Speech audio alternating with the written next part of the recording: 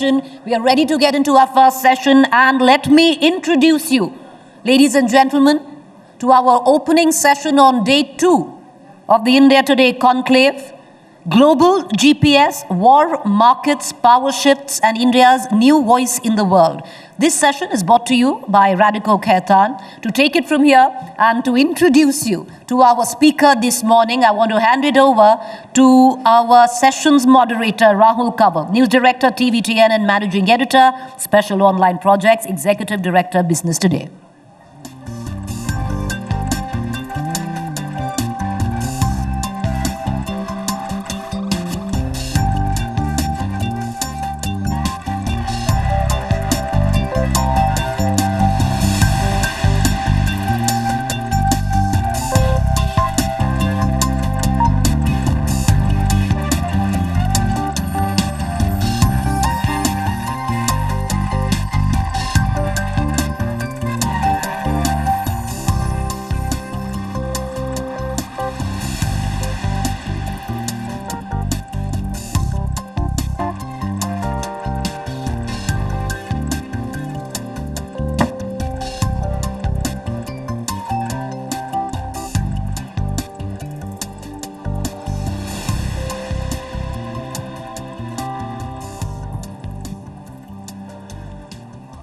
Hello and welcome.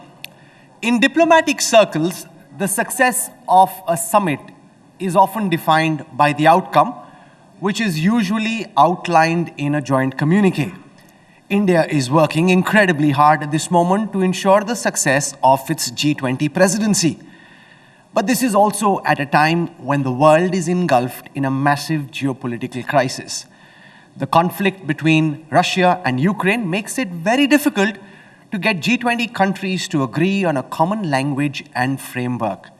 In many ways, this is a diplomatic nightmare. If this was cricket, think of it as having to bat on the pitch of Indore.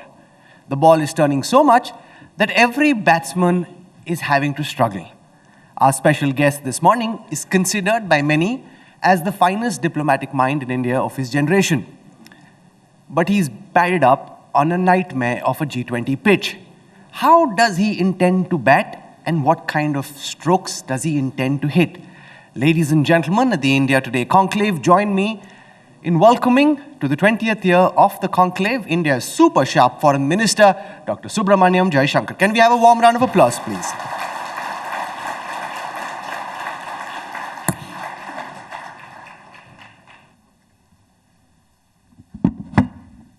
Dr. Jaishankar, I want to start by asking you about how the Russia-Ukraine conflict seems to be posing the biggest challenge to India's presidency as the G20.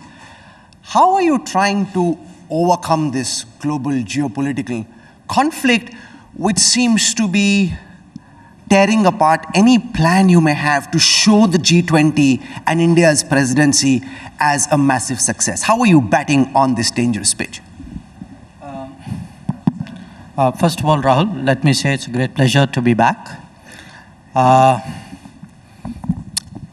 Indore, first you got to manage the curator, okay, to make sure that you don't have that much turn in the pitch that early. I think we did a decent job in 2 meetings so far, the finance ministers meeting and the foreign ministers meeting. How do we manage? To me, it's not just a question of managing the big geopolitical divide right now. It's a question of getting the G20 to go back to its original mandate. The G20 was invented to look at global development, to look at global growth, to address challenges to it. And what we saw last year was that that entire agenda got sidetracked by the Ukraine conflict and the debates that accompanied it. It was a particular concern for us because the consequences of the Ukraine conflict have actually aggravated what is already a very distressed global situation. You had the COVID, you had even pre-COVID, you had issues of debt which were increasing. So the energy spike the food shortages, the fertilizer problems. These are actually big concerns of much of the world. But when you looked at the G20 for the last year, these concerns were peripheral. You could say understandably, the focus was entirely on the Ukraine conflict. So our first effort is really to get the G20 refocused on what it should be, its mandate. I think we succeeded in large measure in both the meetings which have issued documents so far.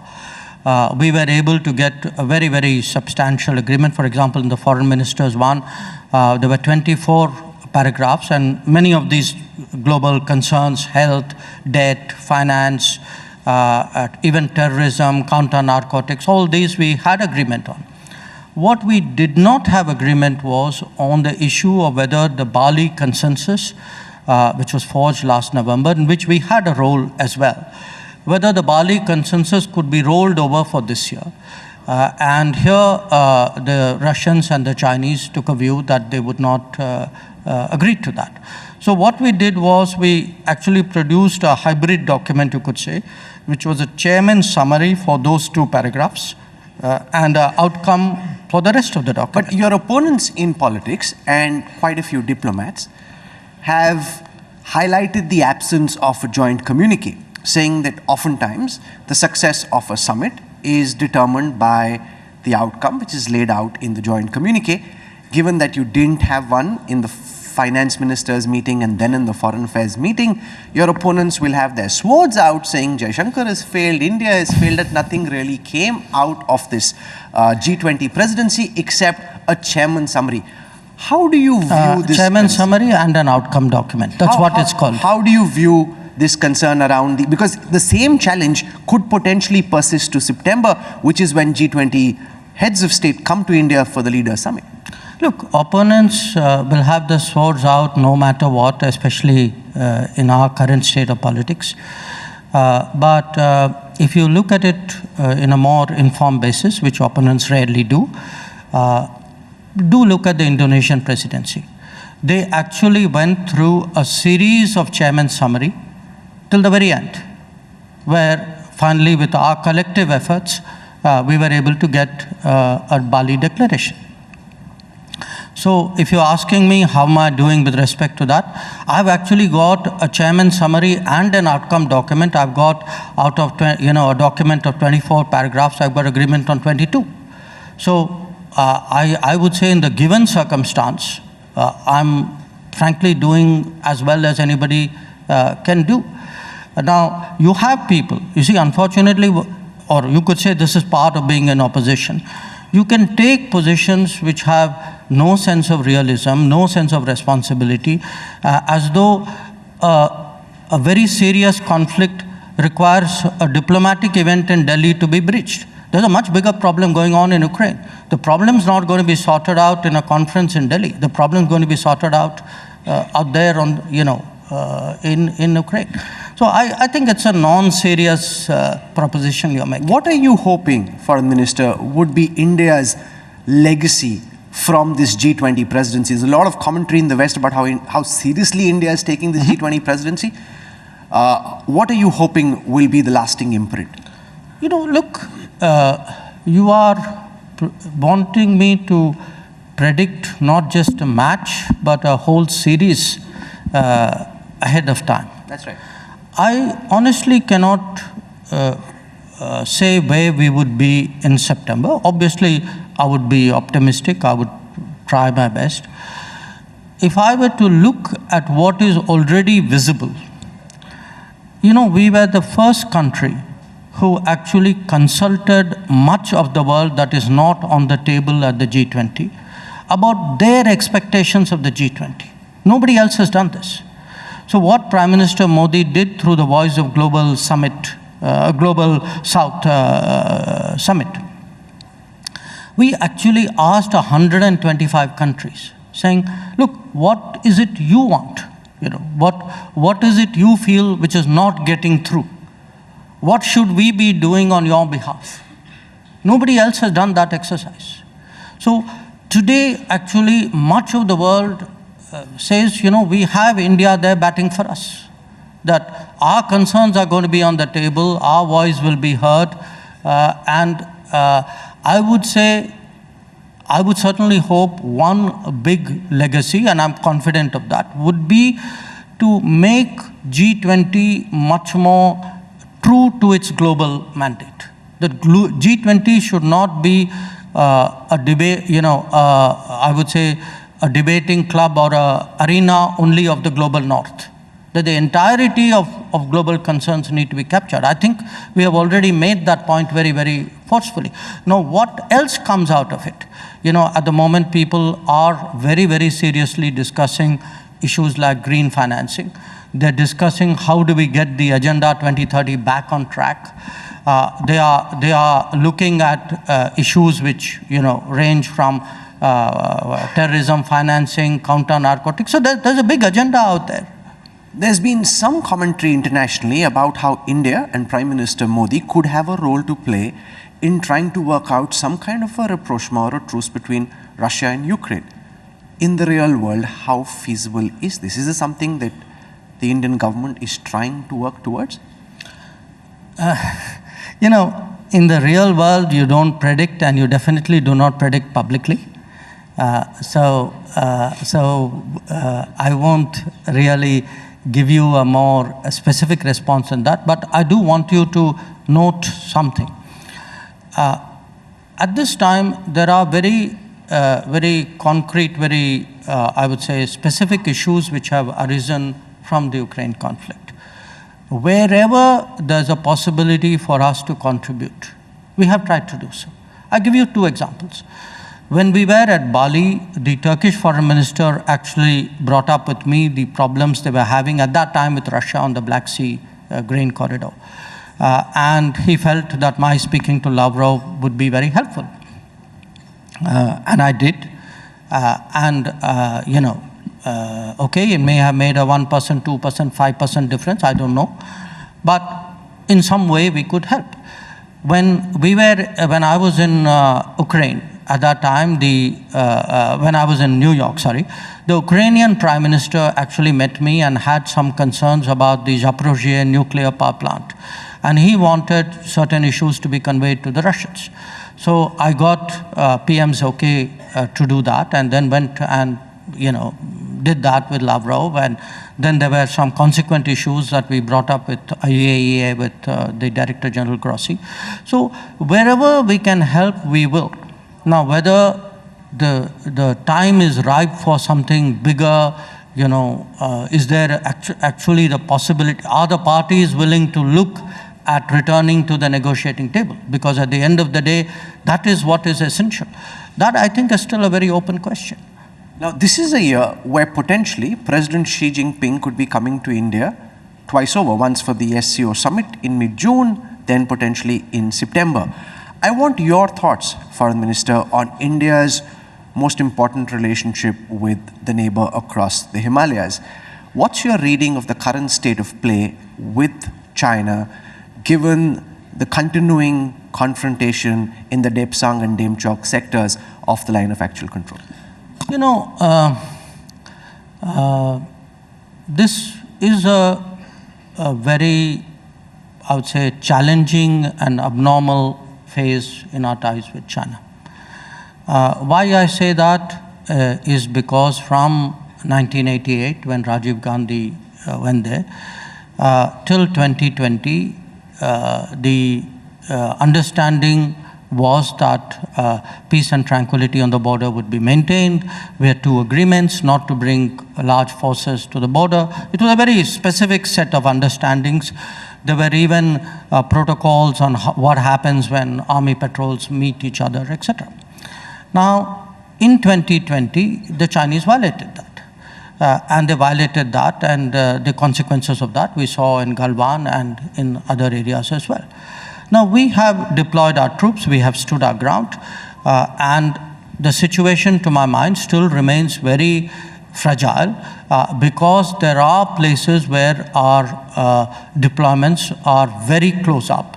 And, in military assessment, actually therefore quite dangerous.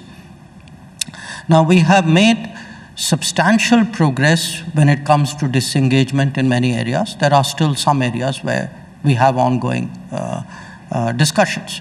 So they will, it's a painstaking job, we will do that. Now, we have made it very clear to the Chinese that we cannot have a breach of peace and tranquility. You can't violate agreements and then want the rest of the relationship to continue as though nothing happened. That's just not tenable. So my most recent encounter in this regard was with the new foreign minister, Chingang. In fact, when the foreign ministers G20 meeting took place. We had a long discussion about it. In September 2020, Wang Yi and I had an in-principle agreement how we're going to resolve it. So the Chinese have to deliver on what was agreed to. And they have struggled with that. Why? Well, that's a question you need to ask them. I can't answer it. Because for me, it's very clear-cut. Until these problems are sorted out, we will not return to a normal relationship. I want to make that very, very clear. Your opponents say that you're not being totally honest about the extent of incursion, that areas where the Indian Army used to patrol previously have been denied, landmass in excess of 1,000 square kilometers being spoken of. They're saying this is a daylight robbery of our land. The PLA has intruded into our country. Dr. Jaishankar is not telling the people the truth. These are the same opponents who said, let's leave the border undeveloped so that the Chinese can't come? Or if they come in, they can't come in so fast? These are the same opponents? Okay. Now, let's look at the reality. Look, the reality is wherever an attempt has been made to change the status quo, the Indian Army has deployed and countered. Now, it is because of that there has been face-offs and standoffs, and on some occasions clashes and loss of lives. If we had done nothing, then Galwan wouldn't have happened. Then, what you saw in December at Yangtze in Arunachal wouldn't have happened. So, the fact that, there have been counter deployments is not disputed by anybody unless you are an opponent. Okay? So, in terms of what is it you are patrolling, yes, there are certain places where we have is something which Rajnath Ji, the defense minister, has spoken about in Parliament, that you have mutually agreed areas of temporary non-patrolling in order to facilitate disengagement. So if there are places I cannot patrol, there are places the Chinese also cannot patrol. Now, so this is something which has been worked out in certain areas where the deployments were very, very close up. But do remember also, this is quite different from what used to happen before. Because if you looked at our history, people forget in Barahoti in the 1950s, in 1958, we unilaterally decided on a demilitarized zone. They didn't reciprocate.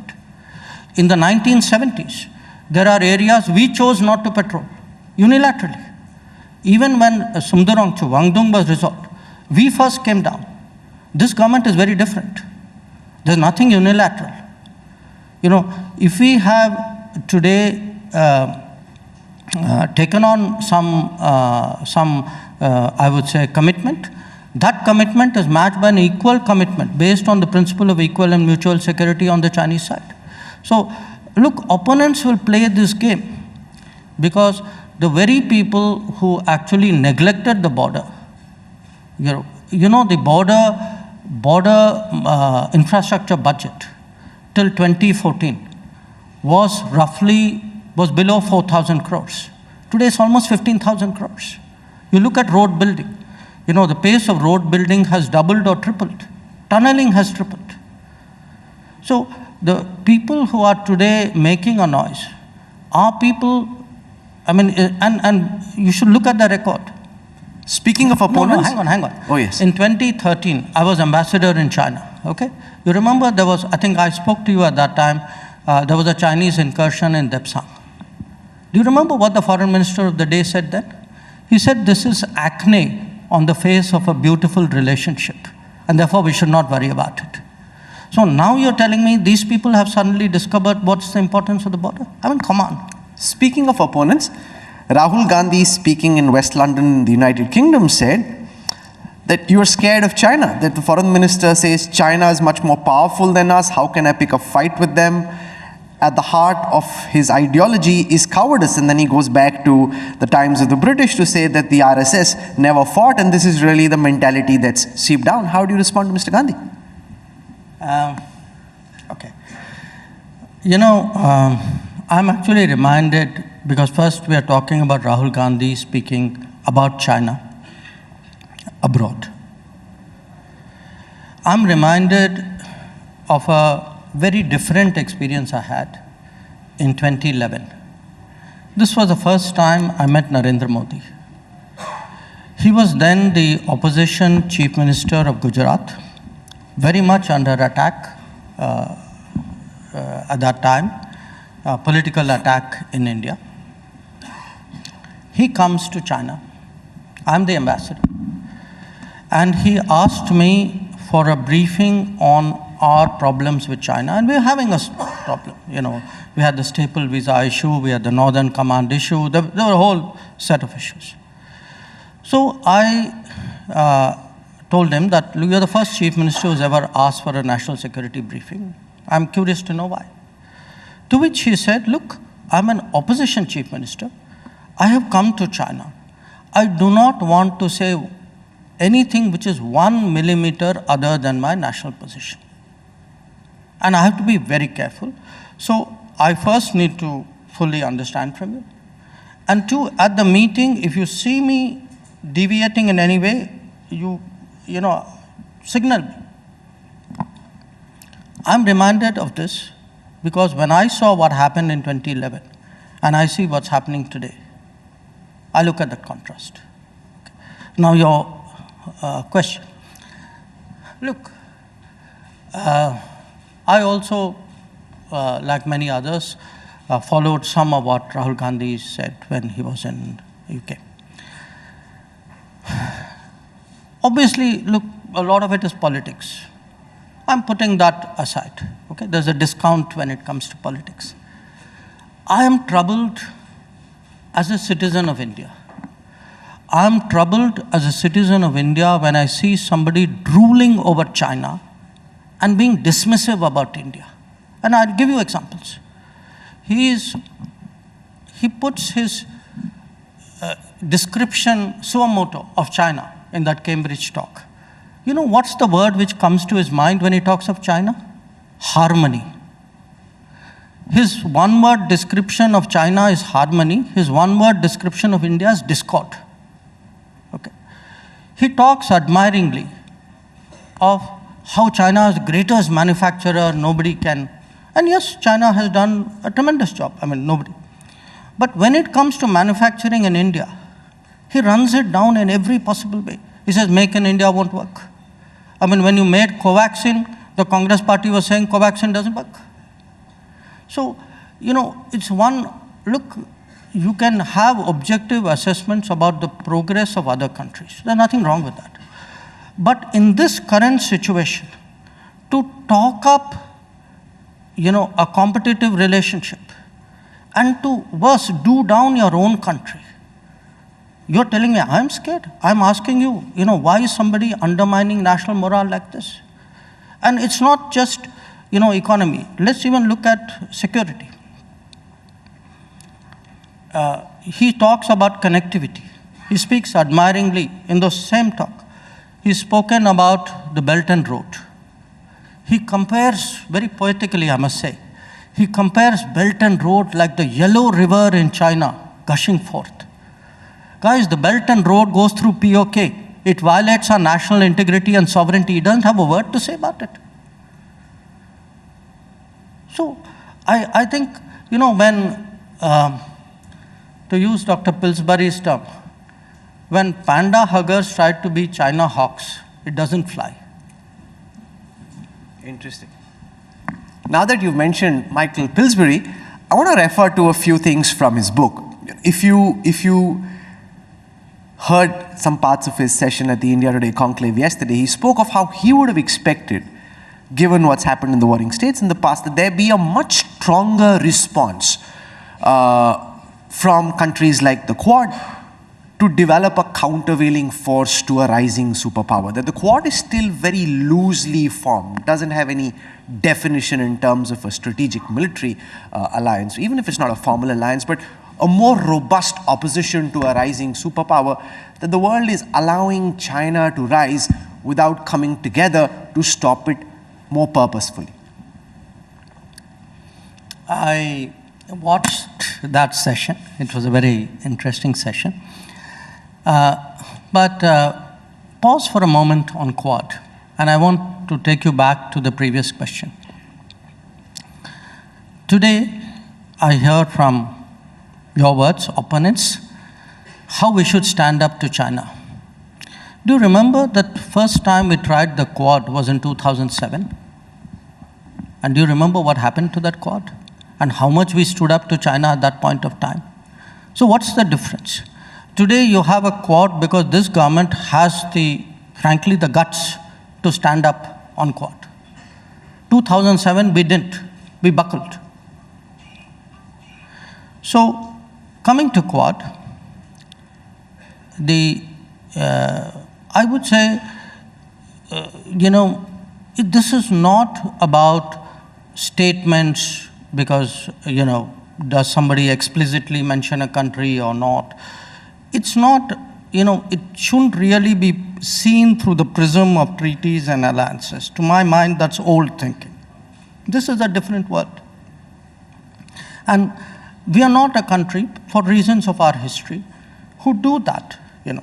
Treaties and alliances is part very much of a post-Second World War, Cold War kind of framework.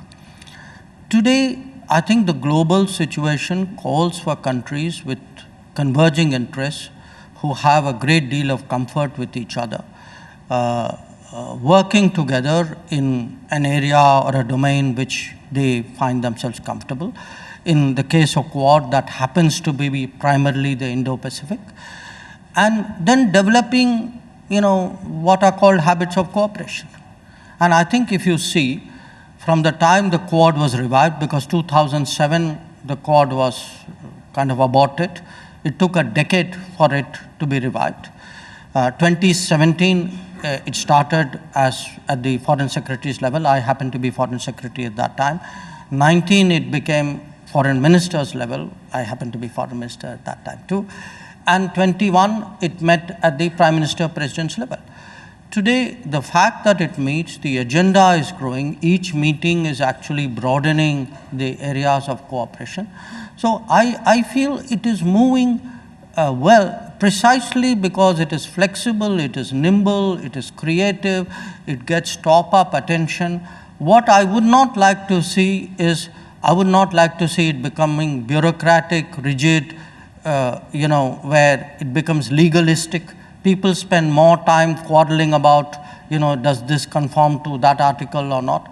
That's not the way we are thinking at all. I'm also very curious, and can I have a mic sent across to Dr. Pillsbury, please, about his theory that China is winning the 100-year marathon and that it won't take till 2049 for President Xi to take China to being the preeminent superpower of the world, that Dr. Pillsbury thinks this could happen in the mid-2030s, and that this is the new reality of a China-led world order.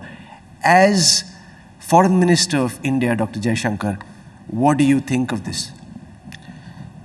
I heard him. I also had the pleasure of spending some time with him this morning. Definitely, in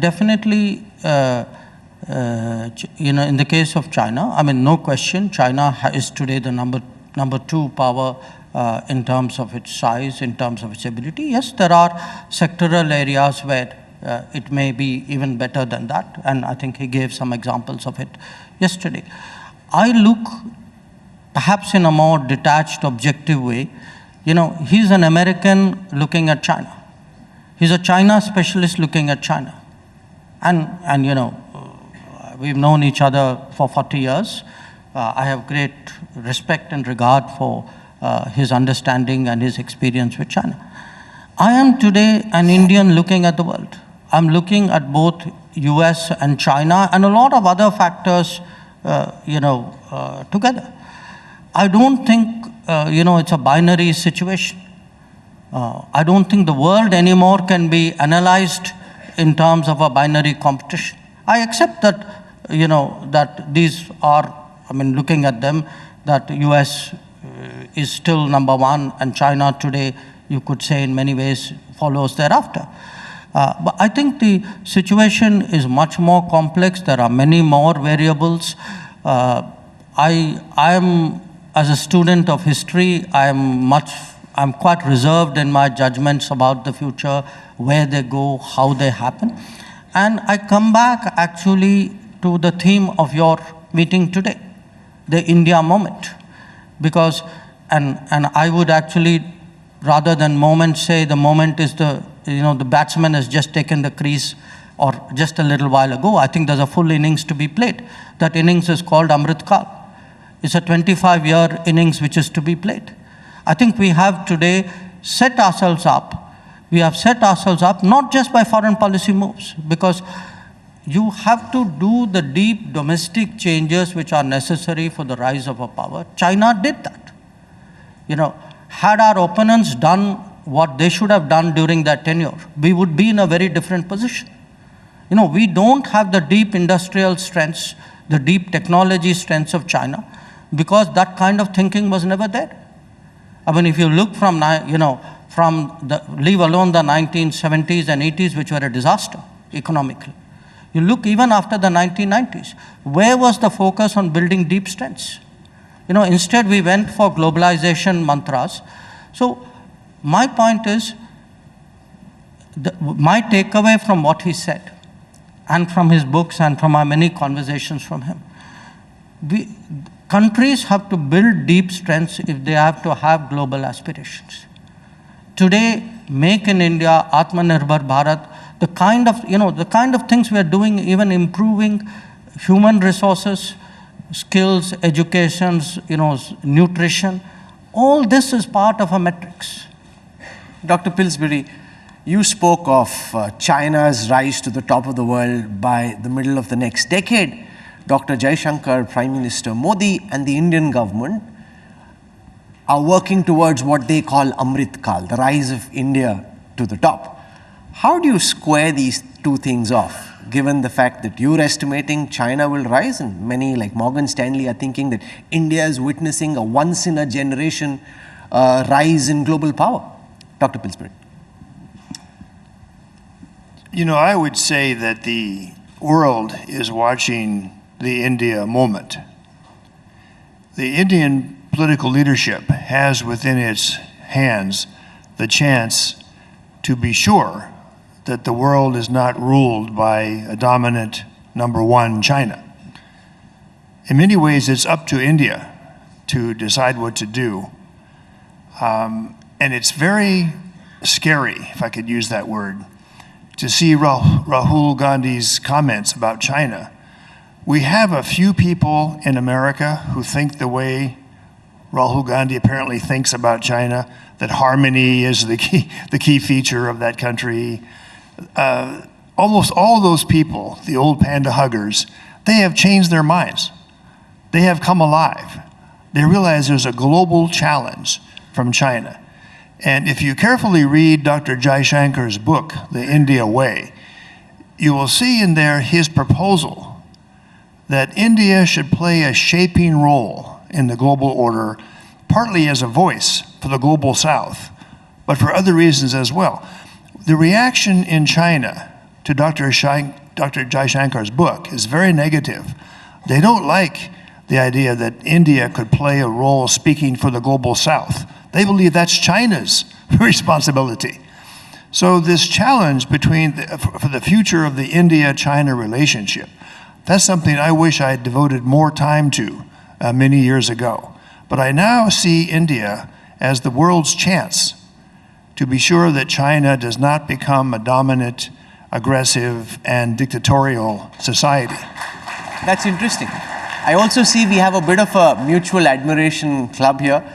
Dr. Pillsbury, when he came yesterday, carried Dr. Jaishankar's book, The India Way. And I just heard from Dr. Jaishankar before we started the session that in the last several years, he's probably gifted more copies of your book than anybody else. So you got a good representative here because he wants people to read what you're writing. In fact, the very interesting thing, and I want to refer to some parts of the India Way. We need to give both the books to Rahul Gandhi.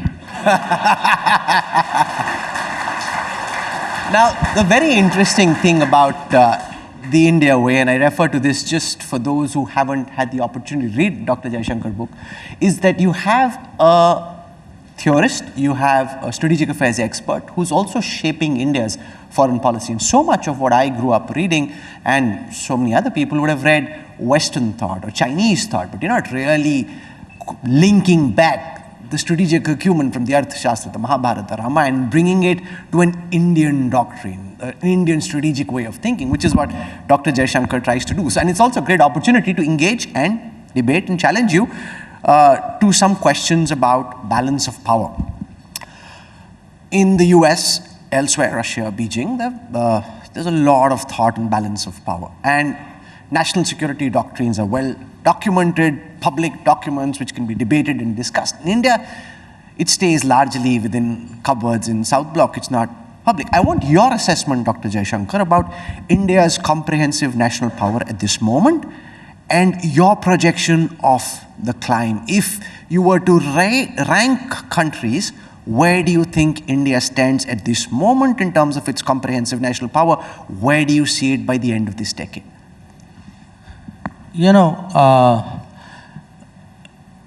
first of all, I just want to pick up a little bit on what you were saying, which is to develop our own, draw on our own traditions, you know, develop our own narratives, arguments, etc. Because when you speak about comprehensive national power, I mean, in a sense, there are a certain set of metrics that we take, and I think nobody would dispute the fact that there are many areas, many domains where we have fallen short. We could have done very much better over many years. And I see today, you know, this country, I say, I mean, not necessarily this government, doesn't have to be a political party. This entire country actually today making that effort. You know, as someone who travels around, you know, for me, it's a very small change, but a very important change I see. When you go to many educational institutions today in India, I go as a minister, they would normally say, this is the gold medalist of our university. Today, they actually say, you know, these 4 people, they are patent holders from our institution. These 5 people, you know, they have inventions they would like to show you. So this country, this society is changing, the younger generation even more so. And we are getting very, very global, much faster than people think. So I am finding, you know, before I came in here, your social media person asked me saying, you know, you are very visible on the social media. It's not because the foreign minister is doing something different alone. It's also because the society has changed and is relating and interacting with that in a very different way. Your question, where do we go? Look, I am absolutely, I think... Where do you stand at this moment? Let's start from there, in your estimate. We stand fairly high because if you take the totality, comprehensive national power is a kind of a net assessment of our capabilities. But I would say that if we do need today to develop the technologies, to develop the industrial capabilities, you know, it angers me when I hear talk that, you know, we are a services economy. Because that's a cop-out. So when I see, you know, something like, say, a 5G deployment of Indian technology, when we see, to speak about an India stack, when we look at an invented in India vaccine, you know, to me, these are the bellwethers of change. This is what will actually grow our comprehensive national power. When, again, in defense, it's a domain you're very familiar with. When we are stressing make in India and defense, we are ourselves discovering there's so much more that we actually were capable of producing. It's just that there was no policy, there was no pressure on us to produce. It was much easier to get it from outside. So, look, this decade for sure, I mean, it's a general expectation in the world that we would end up as the third most powerful nation by the end of the decade. That's the general global consensus. But as I said, I'm thinking an era. I mean, not I'm thinking an era. I think the country is thinking an era. That we are looking at a 25-year time frame. It's the first time, in fact, in this country that people are saying, let's think 25 years ahead. Let us plan for 25 years ahead. A lot of things we are doing today, you will not see the results even in 5 years or maybe 10 years. You will see it beyond that. Given the fact that Russia and China are getting closer, we saw China play a role recently in trying to broker an agreement between Saudi Arabia and Iran. Is it inevitable, you think, that the world will be split into two camps? India will have to choose, most likely being with the United States? Or do you see India as a third pole in a country, in a world dominated by the United States and China? I think we will see not just third poles, we will see multiple poles. We will see multiple poles, and when it comes to India-Russia, I put it to you that it is actually a uniquely stable relationship. I mean, if you were to say 1955, I take as the first inflection point. From the time when Russia committed, Soviet Union then committed itself on a very core issue of India's national security. Russia has been through tremendous ups and downs over this period. We have our growth has been more organic and relatively uninterrupted. But through all of this, India-Russia relations have remained extraordinarily stable, and I put it to you, there is a deeper underlying convergence, a geopolitical convergence. No question, as a result of the Ukraine conflict, Russia will turn more towards Asia. Okay, I have no problem with that. But I would also suggest to you that when Russia turns more towards Asia, one part of that, a big part of that, will actually be visible in India-Russia relations, and that is already visible actually in trade. That our trade, in fact, has probably more than tripled in the last year, and it's not just oil. There are a lot of other things as well. Will President Xi be coming to India? Look, I am the foreign minister. This is something you should ask his chief of protocol. What's your sense? You would know. No. I don't do programming. Or if I do programming, I do of my prime minister. I have a question. I'm not sure of what he's going to say, but it's really a question that needs to be asked. And this is really about whether you think that the SCO summit in mid-year and the G20 summit provides an opportunity to push through disengagement along the line of actual control where we haven't been able to achieve disengagement. Thinking, just zooming out and thinking for a moment, it's very difficult for President Xi to come to India at a time when you're so publicly and openly saying that there is a massive problem along the line of actual control. Our relationship isn't normal. Do you think that creates an opportunity to ensure that there is some kind of a true pullback? Let's not mix apples and oranges here. Disengagement is primarily a military diplomatic process. It has to be so because it involves actually sitting with maps, looking at the topography, local military commanders discussing their dispositions and why that is so, and what it would mean if I pull back so much and you pull back so much. It's a very, very granular set of conversations that need to be had. It's a conversation which only, what has been happening over the last 2 years is basically either for us, a corps commander level or one below that, the military commanders with the diplomatic representatives, in our case from the MEA, they sit and work this out. Don't confuse this with summits and visits. That's a different issue. But there is a larger issue, and the larger issue is this, that if the current state of affairs continues, relationships between us will not be normal. That is a reality. And I think that reality is not lost on other people. Saying this as openly and clearly as you are is really interesting and refreshing to see. I want to draw your attention to the new American ambassador who's been announced and confirmed, Eric Garcetti, and I want to quote to you what he said about the Citizenship Amendment Act. He was asked during the Senate Foreign Affairs Relations Committee meeting about the CAA. Now, he's someone who's spoken up multiple times on human rights and discrimination, and he thinks the Citizenship Amendment Act is a core piece of his engagement rather than an obligation. He also says he will work because he thinks that this is discriminatory towards Muslims. Now, you will have soon in New Delhi, from arguably our most important strategic partner, a new ambassador who thinks a key legislation, which is core of your ideological agenda, is discriminatory towards Muslims. First of all, when CAA was passed, there was a debate. People in this country tried to make it an international debate. And it was, it was interesting when I went around the world and I explained to different countries that please look at your citizenship criteria and tell me, are you less specific in terms of how you have defined the criteria than we have? Take the United States.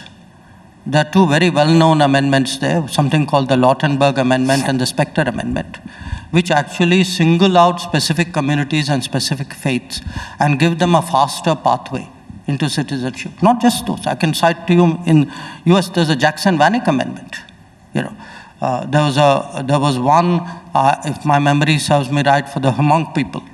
So, and this is not just the US. But if you look at Europe, the Germans have a faster citizenship pathway for people of German descent in other countries. There are other European countries who say, you speak my language, you have my faith, you have cultural characteristics. But India doesn't have one faith. No, sorry? India doesn't have one faith. Sure.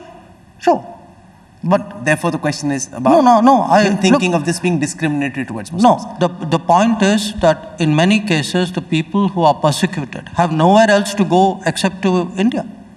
I mean, if you are a Hindu in Pakistan who's being oppressed, where else will you go other than India? Okay. So, I mean, look, somewhere, you should not subject common sense to political correctness. I mean, there is a certain reality here which all of us know. Stares you in the face. But your question, what happens when he comes here? Let him come here. प्यार से समझा देंगे. प्यार से समझा देंगे नए American ambassador को. So we're out of time. Ordinarily, a few years ago, if I was doing this session at the conclave, we would have spent a lot of time talking about Pakistan. We've come to the end of the session. We've not even mentioned the P word. Given what's happening in Pakistan at this moment, Foreign Minister, what's your reading of our relationship with our neighbor on the West?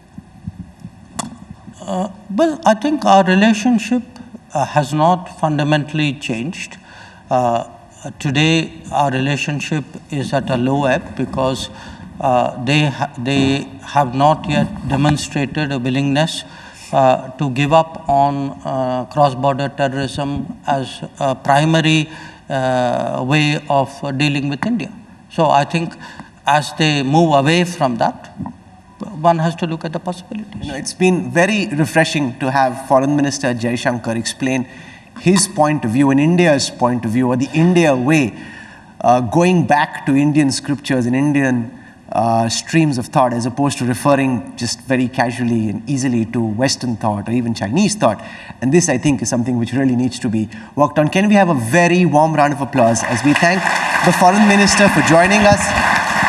Eric Garcetti, or anybody in the US embassy, if you're watching, प्यार से समझा देंगे. That's the takeaway from the session. Thank you very much, sir, for joining us. Absolute pleasure having you with us. Thank you, sir. Thank you. Ladies and gentlemen, put your hands together for Dr. Jaishankar. May I please request the Minister to stay on stage for just about 30 seconds while I call upon Mr. Amar Sinha, CEO Radico, to come up on stage and present a very small token of our appreciation to the Foreign Minister.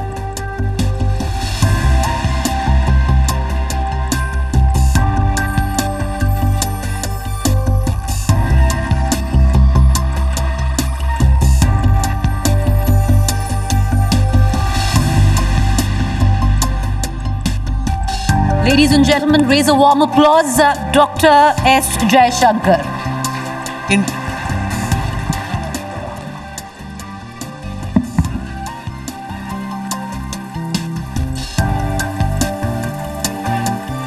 Thank you, Minister.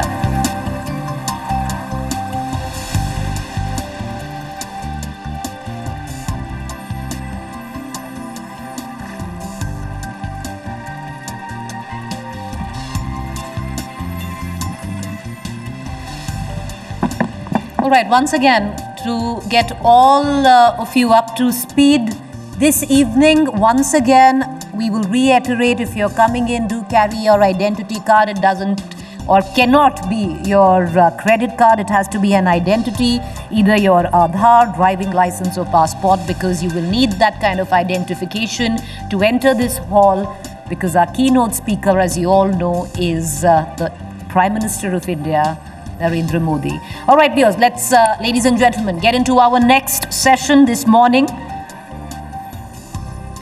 Justice for all, the endeavor and the gap. To take it from here, I'd like to call on stage my colleague Gaurav Sawant, Managing Editor, Strategic Affairs and Defense.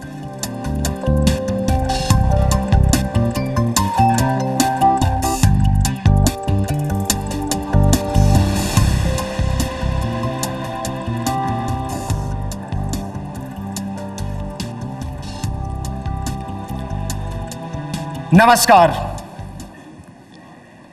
Yato dharm stato jay. Where there is justice, there is victory. This is the ancient Indian philosophy from the times of the Mahabharata. This, ladies and gentlemen, is also the motto of the Honorable Supreme Court of India.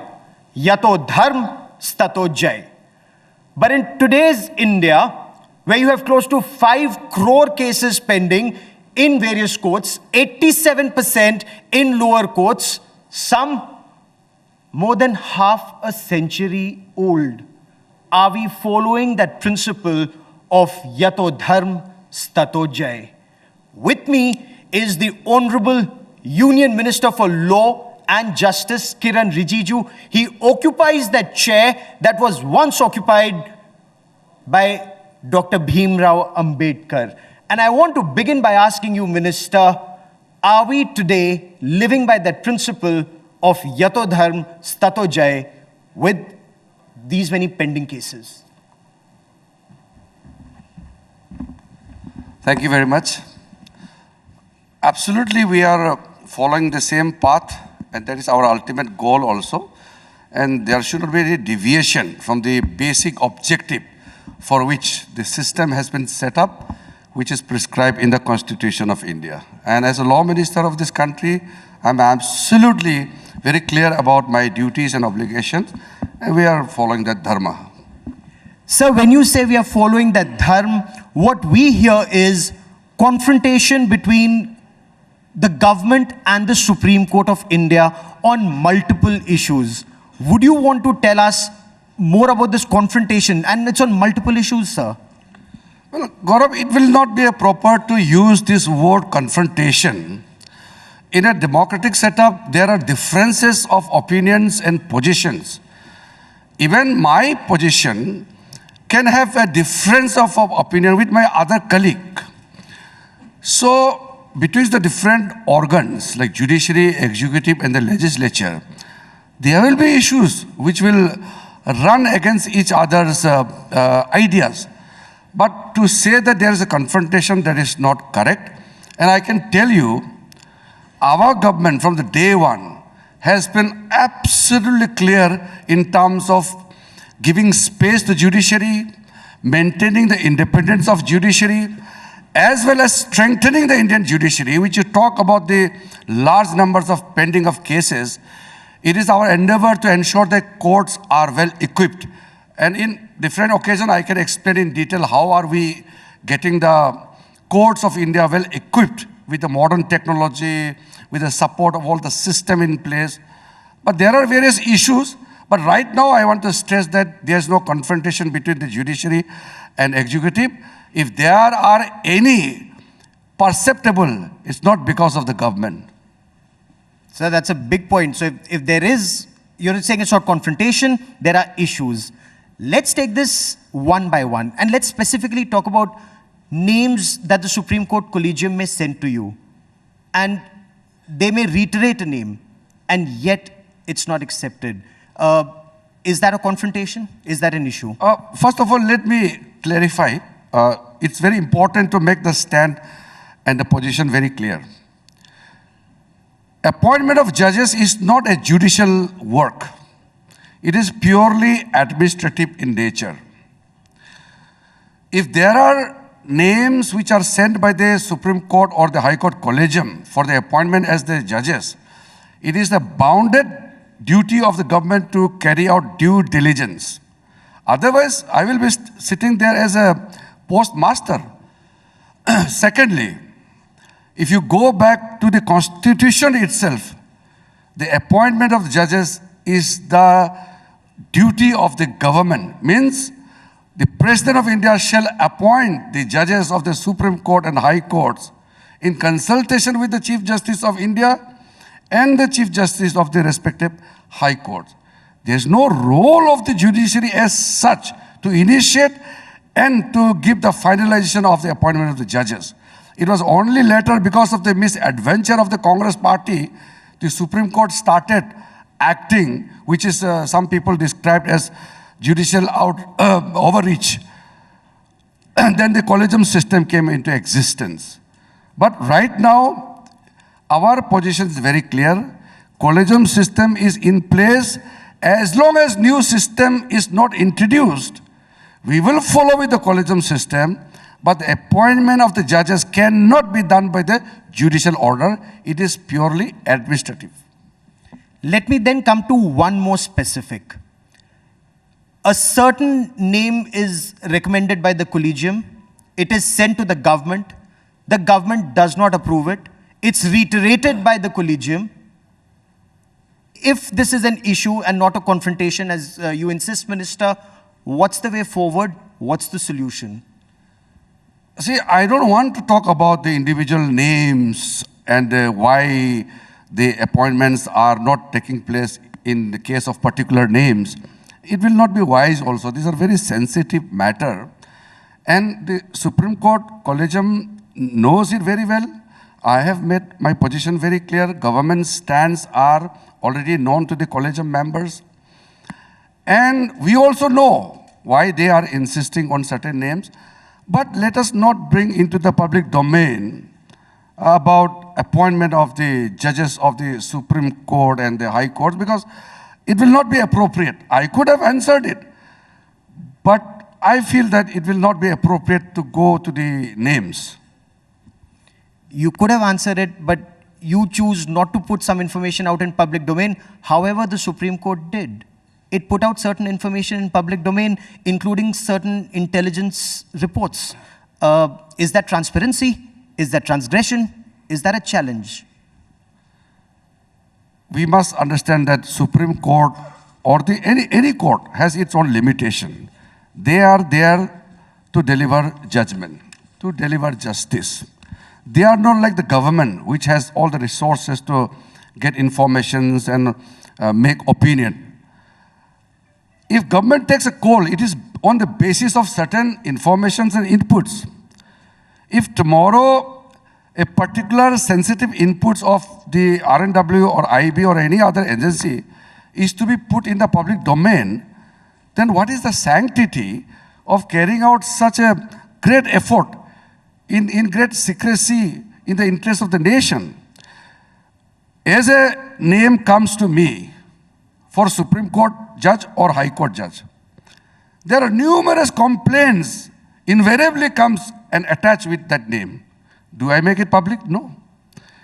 Right now I have some names with me, and every name has lots of complaints by the colleague judges, by the public, by the association, by the bars. I don't make it public. if a judge has written an adverse comment against any other judge, I am not supposed to make it public. There has to be some probity in the public life, some discipline, some sensible attitude by the people who sit in the responsible positions. So I'm very, very, mindful of my responsibility. I will never, ever divulge all the informations in the public forum which is not going to help for the purpose for which we are sitting there. So you're saying you have the last word. The government has the last word on appointment. I'm not saying it. Constitution says so. Sir, let's then move to another aspect, which is same-sex marriage. Recently, the Supreme Court referred it to a larger bench, a constitution bench. Is that something that is to be decided by the Supreme Court, or legal sanction or law is to be decided by Parliament? This is a matter, again, I leave it to the wisdom of the people of the country. Who reflects the thinking of the country? It is the Parliament. Parliament is the reflection of people's idea, people's vision, and people's choice. We have the representative people sitting in the Parliament, which covers all the part of the territory of India.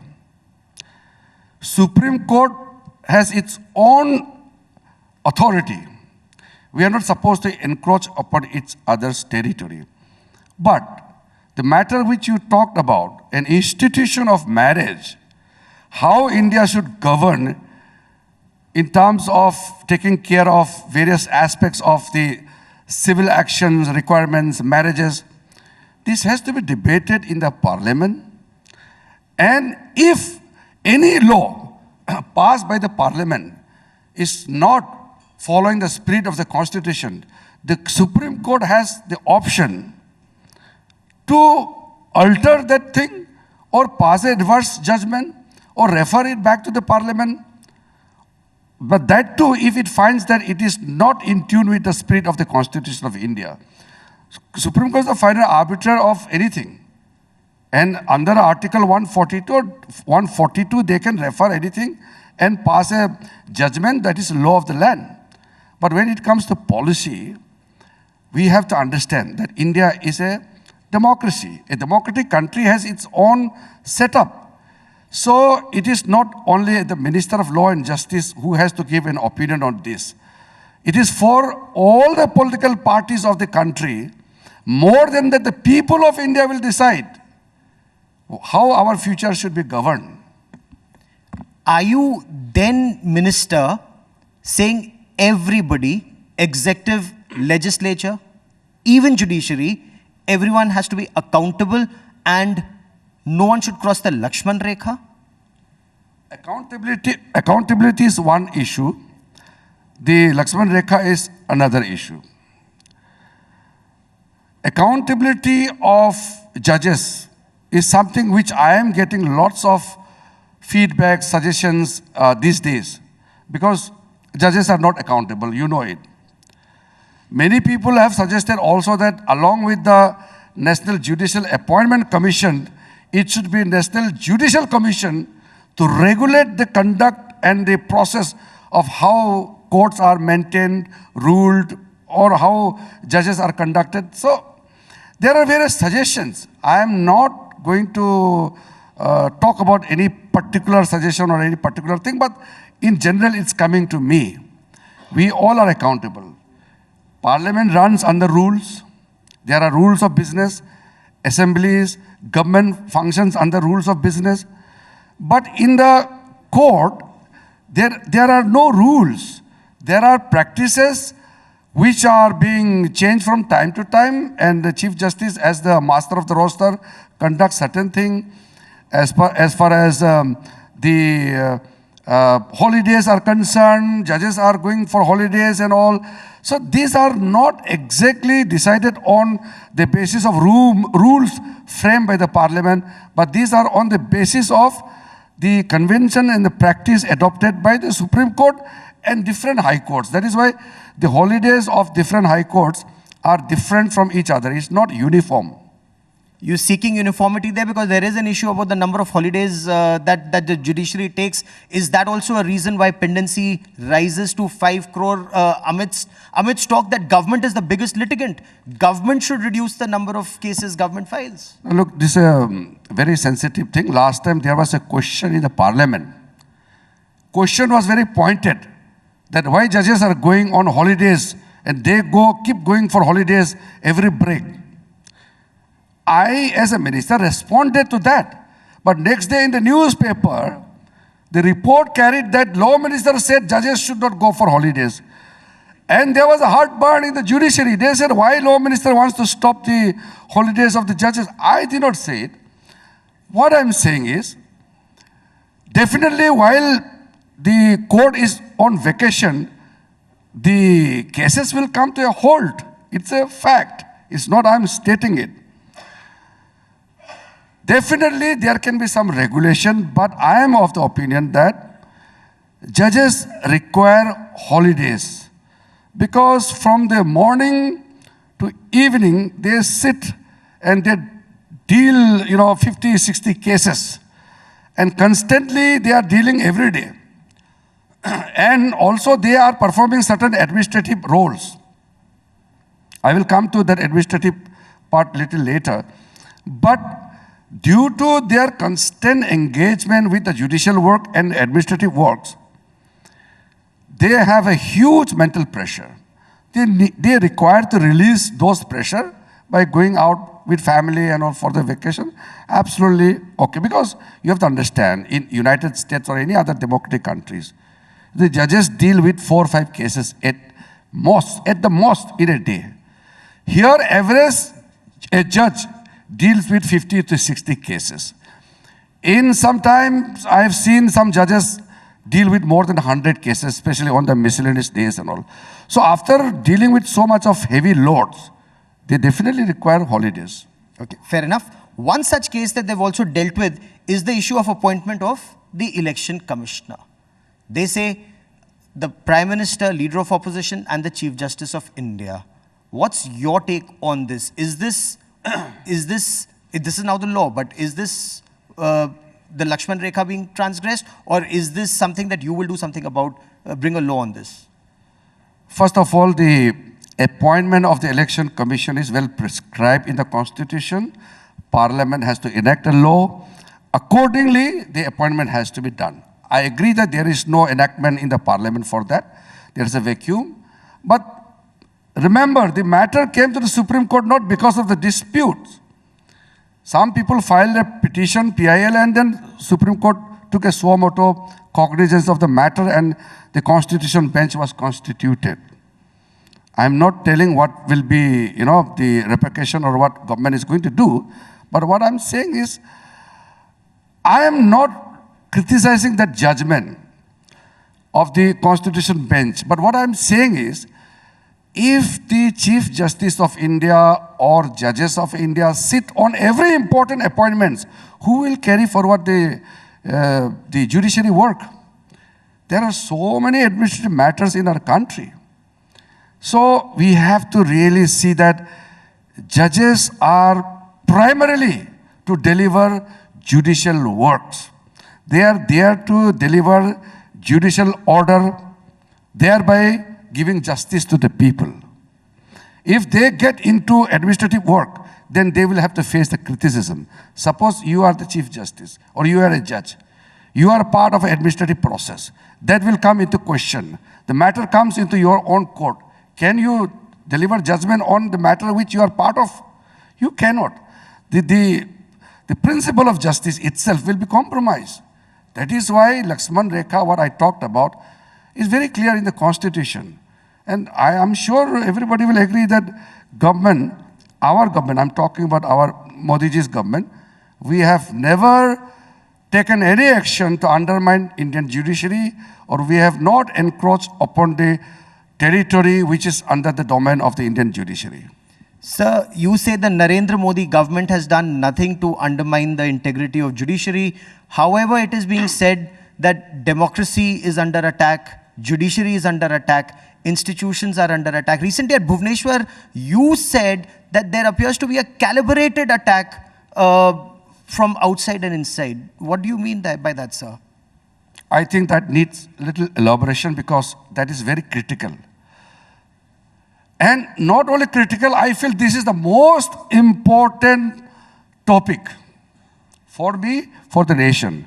When I was addressing the conference of the lawyers, the Supreme Court judge and High Court judges were also there, I said in a very clear term, anybody, if Rahul Gandhi or anybody says that Indian judiciary has been hijacked or democracy is over in the country, the judiciary is dead, what does it mean? There is a calibrated effort to undermine Indian judiciary. That is why day in, day out, they are saying that government is trying to take over Indian judiciary. What kind of statements and accusations are these? So in a way, it is a very sinister design. Our judges are not weak. Indian judiciary is not weak. But by constantly telling that judiciary is being hijacked by the government, or government is trying to take over Indian judiciary, that itself is a huge blunder for anybody who makes such statement. And I'm telling you, I got some message from United Kingdom. They are saying that it is very sorry state of affairs that the judiciary has been undermined by the government. And the members of parliament are not allowed to speak in India. They don't know India, but it is the fault of those people who are passing on this misinformation campaign. So, Gaurav, you have to understand that the person who speaks the most, he is saying that he is not allowed to speak. This is most unfortunate in India. जो सबसे ज़्यादा बोलता है, वो बोलता है कि उसको बोलने नहीं दिया जाता है. ये तो हमारे लिए ठीक नहीं है, परिस्थिति ठीक नहीं है. लेकिन वो बोलते हैं कि जो बोलते हैं वो एक्सपंज हो जाता है. मतलब अगर 40 मिनट या 50 मिनट बोलने भी दिया, एक्सपंज कर दिया. पार्लियामेंट में तो रूल से बोलेंगे तभी तो आपका रिकॉर्ड में रहेगा. कोई राजा नहीं है जी इस देश में कि पार्लियामेंट में जब चाहे खड़ा करके आप भाषण देगा. सब MP 543 MPs in the Lok Sabha are equal. Nobody is maharaja there. वो चाहेगा कि मैंने देखा है इन 2004 to 9 he used to walk and the whole gang outside, drama all outside, oh, our prince is going to speak, and then all clapping and all. Special time and special moments were created for one person. Is this a fiefdom of any individuals? The Indian Parliament is a sovereign authority we have. Nobody has extra territory within the Parliament. Every member is equal. Fair enough. But tell me this, how is this a calibrated attack on India from outside and inside? When the law minister of the country says it's a very serious comment. It is not only serious, but it is true. Because the anti-India forces in India and outside India, they use same language. Did you ever notice? Same language. Democracy is in danger. Human rights are non-existent in India. In India, we all know very well in today's time, you can't hide anything. These people, whatever they say, these so-called anti-India gangs, same language is used by Rahul Gandhi. You see, you just compare it. I'm not saying it. You go back from this discussion and you see by yourself. Same language. He's a senior member of parliament. A senior member of parliament, and you're saying that he speaks the same language as anti-India gang? Not only the same language, whenever he speaks, that is being propagated and it is being publicized with a louder voice by the same ecosystem. The same ecosystem is working inside India and outside India also. Remember, people of India are with Modi ji and with our government. We will not allow this to create gang to destroy India's integrity and our sovereignty. Very firm about that. Sir, as Law Minister of India, you're saying that there is a tukde gang. Yes. And an opposition MP is in sync with this so-called tukde gang, as you're saying. Because I am not going to divulge so many other things. How fundings are being, done from outside, how they are being organized, who are the people who organize events in London or elsewhere. Recently, there was one seminar. I was not aware of the seminar in Delhi. Some retired Supreme Court judges, some senior lawyers, some people were there. The topic of the seminar was accountability in judges' appointment. But the discussion whole day was how government is taking over the Indian judiciary. Remember, I have excellent relationship with the Chief Justice of India, the present one, the past one, all the Supreme Court judges. I have a fantastic working relationship with all the Chief Justices of the High Courts and other senior judges. There's no problem. It is a few of the retired judges, few, maybe 3 or 4. Few of those activists, part of that anti-India gang, these people are trying to make Indian judiciary play a role of opposition party. Some people even go to the court and say that, please rein in the government. Please change the policy of this government. These people want Indian judiciary to play the roles of opposition party, which cannot happen. Judiciary is neutral. Judges are not part of any group or political affiliations. How can these people openly say that Indian judiciary must take head-on with the government? What kind of propaganda is this? Sir, if there is a violation of the law, you, the Law Minister of India, Narendra Modi government has been in power for 9 years. What action, if any, is being taken against those you describe as Tukde gang? Actions will be taken, actions are being taken as per law. But if I say that I will take action, the agencies will take action as per the provisions of the law. Nobody will escape. Don't worry, nobody will escape. Those who have worked against the country will have to pay a price for that. But you will engage with the opposition. And while we are on this topic, now 9 years of your government being in power, there were 3 main issues that the BJP stood for. The Maryada Purushottam Shri Ram Mandir at Ayodhya, Article 370 in Jammu and Kashmir, and the Uniform Civil Code. Are you moving forward in that direction with the first 2 having been completed?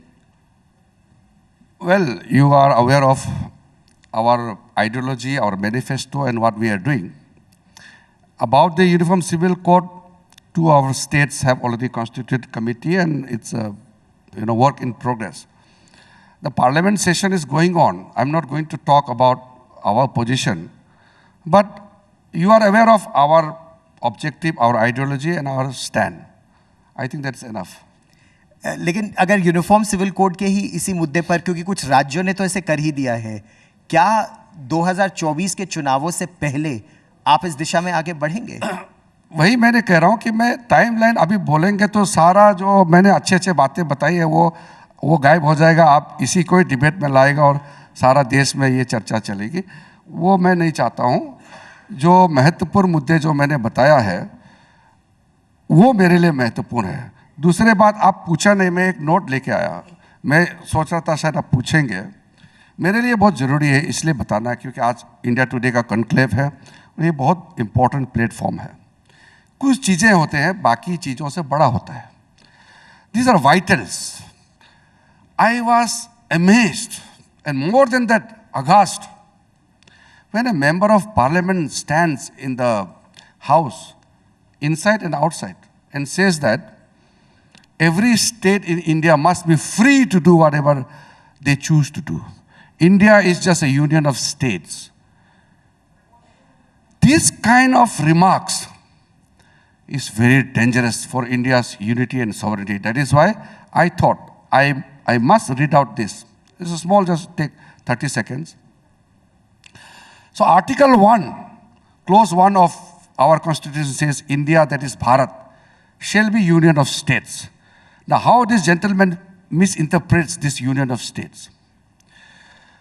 Now, this Bharat word is used in Mahabharata, Vishnu Puran, and all kind of old texture like Brahma Puran and all. One MP, one member from Tamil Nadu, said it. Sri Kullur Subba Rao, during the Constituent Assembly debate, he said, "Sir, I heartily support the name Bharat, which is ancient. The name Bharat is in the Rig Veda. It is said there, oh Indira, all these progeny of Bharata. Also in Vayu Purana, the boundaries of Bharata also are given." Secondly, what Ambedkar said, I'm just skipping other long points. Ambedkar, while making the final, presenting the draft resolution in the House, said, "But I can tell you why the drafting committee used it," means the Union of States term. The drafting committee wanted to make it clear that though India was to be a federation, the federation was not the result of an agreement by the states to join in a federation. And that the federation not being the result of an agreement, no state has the right to secede from it. The federation is a union because it is indestructible. Though the country and the people may be divided into different states for convenience of administration, the country is one integral whole. Its people, a single people living under a single imperium, derived from a single source. There are many important points I will not add on. So how this gentleman and his same mindset people are saying that India, every state must be allowed to take its own position on important issues. From the ancient time to now, even when the Constitution of India was being framed, it is very clear the states are divided only for the administrative convenience. And this gentleman and his people are spreading the hatred to divide India from one state to another state. It cannot happen. So when the Britishers left India, they sowed certain seeds, some kind of a division in the society, because they lost India. So here, because somebody has lost the power, does he enjoy right to divide India? This will not happen. So you are saying that your government will counter all the measures that Rahul Gandhi is saying that democracy is dead or dying here in Parliament and on every platform in the run-up to the next elections? Is that your big platform? When a person gets into the mode of a frustration, he may utter many things. We are not bothered about what happens to Congress party. If Rahul Gandhi is responsible for the destruction of Congress party, we are not interested in that. But when he makes a statements, when he says something which affects adversely on India's image and prestige, we have to react it. After all, he is a member of parliament and citizen of India. That is why I don't think that we are responding to somebody just like that.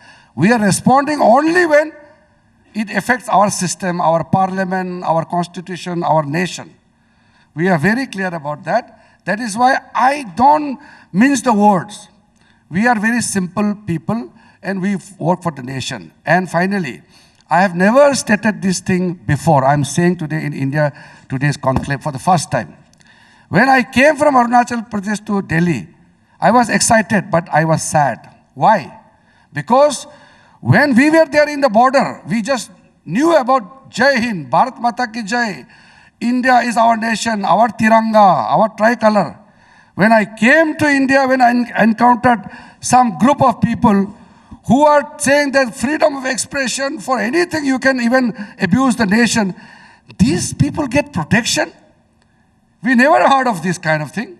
So that is why India is able to survive, because there are good people who are ready to sacrifice anything for the sake of India's unity, its sovereignty, despite some gang members hell-bent on destroying India. So I am very clear about that. I come from a very sensitive border state. Prime Minister has given me a responsibility of taking care of a very sensitive department. We are serving the nation. We will continue to serve the nation. While serving the nation, if anybody comes on the way to destroy India's image, India's prestige, we will deal with that also. Minister, very, very strong words, but spoken from your heart, and the 20th India Today Conclave, for joining us here on this platform. Thank you very much and wish you all the best in your endeavor, sir. Ladies and gentlemen, raise a warm applause for the Minister. Mr. Rijiju, sir, I'd Request you to stay on stage while I call upon Mr. Anuj Kohli, Hitachi Technology, to come up on stage and present a very small token of our appreciation to the Minister. Once again, ladies and gentlemen, please raise a warm applause for Kiran Rijiju, Union Minister of Law and Justice.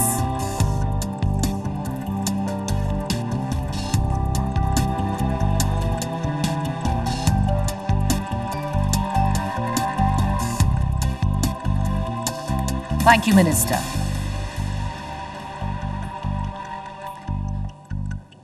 On a side note, ladies and gentlemen, for those of you who missed the session with Brad Smith, Vice Chair and President Microsoft yesterday on everything with ChatGPT, AI related, you can catch the session. We are playing it right now at the Shah Jahan Hall.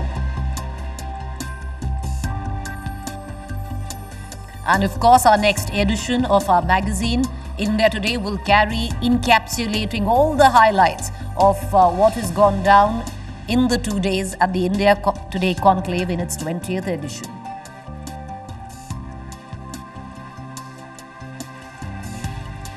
With that, I want to quickly move into our next session this afternoon, setting precedent. Who gets to judge the judges? Arguments and counter-arguments. To take it from here, I'd like to invite on stage our session's moderator, Rajdeep Sardesai, Consulting Editor, India Today Television.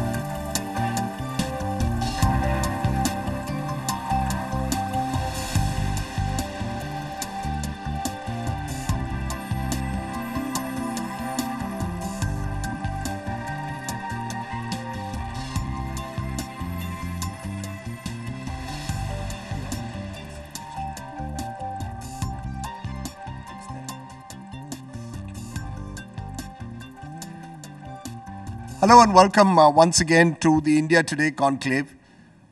Few, if any, constitutional posts at the moment in the country carry the weight of public expectations and the microscope of public scrutiny as much as that of the Chief Justice of India and, dare one say, the Supreme Court itself. Not a day passes when the apex court doesn't make the headlines in some form or the other. So how do those who have worn what some might argue is now a crown of thorns see the role of the Supreme Court and the Chief Justice of India in particular? Today we'll be listening to 3 Chief Justices of India, 2 former recent Chief Justices and the current Chief Justice in the course of this day. Please therefore welcome our first guest, Justice S.A. Bobde, Chief Justice of India from November 2019 to April 2021. Justice Bobde, welcome to the India Today Conclave. Am I right in suggesting that the Chief Justice's post today is a crown of thorns, constantly under scrutiny and therefore seemingly under immense pressure as well? Well, the thorns is very poked by the media. I see. It is a difficult place to be in, the Chief Justice of India.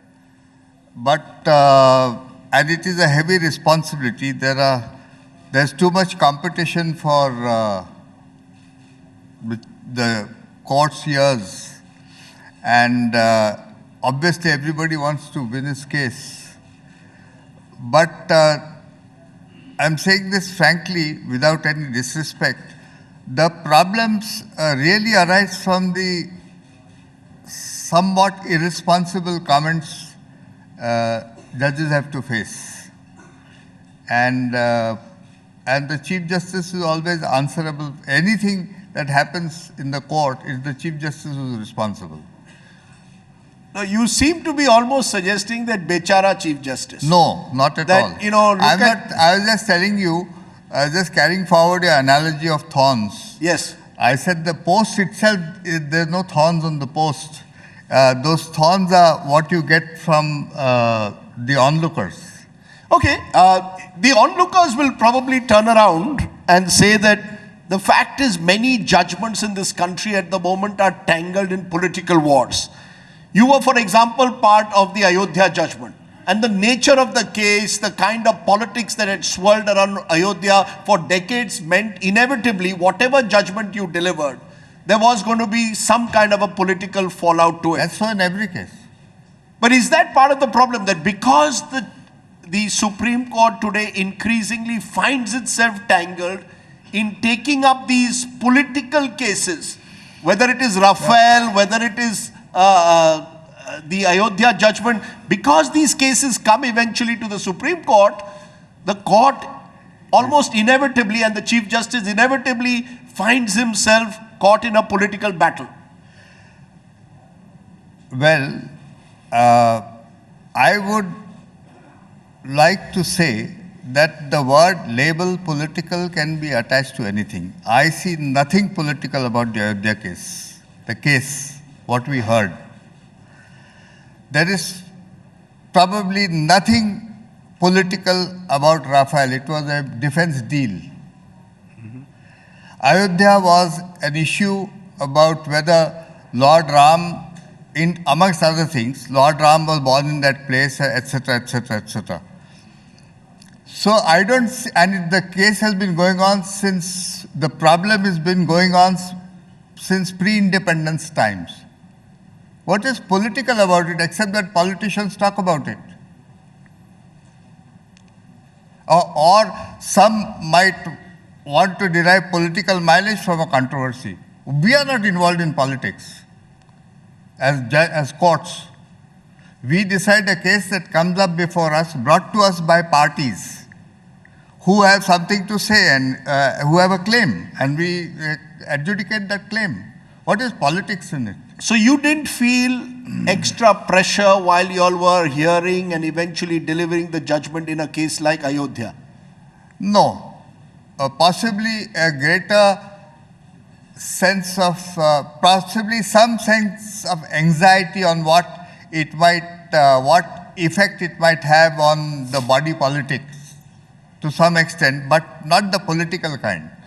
The reason I'm saying this, sir, is that there is a huge question mark over whether the Supreme Court is truly independent today. And that includes truly independent. Independent of what? Independent of executive interference or executive pressures.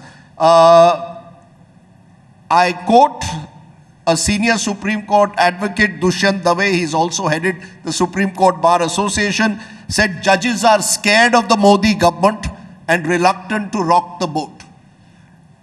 Well, I don't think I should respond to his views. I mean, they're entitled to his views, but I do not see any executive interference in the judicial process. I did not experience any. You could ask, you've invited other colleagues of mine today, you could ask them. You see, the way the executive can interfere is by having benches suitable to it in each case, and that doesn't happen. The benches, the roster is prepared by the Chief Justice of India, independent of any pressures. But that itself has become contentious over times. You know how four judges staged a few years ago a remarkable press conference, an unprecedented press conference, where they questioned the manner in which allegedly bench fixing might have been taking place. That press conference, I am not aware of the allegations of bench fixing, though there was something about the preparation of rosters. Yeah, questioning over the role of the Supreme Court Chief Justice as master of the roster. That, to my mind, is one of the most unfortunate events in the history of the Supreme Court of India. And I tried my best to see that it doesn't happen. And thereafter, I am saying this because some magazine has already written about my role there. And I did try to bring about a peace between the opposing points of view. I succeeded, party didn't succeed, but it's an unfortunate event. I don't want to, I don't support, I wouldn't have done it myself. You believe it's an unfortunate, you're saying something important. You believe it's an event that should have never happened. It's an unfortunate event. You don't subscribe to the way it happened. Let me give you examples, since you say you don't want to respond to what an individual advocate's opinion is. Habeas corpus petitions of those who were arrested, for example, in Kashmir, after the setting aside of Article 370. They were kept pending for months. You didn't touch the electoral bonds issue, sir, which again is politically a hot potato. All of this is being interpreted to suggest that the court and the Chief Justice's office unwilling to take on the government. People were for months in jail, sir, under the Public Safety Act in Jammu and Kashmir, habeas corpus petitions filed, and the Supreme Court of India does not see urgency in that matter? I don't think they were kept pending deliberately as you people see it or anybody else sees it. And one thing I must tell you in this context, I believe, and it is said to be a law of how the human mind works, and that law is that a suspicious person always finds what he's looking for. It is true in the domestic front, it is true in politics, it is true in the executive, it is true in the media, it is true everywhere. You always find what you're looking for. I'm only giving you a reality, sir. No, Hundreds of innocent people possibly were in jail for months. Habeas corpus is the basic right that I have under the Constitution. First of all, it was during the pandemic. Yes. It was during the pandemic. It was difficult to get matters heard. I can tell you, I was not ready for this question. I can tell you hundreds of cases where the courts asked parties, would you like to hear? And parties said, no, we cannot appear. Advocates said they cannot appear. And it happened that there was something about the CAA matters were also pending then. That's right. And they wanted those to be heard. Now that involves allowing 500 to 600 advocates to enter the courts. That was not possible. And some of them said, no, we want our matters tagged, we will not get them untagged. But frankly, I would have liked to answer this question with statistics, which I am not ready for. Okay. You were Chief Justice also, sir, during the contentious, I'll come to COVID later. during the contentious farmer agitation, and you stayed the implementation of farm laws until further orders. Now, traditionally, the Supreme Court, sir, has been very wary of passing interim orders that stay laws passed by Parliament, and yet you did so. Yes, I did. Were you aware again that, like it or not, you were stepping into a political minefield? You see, the court seemed to be stepping into a political minefield. The media reacts, and then you say, oh, the media is dragging us into... political minefield. There was a law before us. Yes. There was a challenge to a law before us. Yes. We were seeking the government's response to the challenge. We were reading stories and watching stories on the television about people attacking each other, forces attacking each other, people jumping onto the Red Fort on the Independence Day, I think. And Republic Day. Republic Day. So many violent instances. I had stated to the other side, I stated to the government, why don't you consider doing this? Why don't you consider withholding the laws? Because look at the consequence. There is a law on one side and there is a large-scale violence on the other side.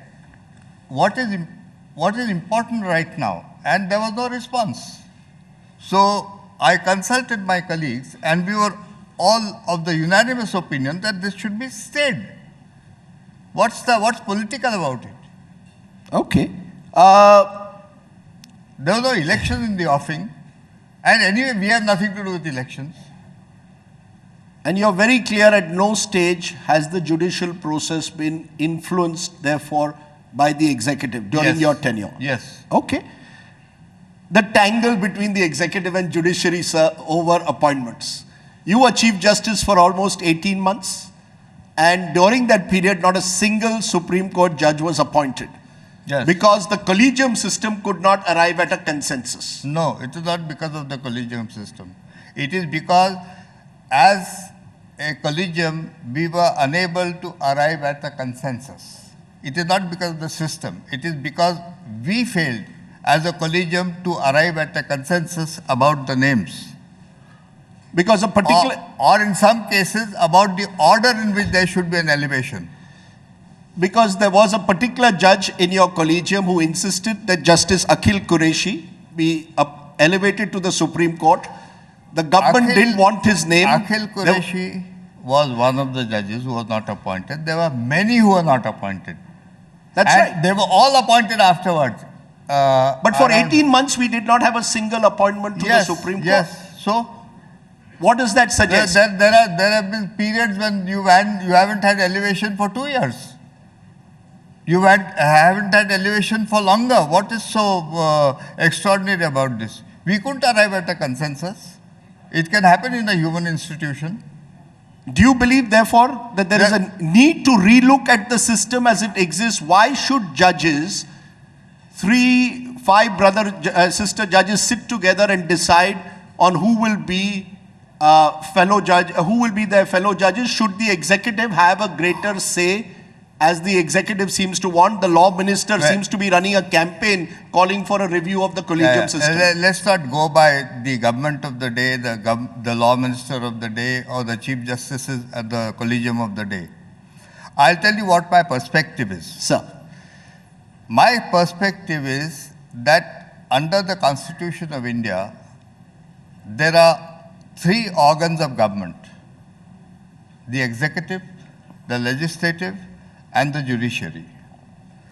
They are separated in their functions and powers. They are not separated in their purpose and objective. The objective of all 3 has to be the common objective set out in the Constitution in the preamble. I consider it perfectly legitimate that the executive has a vital interest in who is going to be a judge. Apart from the fact that they are the executive and one of the organs of government, they are also the largest litigant in any court. Now the problem is not that they have an interest in it. The problem is how to give effect to that interest. Earlier, it was only the Chief Justice of India who decided it along with the government. Sometimes the Prime Minister, the Executive, the Law Minister. Then came the two judges case. It was widened. The Chief Justice of India's power was shared with the collegium. Power and responsibility. It was also, you brought in more fresh views on the same elevation. Then came the parliamentary law NJA, National Judicial NJC. That provided a wide representation to all kinds of opinions, including to social workers, eminent people. The Supreme Court did not agree with it, and they struck down that law. They also struck down the constitutional amendment on the ground that the independence of the judiciary expressed through the appointment of judges is a part of the basic structure. So there was no say to the executive formally. And that is as it is at the moment. Do you support that? What? Do you believe that the executive should have no say in the appointment? I don't support it. I started by saying that they have a vital interest in the... Should they have a veto power? No. They shouldn't have a veto power. The primacy of opinion must be that of the judiciary. The reason is, we know what is the caliber, the merit, and the suitability of the judges who are to be elevated. We have seen them right from the days they were lawyers. We have heard appeals against their judgments. We know how they think. We are best positioned to see which judge is meritorious. But those judges of the superior court, we are only talking of superior courts, because in the 70% of the judiciary, the public service commissions appoint them, which includes the government. Yes. We are only talking of High Court and Supreme Court. These courts, these judges have to take an oath of office. That oath of office says that I shall uphold the sovereignty and integrity of India, that I shall uphold the Constitution and the laws, and other things. Yes. It is important that a judge can do that as a judge. And on these aspects, it is often the executive's opinion which is vital. For instance, when the Intelligence Bureau reports to us, things like what are the activities of this judge. Now, you imagine a situation, a gross case, where one of the candidates is of the opinion that India should not be a sovereign entity like it is. There should be a separate state somewhere. Separate means outside India. The executive is in the best position to tell the court that this is not a suitable candidate, the collegium. So the executive's opinion is important. With or without the NJC, I have full respect for the judgment of the Supreme Court. I am saying that consultation with the executive can be made by the Chief Justice of India and the collegium.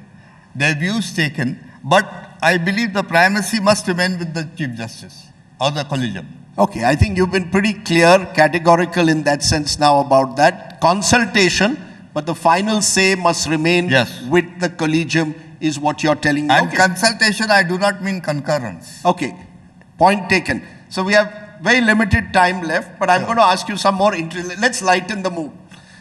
The most difficult case in your career? It's a case I didn't decide, but I'll tell you some. I mean, there was a laborer who was charged with rape and murder of a young girl. Yes. And and that chap had been convicted. When the appeal was pending, the investigating officer committed suicide, saying that I have been forced to implicate this chap. And he managed it successfully. The High Court agreed that his suicide note is true, and we were hearing an appeal, obviously he ought to have gone scot-free. This is Lalit, the expert in criminal law.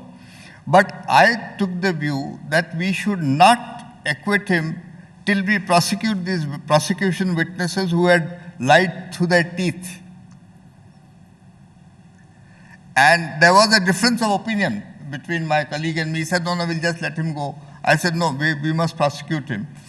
Fortunately, unfortunately, the bench changed, and I couldn't decide that case, but I have never been so foxed in a case as in this one, because the suicide note was not part of the trial record. It's interesting you're saying that, because your one judgment did create a lot of controversy, where you, not judgment, but an observation you made in court, where you suggested to a rape victim that she marry. I didn't. This is what was reported. I'll tell you what happened. That she marry her alleged rapist. Frankly, I want to tell you what happened because I haven't got a chance to tell anyone what happened. Please do. The boy and the girl had a love affair. They were related to each other distantly. They had a love affair, and the parents on both sides objected because they were spending a lot of time together. So they told them, you get married. You can't carry on like this. They had an affair for 7-8 years. And they signed an agreement that we'll marry. Now that chap came in appeal. He applied for bail. And that woman then said that I'll prosecute you for rape because we've been having sex and you haven't married me. So that his bail was rejected. He came by way of a bail application before the Supreme Court. I told him that what is this matter you've been living together, and there is this agreement on record which you have signed to solve this family dispute. And are you going to get married or not? That is what I asked. Okay. Just a minute. And then I rejected his bail application because they said, no, we have not married, I haven't followed this agreement. I rejected his bail application, and these intelligent people in society wrote to me saying that you must review your orders. Means what? Grant him bail. Absurd thing. Okay, this is the danger of obiter dicta. Yeah. Making headlines. But my final question is, there was a nice picture of you on a Harley Davidson. We haven't seen too many CJIs on a Harley Davidson. You're a Mobike fan. We didn't know it till then. Any regrets about posing there in... I wasn't posing. Somebody got that Harley Davidson. I sat on it. And there was somebody who had nothing to do with anything who took a picture and sent it to her lawyer husband. Right. And that is how it went around. I didn't ride it. I only sat on it, though I would have liked to ride it, I will tell you that. It was COVID times, a lot of, you know the rest. But frankly, I became very popular with the younger crowd. You did. and you've also become very popular among judges because during COVID times, you brought in online technology to encourage more and more people to appear before court. It's now hybrid, and I think it's made a huge difference to the courts, and that will be one of your many abiding legacies, Justice Bobde. But thank you so much for joining us and giving us your perspective. Appreciate Justice Bobde there taking those questions. Thank you. Thank you, sir. Ladies and gentlemen, as you raise a warm applause for Justice Bobde, may I please call upon Mr. Virendra Kumar Kasliwal to come up on stage.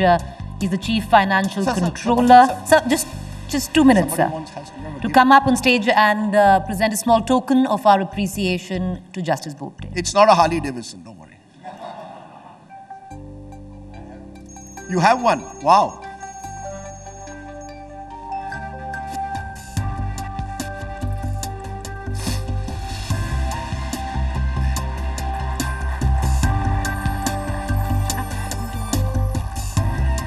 Thank you so much, sir. Okay, Thank you, sir. That's not it.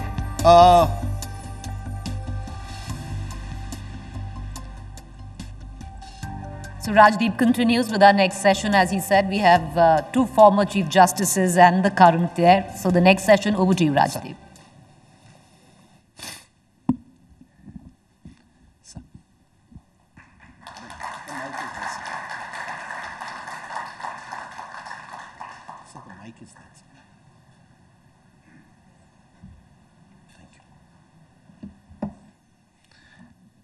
Our second Chief Justice is another very distinguished occupant of the post who served as Chief Justice for just 74 days last year, but whose tenure is marked by truly some remarkable achievements. Most notably, the manner in which more than 16,000 cases were listed and almost 4,000 of them were cleared within the first 12 days of his tenure as CJI. And constitution benches were set up to dispose of key pending cases of constitutional importance. Please welcome Justice U.U. Lalit.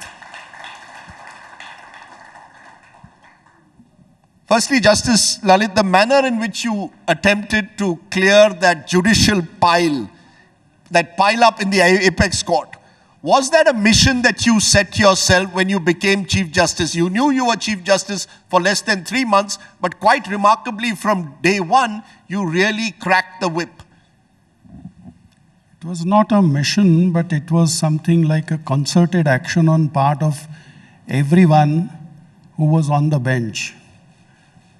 The day I took over, same day we had a full court meeting, and I placed before all the judges the statistics that there are about, say, 55 death sentence matters which are pending. And under the regime that the Supreme Court has accepted, a death sentence matter has to come before a bench of 3 judges, which means that one must have sufficient number of 3-judge bench combinations.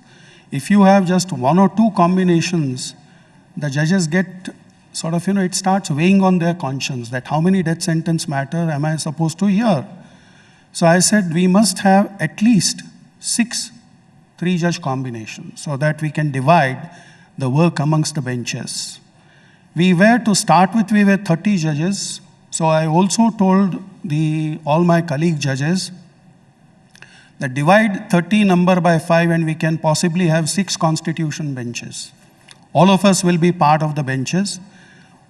So what I did was 6 3-judge combinations, which means 18, 6 2-judge combinations, which means 12.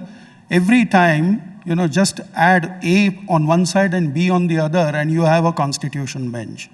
So this is how we started. Then the second part which I told the judges was that there were referred matters to 3 judges combination which were pending consideration. What happens is, on a question of law, if a matter is referred to a bench of 3 judges, there is a domino effect that there are a number of other matters which are waiting for the decision in that matter. So therefore, if you decide one matter, logically you are actually deciding host of the other matters.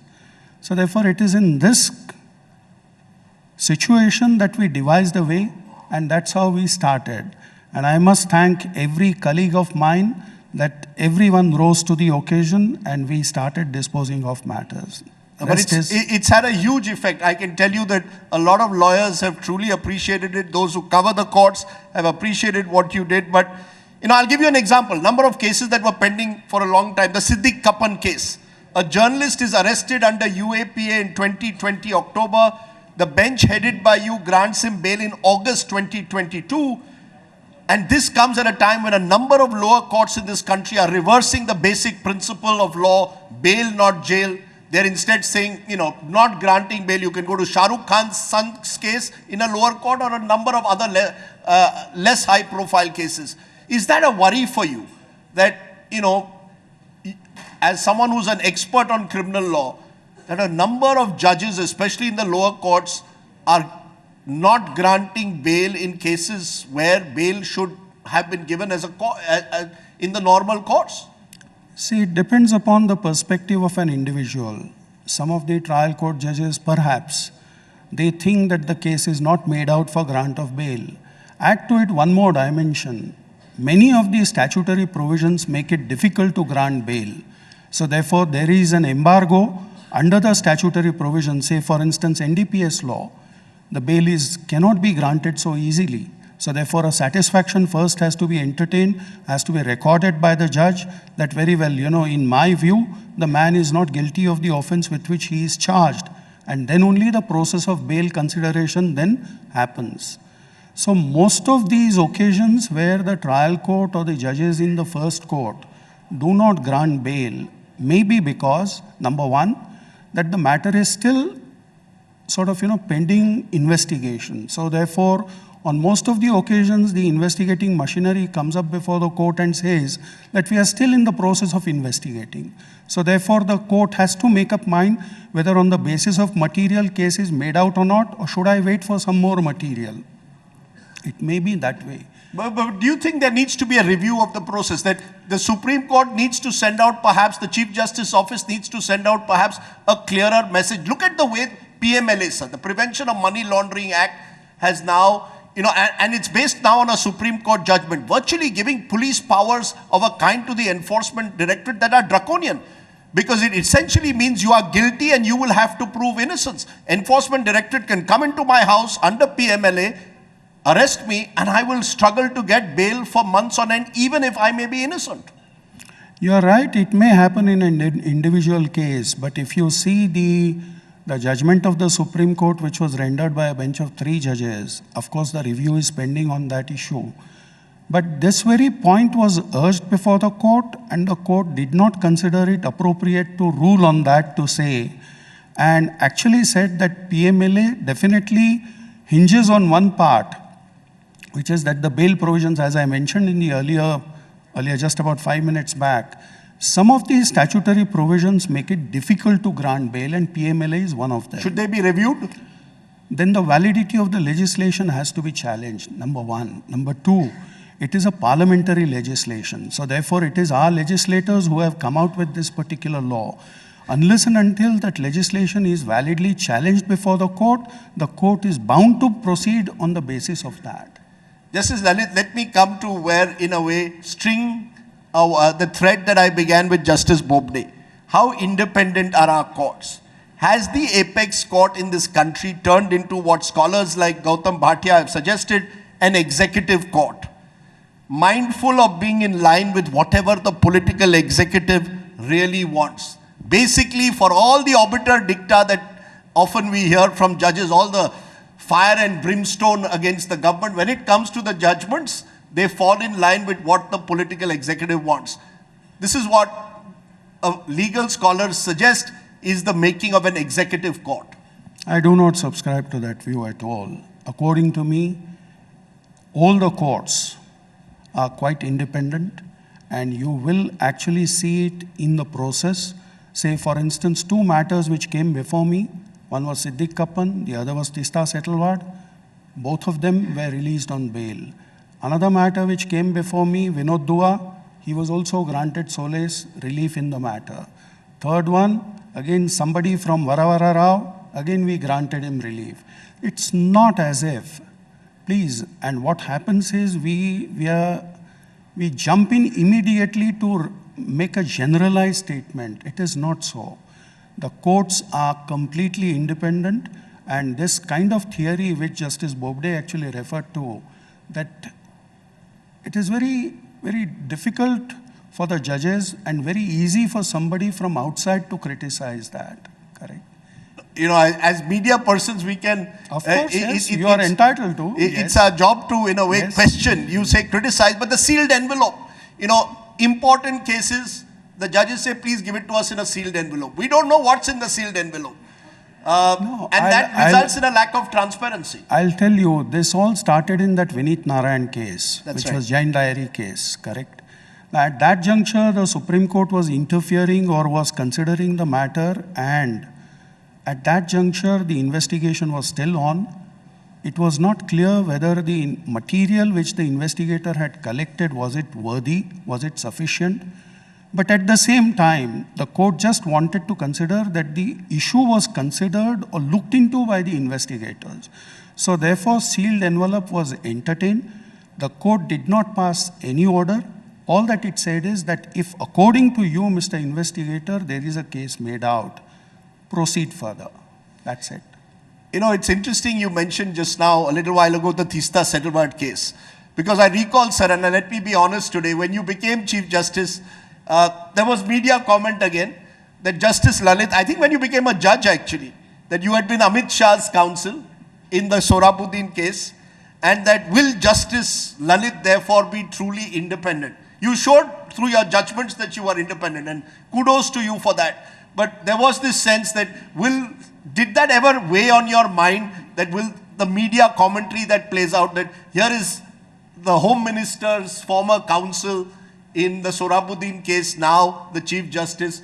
Were you under extra pressure at any stage? Not at all. See, as a lawyer, I represented something like 18 chief ministers in various matters, including S.M. Krishna, who was from Congress, Sukhram, who was from Congress, some of the 3 chief ministers from Maharashtra who were from Congress, Yediyurappa, who was BJP, then Jayalalitha, who was again in the opposition. So I have represented number of them.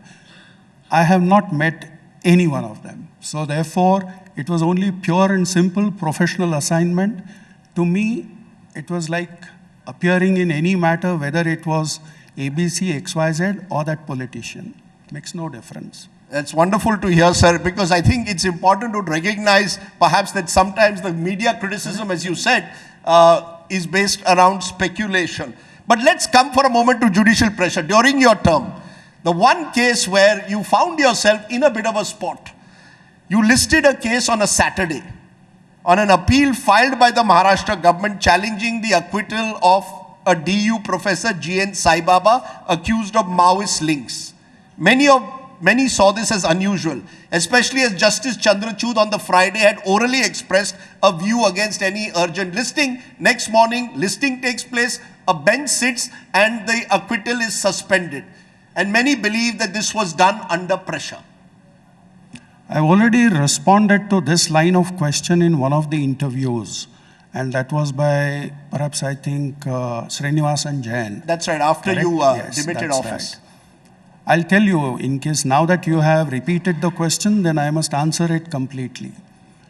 See, it was a Friday, and that was the last working day for Justice Hemant Gupta. So he was demitting office, and on the last day, the custom is that the retiring judge sits in with the Chief Justice. So he was sitting with me. And the last day, the number of matters which are listed before such a bench are very, very less. So we rose for the day around 1 o'clock. The matter was mentioned in court number 2 because the Chief's court was not sitting. So it was mentioned before the bench presided over by Justice Chandrachud. Justice Chandrachud, naturally, because when you are mentioning, the papers are not before you. So the matter was mentioned by the learned Solicitor General, and his first reaction was that in case the bail is the issue, then why should we list it tomorrow? Correct. But finally, the Solicitor General perhaps was able to convince him. So therefore, the order which was passed had 3 paragraphs. Number 1, saying that the apprehension is expressed by Mr. Solicitor General that in case the matter is not heard immediately, the person may be released immediately. Yes. Number 2, we therefore allow him to make a mention before so that to get the matter listed next day. Now, it was possible for the court to list the matter next week because the normal mentioning was there. But the court was definitely convinced that if we list the matter sometime next week, that is Monday, Tuesday, or Wednesday, perhaps the urgency which has been canvassed will completely get nullified. And therefore, the chance had to be given that in case the matter can be listed on Saturday. Now, the other thing is, such kind of urgent listings, the court number 2 is not entitled to do. Going by the master of roster, it is only the chief who can do it. So therefore, the order was actually put in a very, very, what we say is the format of deference, that we give liberty so-and-so to make a mention. But the intent of the order is that definitely you consider the matter. So therefore, at about say 4 o'clock when the matter was brought before me, the order, the paper book again was not before me. Secondly, the man who brings before me the order was not aware as to what oral observations were made by the court while the mentioning was on. So I was to go to the hall where the final felicitation of Justice Gupta was to be undertaken. So as we enter, the first person that I wish to contact is Justice Chandrachud himself. I approach him and say that now that you have actually come out with this order, will you be part of the special bench to be constituted tomorrow? He had certain reservations because he had given some kind of commitments to somebody. So therefore he said it won't be possible. The major part of the day I have given some commitments. So therefore I turned to the next, because it was right there, all the judges were there. So 3 judges, Justice Rastogi, Justice Gawai, and Justice Suryakant, I approached them. They again say that we have some other commitments. The 4th judge that I approached is Justice Ravindra Bhatt. He said, sir, I have actually called the steno to complete a judgment, so therefore I have some commitment on that front. But in case you don't get anybody, I'm willing. So as a default option. So the next person that I contact is Justice Bela Trivedi. She says yes. Then the man next who I bump into is Justice M.R. Shah. I again put the same question to him. He said yes. So this is how the bench got constituted. Okay, I'm glad you gave... No, just listen to that. None of those persons, neither M.R. Shah, nor Bela Trivedi, nor me, are aware of the intricacies of the matter. The intricacies of the matter are actually before the bench which had heard the mentioning. None of us were even aware of that. We simply listed the matter next day. Why? In deference to what the order had said. Okay, it's interesting that you've given that backstory to clear the air. Again, it's part, as I said, therefore, the media will have their own commentary, which carries on, and I will come to the media pressures on a judgment. Very quickly, sir, collegium system. Do you approve of what the law minister has been saying publicly, calling for a review of the system? Do you believe that the executive deserves a greater say, or some would even say a return to the NJSC, the National Judicial Appointments Committee? Do we need a return to that? See, as judges, we take oath that we will abide by the Constitution as by law established. Wasn't it the judgment of the 5 judges which said that NJSC is not the correct law? So are we supposed to observe and go by the Constitution as by law established, or have a different modality? We had to observe purely by the collegium system. See, in a polity, if you have another system, if you have another regime in contemplation, let that regime be put in place in a manner known to law. The moment it is put in place, the judges will be bound to observe that. As of now, if you ask me my personal view, then according to me, the collegium system is the ideal system. Is the ideal system? Absolutely. You don't believe it leads to aberrations, it leads to sort of lack of, there is an opacity to it, there is a sense that the judiciary becomes a bit of a cabal that decides on its own who will be the fellow judges? See, I'll tell you. Now, this collegium which was headed by Justice Ramana, where I was judge number 2 in the court, we had Justice Khanvilkar as number 3, and 3 of us, we made recommendations which were accepted by the government, and about 255 persons were appointed. At the same time, we did not accept the matters which were coming through the collegium of the High Court. And about 70 or 80 names we rejected. 40 odd names are still under consideration by the government. So therefore, look at the kind of, the statistics themselves show that we at the apex level, we don't accept everything which comes through the collegium of the High Court. Now, how is the matter actually coming through the collegium? See, you require judges at every level. The whole system is geared to have the best possible talent. Now, under the Constitution, the lower judiciary or the district judiciary is completely under the control of the High Court. Appointments, posting, promotion, transfers, everything is done by the High Court. The executive has no say. It is through these courts that 1/3 of the strength of the High Court is actually forming. So you have those persons whose entire profile is seen by the High Court at every juncture, not just 1 or 2 persons, but repeatedly as an institution. Similarly, the advocates who practice before the High Court, The judges who form the body, they see their performance every day. So who are actually supposed to be better positioned to see the merit or the talent? Somebody sitting as an executive here, or somebody who is actually seeing the grassroots level performance, say in Kochi or in Manipur or in Andhra or in, say, Ahmedabad.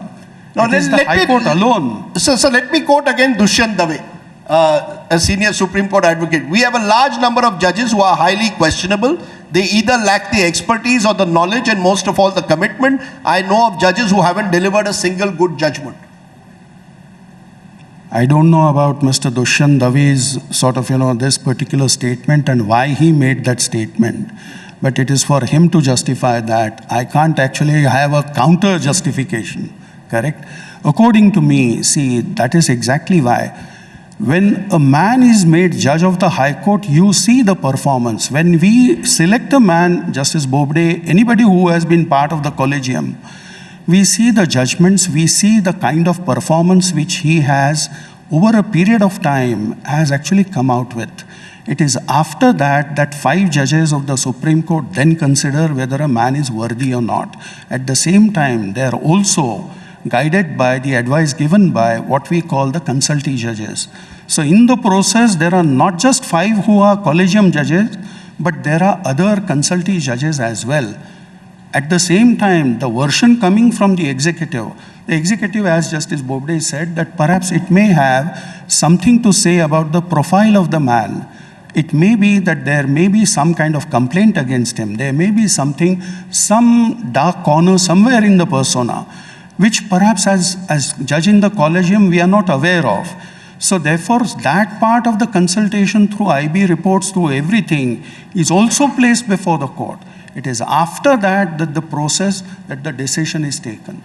Okay, because there are interesting cases like that of Justice of Senior Advocate Saurabh Kirpal, which has been held up, and its result is his sexual reason for it. All of this is speculated. See, again, now just consider this.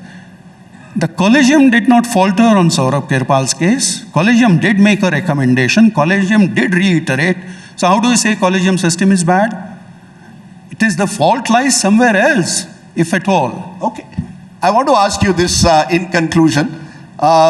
You quite wonderfully, after you've retired, have gracefully gone to teach OP Jindal University, Mumbai, IIT. You're teaching constitutional law. Honest answer. Should former CJIs or judges after retirement take any government sinecure without a cooling off period? We've just had a Supreme Court fellow colleague of yours becoming a governor of a state. We've had a Supreme Court Chief Justice becoming a nominated member of the Rajya Sabha.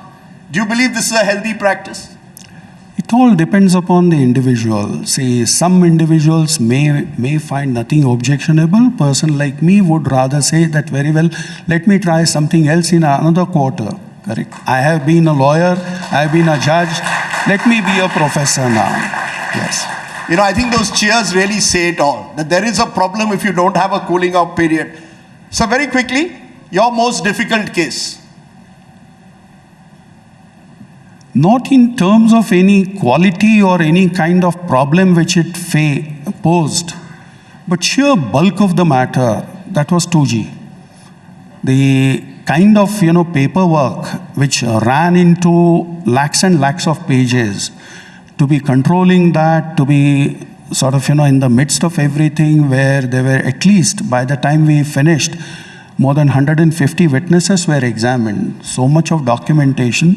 So sheer bulk, that was the only thing. What's the most satisfying thing about being a judge? You were a very successful lawyer. What was most satisfying of being a judge? You must have taken a huge cut in salary to become a judge.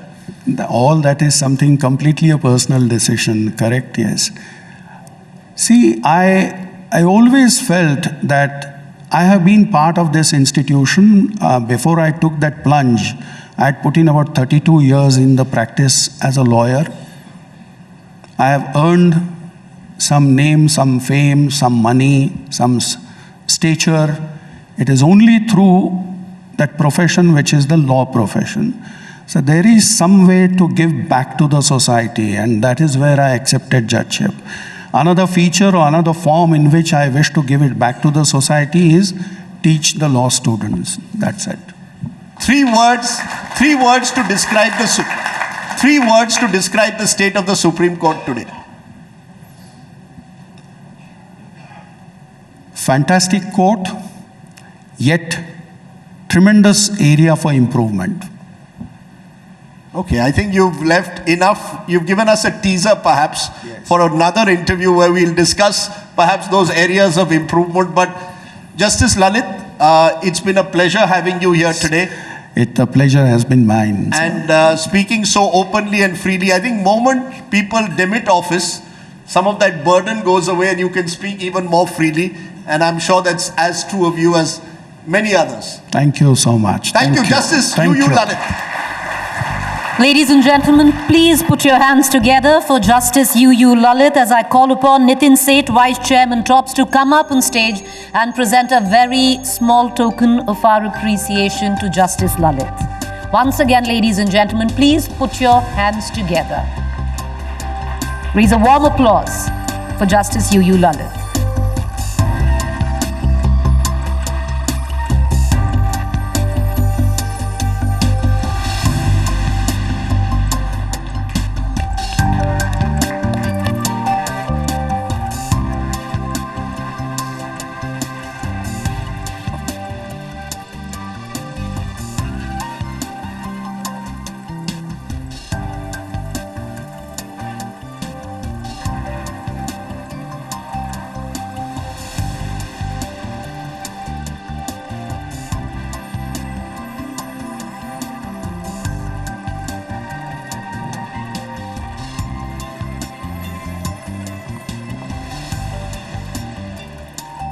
Ladies and gentlemen, just want to give you a heads up.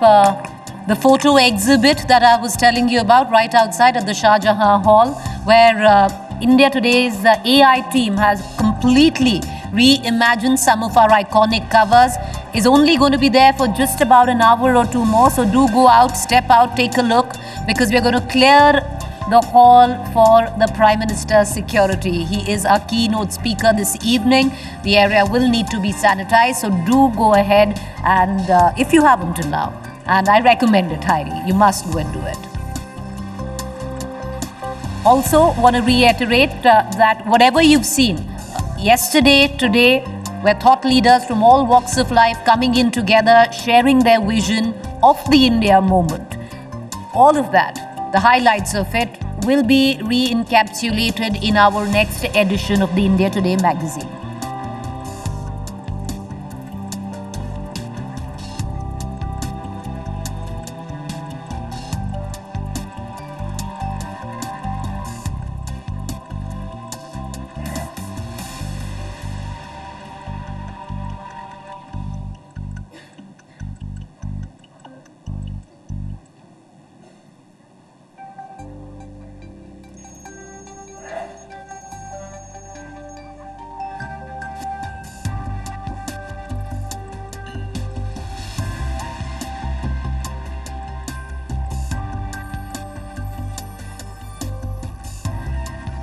All right, we're ready to go into our next session for this afternoon.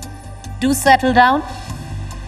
Those crowding the aisles, please just come in, settle down. All right, let's get into our next session this afternoon.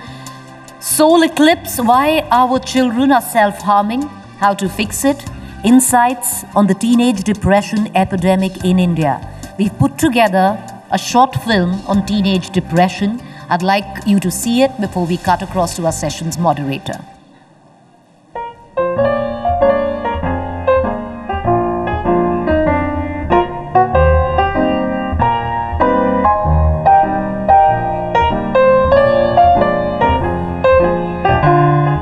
Teenage and depression, they just don't go together, right? I was around 16 years old. Day after day, I would wake up feeling shattered. I think one of my closest friends struggled with mental health. I think she was just 12 or 13. It took me more than 6 months of suffering, 3 or 4 suicidal attempts.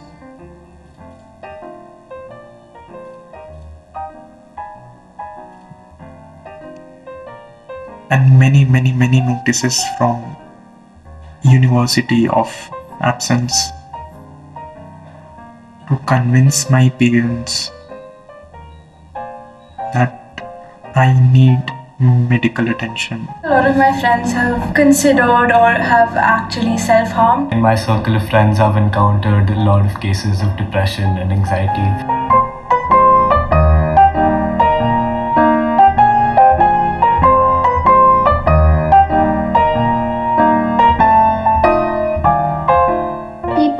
Do not really understand what depression is. They think that you have to be of a certain age to be depressed. Bullying would be one of the biggest reasons for depression.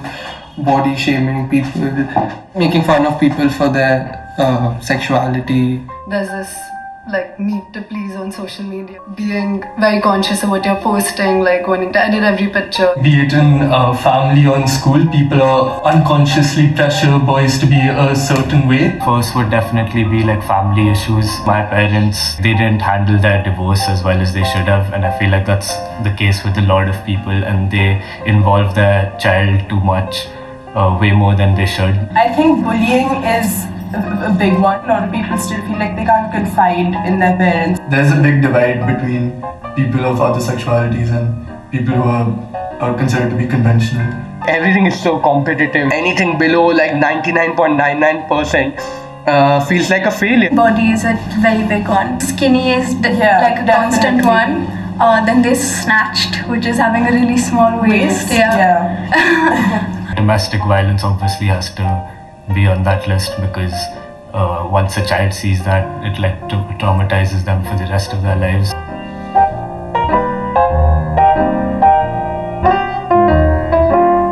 It's not just sadness, but it's prolonged sadness. Tier 2, Tier 3 cities, the one which I grew up in, there aren't enough examples how to be around such a person and how to extend a helping hand to such a person. One thing I've realized is the importance of therapy, but even before that, the importance of clear and honest conversations. When we are going through a tough phase mentally, we know what we need to do.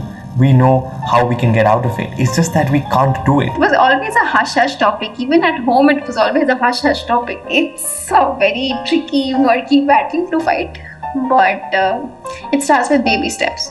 And the first being acknowledging that it might just exist and it's not such a bad thing. To an extent, social media should be age restricted. 8-year-olds shouldn't be exposed to the same things a 16-year-old would be allowed to be exposed to. If someone is depressed, their loved one should just be with them. Whenever mom has panic attacks, I'm just always with her. So, and then I guess that calms her down. I guess it was the divorce between her and dad which triggered it. In those moments when men do need help, it's not always given, because most people feel like you shouldn't need it. Yeah, in the scope of our school, there's a very set stereotype of who will be popular and which girls are pretty, and because of that, how well liked they are. I think a lot of the times it's just seen as attention seeking. Awareness doesn't always mean understanding. Depression is just so commonplace. It's an irony how it's not there in everyday conversation as it should be.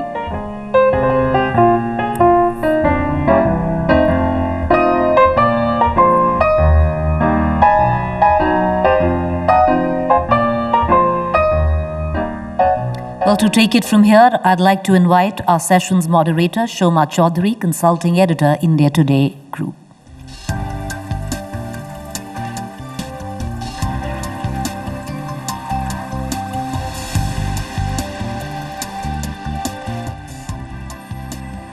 Good morning. Continuing a tradition that India Today started 2-3 years ago of spotlighting a very, very important issue in our society, which is teenage mental health. It's not talked about enough, and we're really hoping that these sessions will draw more and more attention to this. You saw this little film. It gives a sense of the echo chamber of how widespread this is. There were some statistics there, and I'll just share one more before I call the panelists on stage, which is that in India, and this is all underreporting, there are about 200 million people who suffer from active depression, and only about 30% are seeking help. And to show that this is really something that's ever escalating, in America, we've just, some statistics say that 60% of young girls in America, 3 out of 5 are so persistently sad that they have fallen out of normal activities. So that's really like canaries, telling us what's wrong with our society. And to discuss that, to draw attention, we have a really, poignant, powerful panel today. And I'd like to first call on stage Pranavi Khandekar. She's 22 years old. Pranavi, please give her a warm welcome. Pranavi is 22 years old. She's studying psychology at Ambedkar University. And Pranavi is somebody who suffered from depression from the time she was 9 to, she's still coping, healing. She's someone who's self-harmed, who's tried to commit suicide, has OD'd, and she's here to tell us, what really happened with her and what was her state of mind during those years. I'd next like to call on stage Abha Adams, who is a very, very respected, well-known educator in India. She has been the director of Shri Ram Step by Step and has worked with children for more than 30 years. She's written a book called Parenting in the Age of Anxiety. So please give a warm welcome to Abha.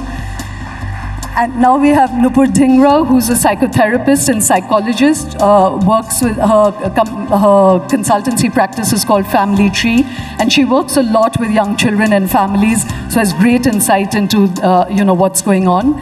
And next I'd like to call Shudipto Patra, who is a parent, he's a professional in his own right, a media person, but again, who both his sons have suffered from acute depression, the elder son more so, is someone again who's self-harmed, tried to commit suicide, and is now, in the process of transitioning to a new gender. And Shudipto is here to share with us, from a parent's perspective, how to deal with children who are wounded in any way. So thank you very much for joining us.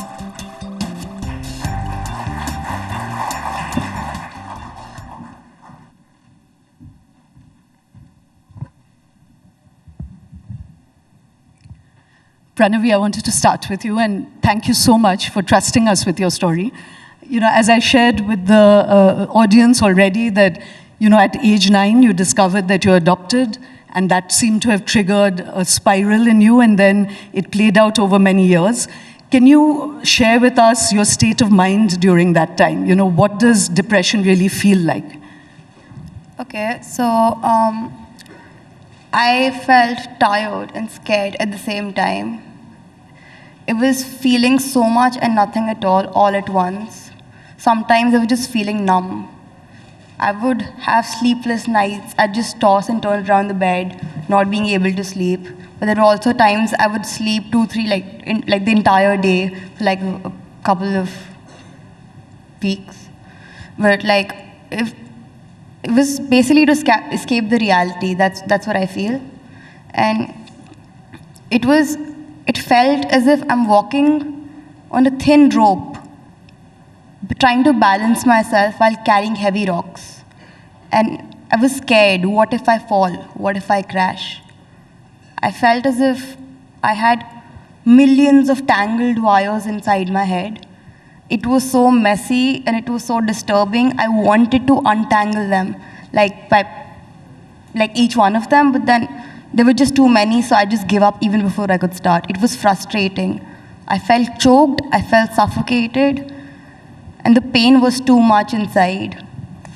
So, Pranavi, you shared with me earlier that your mother was quite a supportive person, and yet you were self-harming, and this is something that bewilders a lot of people. That, can you share with us, what was the reason that you would, cut yourself? You're already in so much pain. Why were you then further cutting yourself?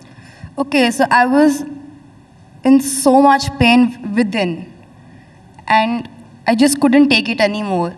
Sometimes my body would feel numb. I didn't know what to do. Sometimes I needed to feel the pain, so I would keep checking, okay, am I still working? Is my body still working? Am I okay? What's happening? I was scared.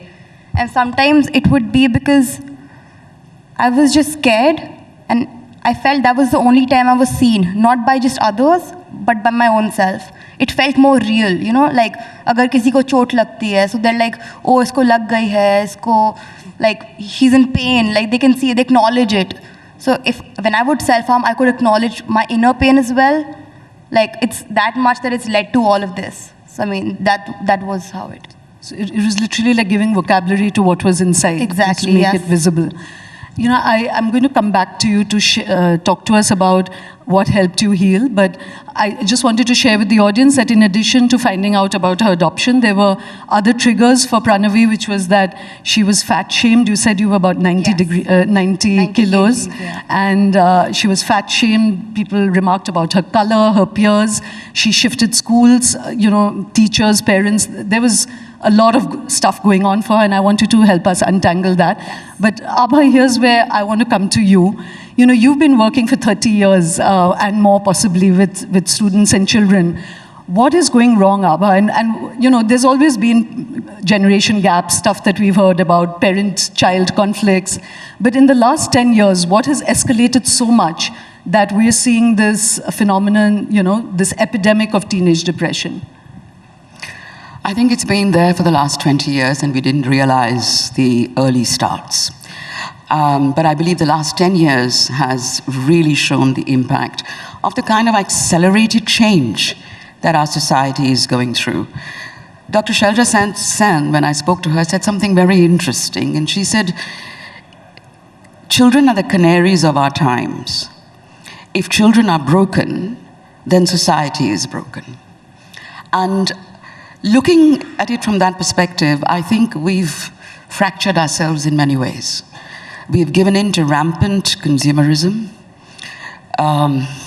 We have the commercialization of practically every aspect of our lives, whether it's giving birth to babies or preschool, whatever it is. The digitalization and that takeover has particularly, when you add that to the mix, added to this sense of I'm not perfect. There is a photoshopped mirage of perfection that our parents and our young are looking at, which gives them that this is how you need to be. You need to have a glistening skin, you need to be tall, you need to be skinny, you need to have straight hair, you need to be fair, and what's more, you need to have a happy, happy life. Happy holidays. But life's not like that. Life isn't all happiness. And as parents, if we, and I'm afraid that's what we have done, become aspirational for that perfect, the myth of happy families and perfection, that my children are going to succeed, and you define that success mantra. You don't look at your child and see what is the child's own particular yearning, passion, unique ability or trait. And it's happening with schools as well. But you define the success mantra, which is great marks. You want to intervene? No, I just wanted to pull the others in because... So, okay, absolutely, absolutely. So, you know, Nupur, before I come to Shudipto, you're seeing the really injured end of the spectrum of hurting children. So give us some insight that when you're dealing with parents and with children who've actually finally come to you for help, dive deeper also from what Abha is saying, which is a societal level, what's going on, you know? One of the first things that we get to see in our practice is how young people really struggle with being taken seriously. To have their distress really acknowledged and taken seriously by school, family, and a bit like the video that you showed just now, where the words that the young people are saying are about their distress, but then you listen to the music, and the music is all very happy, happy. Yeah, and I wanted that disjunction to show. And that is the disjunct about the facade that has to be on the outside and the internal experience. Whether it's family or schools or institutions, we don't really know what to do with distress. And there is a wish, a fantasy that we can medicalize it and that a pill will help us to make us feel better. That's not how it works. So what works? If you were to give us just one lever that everyone should have, what would that be? I'm going to actually connect to what Pranavi just said, which was to acknowledge that it's there. I'd say over 50% of the work we do day in and day out in our consulting rooms is listen. We listen to what the young people are saying. We zip our mouths, our opinions, which we have. We're not neutral parties. We come from our own history and prejudices even. And we were adolescents once, etc. But we listen. So I'm going to come back to both you and Abha. You know, you've mentioned listening, and you know, Abha also has an idea of the kind of parenting that over all these years she feels that one really needs to do. I'm going to come back to both of you. Shudipto, I wanted to pull you in here that, you know, you've been a parent that's now seen both your children go through a journey of suffering. You know, what has your experience been? Did you start from a position of blindness and bewilderment, and through this arc, where have you reached, which makes you a better support system for your children? Okay, before I answer that, may I pull the audience in? How many people have, within their first line of family, experienced mental health issues? Can I show of hands? So that's sort of less than 30%. We have an audience which still needs to get sensitized, maybe. Mental health doesn't come knocking at your door.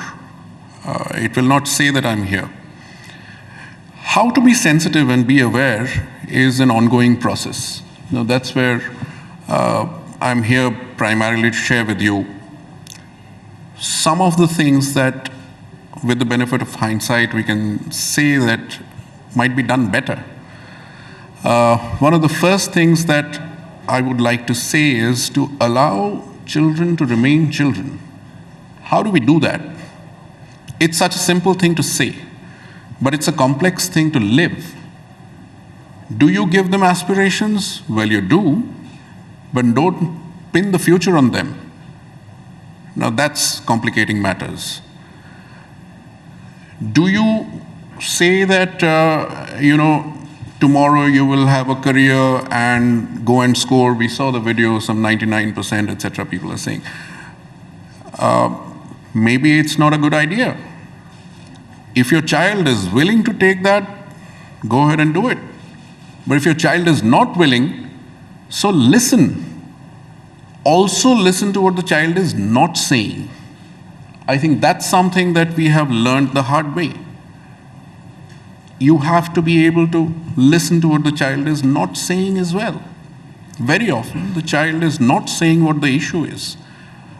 And that becomes more important than what the child is saying, because the child might be under pressure from you, from teachers, from peer group, from society, from Shudipta, here I just wanted to, again, for the audience to really understand this, maybe you could share that incident when Ambuj, you know, who's now transitioning into Anjalika, but when he had ADHD, you didn't really understand, and he was sent off to military school. And what happened over there as a parent, I think that'll really help the audience understand. So, one of the things that, it's an incident, let me try and narrate it as briefly as possible. It's not as if ADHD or ADHD children do not go to the military. So those are not linked. However, they cannot be trained into the military till they are ready to know what military demands. So that's where we made the mistake. The call was still ours. Went to a military school at an age when the call was still for the parent to take, not the child to take. So we take responsibility, we don't blame ourselves. Now that's the other important thing that the parents have to keep in mind. Take responsibility, take charge, do what needs to be done, but don't blame yourself, because blaming yourself is no good. It's useless. So he went there, and they have to do all kinds of things. They have to play hockey, and he would say that, you know, I can't connect the ball. He would narrate the story and come back during vacations and say that, you know, if I swing the stick, either I pull some mud out of the ground or I am not able to connect to the ball. Obviously, later we figured out he had a condition called sensory integration difficulty. Most of you might have seen Tare Zameen Par. where a child learns to pick up how the ball is coming, how to connect, etc. Now, some children will not learn it. I'm sorry, I'm just going to jump in only because, we're going to run out of time and I really want to come back to everyone. Please go ahead. So if I may just say it in a synopsis that, so basically Ambuj then was not suited for military school because it was so disciplinary. And I chatted with Ambuj earlier where he said it was horrible because if he wasn't able to do something, his entire batch was punished for it, That's right. So in addition, he had all that burden put on him and he really cracked at that point. That was the first time he really harmed himself. So fragile shoulders should not be burdened with more weight till they are ready to take more weight. Yeah. So I'm sorry I'm rushing you all. It's just that, these are big issues and we're sort of rushing this. But Pranavi, help us understand that, you went through this entire process and today you're sitting here facing an entire audience. For someone who couldn't face yourself, what was it that helped you heal? I think therapy and medication combined helped me be the person I am today, helped me learn, helped me grow, helped me understand myself. Therapy taught me how to create space in my body to deal with and handle difficult feelings and emotions. It taught me how to create a tap in that overflowing patila of my anxiety. It taught me how to deal with my anxiety. So I was told about an anxiety meter. So 1 was the lowest, 10 was a crash. So I was able to recognize, I was slowly becoming aware of where I was. And if I would ask for help immediately when I would see myself that if I was at 3. So I think that helped me. And yeah, I have written something. Yeah, you want to share that? Yes. Very quickly. And also, you were saying that very often now you dialogue with it's not that there's no more anxiety in you, but you've learned a way of talking to yourself. Yes, exactly. You want to share that? Yeah, I would love to, yeah. So each time I get anxious or, I feel angry or throw a tantrum with my mom, for example, and I feel horrible about it. So I talk to myself. I talk to the inner child in myself. I tell it that I know that you're scared. I know that you're fearful.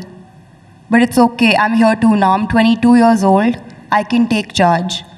I don't want to abandon you. No, I don't want to. We can do collaborative work. I know you care for me, and I respect and value you. You are very valid. So I would talk to it, and I would really feel better, and I was able to activate my adult self. Right. Yeah. Pranavi, I'm going to come back to you to read that because, I haven't finished just plumbing all of them. Abhay, may I come back to you that, when we were chatting earlier, you zeroed in on 2 very important things that all society needs to do, which is to communicate and connect better, Those are big words, but is there any ingredients to that we can all take away? Differing temperaments, but is there some practice we can follow? Communication and connection at both the level at the home and the school. And I've seen that there's a breakdown in both. At the basis of communication is the fundamental need to accept. All of us want to be accepted for who we are and valued for what we bring, and to be respected. If, as a parent, I do not connect with my child with that acceptance of I see you, I hear you, I respect you, and I accept you for who you are, then that connection doesn't happen, and then communication gets worse. I owe this understanding to Gloria, who is here with us this afternoon, and who clarified that as adults, as parents and educators, when we feel insecure and inadequate, we go to our go-to place, which is controlling behavior. We want to control the child in the class, we want to control the child at home. And of course, that's a collision course. So, creating safe spaces at home, early on, very early on, and at school, which is sorely lacking, the space for conversation is shrinking, leave alone a safe space. But the child knows that she has love, she has security, she has understanding, she will not be judged, she will not be belittled, and she will be accepted where she can speak her mind to the parent and to the teacher. And that's critical. Now, it's hard because as a society, we are not used to speaking about these things. And so I think that's where training needs to begin. Right. So again, Nupur, I'm so sorry. I'm feeling terribly this thing because we have such short time. Help us understand. You know, you spoke about again this compliance, and you've spoken about listening even as a therapist. But there's a big parent community here that when you're dealing with these injured children, is there any pattern that you're seeing, you know, which is creating that breakdown, and which you feel again that there can be some playbook that parents can take away? So there's three things I want to say. One is in response to Pranavi's thing about anxiety still coming up. All of us on this stage right now are anxious about different things. Anxiety is something that everybody in this room experiences. Each of your smartphones is used as anesthesia against our anxiety when it rises. So anxiety is not something that's going to go away. It's a physiological experience. So let's not make it into something that is wrong. It's about levels of anxiety, connected to which the whole point about it needing spaces of safety. See, learning can only take place when the nervous system is in a place of safety. If your child in the home or in a school or in any scenario is scared, the nervous system is overwhelmed, and fear does not become a conducive place for the nervous system to take in new information. So learning cannot take place in fear. All of you are in powerful positions in your own respective places of work. You would know what it's like to have been facing a senior who's not listening. You would know what it's like now to have a subordinate you are being now in the position where you're trying to make them listen. No, but I just wanted to cut in here because there's one important thing. So you've made this point about the anxiety that a lot of parents that I've spoken to that even young children are confused about what's that line where you just tell someone to buck up and carry on, or when you really take it seriously enough to give it attention or therapy. Parents often kind of recognize that. Is there anything That's that true. you can give? Yes, and it's actually a specialist thing to be able to recognize when anxiety is over threshold, and where you cannot tell them to just get on with it. But as a rule of thumb, I'd say if you're talking to teenagers or young people, avoid the word should, because then you've lost your audience. And the second one is do not tell them to get on with it, because that's very dismissive, and then you've lost your audience again. But is there anything, how do they know when you have to go to a therapist? Like this is happening at home. How do you know that you need to go to a therapist? So our bottom line is take all distress seriously. After that, we can then talk about how much, when, where, and how. Okay. But you have to take distress seriously, because only then are they going to take you seriously. Right. You were sharing with me earlier, there are physiological symptoms, you know, that when being sad to just not being functional is a good example of when you need to go to a doctor, you know. But Shudipta, I'm going to have to rush you on this, that as a parent, when your child was cutting, you know, ODing, you had a certain response to it, which you said has helped you get through it. Would you share that in a line? So what we did was we tried to tackle the job at hand, which was to take care of the child. We stood by the child. We didn't panic ourselves. That's one of the first things that usually we have heard other instances from other parents do. We were lucky enough not to do it. But what we fell short of is continue to show affection during that period of distress. So we needed to solve the immediate crisis when on a holiday we had a situation at home where medical aid was needed and no doctor was available.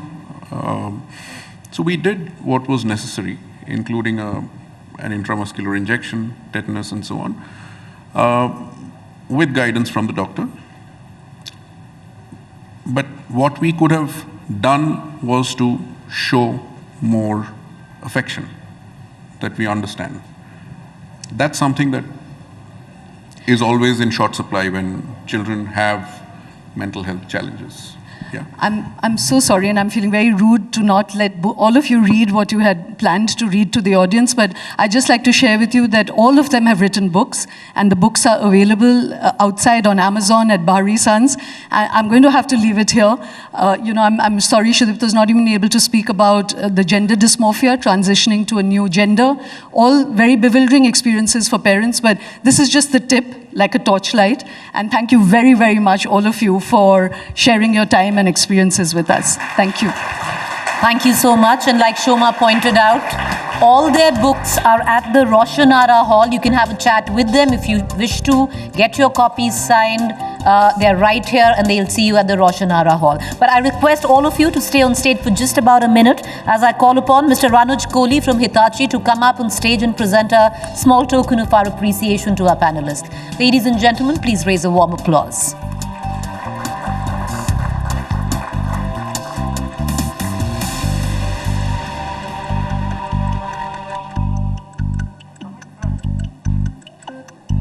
Yeah.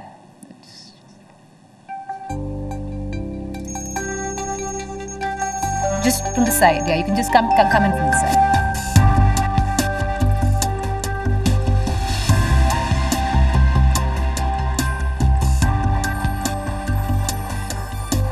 Once again, they've all written books, they're all outside at the Roshanara Hall. Pick up their book, get it signed. If you want to have a chat, feel free to do so.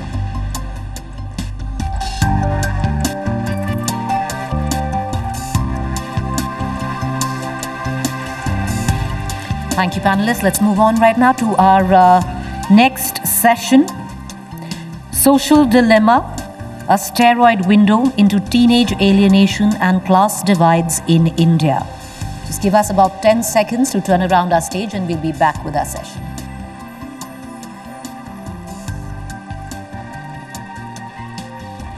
Again, I'd like to remind you on all the sessions that have taken place here since yesterday on our 20th edition of the India Today Conclave. The highlights of that will be encapsulated in our next edition of the India Today magazine.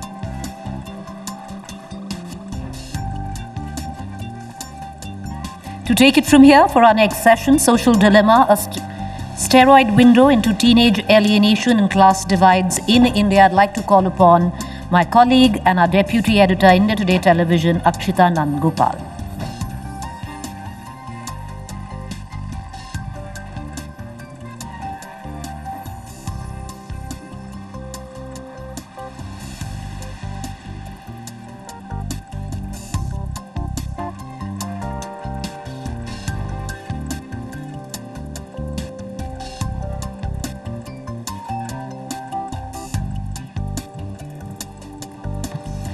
Good afternoon, ladies and gentlemen. We just had a very, very productive, insightful discussion on teenage dystopia.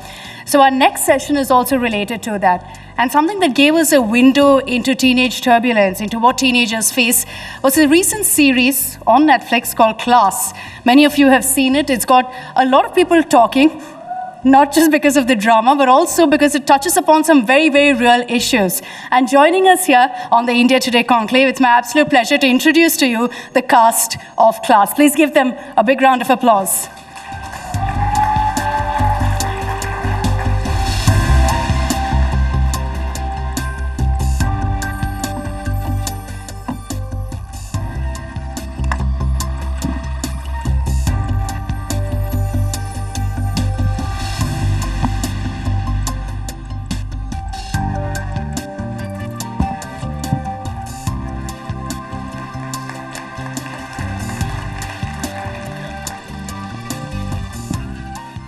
So they've been with us backstage for the last 1.5 hours. There's a reason I haven't introduced them by name, because I'm going to get each one of them for you. And if you've seen Class, you know that they all play extremely interesting, diverse characters. I'm going to get each one of them to introduce themselves to you in their Class character. Chintan, shall we begin with you? All right. So I have to introduce myself in... As Chintan, but in the character of Farooq. All right. Have you guys seen Class, by the way? Yeah, so I played Farooq. So I'll just introduce myself. Schoolboys and schoolgirls. This is Chintan Raj. That's what I think Farooq would say. Yeah, Anyways, yeah. So it would be on the lines of, hey schoolboy, This is Chintan Raj, and I'm an actor. I have been इस वहाँ के आसमान का तो पता नहीं, पर class में ज़रूर दिख जाऊँगा आपको. Sivail? राम राम भाई, सिवाइल नाम है मेरा.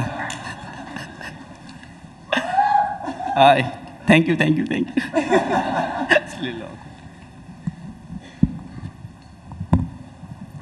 क्रांतिकारी हूँ, भिखारी नहीं. Hi guys, Gurfateh Pirzada, and I play the character of Neeru.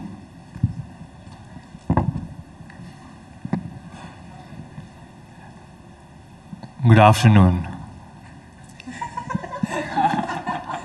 My name is Moses Kaul, and in the show I play Sharan Gujral. If you've seen the show right till the very end, then you know you don't want to cross me. But in real life, I love you all. Thank you for being here. Hi, I'm Nana Bhan. No one plays Koel Kalra like Koel Kalra except Nana Bhan. I'm an actor now. I was previously a filmmaker, and I'm also a newly accredited intimacy coordinator. Thank you.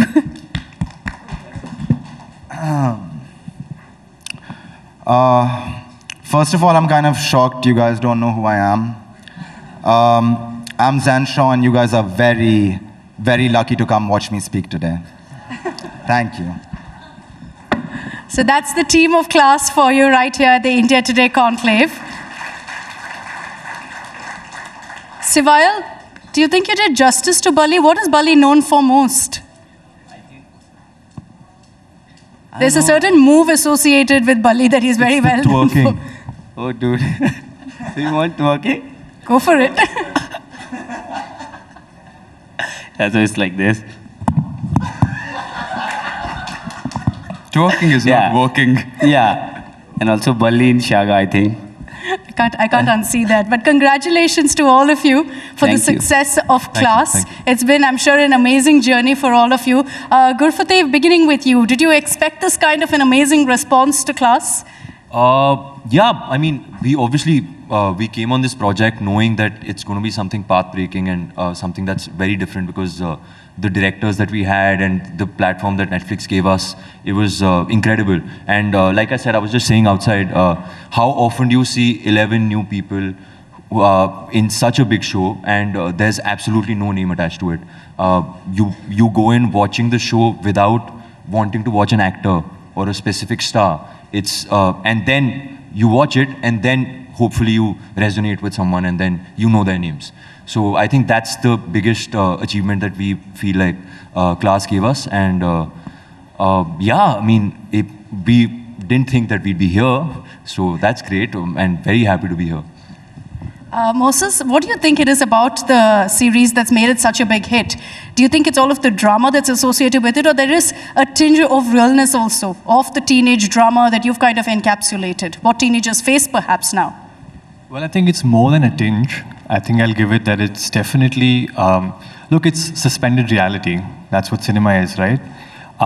In a lot of ways, I think why it's done the way it's done is, of course, what Gurfateh said, that when you don't know the actors or you've not seen them on Viral Bhiyani, you've not seen them being papped, you don't know what their persona is, right? For a lot of people over here, you might think that Sivail is exactly like Balli. So when you watch them, there's, of course, it's easier to suspend belief and buy into the world. That's number one. Second is, we're talking about extremely pressing and sensitive issues in the show, and it's been dealt with in a way that doesn't lecture you. It's not preaching. It's addressing it in a way that is common and is colloquial in a lot of ways.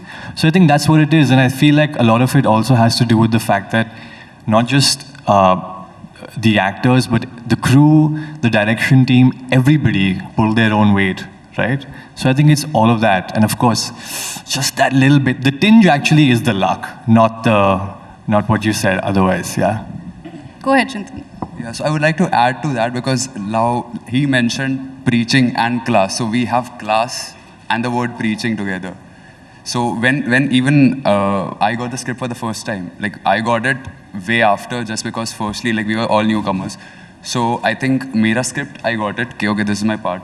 You're the youngest of the group also. Yeah, wow, thank you for specifying that. I was actually writing my exams while I was shooting in the vanity. I was like, just 1 hour, guys, I just need to complete my engineering. So that's the priority, guys. So in this country, we have to study first, and then you can do all of this. Like, you know it, right? You know it, I don't have to say anything. But when I read the script, it was, because as now he specified the word preaching, so I have this, ये class कुछ सिखाने नहीं आया था, ये दिखाने आया था. And when I say दिखाने, and when you compare it with the cinema, so people say कि okay, cinema is a reflection, it acts like a mirror. पर हम यहाँ पर कोई आईना दिखाने नहीं आया था, हम यहाँ पर ये दिखाने आए थे कि आईना खुद मैला है. So एक चीज़ जो साफ रह सकती है वो नज़रिया है. So that is my 2 cents on it. Very well put, very well put. Can we have a round of applause, please, for him?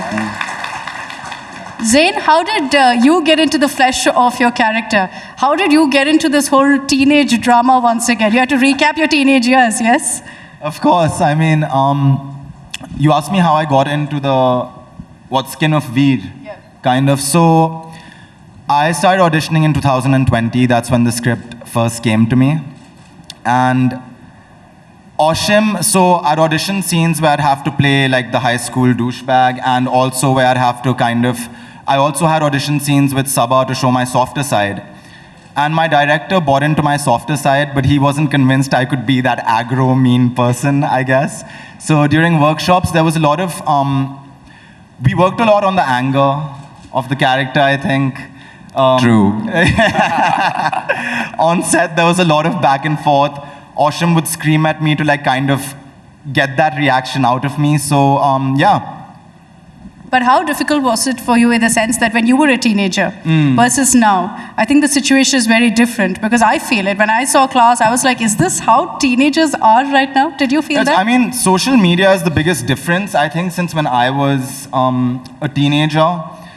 And Class obviously tackles a lot of issues that social media kind of gives to you. So, I mean, I was so separated from social media before Class actually happened. I was non-existent on Instagram. And I actually have a personal story to share. I got really sick right after the release of Class. And I realized I don't think human beings are meant to feel those levels of dopamine, if you know what I mean. For the first 4 days, I was bedridden.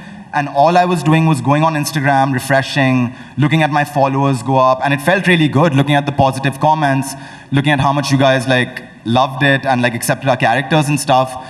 And after about day 4, I realized that I started feeling a little bit low, a little bit depressed. And that's when I called my mom, actually. She's sitting right there. And I had to fly back home. And what I've seen in a lot of younger people is that social media can be really detrimental to mental health, because I feel like now your image on social media, your on-screen image is just so much more important than your real life persona. And that's like the biggest difference from when I was young to now, I think. I think teenagers are chronically online, and there is this new thing which is called not wanting to be perceived, which is a very rampant thing now. Is that people, like these kids who are online, they have a completely separate online persona. It's almost like an avatar that you have online, and they live vicariously through those Instagram or Twitter profiles. And I think, of course, it will have consequences, good or bad. I mean, we're fairly new into it. I don't know what it means. Of course, it comes with, like he said, detrimental to mental health, but I feel also as human beings, we're extremely adaptable. I think I read a study where now, in fact, you can text and walk. Your brain has kind of like tuned you into like being able to walk on or cross the road while texting, because we're just, as human beings, we evolve, we adapt. So I feel it'll be a while before we truly understand the effects of it, but yes, we're chronically online and we do not want to be perceived.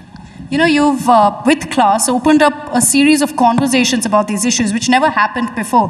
Naina, when you read the script and you saw some of the scenes, it's not something that most Indian films or series talk about or delve into. Were you also scared that you'd end up also offending some sections of society, that you'd offend the conservative Indian? First of all, when we got the show, and they were saying that it was an official adaptation of Elite, that is the first time that I engaged with Elite as a show. And when I saw it, I realized that actually this would be really such a strong piece of material to adapt to an Indian setting, because there's so much to talk about. You know, with the class divide, there's so much nuance that if done well and if handled by the right makers, it would actually be super impactful. And then when I saw Oshim Ahluwalia's name attached to it and I saw Netflix attached to it, there was a sense of, I don't know, in my gut, I just knew that it would do it.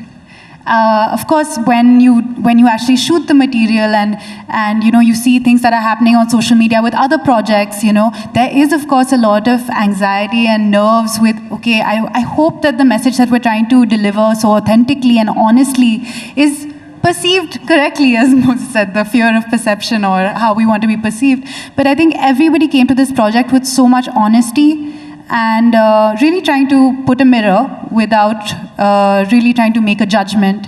And because everybody, all the characters on the show are of different class backgrounds or whatever, there are different entry points for every viewer to come into the show. So you could come in through a Saba, you could come in through a Dheeraj, you could come in through a Koel, and you would have a completely different experience based on your life. So, so I kind of deviated from the question a little bit, but yeah, I was nervous. I think all of us were, but somewhere we felt that the content was made with the correct intention, and we're happy that it delivered. So, you know, the thing about class is it talks about an issue that perhaps you see beyond education as well. In so many parts of our society, we look at that class divide, and many people also feel it in their daily lives. So while for you, you play a character who's from the other side of the tracks, right? And you're joining this really plush school, etc. How really did you train for such a character? Because you had to play that really rural Delhi boy.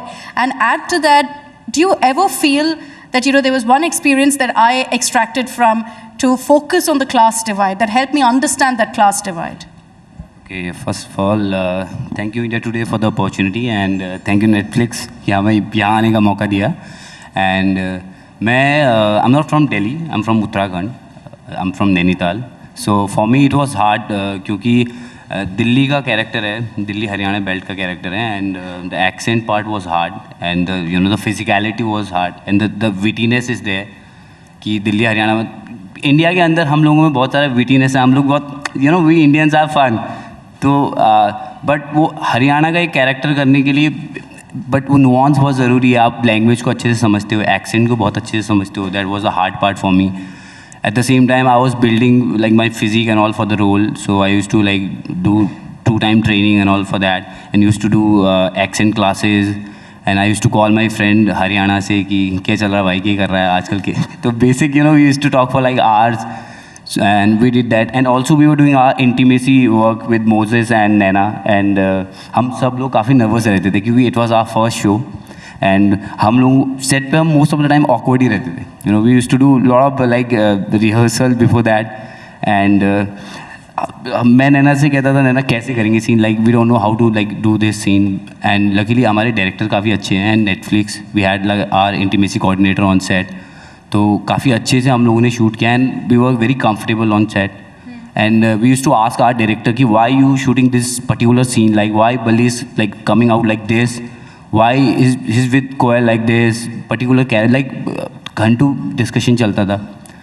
And about the class divide, and see, I think character और मेरे में there's a similarity. It's about the hustle. I think I come from a small town, so for me it's like मैंने hustle किया हुआ हमेशा. मैं, you know, because of the discipline, consistency, I have an army background, so I think it's in my DNA. So like उससे हमेशा मेहनत कर करके, like I have only one thing, hard work. उससे आई थिंक मैं आज I am sitting here. But my sense is, when you know you're talking, is that you're completely opposite to Bali. Is that true? Yeah. Completely different? Yeah. What was the first day on set like, Zed, for all of you? Was it really awkward when you all got together, met each other? Our first day on set, we had, well, my first day on set would have been different to anyone else's, but it was literally because this is most of our first acting gig ever, so we've never seen cameras like that. There are 200 people around you watching, so my first 2-3 days on set were like horrible. They were just, I couldn't perform, we had to do so many takes, and I think it was just really nerve-wracking. But the coolest parts were workshops actually, because that's when we really got to bond and work on our characters and kind of become friends. Because even bonding during the pandemic was super hard, right? Yeah. Because there are restrictions, we can't really meet outside of workshops. So, I mean, yeah, first few days of set, it was nerve-wracking, but the times like the hooja party scenes and stuff, the days we were all there together, those were like the most fun days. I just wanted to add to that, because we were all doing this for the first time. It was really nice because the first time we met was in workshops. And then as we progressed through the show, which was supposed to be shot over 3 months, but ended up being shot over 2 years, it became like an acting school where we would swap notes and document each other's growth and see, hey, this is what I was tackling when I was starting out, but I'm really good at this now. How are you feeling? How are the nerves? So that was really nice. And now to end this entire journey with the show coming out and doing so well, we're again swapping notes.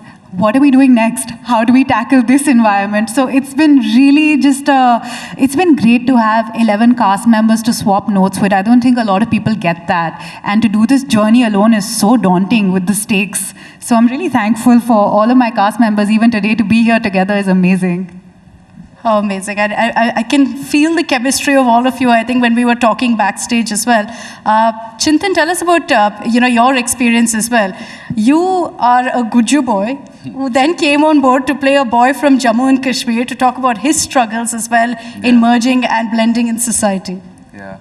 So honestly, my struggles were very common. I was struggling with physics, chemistry, and maths in 11, 12. I was struggling with trigonometry, and differential calculus was still okay, but integral calculus, I still can't forget it.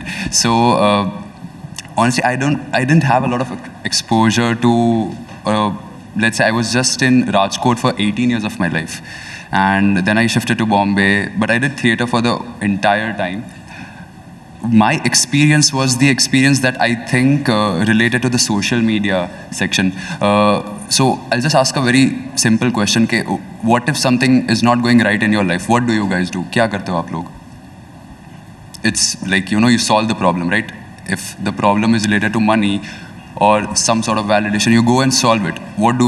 Our generation, we post a picture, we get 10,000 likes and we are satisfied. That's what we do, seriously. So, yeah. And that's where I came, okay, this part is very interesting.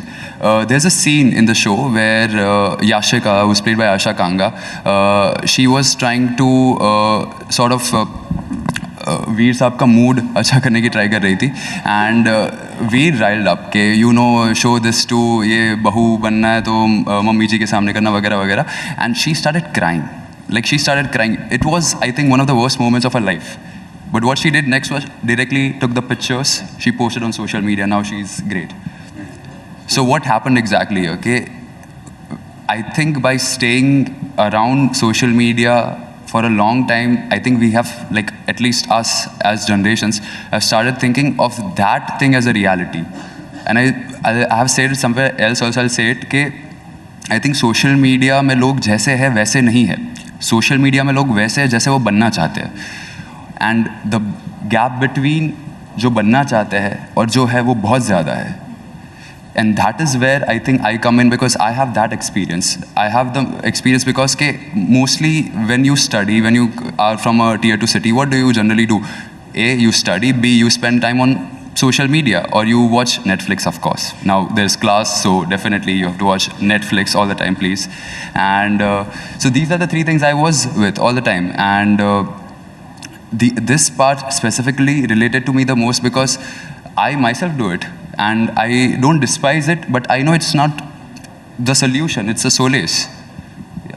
Very, very well said. Yeah. We've run out of time, but I just wanted to get a sense, Gurfati, if you can tell me, what can we expect really from season 2?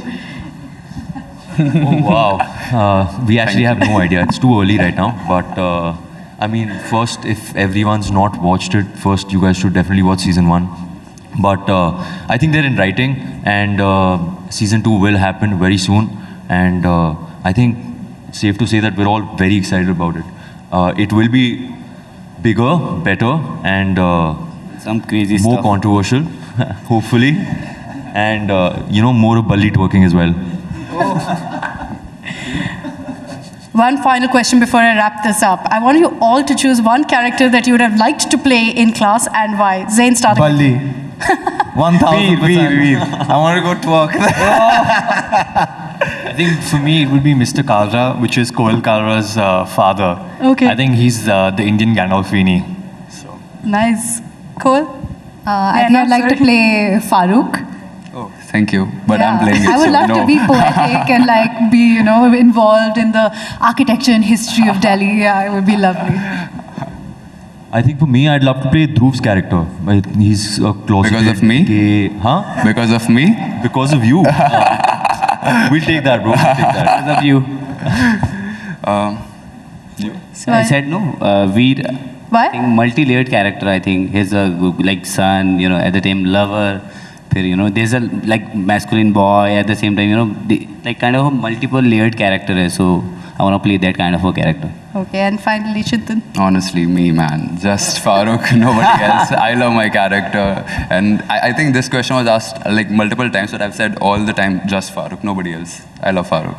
Interesting. Well, thank you all so much for joining us here at the India Today Conclave. Can we have a big round of applause for them? And all the very best for season 2 of class. Thank you so much. Thank you guys. You were great on stage and on screen as well. But let me right now quickly, just before I let you guys go, just stay on the stage as I call upon Ravi Arya, Hindustan Power advisor, to come up on stage and present a small token of our appreciation to the star cast of class. Ladies and gentlemen, raise a warm applause.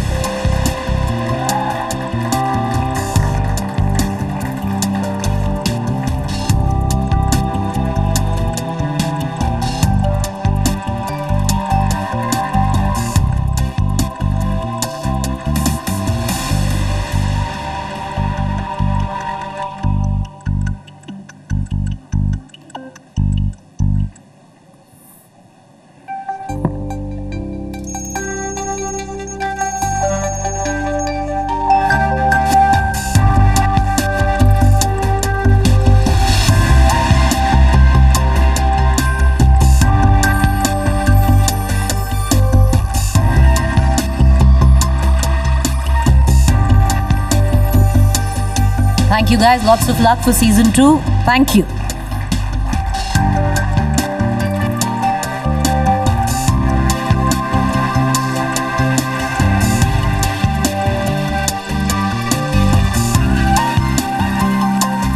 All right, ladies and gentlemen, let's quickly move on to our last session before lunch. Give us about 10 seconds to turn around our stage and we're ready to go. Once again, on all the sessions that have taken place yesterday and today at the India Today Conclave in its 20th year with our theme, the India Moment, the highlights of that will be encapsulated in our next edition of the India Today magazine. So do remember to pick it up.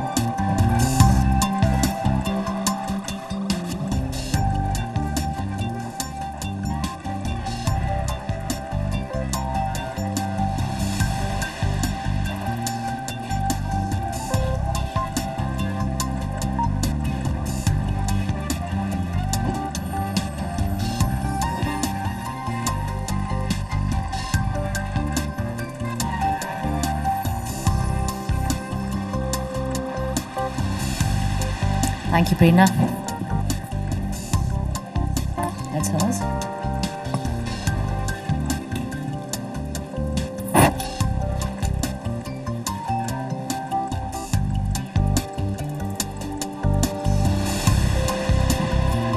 All right, let me introduce you to our next session, Bioswitches and Age Clocks, the jaw-dropping science of age and disease reversal. Research that makes lifespan just a number. This session is brought to you by RP Sanjeev Goenka Group.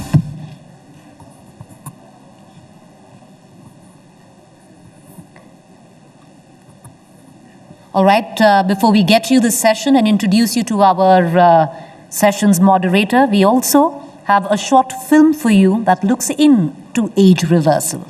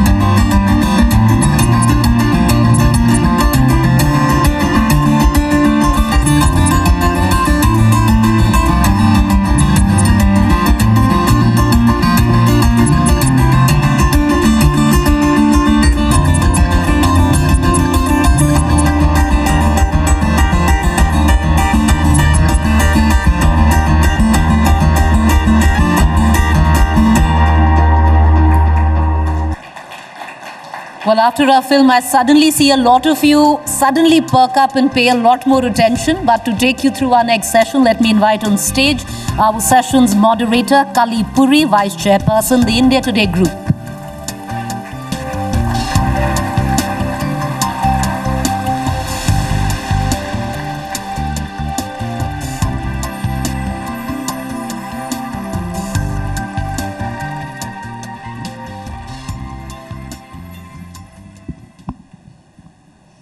Good afternoon, everyone.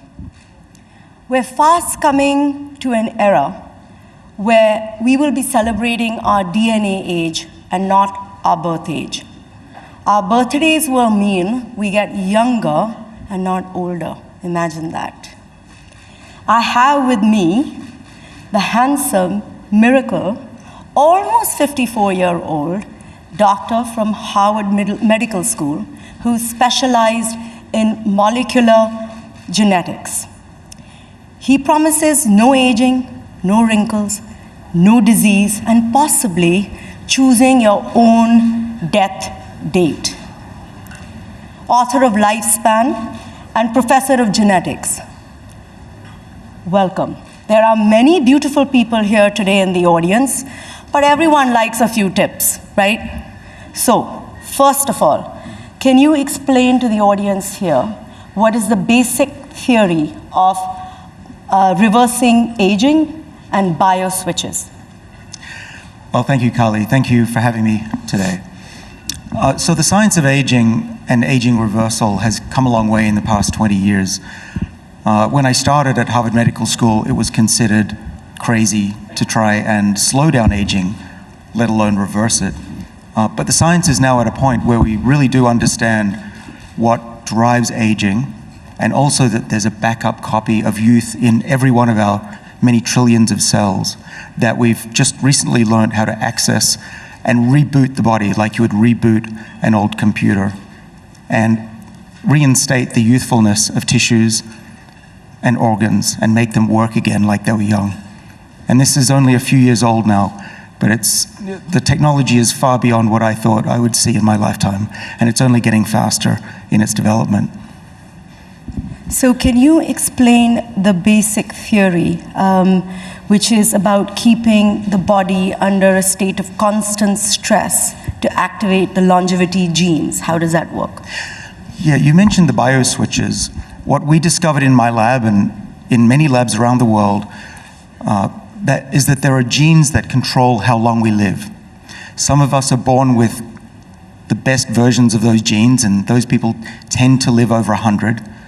Those with parents, like the Prime Minister that lived over 100, tend to live also for a long time. But most of us are not born with the perfect set of genes, so we need to do a little extra. And what we've discovered is that how we live our life, what we eat, how much we move, the type of molecules that we ingest every day, how we sleep, how relaxed we are, how many friends we have, this modifies another type of system in the body that's called the epigenome. The epigenome is different from the genome. I think you all know that the genome is the DNA that we get from our parents. The epigenome is what controls the DNA, that tells a brain cell to be different from a liver cell, from a toenail producing cell. And over time, we lose those instructions. The epigenetic instructions become lost. And what we've found is that by living a healthy life, the kind of life that we'll talk about later, you can slow that rate of aging and prevent this corruption of the body's software and even reboot it. So can we talk a little bit about this style of living? What are the things that we can do to slow that aging process down and activate these genes? Yeah, well, there's some good and bad news. The good news is that aging is much easier to slow and reverse than we thought. The bad news is that what causes us to slow our aging process is to give our bodies a bit of a shock. In today's lifestyle, most of us have an abundance. Many of us, we have enough food, and we don't need to exercise. That's not the way we used to live, and it's not the way our bodies perform the best. By sitting for most of our lives and eating almost constantly, 3 meals a day for many of us, we end up turning off these body switches, and the body ages faster and faster. So we've built a world that's very comfortable, but the backlash is that we age faster. So what we've discovered in my lab, in studies in yeast cells that make bread and beer, in worms and flies and mice and monkeys and now humans, is that we want to put our bodies into a state of adversity, make the body feel a little bit uncomfortable. So how do we do that? Well, we can skip meals, we can exercise, we can eat food that is plucked from the ground when it's also stressed, because they have wonderful chemicals in them that make us healthier. And we can also get enough rest and calm down the sleep that leads to inflammation and other things like that. So really you want to make your body fearful of running out of food, or fearful that you're having to run away from a tiger. And that turns on the body's defenses against aging, we've learned. But that doesn't reverse aging so much.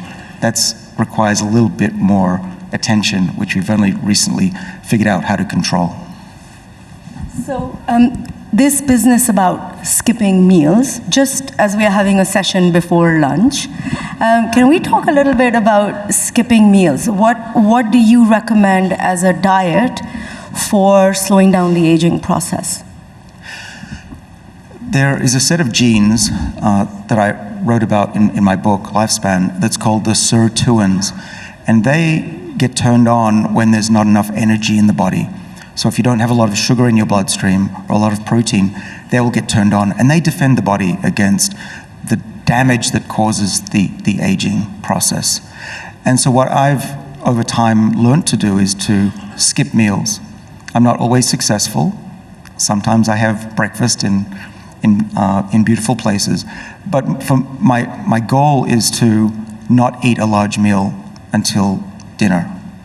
And then I eat a very healthy vegan meal and very rarely alcohol. And this diet that I have gone on to for now about 18 months, my partner, Serena Poon, who's a nutritionist and a longevity expert as well, moved me from what I thought was a healthy diet, Mediterranean diet, with some red wine and cheese. I went completely to almost completely to plants. And my body has responded. I look better. I think my skin is better. I feel better. My memory is certainly better.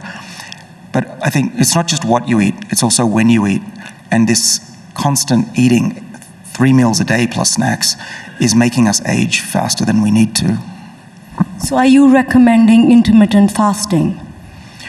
Well, the way we put it, Serena and I, is you want to eat within a certain window. And so I like to eat within a period of about 6 hours a day and not more.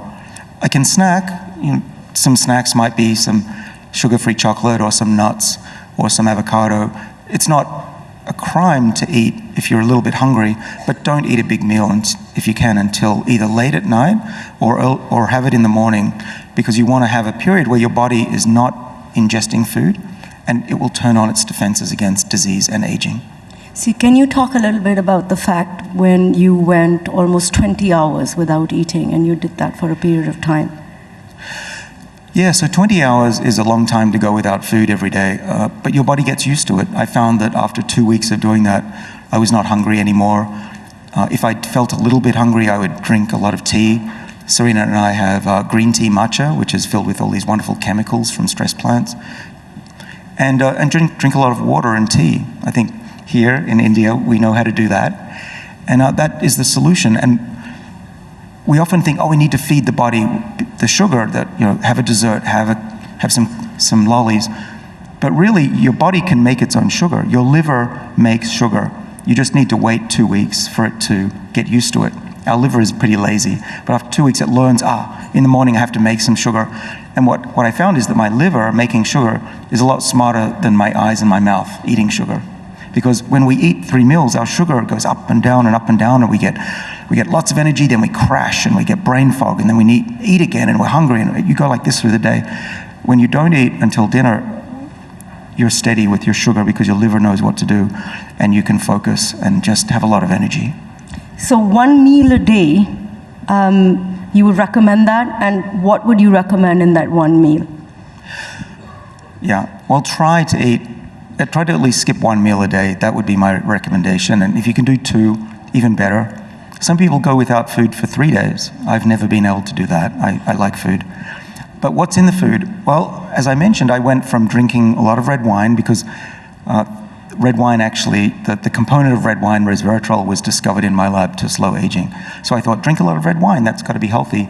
But the new research just over the last 2 years says that drinking alcohol every day is really not good for you. So I've cut out alcohol and I've focused on plants. So this vegan diet has no dairy, which is very difficult here in India. Yes. But we do that. We substitute milk with coconut and nut-based milks and yogurts. They taste very good as well. And then so a typical dinner would be, plant-based meals that taste just or even better than what I used to eat. And I don't feel like I'm lacking anything. And you might ask, well, why would you do that? Well, there's a lot of science behind it. The protein that's in plants has a ratio of amino acids that stimulates these longevity genes, the sirtuins, and another one called mTOR. And if you always eat meat every meal, your body's just not fighting aging the way it could if you ate more plants. So you are against meat in that sense? Well, I love meat. I would love to eat meat. It tastes really good. It's just the science says plants give you better bang for the buck for longevity than meat. I mean, you can eat meat occasionally. Fish, for example, has a lot of great omega-3 fatty acids. So I'm not against meat. I just think try to focus more on plants if you can. You said something about stressed vegetables. Can you talk a little bit about that? What is that versus, normal organic vegetables? Yeah, so when farmers grow vegetables, they try to grow them as fast as possible. it's much more economical. The problem with that is that giving plants a lot of sunlight and water and fertilizer makes them very happy. And as I just told you, a happy organism is not a healthy organism. So when plants have a little bit of stress, so a little bit of lack of water, or there's a little bit of a caterpillar on there, or even not a lot of sun, in the case of green tea matcha, they put the plants in the shade, then those plants respond in a stress response. They turn on the production of chemicals called polyphenols. Resveratrol from red wine is a polyphenol that's produced when the plants get stressed. And it's my theory, which has a name, a terrible name, I apologize. It's called xenohormesis. Xeno means... I was hoping you were not going to bring it up because of the terrible name. Yeah, well, just remember, if your food is stressed, then you get the benefits. Stress your food so you don't have to. And so what we focus on, Serena and I, are plants that are full of color. Serena says, eat the rainbow. So try to eat bright red and purple, dark green, colored vegetables, because those are the ones that have these polyphenols that can turn on the body's defenses. And actually in my lab, if we give polyphenols to mice, they actually get healthier and run further like they've been exercising. So these little molecules, polyphenols, can actually not substitute, but can help you with your exercise and your otherwise healthy plant diet. So in superstores, we're going to have inorganic, organic, and stressed vegetables now. That's a great business plan. We should do that. Okay, I'm going to talk a little bit about sugar, because sugar is very addictive, and it's a real pick-me-up. So is there a healthy way to have sugar? Depends on the sugar. If you're talking about cane sugar, sucrose, I would try to limit that as much as possible, unfortunately. I gave up eating desserts in my 40s, though I do steal it from people at the table. So Serena orders the desserts for me. But really, sugar is something that is known to be toxic in the long run. It's sucrose, which forms glucose, will attach to your body's components. Your proteins will become what's called glycated, and that's known to drive aging as well. So that's why we try to not eat too much, and so we don't want to eat a lot of sugar. But there are substitutes. There's, for example, monk fruit produces sugar, which Serena has told me to try, and it tastes just as good as sugar, and it doesn't give you that spike, and that should be good for longevity. What about stevia, maple syrup, honey, coconut sugar? They're all on a various scale. Honey is not so good in large amounts. Stevia, I think, is okay, but it's all on a scale. I think the best is allulose or monk fruit, and then a bit above that, a bit worse than that is stevia. But at the bad end is glucose, sucrose, and honey. But honey has a lot of goodness in it, so I wouldn't say avoid honey, just don't eat too much of it. How would you classify sugar in fruit? Like, would that be something you would try and replace desserts with? Like at the end of a meal, would you just have a piece of fruit? Yeah, for sure, fruit is good. I would avoid fruit juices unless they're from fruits that don't have a lot of sugar, but oranges and apples and pineapple have a lot of sugar that I generally avoid. Okay. I'm going to talk to you a little bit about your vitality pills. Why don't you tell us a little bit about the vitality pills and what we can do to make ourselves, eternally young and beautiful? Yeah. So I've been taking supplements and experimenting on myself for about 20 years. And my father has also been doing it. He's now 83 and in perfect health. And what I learned through my research and through my own self-experimentation and then clinical trials in hospitals is that there's certain molecules mostly from plants that provide the benefits of fasting and exercise as well. And so I was taking these separately. I take a variety of them. Do you want me to go into which ones? Yes, I mean, don't go into the details, but we would all like to know where these pills are available and what's in them. I'm sure everyone's thinking, where can I get the prescription? All right. So if you don't have a pen, you can go to my book, and I wrote these chemicals, these supplements down in my book. In the English version, it's page 304. And there are three main things that I take and have taken for over a decade. The one chemical that I take every day is resveratrol, which is the red wine chemical, and that comes from grapes. And so that one gets sprinkled into some yogurt in the morning. I also take a molecule. That's the one which red wine has, right? But it's the amount you take is equivalent to 750 glasses of red wine per day. I don't recommend getting it from red wine. So the other molecule is called NMN, not to be confused with M&Ms. Don't mix those up. NMN is a version of vitamin B3 that makes a chemical in the body that we need for life, and that's called NAD. And as we get older, we make less and less of this. And without NAD, these sirtuins that we discovered, slow aging, remember the genes that we discovered? They don't work without a lot of NAD. So as we get older, our defenses decline. And so by taking this supplement, we know that it doubles the levels of NAD back to when I was age 20. And there's now clinical trials that my colleagues at Harvard have done that says that NMN has some health benefits in early studies, such as lowering cholesterol and blood pressure. And so I take that one every day as well. I take a half a gram of that currently. And then the third one is metformin. Metformin is a little bit more controversial because it's a drug. And it's just classified as a drug. And that doesn't mean it's necessarily dangerous. In fact, it's one of the world's safest drugs. It's used for type 2 diabetes to control blood sugar. And what's been found is that people who take metformin tend to live a lot longer. Even those who don't have type 2 diabetes, there's evidence that they are protected against cardiovascular disease and frailty, and even Alzheimer's disease. And so what I do is I take metformin even though I don't yet have type 2 diabetes. So metformin, is it a form of this GLP-1 receptor blockers, the skinny pen, Ozempic, which all of Hollywood is apparently on? And they're getting thinner and thinner if you see the red carpet at Oscars. Is that what it is?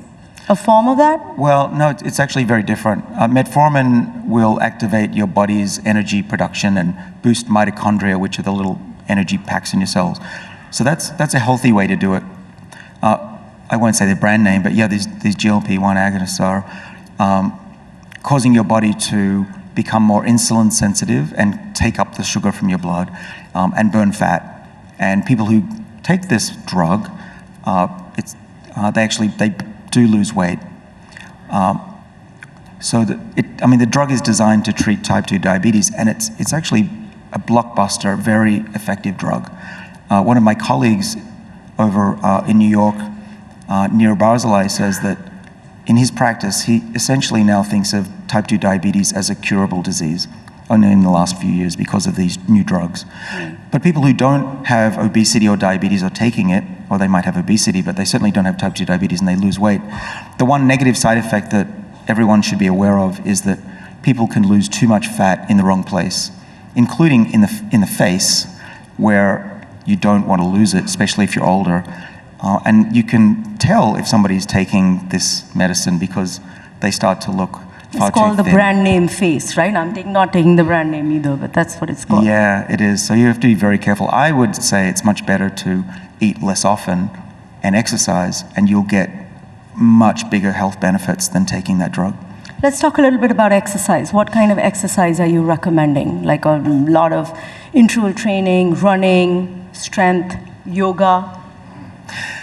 Yeah, well, yoga is very important, I think, here in India. Are you just saying that because Serena is sitting opposite us, or? Yeah, Serena's down there, below the stage here. So Serena is the equivalent of me with more of a practice and knowledge about yoga and nutrition and mind and body. And I'm Mr. Biology and Chemicals. But together, we do recommend a lot of stretching and yoga, meditation to reduce stress, though I'm not good at it. And I'm also not good at exercise. I'm often on planes. Serena and I have been traveling for 2 months now, so we don't get a lot of exercise in. That said, I used to, and what I used to do was to exercise 3 times a week and lose my breath. You want to be able to be moving so fast that you cannot carry out a conversation easily. That's when you know you're becoming hypoxic, low in oxygen. And this low oxygen, we think, is a very good stimulator of this stress on the body, and your body responds in a positive way to build muscle, get better blood flow, and also your tissues will put out chemicals that slow aging. So really, if you can just lose your breath for 10 minutes, 3 times a week, that can give remarkable health benefits, lowering the rates of disease by 30%. So a little bit goes a long way. Can we get a mic to Serena?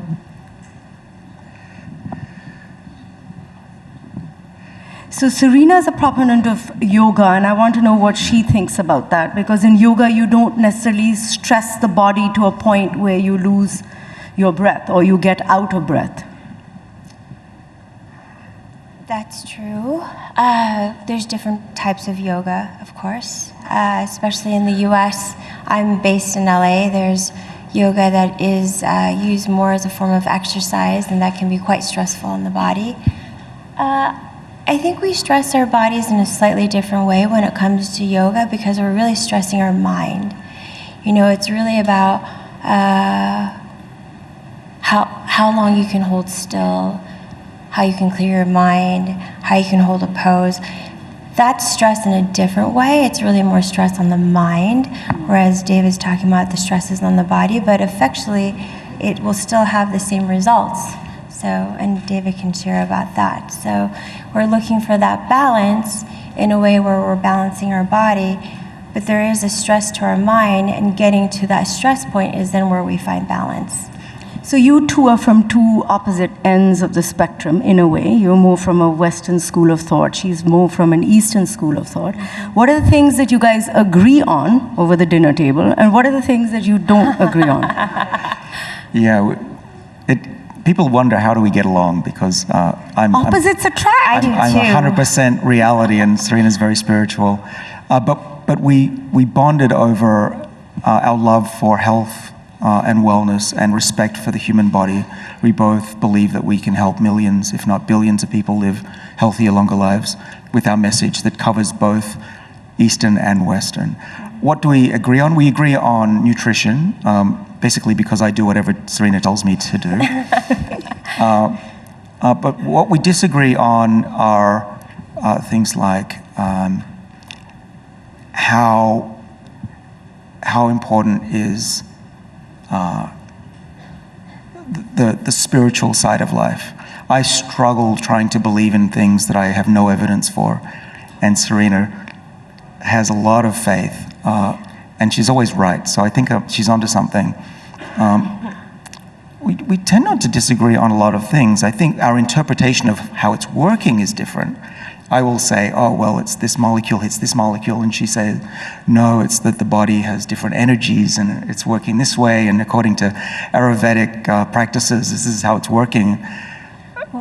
It really is, it's a wonderful combination, the two of us, because we learn from each other, and often we end up with an explanation for phenomena that includes both old and new science.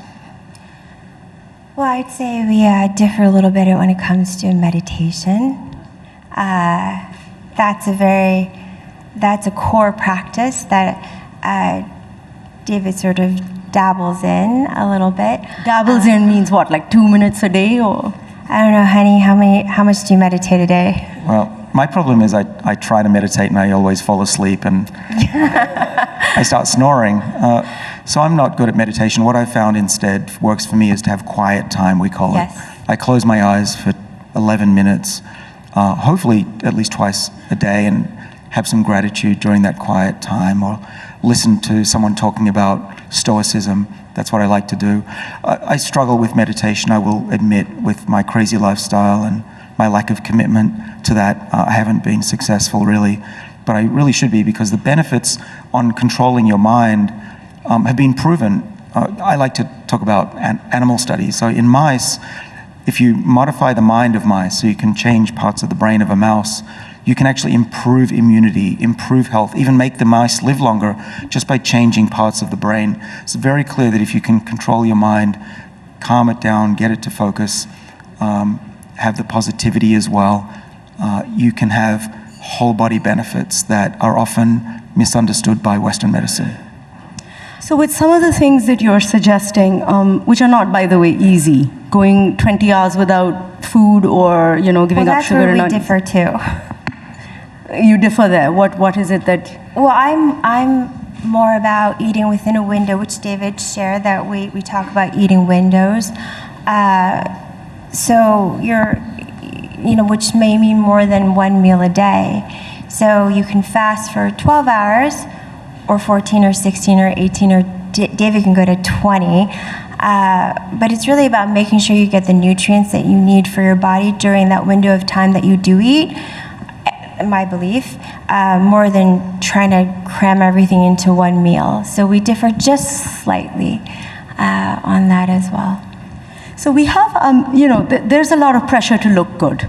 And nobody else has that pressure more than people who are in a public space. So we have few actors here who are coming in from a hit OTT show called The Class. You can see all the very brightly dressed, fashionable people right here up in front. I'd like to ask them, how tough is the pressure on you guys to look good? And what are the extreme things you've done?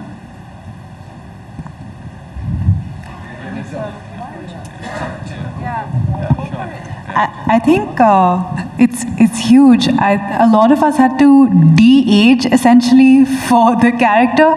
And what you were saying about losing breath or being out of breath, I chanced upon accidentally, because while I was working out for the role, I was boxing like 4 times a week. And I found that I genuinely, like now when people ask me, they're like, oh, we can't guess your age. I can't believe you're so much less older than me. She's not giving her age away. I was like, oops. No, but it genuinely, I feel like we kind of chanced upon a lot of the things you spoke about today, and they're all making sense now. So David, I think, sorry, yeah. Go ahead. I think you're gonna hate me for this, but I had fruits for like 2 years straight. I was on a fruitarianism diet. I don't know if you know, there's the Robert Moore's concept of raw vegan diet. So I was on that. And I still sort of follow it, not exactly because now I have temptations and I go and have something, whatever I need, but mostly I used to drink a lot of juice. And still in the morning I had like, I think, a liter of juice from the hotel itself, and they were like, why are you just drinking? You have a drinking problem of juice. So yeah, so that was one thing with me. So I just wanted to know your views on one thing, if I may. Please. Most of the things that you said, and most of the things out there, everything revolves around one thing, and that is, firstly, separating your body from mucus, like the mucus we produce due to eating a lot of cooked foods. One thing that hasn't been resolved yet is the male pattern baldness, because even in in the fruit diet, nobody has actually given a solution to that. So look at David's hair. Just look at David's hair. Yeah, exactly. That's why I was asking. Because they at want 54, the secret to this. Yeah, at 54, I want this hair. Yeah, so, yeah. Well, I think I'm lucky. But I also think that if you slow your body's aging, your hair will also slow down in its changes. I don't yet have much gray hair. I will admit my mother also had good hair, so it might be that. But there's a lot of really good science going on. In fact, Serena and I have co-developed a product that was developed for the skin in collaboration with NASA, and it has this space-resistant organism extract in it called Bacillus lysate. And the clinical trials so far are showing hair regrowth. I don't think it's crazy to think in 5 years it'll be common to be able to get your hair back just by spraying something on. The science is there. What we are doing in my lab is we can grow skin and hair artificially in the dish from stem cells, and we can age that skin forwards and then reverse the age.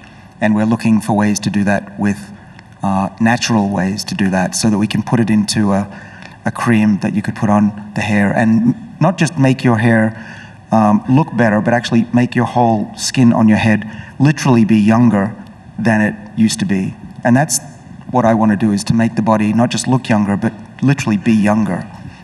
So, a question comes up from there, that if we reboot our body to, let's say, 21 or 16, does our mind reboot to 16 or 21 as well? I mean, am I going to have the same sort of intelligence, creative urge is as a 21-year-old or a 16-year-old?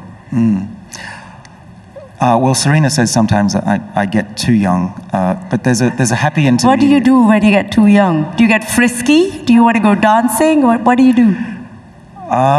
You know what young men are like. They're a little bit, a little bit immature. No, don't give Serena the mic. I tend to be a little bit over-enthusiastic, let's say, about things, and I've learned to calm my decision making and be less reactive. In all seriousness, what we're doing now in my lab at Harvard is so what we do is to reverse aging is we turn on 3 genes that are normally only turned on in very young embryos. So when we're young, when we're just born or before, we are very young. And we stay young because there are 3 genes that are turned on. They're called O, S, and K for short. And when we turn on these 3 genes in the adult tissue, in human adult tissue or in a mouse, those 3 genes make the body younger again. This is the reset of the software.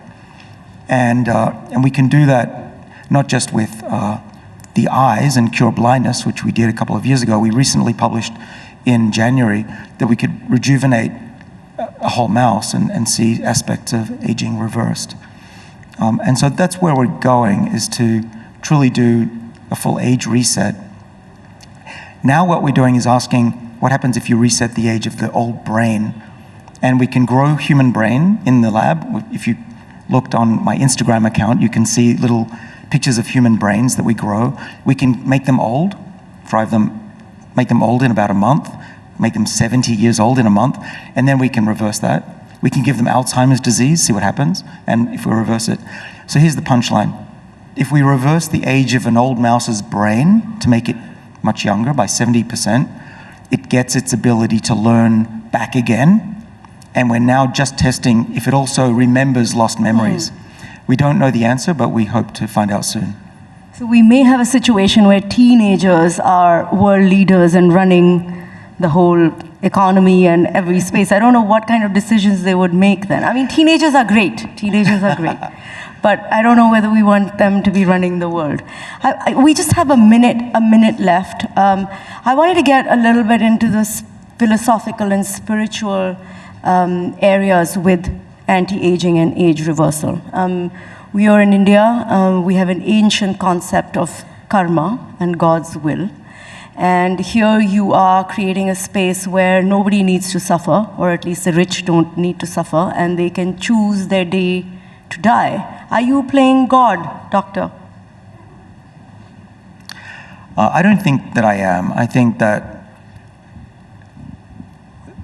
the pursuit of health and wellness and happiness is a natural human endeavor, and it's a very noble cause.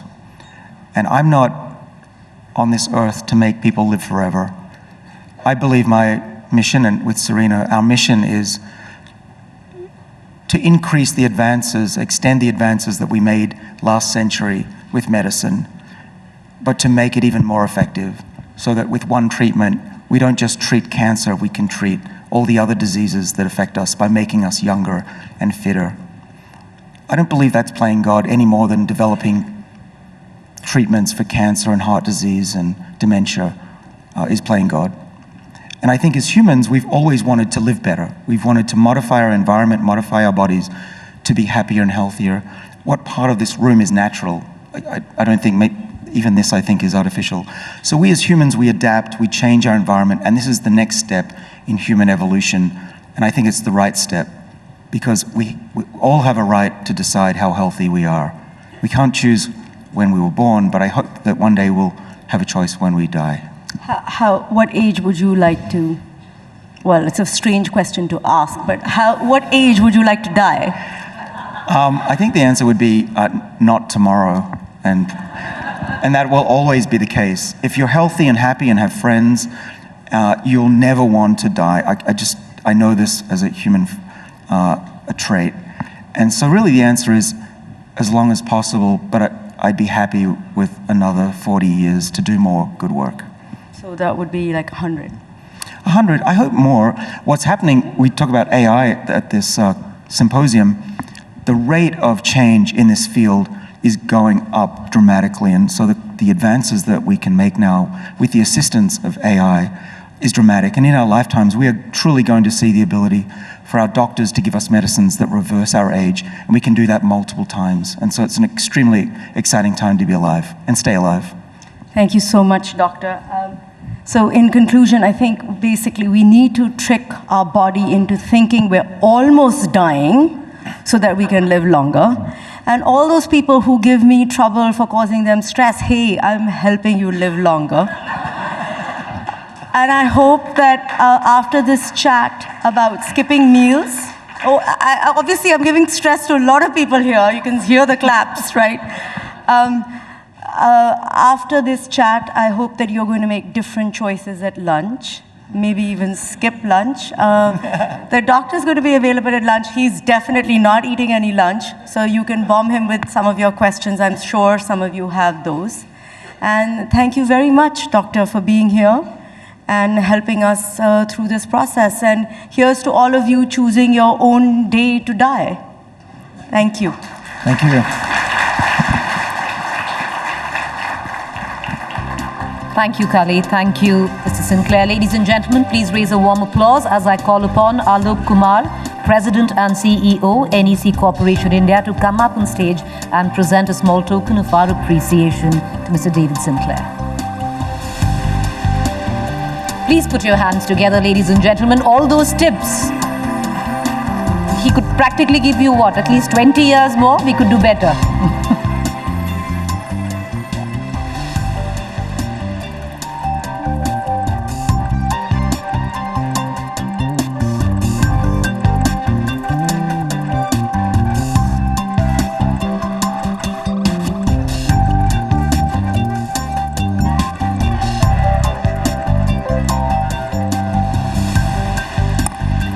Mr. Sinclair also has his book available at the Roshanara Hall. So if you want the book, I'm sure all of you want it. There are limited copies, but go get it signed, and maybe you can also chat with Mrs. Sinclair.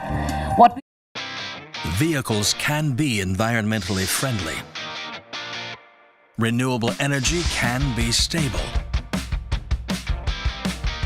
Our modern lives can be sustainable for the planet. Let's change our perspective and not take our resources for granted. Hitachi is inspiring the world through digital and green technologies.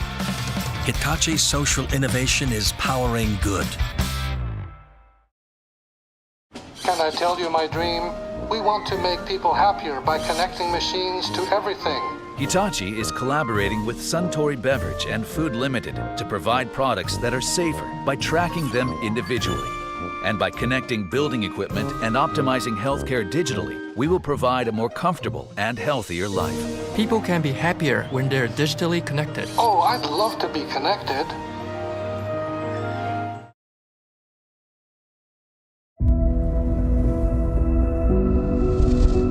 From a land older than time, amidst the magnificent palaces, enveloped in the mystic fog, where the elusive tigers exude a timeless valor, comes India's finest yet, for connoisseurs of fine taste, Royal Ranthambore.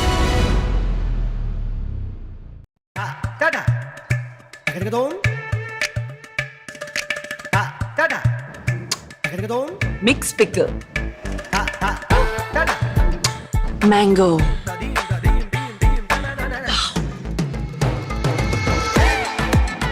Green chili.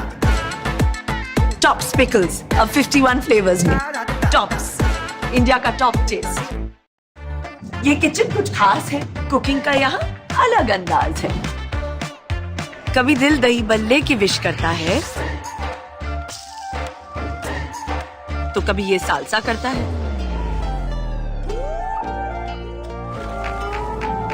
Pizza pasta अपना जादू दिखाता है. और Schezwan sauce देखो कैसे रंग जमाती है. देसी क्या चाइनीज में भी यहाँ तड़का पड़ता है। दिल कभी रेड कभी ग्रीन चिली पे मरता है। तो आज ही टॉप सॉसेस की वाइड रेंज घर लाएं और हर दिन कुछ नया बनाइए। टॉप्स, इंडिया का top taste. We dared to see India differently to build a better life for you. You deserve a fulfilling life. Your smile inspired us during the pandemic. We delivered the knowledge to the curious ones. We wish for your dreams to fly as our flights do. Now 1.3 billion Indians can explore the world of opportunities. We are here, transforming tomorrow today. We are NEC. Vehicles can be environmentally friendly. Renewable energy can be stable. Our modern lives can be sustainable for the planet. Let's change our perspective and not take our resources for granted. Hitachi is inspiring the world through digital and green technologies. Hitachi social innovation is powering good. Can I tell you my dream? We want to make people happier by connecting machines to everything. Hitachi is collaborating with Suntory Beverage and Food Limited to provide products that are safer by tracking them individually. And by connecting building equipment and optimizing healthcare digitally, we will provide a more comfortable and healthier life. People can be happier when they're digitally connected. Oh, I'd love to be connected.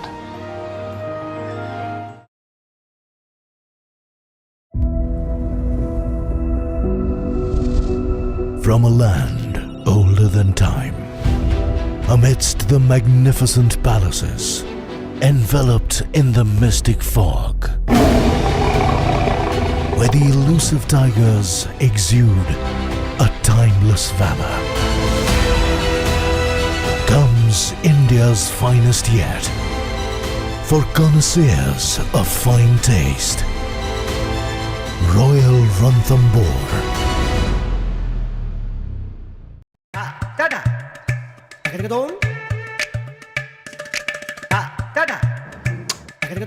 Mixed pickle. Mango.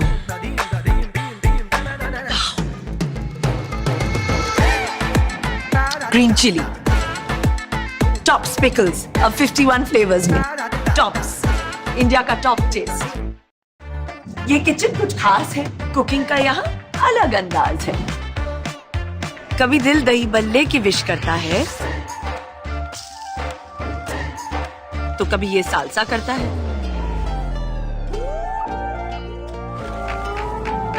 Pizza pasta अपना जादू दिखाता है. और Schezwan sauce देखो कैसे रंग जमाती है. देसी क्या चाइनीज में भी यहाँ तड़का पड़ता है. दिल कभी रेड कभी ग्रीन चिली पे मरता है. तो आज ही टॉप सॉसेस की वाइड रेंज घर लाएं और हर दिन कुछ नया बनाइए. टॉप्स, इंडिया का top taste. We dared to see India differently to build a better life for you. You deserve a fulfilling life. Your smile inspired us during the pandemic. We delivered the knowledge to the curious ones. We wish for your dreams to fly as our flights do. Now 1.3 billion Indians can explore the world of opportunities.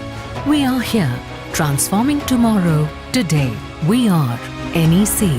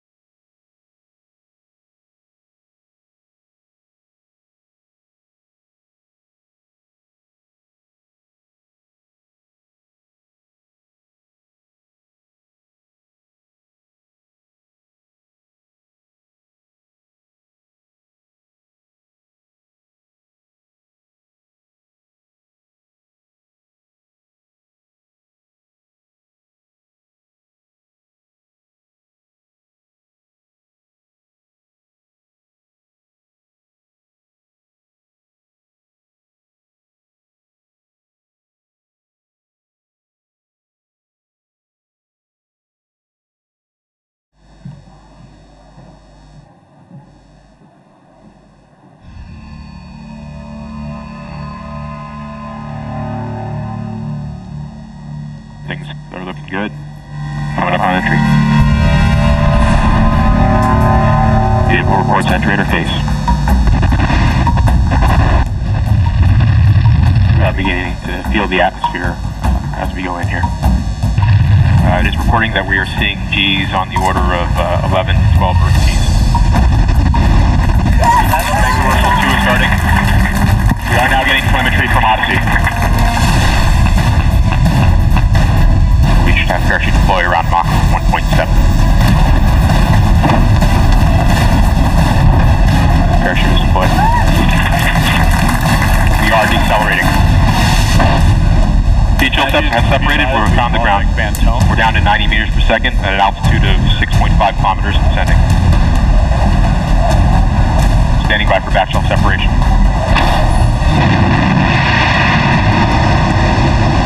We are in powered flight.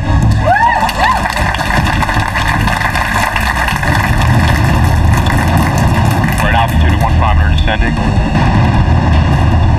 Standing by for sky crane. Sky crane is started.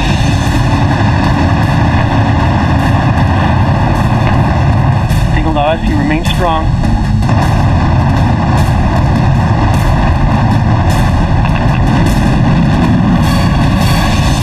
Touchdown confirmed. We're safe on Mars.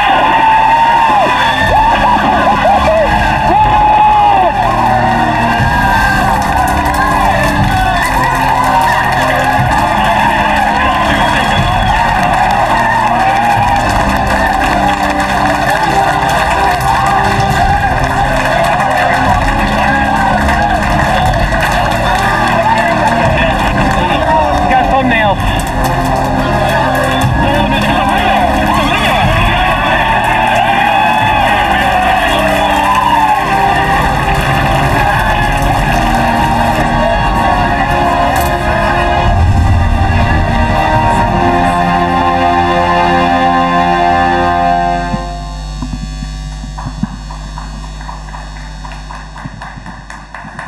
Now, I have no idea how many times I've seen that video in the last 10 years, but I think everyone remembers that heart-stopping few minutes right before the Curiosity rover landed on Mars.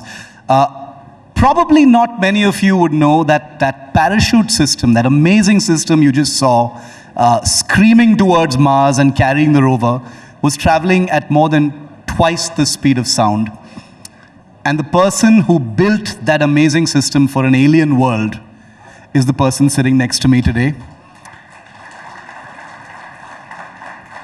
Her name is Dr. Anita Sengupta. And that system that she built, the one you just saw in that video, that amazing parachute system, is just one item in what has been a spellbinding career that has transcended, literally transcended worlds, dimensions, measurements, and everything we think we understand about the world. Now, a formal description of Dr. Sengupta would be that she's an aerospace scientist, she's a rocket scientist, she's an engineer, she's a pilot, she's a veteran of the space program. But I have followed Dr. Sengupta's work for a long time, and I have a name for her. I'm going to call her a dimensional ninja, because that's what she is, and you'll agree with me by the end of this talk, because everything that she's done, everything that she's dipped her fingers into has pushed up against dimensions.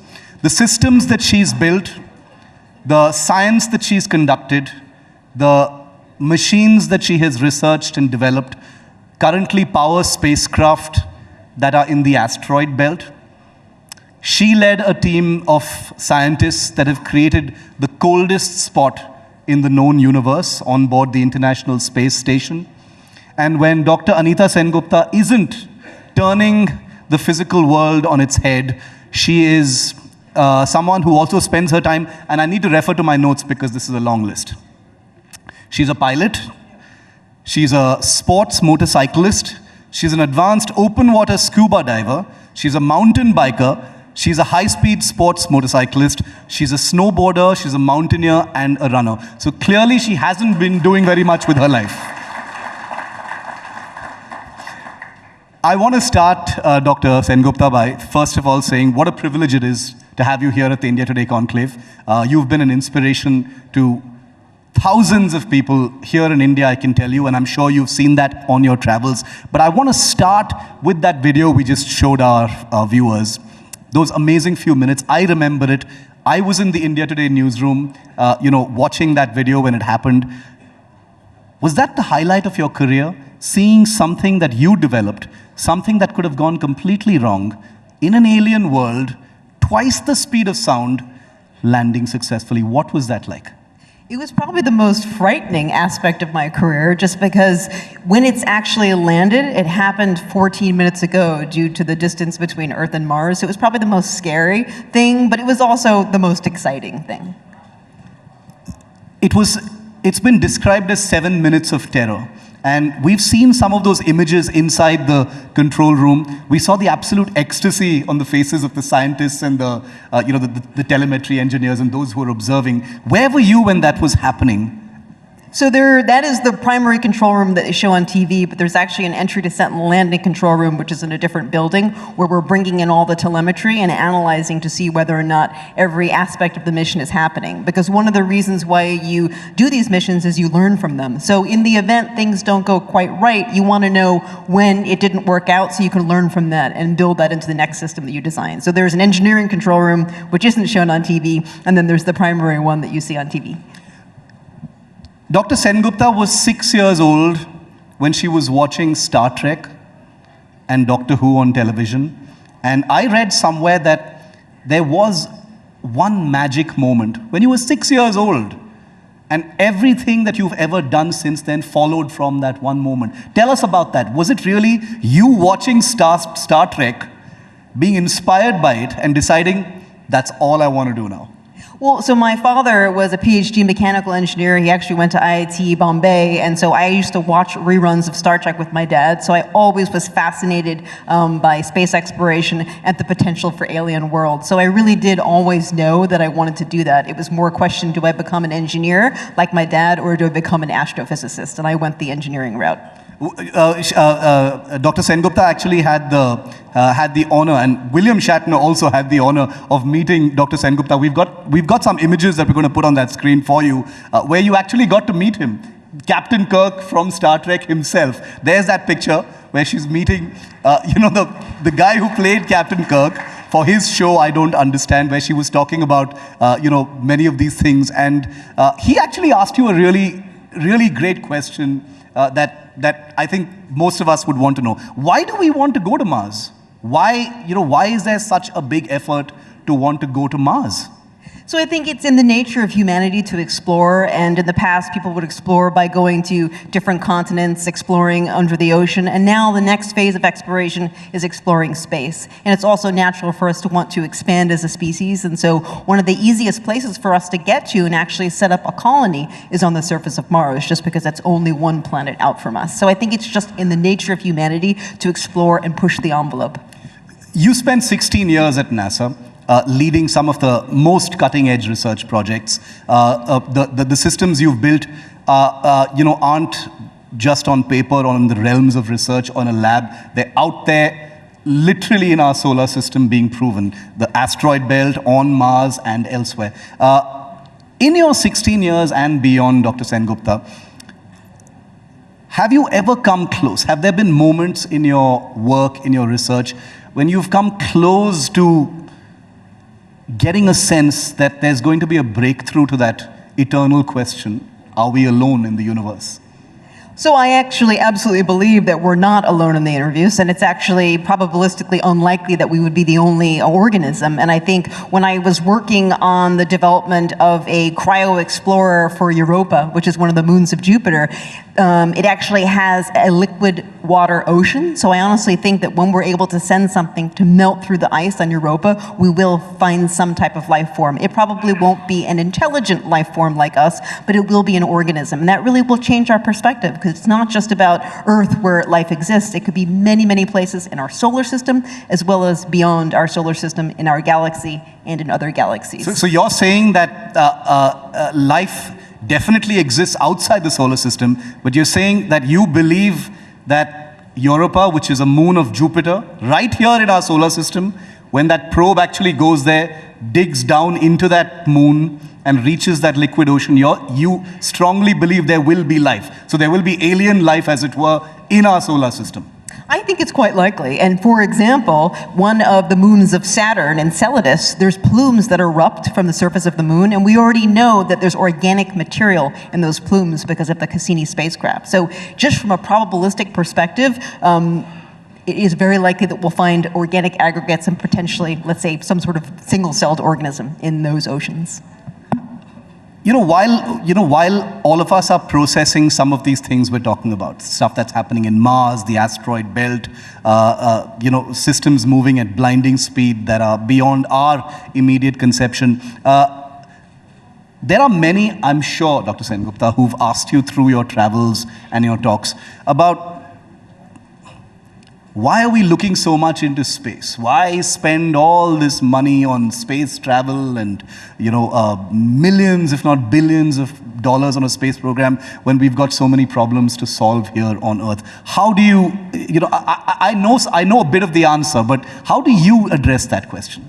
So it is a really important discussion, and it's an important debate to have, but when you develop new technology, when you do fundamental research, you never know what it's going to lead to in the future, but you still do it. And some examples of that would be the laser. People said 50 years ago, what is a laser going to be used for? It's used for everything, from medical devices to laser pointers to manufacturing. And when you look at the space program, the number of technologies that have been created that have made our world a better place when it comes to energy technologies like fuel cells, like solar arrays, when it comes to energy storage technologies like batteries, it actually improves the quality of our life here on Earth, and it translates to economic development, economic gain, which ultimately creates a better society for us. And I think the other really important one is that it actually motivates young people to become scientists and engineers. So me, I never would have been a scientist and engineer without the space program. And so with that motivation comes a tremendous return on investment from the space program. We've got some nice imagery from Dr. Sengupta's work, which we'll keep flipping on that screen behind us. But the reason why I believe Dr. Sengupta when she answers that question, which I'm sure most space scientists are asked, is because she's a person who has actually literally put her money where her mouth is, taken many of the learnings and technologies, her education, her career, her achievements in space research, and applied them to real problems here on Earth. Isn't that true, Dr. Sengupta? The things that you're doing right now are about solving problems here on Earth. Yeah, so in 2017, I decided to leave NASA and join a startup developing green transportation, because I truly believe that my engineering skills from the space program, the technologies that we've developed in the space program, the mindset associated with making the impossible possible has a real translation to making our quality of life here on Earth by mitigating climate change. One of my passions, apart from everything else I do, is aviation. And reading about Dr. Sengupta's newest venture, it's only a few years old, it's called Hydroplane. And we've got a picture of an aircraft that I'm going to put up on that screen for you in just a moment. There it is.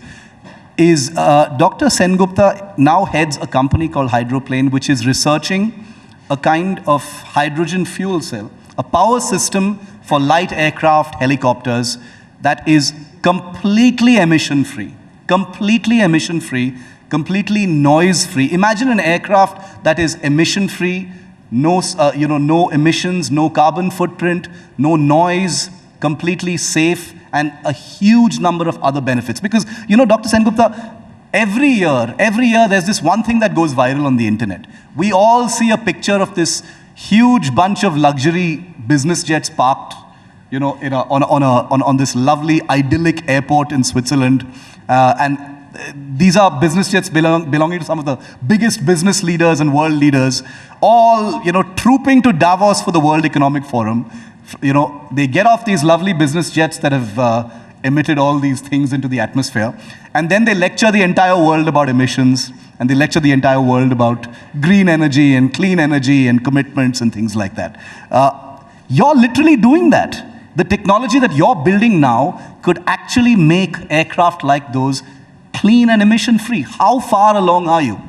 So yes, and this comes back to a prior question, which is hydrogen fuel cell technology was originally developed for the space program. It was developed for the Apollo mission. It was developed for the space shuttle. It's a really efficient form of energy storage. So the company is 3 years old. I founded it 3 years ago, and we're going to have our first flight this year. And this technology not only supports small aircraft and helicopters, it also supports vehicles which currently are operating on diesel, like trucks, transit buses, and rail. So it has the ability to decarbonize multiple forms of ground transport with electrification, with green hydrogen. Because this is something that I would say India desperately needs. The ability to plug green, clean, emission-free energy into as many places as possible. Transportation, aviation, sources of energy for the country as well. Is that something you're looking at specifically? How India can plug into this entire project? Definitely. So I think India is on the verge of an energy revolution and energy evolution. And I think instead of going the battery route, I think the government and the people here want to go the green hydrogen route. So if India can become a producer of green hydrogen, if India can become a manufacturer or developer of hydrogen fuel cell technology, not only can it decarbonize India's own carbon footprint and transportation network, it can also sell it to the larger Asian community and the larger global community. So now is the time for this technology, and it has the ability to take off. Paint us a specific picture, Dr. Sengupta, of how India would be able to benefit from from fuel cell technology and green energy technology in specific areas that are achievable in the near term. Because for too long, green energy has seemed like a faraway castle to most of us.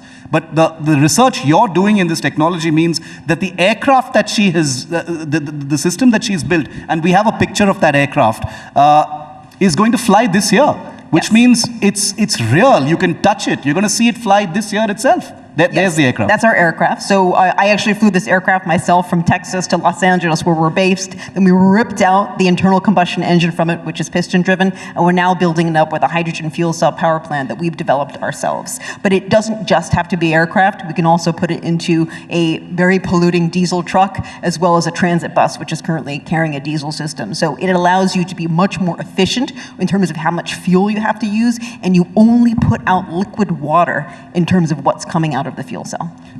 Just imagine that it's already going to fly.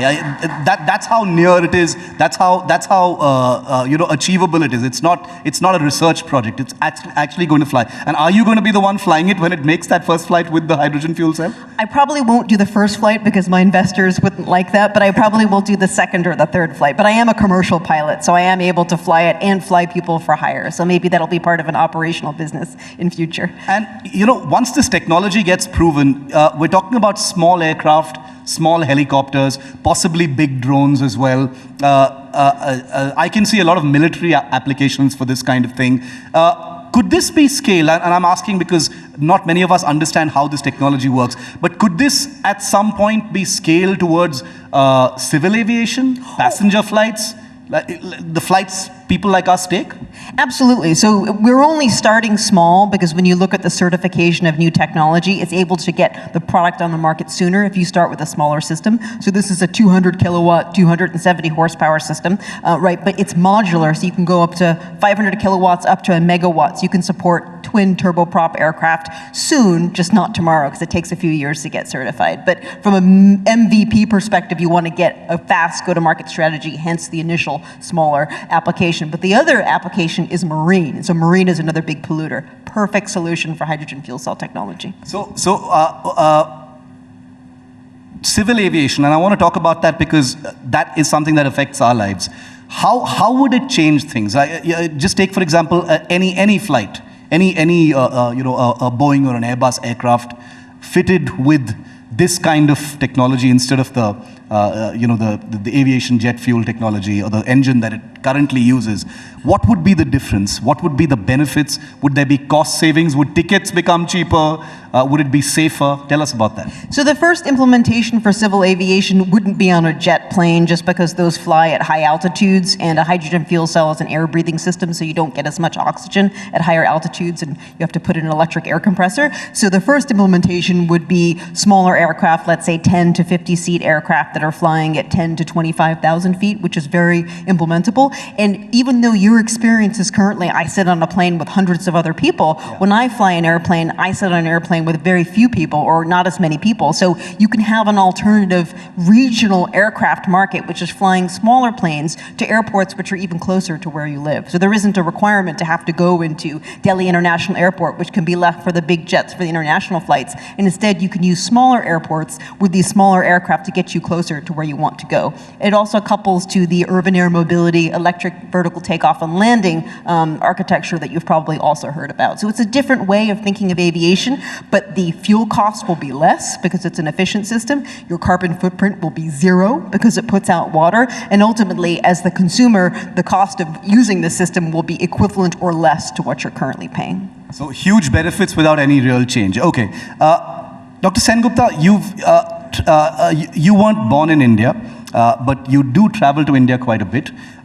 With this new venture as well, you have been looking at India for possible collaborations, possible benefits, and the ways you can use startup companies here in India. Tell us about that. How do you view the startup ecosystem in India right now? How do you think that could benefit some of the cutting edge things you're doing?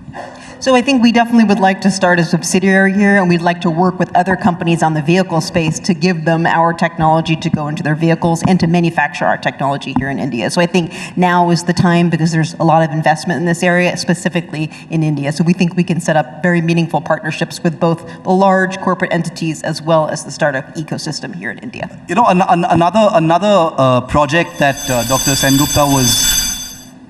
Oh, is time up? Okay. Last question. In India, Dr. Sengupta, parents are often stereotyped as those who want their children to be either engineers or doctors. That's changed quite a bit. But I heard you once say that there is no better course you can do than get an engineering degree, because that teaches you how to solve real world problems and it sets you up for everything and anything else you'd want to do in life. Is that something you still tell young people? And you've met a lot of young people here in India.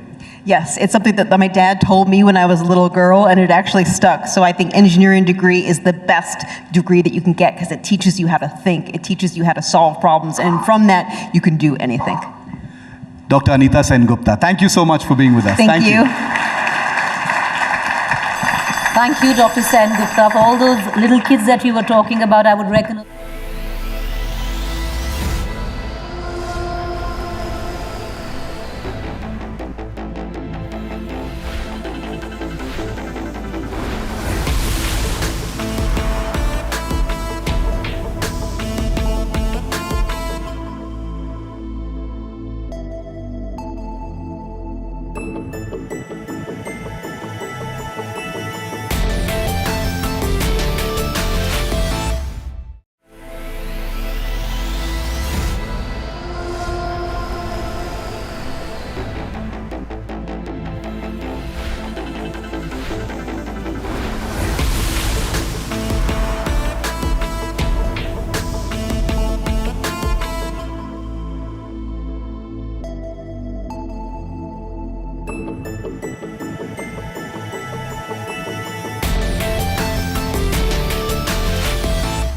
And we are beginning with Jhanvi's session there. It's going to take place in the Shah Jahan Hall. The session would be Stardust and Starlight, the power of hope, youth, storytelling, and what it takes to live in the spotlight. Jhanvi Kapoor, you can join her session 3:30 at the Shah Jahan Hall.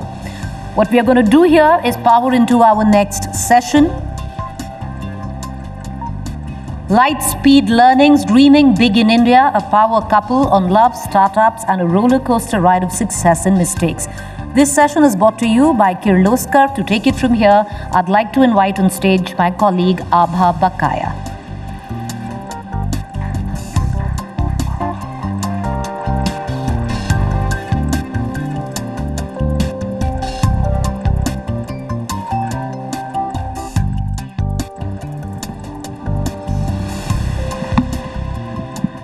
Good afternoon, everyone. A big round of applause for the founders of Byju's, Baiji Ravindran and Divya Gokulnath. It's fantastic to have the opportunity to speak to both of these dynamic entrepreneurs on stage together, so we get to know a little bit more about not only their vision for Byju's, but also their story. So let's start there. When did it all begin? And Byju's, what's the journey in taking this company and your vision from stadiums to smartphones? Because that's where it all began, isn't it, in stadiums? I'll keep it short, but just to dramatize the story, I'll tell that I come from a small village, which is a fact. I went to a government school, forgot about finding good teachers. Finding teachers itself was a challenge, which forced me to become a teacher in my school itself. So I started teaching my school in my village, in my college, and continued with that love for math, learning math and teaching math, which ended up becoming business. Still in that pursuit of how to make it bigger, more importantly, better. Would want to believe somewhere in the very beginning of that journey, a long way to go before we'll even think of this as success. But tell me, there are lots of interesting anecdotes from your journey. As you said, humble beginnings. You started teaching stadiums full of thousands of students. You also learned English purely by listening to commentary. Is that correct? I went to a Malayalam medium school, so everything which I've learned is by focusing on something which I like. Sports is something which is very close to me, so my average English, which you will hear from me over the next 15-20 minutes, is what I've learned completely by listening to sports commentary on radio. That's amazing. And we're going to talk more about your passion for sports as well. Divya, let me bring you in here. And you were actually one of his students. Today, co-founder, partner, and a lot more. I keep that part out for younger generations. So the story starts, for the other audience, as a teacher. And at the age of 21, I stopped telling people that I'm in this journey for the past 15 years. They say, did you start when you were a child? So at the age of 21, I joined him. And so he's been doing this for the past 18 years, me for the past 15. I started as a teacher, so many hats that we worn, and I think that's true for any entrepreneur, which we became by choice. And along the way, we've built one student at a time, one step at a time. But today, we go back and see that over the last so many years, we are touching 150 million students across the world. And products in 120 countries, offices in 20 plus countries.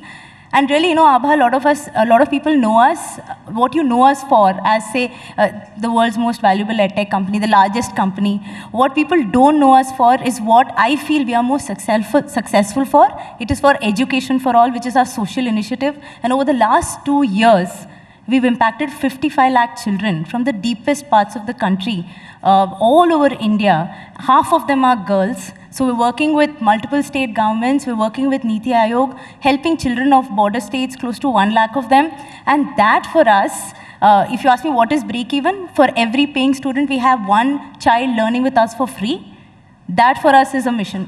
Because education, after all, has the benefit of a double bottom line of doing well and doing good. Absolutely, and it's not an overnight journey, and that's what you were telling me earlier as well, that there's a solid decade even before people started talking about Byju's as a recognizable EdTech company with global investors. One that was one step at a time. You spent weeks traveling all over the country and building this. Share with us, a snippet of that journey to help us get an understanding of really what it's taken to build something of this scale. Yeah, that's also because media started reporting only the fundraising part of it, which we started only in 2015. Not many people know that I started teaching formally like in 2003, 2004. So 11 years of, I used to go to 9 cities every week. Monday to Friday, 5 cities. And Saturday morning I used to do Bangalore, evening I used to do Chennai. Sunday morning I used to do Bombay, Sunday evening I used to do Pune. Did that non-stop for there was a time where I did this for 4 years without a single day break. Not many people know this. What I'm trying to tell here is there is no overnight success. It's in one sentence, there is no substitute for hard work. Hard work works. So I'm going to just interweave the personal story here, but we'll keep talking about the business growth as well. But how did this happen? How did the romance happen? Did you propose? Next question. I can tell you that. I always used to teach in auditoriums like this or stadiums which are bigger than this. So it's very difficult to notice any particular student. But the ones who joined me as partners, founding partners, 6 of my students. So I started, not many people know again, my founding partners are all my students. 6 of them who started with me 11 years back. All of them are still there is a validation that we have not changed our mission. We would have changed business models, but we have stayed true to our mission of making an impact on students. And it's a big advantage being in the sector. It's very easy to attract talent and retain them. So, and they are the ones who are closest to the action. Even with all the noise which in the media in the last 6-12 months, I have not lost a single one of them. First 300 employees all came from the student base. When we check the count 10 years later, last year in our anniversary, 262 of them are still there. That's our biggest strength. Now, going back to the question on how, so the students who, how did I select the students who joined me? They were the ones who came and asked maximum questions. So she used to stay back and ask a lot of questions. So she got noticed. And then I don't know when it changed us and we became life partners, but that was more organic. Question. We don't know what came first, but it's worked out very well. So, you know, there is this whole notion that opposites attract. I say that's a real life phenomenon, not a real life situation here. It really helps to have like-minded people on your side, life, work, otherwise. Those who know us say we are like chalk and cheese, very different personalities, but inside our values are exactly the same. So all our addictions outside work is our kids and our family, so, and travel. You should ask more questions to her. She always complains that I don't let her talk. I talk way too much. I'll play second fiddle. Know I do. I always used to get undue credit for, because my name is there. People ask me like, but the fact is, it's all a function of what all my students build the company. So, but today I'm feeling slightly better because of the last 12 months. We've also started getting a lot of undue flack. So it kind of balances out. Well, she actually told me to ask her what she doesn't like about you. So, Divya, what annoys you the most? What he doesn't like about me, not the other way around. Go on then. I don't think he wants to get into trouble with that one. I'll obviously, I don't want to, like, I'll first answer what I like and then I'll answer what I don't like. So, though you didn't ask, but what I like is the fact that all of them have really stepped up over the last 10 years, including her. So, that ability to learn, because we are all self-learners. We've built the product completely based on the assumption that students learn the best when they learn on their own. How do we enable them to start learning on their own, where teachers start playing the role of a mentor or someone who will do mentoring, monitoring, and motivating? So that's that strong belief in self-learning, and that's how we've learned how to build a business which is all based on first principles. There is no playbook for success. So she's also a fast learner, really stepped up and played multiple roles. And not just, I am not biased towards, like it's very similar with all other founding partners. But what I don't like is the fact that she doesn't like the last minute changes. Okay. And very rigid about last minute changes, which is part of the game. And that's exactly what she will tell that she doesn't like about me. Okay, I'm going to give you your turn, Divya, but I'm also going to keep on jumping in here since we have limited time. What were your learnings from the last year? You've both talked about it in terms of the business decisions you made and the rationale, where you went wrong, etc. But what were your learnings if we have to come away from it today? So, we are pioneers in EdTech. We are not pioneers in perfection. What we were building was something which was being built in India for the first time in education. We were painting an empty canvas. Sure, we went over the lines at times, but then it's important that we corrected ourselves, we learned along the way, and we grew. In fact, I say we started as teachers, but more importantly, we are learners. Learning every single day, improving every single day. A lot of people ask me, where do you want to be, now? What's next for you? I say, I want to do what I'm doing today, better tomorrow. It's as simple as that. And there is scope to do that. We have 300 million school-going children. We have a million teachers, 15 lakh schools in India. The potential is so huge. We can literally create a global champion coming out of India for the world. In fact, in Abha, people ask us, and just because of all the wrong perception, because the human mind is wired to perceive perception as reality, the Indian market is growing, the EdTech market is growing at 40%, while the global EdTech market is just growing at 16.4%, which itself is very good. If anything, India is bound to become the EdTech capital of the world. When you're creating for 1.4 billion people, you're creating for 1/6 of humanity. This is something which has helped us create a global product, localized to every country, personalized to every learner. So, when you were going through this difficult period, you also had this big FIFA deal that you did. And there was a lot of criticism about that. That why at this time have you chosen to spend money when people were questioning whether or not they would get paid? How would you answer that? So these deals don't get signed overnight, Abha.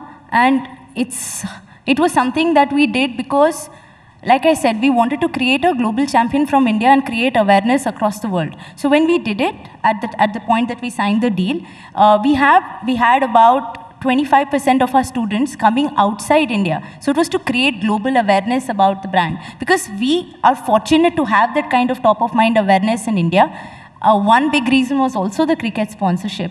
We moved to being one of India's most loved brands. So sport is a way and is also very close to our ethos of all-round development for the youth. So we believe sport and education goes very closely together. And the deal, just to continue, the deal was signed many months back because it's not, you can't time it just 1 week, you can't sign Messi for a partnership. Yeah. And it's unlike the business partnership, it's a very different level of partnership where it mainly promotes our education for all. And after signing him up, we have actually doubled the number of NGOs and the inbound interest which we got from NGOs. So, though unfortunately it clashed with, we had to let go of a few of our team members. Everyone talks about the 2,500 people whom we had to lay off during those 3 months, but no one talks about the 25,000 we hired during the last 12 months. In February of this month, we have hired 2,000 new people. We are the largest startup employer in the country by a margin. Across our companies, we have 55,000 people working for us. 55,000, that's a huge responsibility. Though, like again, I'm not justifying, because we had to optimize, because when we acquired 6 companies, there are a lot of duplicity and redundancy which came because of, we didn't optimize during an environment where everyone was looking at growth. But when the world changed and everyone is looking at efficient growth, we had to do it. So, but as unfortunate as it can be, so. Okay. There is a story about how you stalked Messi in an elevator. Do you want to tell us about that? Way before you signed him on for Byju's, apparently you saw him at some event and actually went up and down in the elevator all day until you met him. Is that true? That's almost 10 years back when they came to Kolkata. That's true. It's like, I normally say, I'll use that as an example on how we don't take no for an answer. There was no way I was able to meet 10 years back when we were just starting the company. So when Argentina came to Kolkata, so I stayed in the same hotel, went up and down for 2 days and finally caught him on the elevator. And then when I recently met him during the sponsorship deal, I just mentioned to him, he was like literally taken aback.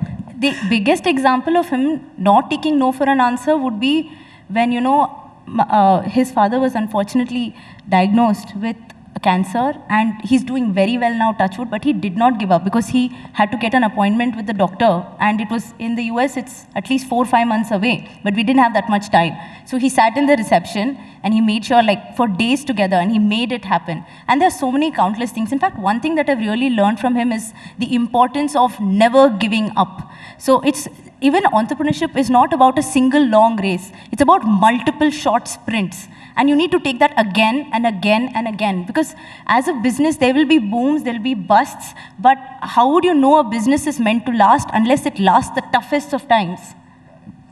So you both have spoken about education for all the kind of growth responsibility that you continue to have and continue to drive at Byju's.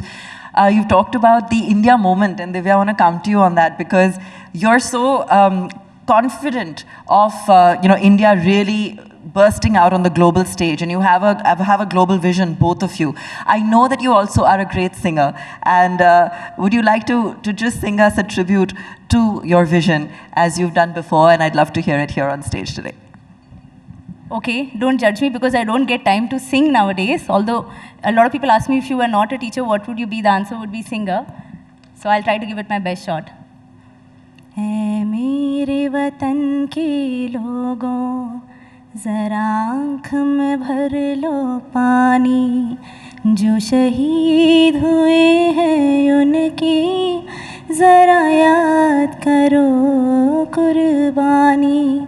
तुम भूल न जाओ उनको, इसलिए सुनो ये कहानी, जो शहीद हुए हैं उनकी, जरा याद करो कुर्बानी.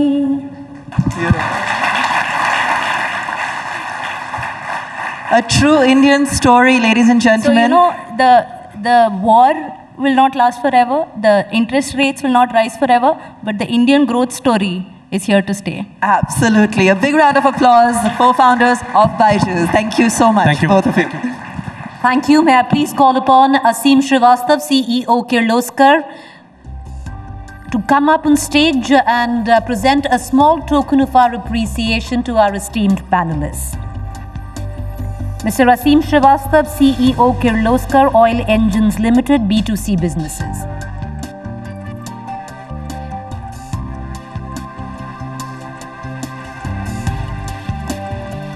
Please raise a warm applause for our panelists.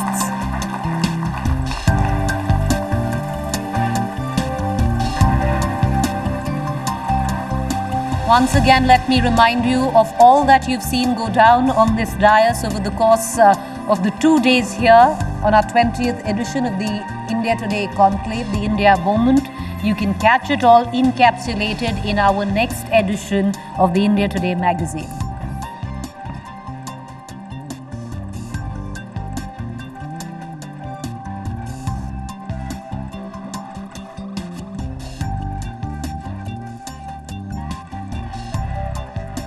Also, for those of you who still have 10 minutes left, if you want to go and catch in the Janhvi Kapoor session, it is taking place in the Shah Jahan Hall while we continue to power through to our next session, Justice in the Balance, My Idea of India and the Importance of Separation of Powers in a Democracy.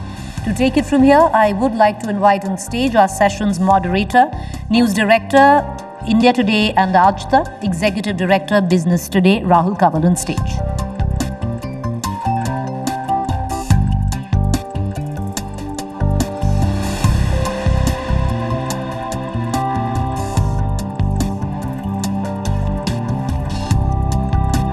Our next guest leads a little introduction. He's the current Chief Justice of India. And possibly in a first, he's going to do a sit down for us.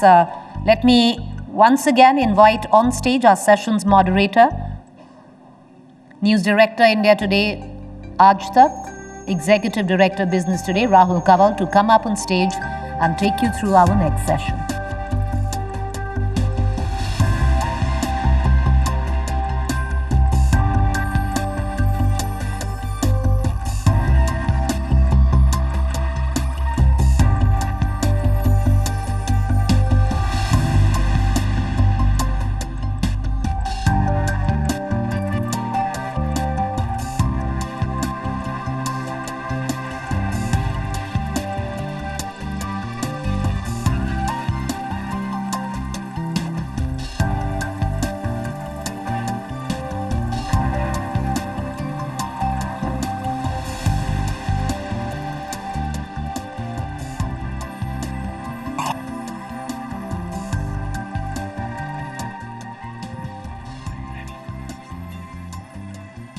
Are you all ready for a slice of history?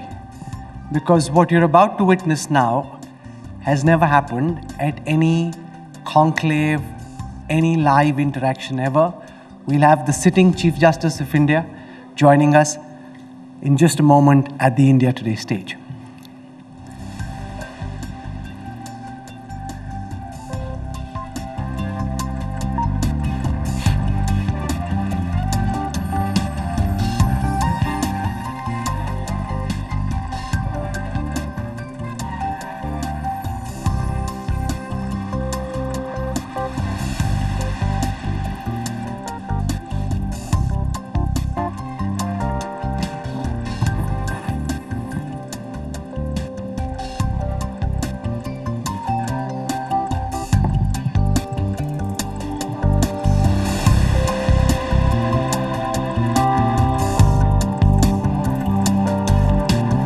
There is a coffee cup in his bookshelf on which are imprinted the words Rockstar DYC.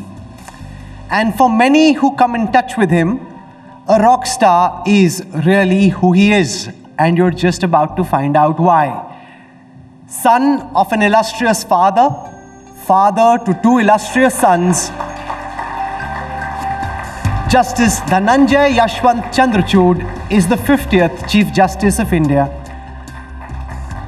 I don't know how many people sitting here know this, but Chief Justice Chandrachud used to moonlight as a radio jockey in his early 20s for the All India Radio.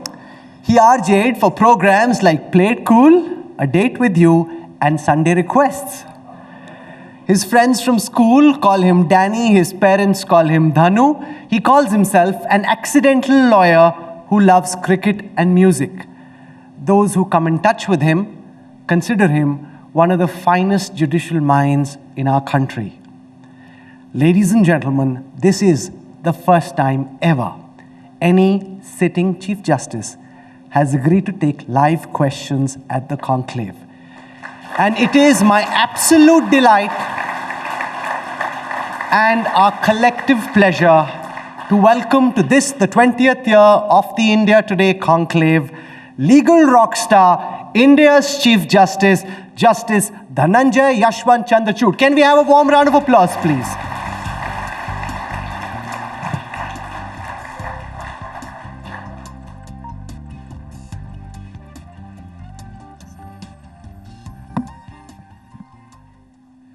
Justice Chandrachud, I want to start by asking you straight up about the challenges India's judiciary faces. At this moment, if you look at the number of pending cases in this country, there are about 4.32 crore total pending cases. 69,000 of them in the Supreme Court, a backlog of about 59 lakh across 25 high courts. Could you start by telling us, all of those who are watching you here at the India Today Conclave, watching live on TV and on social media, about your broad vision to transform, modernize India's judiciary? Let's start from there. Justice Chandrachud. Well, it's true that we have a large backlog of cases, but another way of looking at it is, I think it's reflective of the faith of the people in coming to court in the first place. Which is not to justify the backlog. We should be discharging the faith of the people by being more efficient and by reducing the backlog. But that's just an indicator of the kind of faith people have. It also shows that there is a dearth of adequate infrastructure in the judiciary. Our judge to population ratio is not commensurate with what it should be in a country like ours. That's another problem. The third problem, of course, is the lack of infrastructure in the district judiciary. But now coming to your question about my vision, I think what we need to do is completely modernize the Indian judiciary. Our model for judicial administration has been based on the colonial model which we inherited from the British, which is that people have to access justice. It's also reflected in the design of our buildings, these grand colonial buildings, which were intended to sort of create a sense of fear and awe about the court in the minds of people. And I think that colonial model now has to give way, because justice, to my mind, is not just a sovereign function, which it is, but justice is also an essential service which we provide to our citizens. And part of my mission of dealing with where we should be in the next 50 or 75 years is to transform the Indian judiciary with the use of technology. We saw that in the COVID-19 pandemic. The COVID-19 pandemic was unanticipated, possibly unexpected as well. We couldn't have shut down the doors of courts. We had to keep our courts open because you have to answer the need of citizens who seek bail. Their personal liberties are at stake, their lives are at stake, their careers are at stake. So we launched a whole system of video conferencing. And if you'd like me to share the data which I have with me, the kind of work which we did on the video conferencing platform in the pandemic is unprecedented in any part of the world. So my vision now is that now that hopefully COVID is behind us, or almost behind us, as we would like to, because we all lived in a sense of optimism, we now need to look at technology beyond COVID. And we need to modernize the Indian judiciary. We've already taken a large number of initiatives towards having a more transparent, a more open judiciary. We are live streaming the proceedings in at least some of the most important constitution bench cases. Opening up the court's processes to citizens by live streaming them is part of my mission, because it enables citizens to understand what goes on in the court. Many citizens would actually turn up feeling that so much of the work which is done in the court is so very boring. But there is a great message which we would like to send to our citizens, because the smallest case which comes to us commands the same degree of attention as maybe some of the seminal constitutional cases which we do. How's the experience with live streaming been so far? One of the things we saw in Parliament with our netas is that the moment the camera's on, the grandstanding goes up. Are you concerned, Chief Justice, that as more and more cases are live streamed, you'll start seeing lawyers being more filmy and more theatrical in their arguments before you? Well, in a lighter vein, you always have some professionals who would be given to grandstanding, right?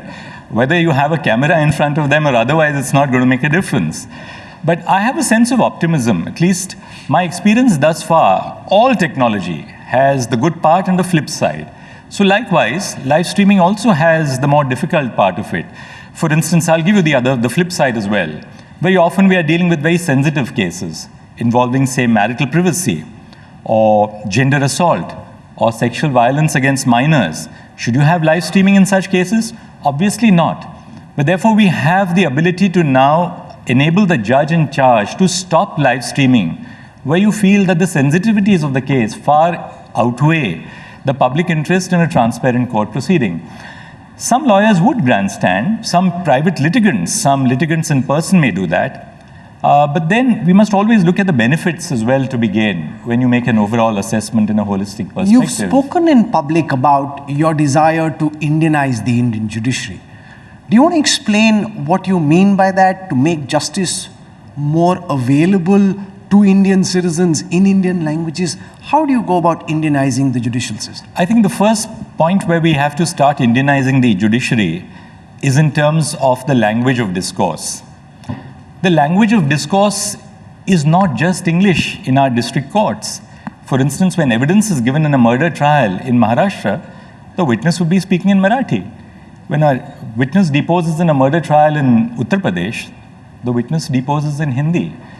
But the language of discourse in our higher courts, the high courts, and in the Supreme Court is English.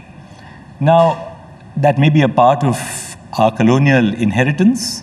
It's also because, English is the language in which we have the greatest felicity in terms of our statutes, the judgments. But if we have to truly reach out to citizens, we have to reach out to them in languages which they understand. And we've already started that mission. Just to give you an idea, there are about 34,000 judgments of the Supreme Court from 1950 until date. These 34,000 judgments were available in an official reporter called the Supreme Court Report. So if a private citizen had to access these judgments, you have to subscribe to a private software provider. They are doing excellent work, no doubt about it.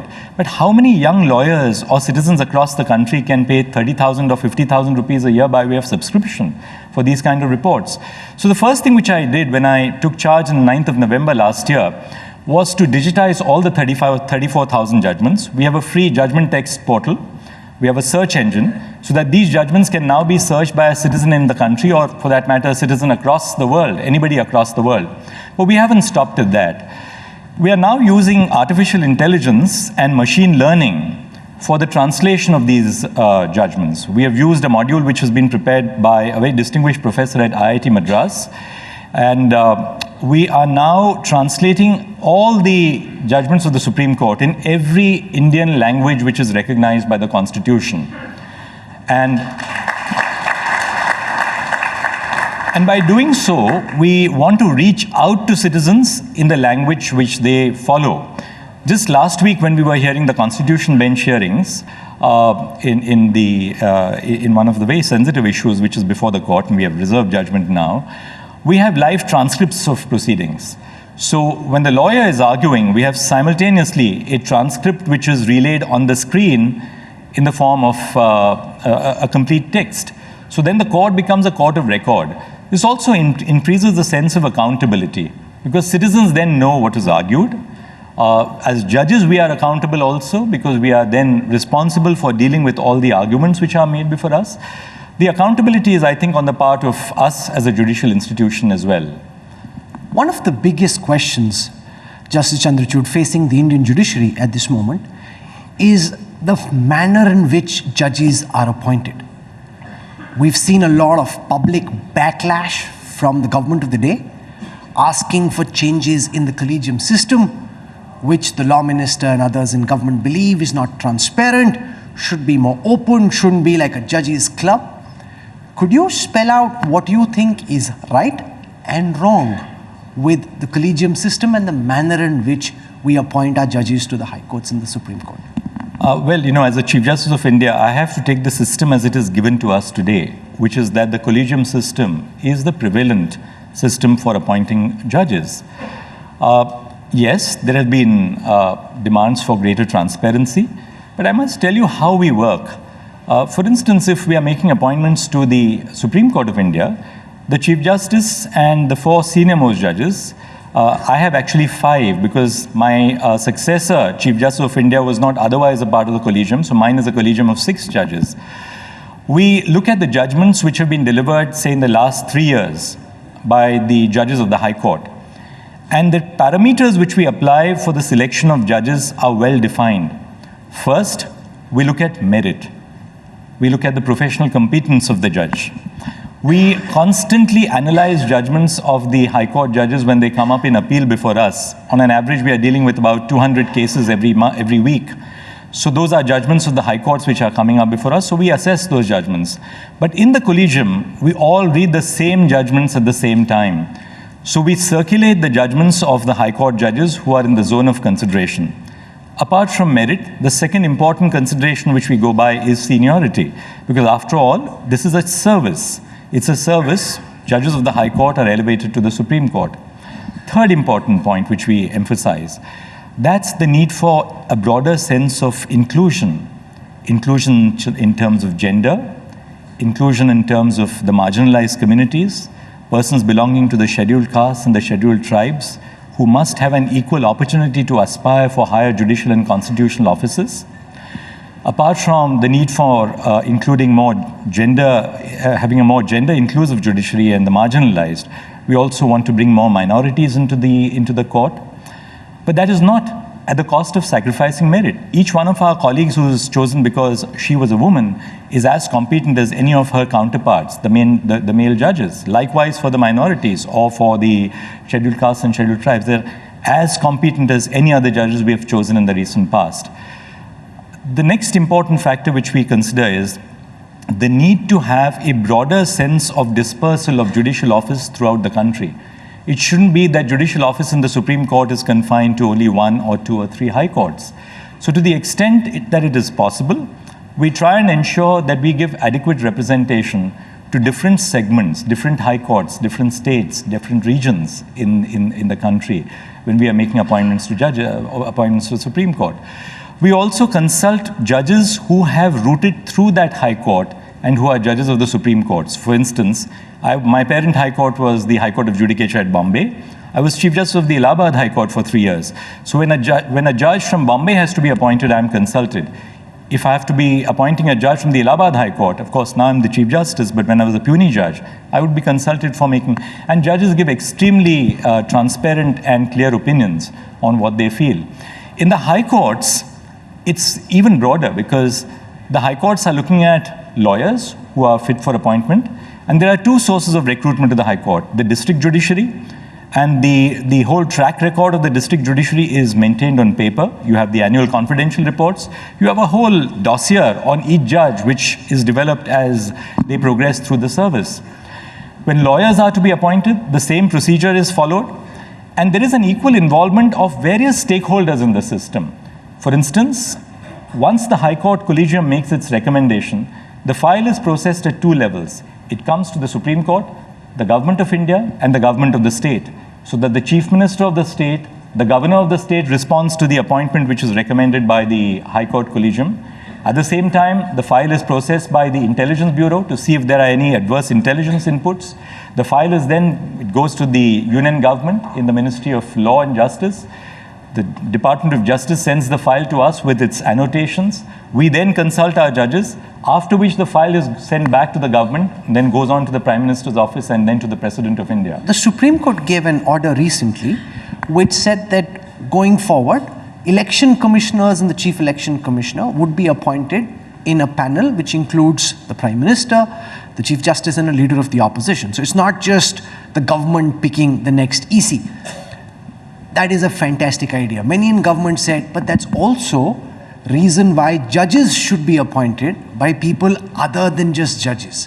How do you look at all the pressure that's coming your way, saying that the collegium system is not transparent, that this needs to be opened up in a way that judges aren't judging judges, that other people can weigh in, as is the case in many countries internationally? Right. Now, we have adopted a model. We have a career judiciary. Unlike, say, the United States, where a politician can become, a Secretary of State can, theoretically, and you have had Secretaries of State who have become Chief Justice of the US Supreme Court. We don't follow that model. We follow a model of career judges coming to either the High Court from the district judiciary, or career judges from the High Courts coming to the Supreme Court. We, of course, have members of the bar as well coming directly to the Supreme Court as to the High Courts. Since you did mention the issue of transparency, let me emphasize two facets. There's a transparency which operates at two levels. Transparency of the process of appointment and transparency in the terms of the choices that you make when you're appointing people. The process has to be completely transparent. And that is why in recent times, we have been putting out onto the internet, onto our website, the collegium resolutions. And those resolutions tell society at large, our citizens, what are the parameters we have applied in the selection of judges. Let them judge, let them critique us. I'm not saying that any system is perfect, but this is the best that we have developed. And the object of this system, why was this collegium system divine? It was devised for the simple reason that the independence of the judiciary is a cardinal value. And you have to insulate the judiciary from outside influences if the judiciary has to truly be independent. That is the underlying feature of the collegium. That's the underlying purpose of the collegium. But our processes are becoming now transparent. We have defined what the parameters are. We put our resolutions on the website so that people know whom we have selected, why we have selected them, what are the yardsticks that we have applied. Apart from the processes, and this is the most sensitive aspect which I must share with you because a lot of people perhaps wouldn't know about this. When we consider names for appointment as judges of the High Court or of the Supreme Court, we are also dealing with people's lives, particularly in the High Courts. Very often the people whose names are under consideration, we look at diverse set of aspects pertaining to their personal lives, their professional lives, their personal lives insofar as they are relevant to the discharge of judicial duties. I have no cause about somebody's personal life if it has no connection with their judicial duties. But when we deal with these very personal, intimate, sometimes very, very intimate and private aspects of people's lives, we have to be conscious of the fact that you can't, in the process of selection, open up every aspect of their lives to society at large. The consequence will be that good people will then say, sorry, I'm not willing to put my personal life on trial in this particular way. So if you have to have good people, you must also trust your decision makers to make those choices. Law Minister Kiran Rijiju was at the conclave this morning, and he was quite upset with the manner in which the Supreme Court had chosen to make public the government's reasons behind withholding permission for somebody to become judge, saying that this is between the government and the judiciary. This should not be made public. There are matters which should be kept private. He didn't like the fact that you were starting to make these public. Well, let me join issue with the Law Minister.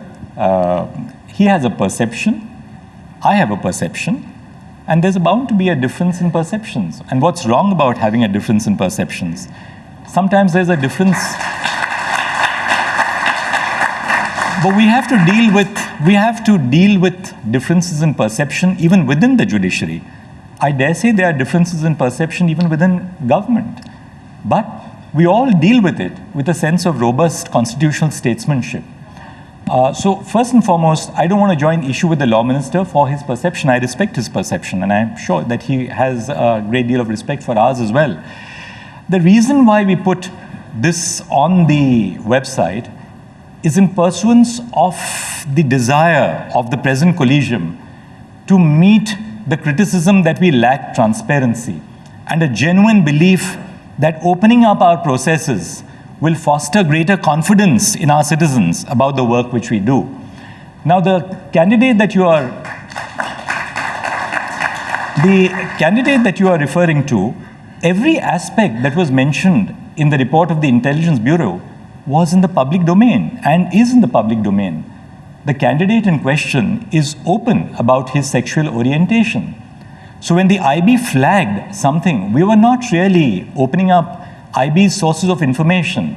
What could be the danger? Let me argue against myself. Someone might say that if you put an intelligence report out in the public domain, you might be compromising the sources of information of the Intelligence Bureau on issues of national security.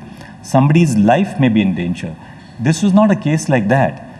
The IB report dwelt on the sexual orientation of an openly gay candidate for prospective judgeship. So this was known. It's known to the entire profession. It's been widely reported in the media. All that we said was, while putting it out on the public domain, that the sexual orientation of a candidate has nothing to do with the ability or the constitutional entitlement of that candidate to assume a high constitutional office of a high court judge. That's all that we said. There's nothing more than that. You spoke, Chief Justice, of the independence of the judiciary. So let me ask you straight up that question, which I'm sure is uppermost in the minds of most people who are sitting here. As Chief Justice, how independent do you think India's judiciary really is? Do you, as Chief Justice, feel you are under pressure when you're giving judgments? I must tell you this. When you talk of pressure, there are various kinds of pressure. Let me make it very, very clear. I've been a judge now. By the end of this month, I'll be a judge for 23 years. I'm the longest serving judge in the Indian judiciary. Justice Bobde, Justice Khanvilkar and I, we were appointed on the same day. Your father was the longest serving Chief Justice. Chief Justice.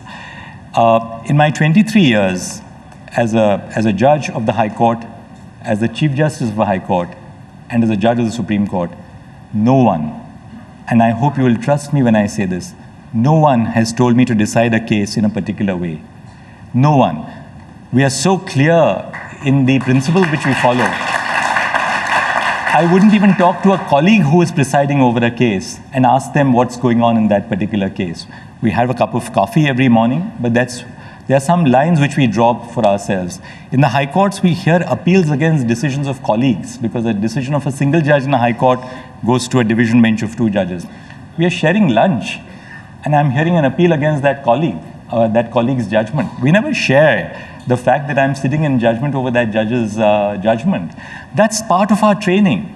So there's no question if by pressure you meant a sense of pressure from the executive, from the political arm of government, absolutely no.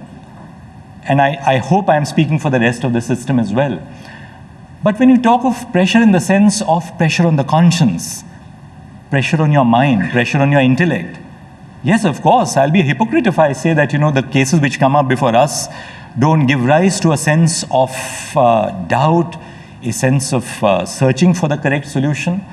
Because particularly in the Supreme Court, you have cases which don't command of one particular solution. It's not, 1 + 1 is equal to 2. There's more than one solution to a case which can emerge. And you know that what you are deciding today has wider ramifications for society, not just today, but for the future. So a lot of work that we do in the court is based on how we envision our society should be in the future. And when you are deciding something as crucial as the path which our society should take for the future, obviously the judges are going to be in a sense of introspection, a sense of reflection. I don't think that I would call that pressure, but just the search for the truth and the search for the correct solution. नहीं, ये सवाल अहम है, इसलिए मैं एक बार आपसे फिर से ये सवाल पूछना चाहूँगा, क्योंकि देश भर में जो लोग इस वक्त आपको देख रहे हैं, उनके जहन में कहीं ना कहीं ये सवाल होगा कि क्या भारत के सुप्रीम कोर्ट के जजेस पे दबाव रहता है, सीधे तौर पे सरकार से दबाव रहता है कोई ना कोई फैसला देने के लिए। इस सवाल पर बतौर चीफ जस्टिस, जस्टिस चंद्रचूड़, आपकी क्या राय? मैं कहता हूँ दबाव का सवाल ही नहीं होता। आपने अभी थोड़ी देर पहले इलेक्शन कमीशन के निर्णय का जिक्र किया। यदि दबाव होता तो क्या ये निर्णय आ जाता? Election commission judgement is one judgement. I can give you judgment after judgment which we deliver with such routine in such routine manner, which never makes the headlines in the newspapers, because these are not big ticket judgments affecting, some political arm or some political issue. The largest litigant in India today is the state. And most of our judgments deal with involvement of the state and its instrumentalities. And we are holding against the state, I'm not just saying government, but against the state, in such a large number of issues, whether it's crime, whether it's pensions, whether it's somebody's employment, whether it's somebody's insurance policy. And I don't think that even the government in that sense, and let me be very candid about it, that there is a certain robust nature of our own democracy which we must have trust in. We are now living in an age, because of social media, where we have grown increasingly distrustful of public institutions. But we must also understand that over the last 70 years, our democracy has developed very clear and defining lines of the separation between the executive, the legislature, and the judiciary. And I do believe that there is absolutely no issue. We are constantly holding government to account. Courts are speaking truth to power. And I don't think governments are also concerned about it, so long as they know their field of demarcation and we know ours. And we know which is the line which separates, say, policy from law, politics from law. Obviously, in some cases, the line is not as easy to define as it would appear in a textbook. But we have to do that exercise, however difficult that exercise is. You've answered this question so expressly. I think that warrants a round of applause, please.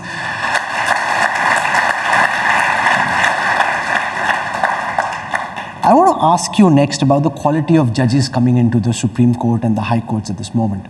You spoke of social media as a consequence of Twitter, Facebook. There's now a lot of trolling. We've heard some oral observations about it. Do you, Chief Justice, follow social media? Are you seeing what is being said about you on Twitter, for example, where everybody seems to have an opinion, everybody seems to know, everybody seems to think they know more than the Chief Justice? I don't know if this is a confession, but I don't follow Twitter. Just for the reason that I think, it's important for us not to be affected by the cacophony of extreme views which you sometimes find on Twitter. But I have a view on Twitter as well. And I think that, social media is a product of the times, not just a product of technology, but a product of our times. See, 20 or 30 years ago, when you had, say, 3 or 4 mainstream newspapers reporting from the Supreme Court, you had the beat reporters sitting in the Supreme Court, and they'll pick out an odd case to report. Social media has changed all that. There's live tweeting of every word that is said in the court. Now, that puts an enormous amount of burden on us as well. In our courts, much of the argument which takes place is a dialogue between the bar and the bench. It's not just an address where one lawyer will speak, the judges will keep quiet, the other lawyer will speak, the judges will keep quiet, at the end of it, announce your verdict. That's not the way it is. It's a conversation. It's so typical of our culture. We interrupt each other, we joke, we have serious arguments, there's a little bit of camaraderie even between opponents, so on and so forth. Now, what happens really is this, that what is expressed in a court during the course of a hearing is not the expression of the ultimate view which a judge is going to take. Suppose you are arguing before me, or a lawyer is arguing before me. There are 2 types of judges. One, and I've appeared before both, I don't know which category I belong to. One type of judges consists of those who play the devil's advocate. Whoever is arguing will get the stick, in the sense the judge will try and find deficiencies in the argument. The other kind of judges are judges who will stretch an argument to its logical conclusion. So if you are making a point, the judge will stretch your argument and test the limits of the point which you are making. So you have 2 different personalities, judges who play the devil's advocates and a judge who will stretch your argument. He will take your argument to its logical conclusion. The lawyer feels very nice about it as well. Now, what happens as a result of social media is that when there is an expression of opinion by the judge, the public seems to believe that this is the way the judge is going to ultimately decide, which is far from the truth. A case is not decided until the last word in the case is said. And I know of so many cases where I have really changed my view probably at the last minute of the argument, because something very seminal was said at the end of the argument. That's what an open court hearing is all about. And lawyers always tell us this in court, that we are fearful of judges who keep their mouth shut. Because if a judge is quiet in a hearing and doesn't tell you how they believe or what they feel about a case, you don't know which way the judge's mind is working. It's only when the judge is open that you can answer the judge's doubts. But social media sometimes doesn't follow that, or citizens don't follow that. And I don't blame them, because everybody is not conversant with the processes of the court. So what is the answer? The answer is not to have a more closed system, but to have a more open system, so that people really truly understand the nature of the judicial process. You said you're off Twitter. Do you watch TV? Do you watch television debates? One guy take on another. Does public opinion impact, to what extent, your thinking and ultimately your judgments? Yes, bits and pieces. But speaking for myself, I try and read as broadly as possible, because one of the flip sides about being a judge is the sense of isolation which it breeds. Now, the isolation which we have is possibly the reason why we are independent. We don't mix around too much. Our friends are pretty much friends we made years and years ago. But that's also a problem, because your sources of information, your sources of knowledge are therefore confined to what you can absorb. So what I try and do is to read as broadly as possible, as diversely as possible, to try and get a broad cross-section of viewpoints on what is happening in society. Having said that, when a case opens up for hearing, you have to tell yourself that all that you have gathered from outside the four corners of the pleadings in the case has to be kept out, and you will decide the case on the basis of the record before you. That's really part of your training as a judge, which you acquire over the years. It's also of confronting your own biases. We're all human beings. So it would be hypocritical again to say that we don't have our own views, our own ideas about various issues of life. But then you have to confront your own self when you are judging and tell yourself that, well, I'm not going to allow my own personal preferences to affect the outcome of this case. My own lifestyle, my own values, what I learned from my professors, what I learned from my family. So you need to be, in that sense, very careful that while you judge others, you're not judgmental of others. And I think that's very important, because it's so easy in the office which we occupy. When you're judging others, don't be judgmental. I think there are lots of pearls of wisdom flowing all through this conversation. I want to draw you out on your sense of the quality of judges entering the system at this moment. Your father was the longest serving Chief Justice of India. You've had the longest term in a very long time. Your sons are practicing lawyers. Do you see them entering the judiciary? Would you like them to be part of the judicial system? What's your message to young lawyers practicing out there who are concerned about whether it's worth their while to spend the rest of their lives or the rest of their working lives being a part of India's judiciary? Well, I'll answer your question at two levels. Am I concerned about the quality of judges? When I became a judge, or perhaps even before that, when you were asked to become a judge, it was a matter of honor. Nobody said no. Now, increasingly, you find young lawyers whom you ask to become judges of the High Court coming and saying, I'm so thankful to you, Chief Justice, but this is not for me. There may be a variety of reasons, not all of it dealing with the emoluments of judges, because I feel that, whatever you pay a judge, it can never compare with what a lawyer makes. And the reason why you become a judge is not certainly because of, the perks of the office. That's the least important part of the office. You become a judge out of the mission to do good to others. And there's an enormous amount of good which you can do to society, to others, by being a judge. So I always tell young people two things.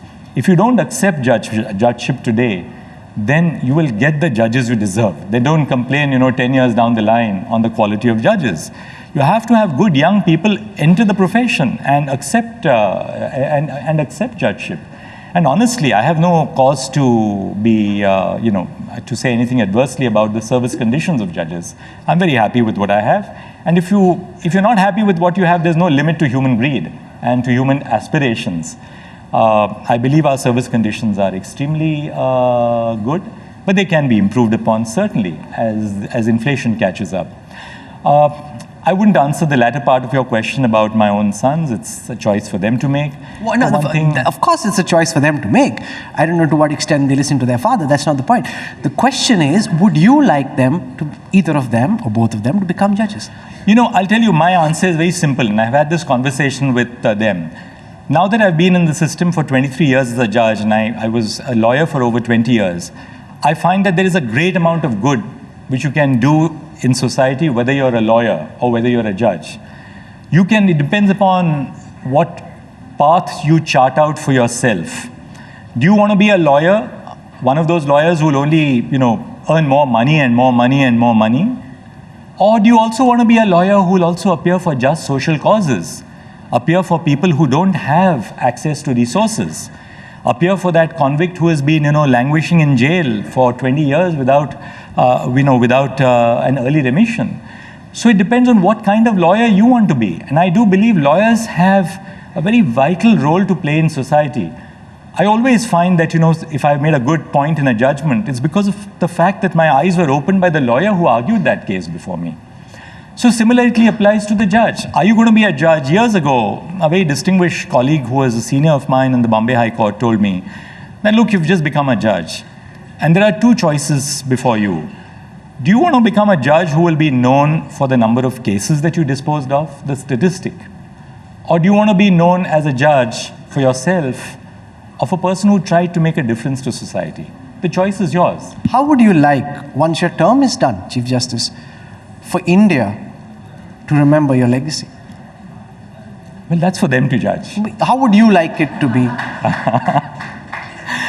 I think for me, the bottom line of the work which we do is that no case is ever too big or ever too small. The smallest grievance of citizens has, I believe in my court, commanded the same respect as a very important constitutional issue which we decide. Because in the small cases which you decide, you touch the lives of human beings. In the important constitutional cases which you decide, you chart the future of Indian society. So there's a great amount to be learned from every bit of the work which you do. There is this perception that why does the Supreme Court have to deal with so many small cases? You said that we have about 68,000 cases. There are actually 42,000 cases. 26,000 cases are what we call the connected matters, similar cases. So, when we group those cases, a bunch of cases gets disposed of. So the pendency is much less. So a lot of people say that why does the Supreme Court of India deal with such small cases of bail? That's one of the arguments which is, my answer is this: no case of bail is a small case because it deals with the personal liberty of a citizen. There are two models of justice which Supreme Courts across the world have adopted. Take the American Supreme Court. The American Supreme Court sits about 80 days in a year. They deal with about 180 cases. They pick out their cases. Our model, which the founding fathers of the Indian Constitution gave us, was a very different model. It was a model based on access to justice. It was a model which saw the transformation of a society from a colonial to an independent society. So when Dr. Ambedkar was drafting these clauses of the Constitution and the other members of the Constituent Assembly, they created a model where the Supreme Court would have its doors open and access to justice would be very broad. The problem with that is, of course, that you have this pendency of cases, but that's for good or bad. I think for the good, that's the model we've adopted. There are quite a few people who think हमारे judges छुट्टी बहुत लेते हैं. The courts are shut for way too long, given especially the pendency. How do you respond to this general sense in society that judges are off for too long? And how do you think we can reduce pendency? Okay. So I'm really thankful to you for asking me this question. I thought you'd be angry with me for asking. No, this really, it's a very serious issue and I must answer this as candidly as possible. People see us sitting in court from 10:30 to 4. We handle between 40 and 60 cases every day in the Supreme Court. The work which we do between 10:30 and 4 every day in the Supreme Court is a fraction of the work which we do. In order to be ready to deal with the other cases which are going to come up the next day, you spend an equal amount of time in the evenings reading for the next day. Our judgments are in reserve So on Saturdays, typically every judge of the Supreme Court will sit down and dictate judgments. On Sunday, all of us sit down and read for Monday. So without exception, and I'm not speaking for myself, without exception, every judge of the Supreme Court works for 7 days in a week. When it comes to the holidays, look at what the other Supreme Courts of the world are doing. The American Supreme Court, I have the statistics here before me. The American Supreme Court would sit for, can I just take a second to give you certainly. Just give me a moment, just a moment.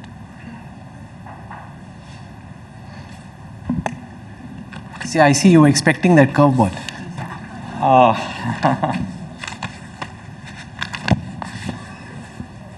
Yes. The American Supreme Court sits about 8 to 9 days in a month, annually 80 days, and don't sit for 3 months in a year. The Australian High Court sits about 2 weeks in a month, annually less than 100 days, no sittings for 2 months. Singapore sits for 145 days in a year. The UK almost the same as us. The Supreme Court of India sits for about 200 days every year. What people don't know is this, that most of the time in the vacation is spent on preparing judgments which you have kept in reserve, because you have just no time during the week when you are working 7 days just trying to keep ahead of the curve to deal with your cases. So vacation time is really time spent. The last vacation, the winter vacation, I was sitting with my 5 judicial clerks, keeping up on abreast on all the judgments which I had to deliver. Yes, at the end of it, in the summer vacation, you will get a week off with your family to travel. But another thing which we must bear in mind is judging is not about just disposing cases. It's not just about the statistic. It's about thinking through your cases. It's about reading the law, reading about where the law is going in other jurisdictions, thinking about where you want our society to be in terms of the output which you are going to produce.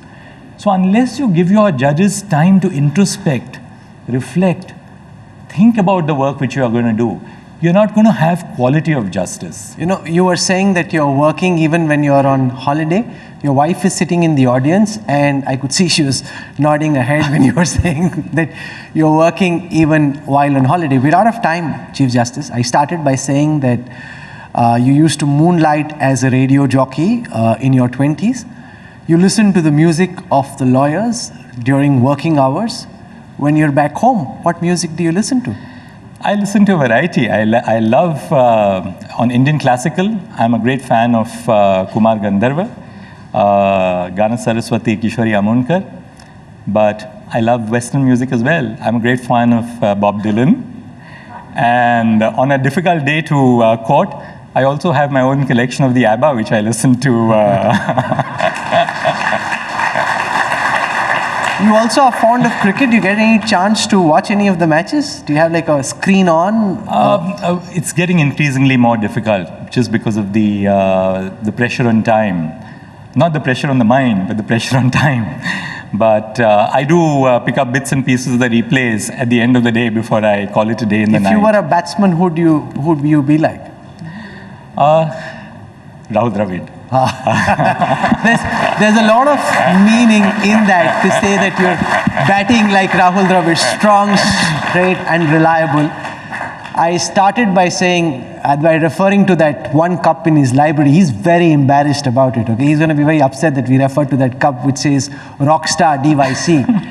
And I think over the past 45 odd minutes, all of you sitting here at the conclave and those of you watching at home got a first-hand experience of why those who come in touch with Justice Chandrachud, who've seen his work, why so many of them think that he's an absolute rock star. For coming to the conclave, for agreeing to this request. When we'd reached out to you and approached to you, it said that it'll be nice to have a frank conversation, which is what it's been. You've spoken from the heart. You've given us a sense of your judicial luminance. Thank you so much, Justice Chandrachud, for joining us. Can I request everyone seated here to stand up and give a warm round of applause as we thank very dearly Justice Chandrachud, Chief Justice of India, for coming to the conclave and answering questions.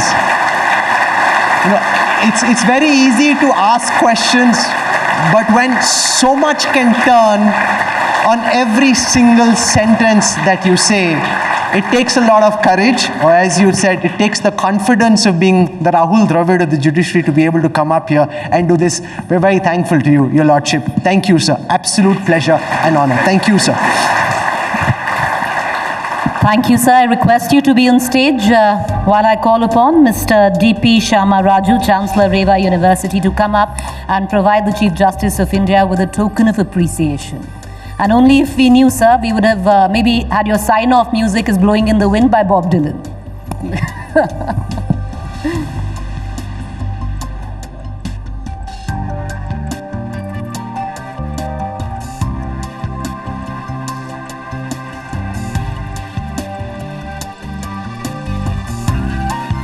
Once again, ladies and gentlemen, please raise a warm applause.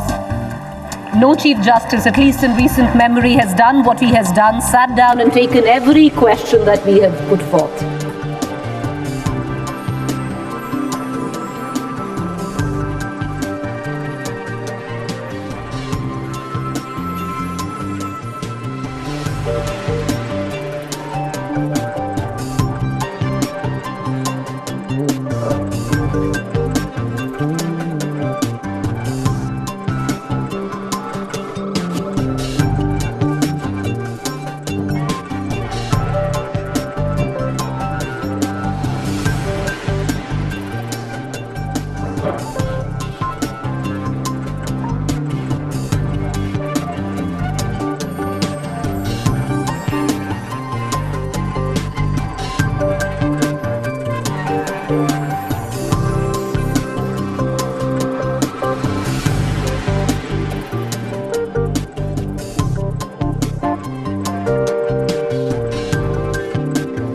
All right, ladies and gentlemen, let's power into our next session this evening, debating hard statistics. To take it from here and introduce you to our panelists, I'd like to invite on stage our session's moderator, Rajdeep Sardesai, Consulting Editor, India Today.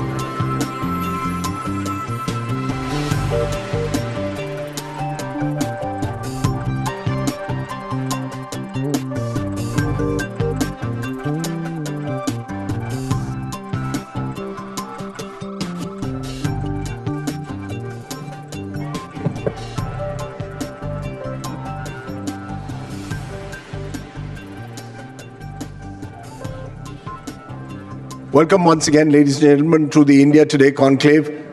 We live in a polarized era where nothing seems to divide public opinion or political opinion at times in particular as much as the state of the economy at the moment. It's been said that there are lies, damn lies, and there are statistics. In these polarized times, therefore, figures on the state of the economy are thrown at us that are designed to often confuse as much as to illuminate. So where does the elusive truth lie on the state of the Indian economy?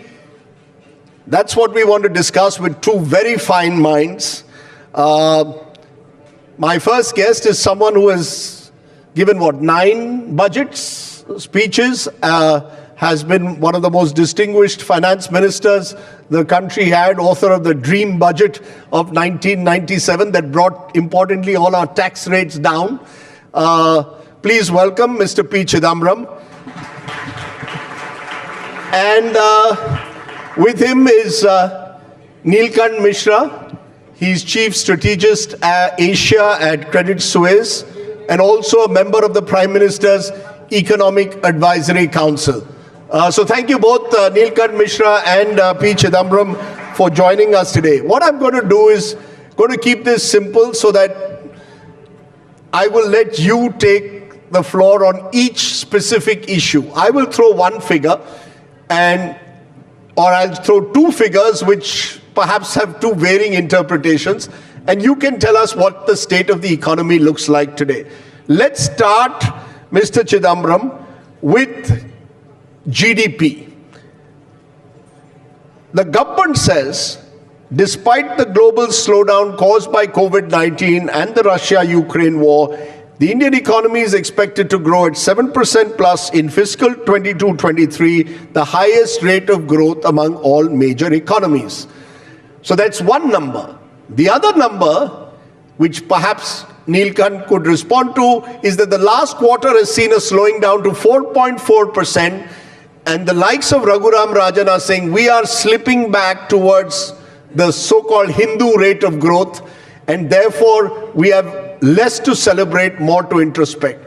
Two numbers, 7% growth rate 22-23 versus a slowing 4.4% in the last quarter. Mr. Chidambaram, what's the reality? The reality is we are growing, but the quarter upon quarter growth or the sequential quarter growth is declining. 13.2%, 6.3%, 4.4%, and the fourth quarter, my estimate is between 4.1% and 4.3%. So it is a declining quarterly growth rate, which means the Indian economy is losing steam. So you're saying the Indian economy is losing steam, but you accept that the Indian economy continues to grow among major economies faster than most other economies in the world? There's no boast in saying, I'm the one-eyed monarch of the blind. The point is, China, when it grows at 3% or 3.5%, will still add every year to its annual wealth or annual output several times more than India, growing at 7%. China is 5.5 times larger than India. Therefore, the relevant number is the per capita income. And the per capita income, we are still a very poor country.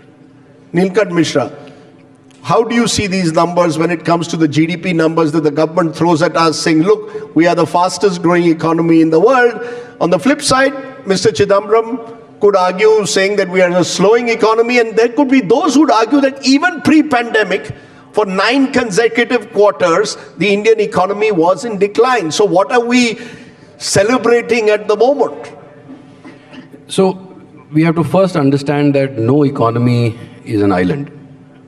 There is a world where there is a significant decline in global growth. Demand for global goods is at March 21 level. So for 2 years, there's been zero growth in demand for retail sales of goods. There is significant financial uncertainty.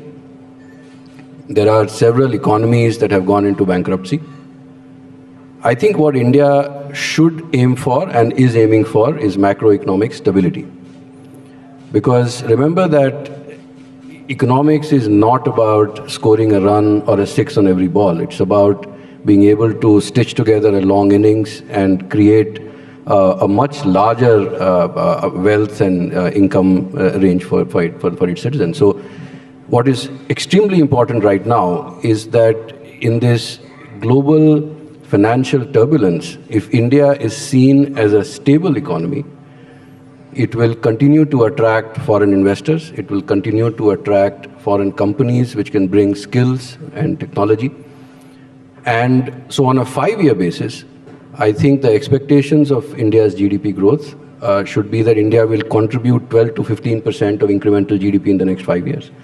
So I think we have to stop looking at, let me tell you that quarterly GDP numbers are extremely inaccurate. They keep getting revised up. You must have seen that past data, when they released these data, past data was revised up by 1.3%. So the level of GDP in FY23 has been raised up by 1.3%. So as per the NSO's numbers, fourth quarter GDP growth is going to be 6%. Everyone expects FY24 GDP to be 6% plus. I think it should be 7%. So I think we have to be a lot more forward-looking. Many other measures, and I'll just take half a minute, many other measures like, say, the sales of the BSE 500 companies, there is absolutely no slowdown in output. Taking off from what Mr. Mishra said, he used the word macroeconomic stability in particular. And let me throw another number, which is contentious: inflation. In India, averaging 5.5% in the last year, much less than most South Asian countries and the Western world. The Modi government says, compared in particular to the UPA years, we have done much better in keeping inflation under control. Inflation during the UPA years was double digit. In the UPA years, between 2009 and 2011, inflation was indeed very high. And the reason is obvious.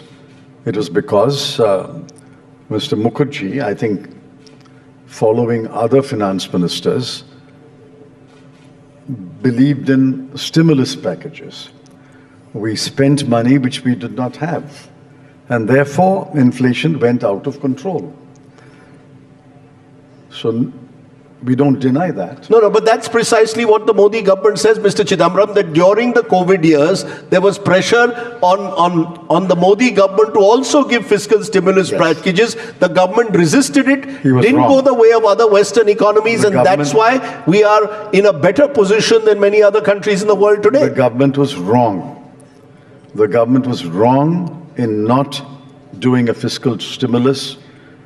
That's why 3 crore people had to migrate from other cities and states back to Bihar and Uttar Pradesh. We had uncounted and unaccounted deaths in the pandemic.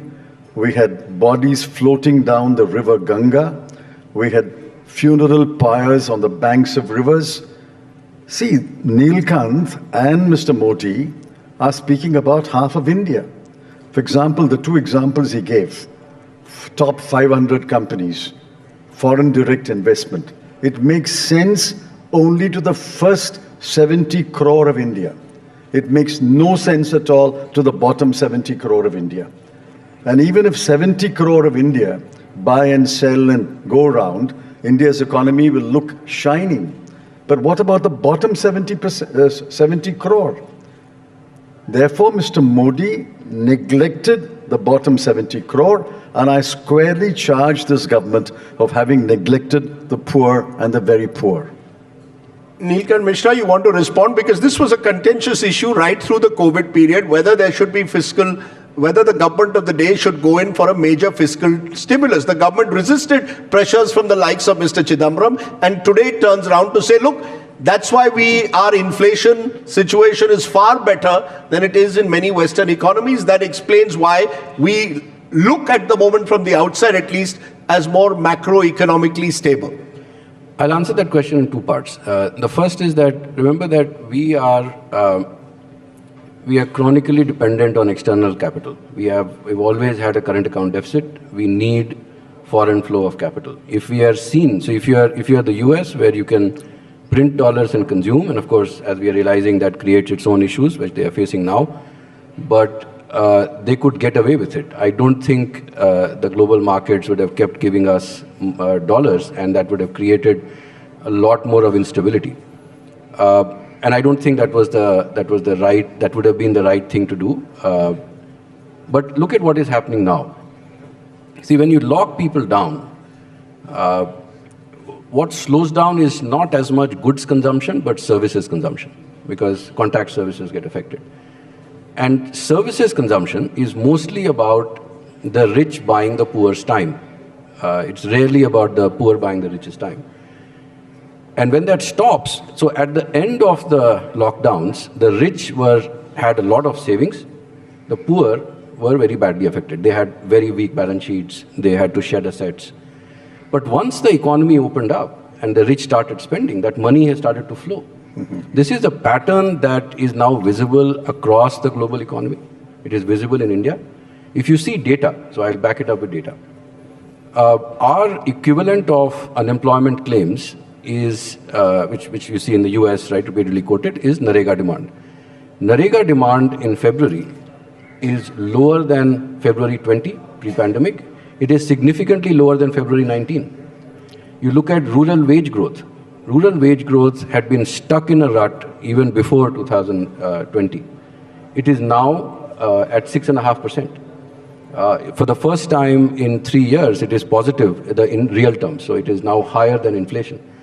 So there is a certain process of healing. If you try to over-interrupt the process in the economy, then you can actually do some damage. So I think Mr. Chidambaram is absolutely right that during the pandemic, the poor were very, very badly affected. But I think the right and the more sustainable way to get them back to health is to let the savings happen and the economy naturally rebalance itself. You want to respond, Mr. Chidambaram? Yes. You were shaking your head. But please throw a number. This is only about data. Yeah, here is a number. 1.4 crore fewer Indians employed in October 22 than in January 20. Second, Raghuram Rajan, Rohit Lamba, Rahul Chauhan jointly wrote an article. India's humming economy isn't yet helping much of its low-income citizens who need the education deficit bridged and policies that promote job creation. Again, Mr. Mishra talks about only half of India. The other half is what I'm concerned about. He's talking the language that we first made popular in India after 1991. So I'm not denying all that he says, but that makes sense only to the top half of India. Not even the top half, but I'm willing to divide India into the bottom half and the top half. If child stunting and wasting is between 20 and 30%, if 49% of all women are anemic, what does that mean? It means that people do not have enough food. The only reason for child stunting and child wasting and anemic women is because they don't take enough nutritious food. Now, you look at the spanking new bridge, a flyover, and you say, what a remarkable achievement. That is what he's doing. But what about the people who are huddled under the bridge and live there day and night? That is the bottom half. And this government is completely callous and neglects the bottom half. I want Mr. Mishra to travel with me. I can take him to a relatively developed state like Tamil Nadu and take him into the interior. And in village after village, you will see that the poor constitute about 15 to 20 to 25% of the people. The government will respond, Mr. Chidambaram, to what you've just said by saying, look, during COVID, we provided 80 crore Indians food free of cost, ration subsidies we provided under the Pradhan Mantri Kisan Samman Yojana, quarterly 2,000 rupees to farming communities. We have done whatever we had to in terms of welfare schemes during the COVID pandemic to offset the difficulties faced by those whom you keep saying are at the bottom of the pyramid. Yes, but not enough. That's the point. Every government has to do something. They did, but not enough. My point is, emphasize the not enough, as a result of which there was massive unemployment, massive hunger. Why are we 101 on the hunger index? You can always rubbish that. Why are we 101 on the hunger index out of 120 countries? Neelkan? So I must say that my ancestral village is in Champaran, in East Champaran in Bihar. It is, on some measures, the third poorest district of Bihar. So I have seen poverty. I have seen how things have changed. And now I have seen how things are changing now. In the last 3 years, every house in the village has electricity. When we did up for the first time fans in our rural house, I was surprised that there was an electrician in the village. There is pipe Are you water. saying all of this happened post 2014? Are you saying electrification came post 2014? Seriously, Nilkant Mishra? Actually, India became independent in 2014. I'm not saying that. No. See, I am an economist. I look at data. Sure. When it happened, what happened, I'm perhaps less qualified to say. What I can say is that when I now travel to my village, there is a lot less of poverty that I see. And I can see piped water. I can see people in pakka houses. It's very hard to see mud huts and thatch roofs. I can see people commuting to nearby cities. So I think the change, if we think about it, has to be more in terms of providing infrastructure, providing access to internet, providing access to opportunities. And look, if you divide growth into three parts, and I'll take 1 minute on this, you can grow output by adding labor, you can grow output by adding capital, or you can grow output by improving productivity. Now, in labor input, I don't think there is much more that we can do. What we need to do, if we have to really grow GDP and grow output and really match what China did, China grew so much faster than us from 1980 to maybe till very recently. It was because it attracted mass and created massive amounts of capital. And that is the only way to pull hundreds or tens of millions of people out of poverty. And I think driving productivity growth requires that individuals there are rural roads connecting to every village. People have access to cheap data so that they can access jobs. There is less friction in the job market. I think all of those things are changing. Let's look at infrastructure in two parts. You want to throw a number again? No, I'm not throwing a number. You cautioned me that this is about numbers, and he's quoting numbers. Here is an official number.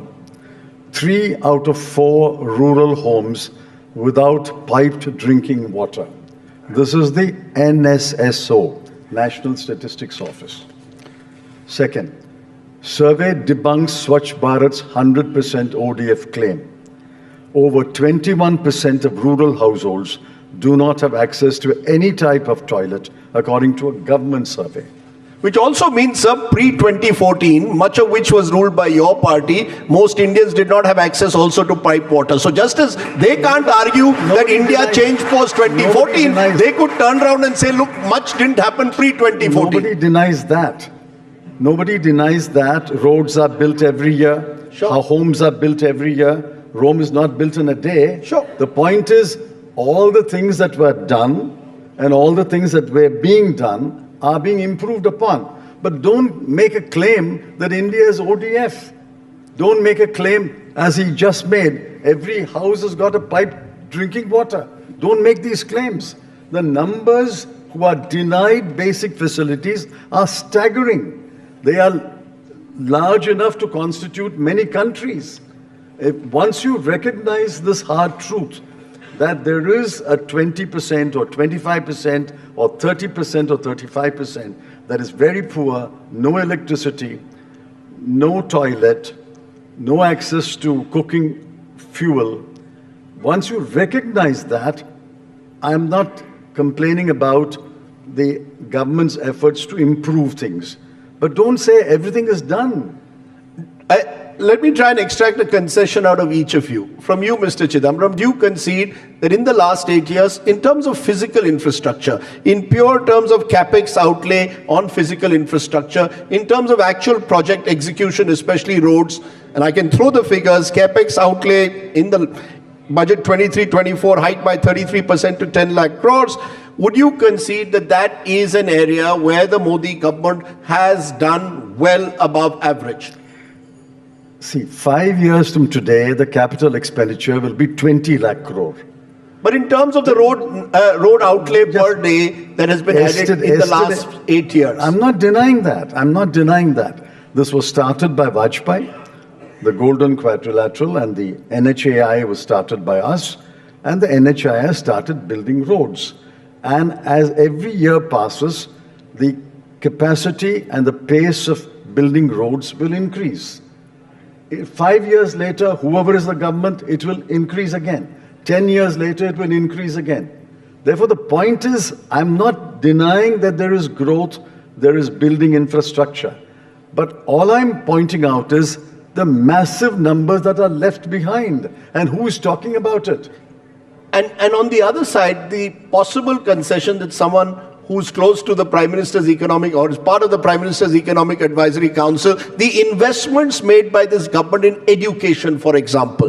The Education Ministry's budget allocation increased by a marginal 8.2% from 1.2 lakh crores as opposed to 1.4 lakh crores in 22-23. This government has simply not invested enough in education, which is critical. You gave the China example. China is not just about its physical infrastructure, it's also about the soft infrastructure that China built, especially in education. This government is not seen to have done enough. Do you concede that? See, if you see the growth in infrastructure also, it is mostly in sectors controlled by the center. So it is in national highways, it is in railways, it is in airports, it is in the major ports. It is very difficult to micromanage. And so one area where I think we need to do a lot of investments and we're not doing enough is urban infrastructure. But that's something that the center struggles to do. And I must say that while there is, I think, sufficient acknowledgement that there is a lot more that needs to be done on health and education, because you know, the adults who will be driving our economy in 2047 need to get good nutrition today and good education today. And I think that needs urgent attention. But there is very limited ability for the center to do it. But I'm quite encouraged that some of the states are starting to take very positive steps on that. Let's look at another critical area, MSMEs, which are critical to future growth. A recent survey by Consortium of Indian Associations, Neelkant Mishra, states 72% of MSMEs have remained stagnant since the past 5 years. 76% of MSMEs were not making a profit. Access to bank finance remains a major issue. Do you believe that MSMEs is another area where the Modi government has promised more than it's delivered? Yes? See, MSME funding, if you go back even 70, 80 years, this is a classic problem of the financial system and the way it is architected. And this has been there in the US, in UK, even today they struggle with it. The whole starting point of the venture capital industry in the US was this small business innovation program where the government realized that banks were unable to give loans to small companies. So it's a continuing challenge. I think the best way to support MSMEs is to improve formalization, to improve penetration of data. If you look at schemes like the account aggregator scheme, the fact that there is so much data now coming in through GST, through UPI, through FASTag, and lots of other, or like the e-way bills. There are innovative schemes that can be created, but these things take, so that whole infrastructure takes time to build. The quantum, or rather the size of loans that can be given profitably has definitely gone down, right? So earlier, if you talked about a loan ticket size of 5 or 10 lakhs or below, it was very difficult to give those loans. But I think now we are seeing 50,000, 30,000 rupee loan ticket sizes being given. So I think there is visible improvement. For MSMEs to do well, we need the broader economy to do well. And I think that healing process is only just now taking off. So I think we should see improvement in the next year or so. Because Neelkant Mishra briefly referred to GST. These are the numbers, Mr. Chidambaram. Monthly GST revenues now more than 1.4 lakh crores for 12 straight months in a row. So something obviously is happening on the ground that suggests that manufacturing is picking up, that the economy is picking up. GST is both on goods and services. That's right. Therefore, the point is GST collections are getting better because the hardware, the backbone is getting better, and leakages are being plugged more efficiently. But then the credit must go equally to the center and to the states, because 50% of the GST payers are under the jurisdiction of the states, and only 50% are under the jurisdiction of the center. The center assumes that the states have no role. GST collections will improve. It's like saying, I'm wiser this year because I'm older. You will be wiser next year, you will be older again. Every year, things will be added. But that is no credit. The question is, how many people are you leaving behind? Now, Mishra said about higher education. Now, 18,956 posts, that is 33% of all teaching posts are vacant in central universities. 33% of all teaching posts are vacant in central universities. In IITs, out of 8,153 sanctioned posts, 3,253 are vacant. Now, why is the central government not filling IITs and central universities directly under the control of the central government? You have something like 33 to 40% of teaching posts vacant. What is the answer of the education minister?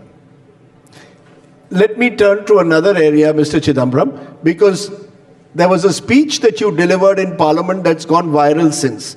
Because in that speech, you had questioned the whole digital payment focus of the government of India, where you had suggested in a way that will someone who lives in a small village be able to understand how the UPI interface will work? Will there be the necessary network there? Now, the truth is, 40% of the entire world's digital payments took place last year in just India. In FY21, India processed 22.28 billion transactions, amounting to rupees 41.03 trillion.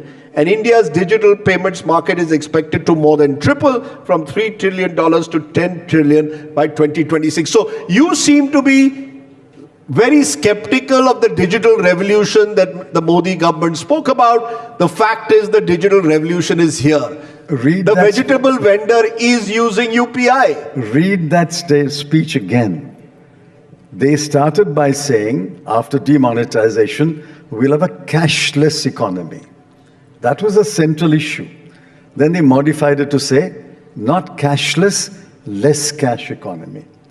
I pointed out that however digitalization takes place, whatever pace, there will be more cash in circulation. I've been proved right.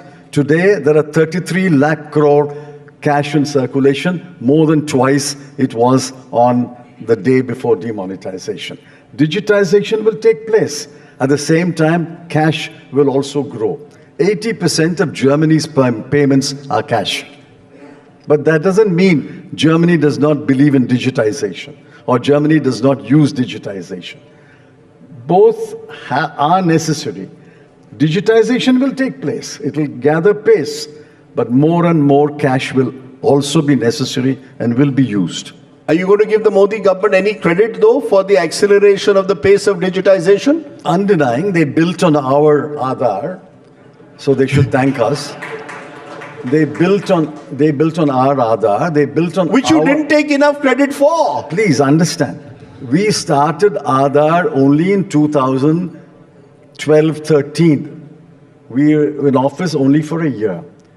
Dr. Rangarajan, when he was governor, started the no-frills account or zero balance account, which is now called Jan Dhan account. So both initiatives were taken up by the UPA, and I am willing to share credit with the NDA government that Aadhaar and the Jan Dhan are our joint effort. Okay, that's good to hear. I mean, I'm glad to hear that sometimes governance and governments can be seen as a continuum. But in conclusion, if there was one aspect, Neelkant Mishra, of the government's management of the economy over the last 9 years that you believe leaves a lot to be desired. If you'd like to see one major change in the direction that the Modi government has taken this economy in the last 9 years, what would that be, Neelkanth? What would you like to see happen that hasn't happened, that you believe can be truly transformative if we look forward to the next decade? No, I think to continue with where I left off on that split between labor capital and TFP, if we need to accelerate growth, see, we have about 30 years. By 2053, our average age will be above 40. We do not want to grow old before we grow rich. And we cannot be satisfied with 7% growth. We have to aspire for 8-9% growth. To grow faster, we need a lot more of foreign capital. We need a lot more of foreign skills and technology. And to do that, we need to ease the bottlenecks that foreign firms face when they come to India. For example, in, say, signing, advanced pricing agreements, like, if it's a subsidiary of a foreign company which is setting up here, it'll always be vulnerable to harassment by tax authorities, and therefore, just providing some certainty and streamlining that process. Vietnam does it in 4 weeks. It takes us 6 months. I think those are things that if we speed up, I think we can sustainably accelerate India's growth. Mr. Chidambaram, in conclusion, the other day, Deepak Bagla, who heads Invest India in the government of India, delivered a speech where he threw up figures about foreign direct investment coming into India over the last few years. And some of those figures clearly showed a quantum jump in foreign direct investment. So in conclusion, I'm only throwing that as one number, but in conclusion, would you, if there was one thing that you would give this government credit for in the last 8 years, because surely over 8-9 years, governments do things that are to be seen as positive, what would the big plus point for you be in the Modi government's handling of the economy? After the bitter experience of 2009 to 11, and when I came back to the finance ministry, the lesson I learned and tried to inculcate through government was, we must manage our debt. We must manage our borrowing, because that's the single most important factor which affects credit, which affects inflation, which affects our ability to spend. And I would give credit to this government for its single-minded focus on containing the deficit and the debt management. It's taken me 35 minutes to get you to give the government some credit, but that's a good sign. But you don't ask me for that number. You were throwing up numbers which are these India shining numbers. You were throwing numbers, and I've given you numbers, and I didn't hear Neelkanth deny any of these numbers. Vacancies in IIT, vacancies in central universities, 21%, no access to toilets, total number of employment has fallen down by 1.2 crore. None of those numbers were refuted. These are all official numbers. And therefore, all I'm saying is, this is our government. Whether we voted or not, it's our government. We have to take credit for whatever the government is doing, and I have no hesitation in giving credit to where it is due. But all I'm pointing out is there is so much more to be done, and a Prime Minister with so much energy and drive and control over his party and government can do so much more. Instead of that, we're talking about a non-interview and a documentary. Why are we wasting time on those things? Well, you in Parliament, you're a member of Parliament, you should perhaps on Monday morning go to Parliament and say, let's have a debate on health and education and investments and teacher absenteeism in central universities. I'll say that at 11 o'clock. Instead of talking about what Mr. Modi said or what Mr. Rahul Gandhi said, maybe let's talk on hard numbers. I'm willing to say that at 11 o'clock, but before I complete my sentence, the House will be adjourned. Okay. given that unfortunate reality, perhaps the conclave is the only place where we can get a relatively non-noisy, certainly non-noisy, and at some level even a bipartisan debate on the state of our economy, which is why it's precious to have these spaces. Nilkant Mishra, P. Chidambaram, thank you so much for joining me here on the India Today Conclave. Thank you. Ladies and gentlemen, raise a round of applause for Mr. Chidambaram and Mr. Mishra. I request both the gentlemen to stay on stage as I quickly call upon Ashok Kumar, Chief Engineer, Life Insurance Corporation of India, to come up on stage and present a small token of our appreciation to our esteemed panelists. And Rajdeep, you might have said relatively less noisy a little too early, because our next session is Supriya Srinath and Amit Malviya together on the stage. So we'll see how that goes. Once again, ladies and gentlemen, raise a warm round of applause for the gentleman. Thank you, sir.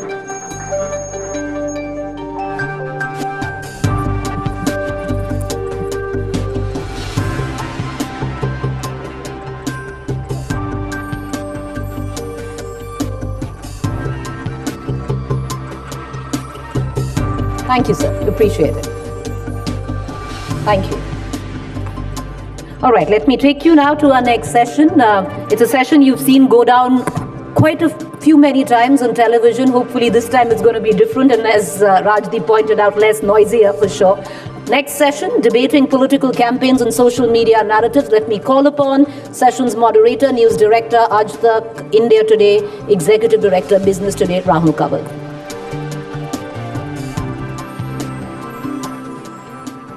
Ladies and gentlemen, you heard the Chief Justice of India. Now get ready for Diwali to come early to the India Today Conclave. Can I call upon our speakers, please? Mr. Amit Malviya, Supriya Srinath, can you join me? In 2014 and in 2019, the BJP had a massive lead over the Congress when it came to shaping the narrative via social media. Will the 2024 elections see a more level playing field between the government and the opposition? Or will the narrative once again be dominated by the BJP's giant social media army? I want to begin this session by showing you where things stand on social media at this moment.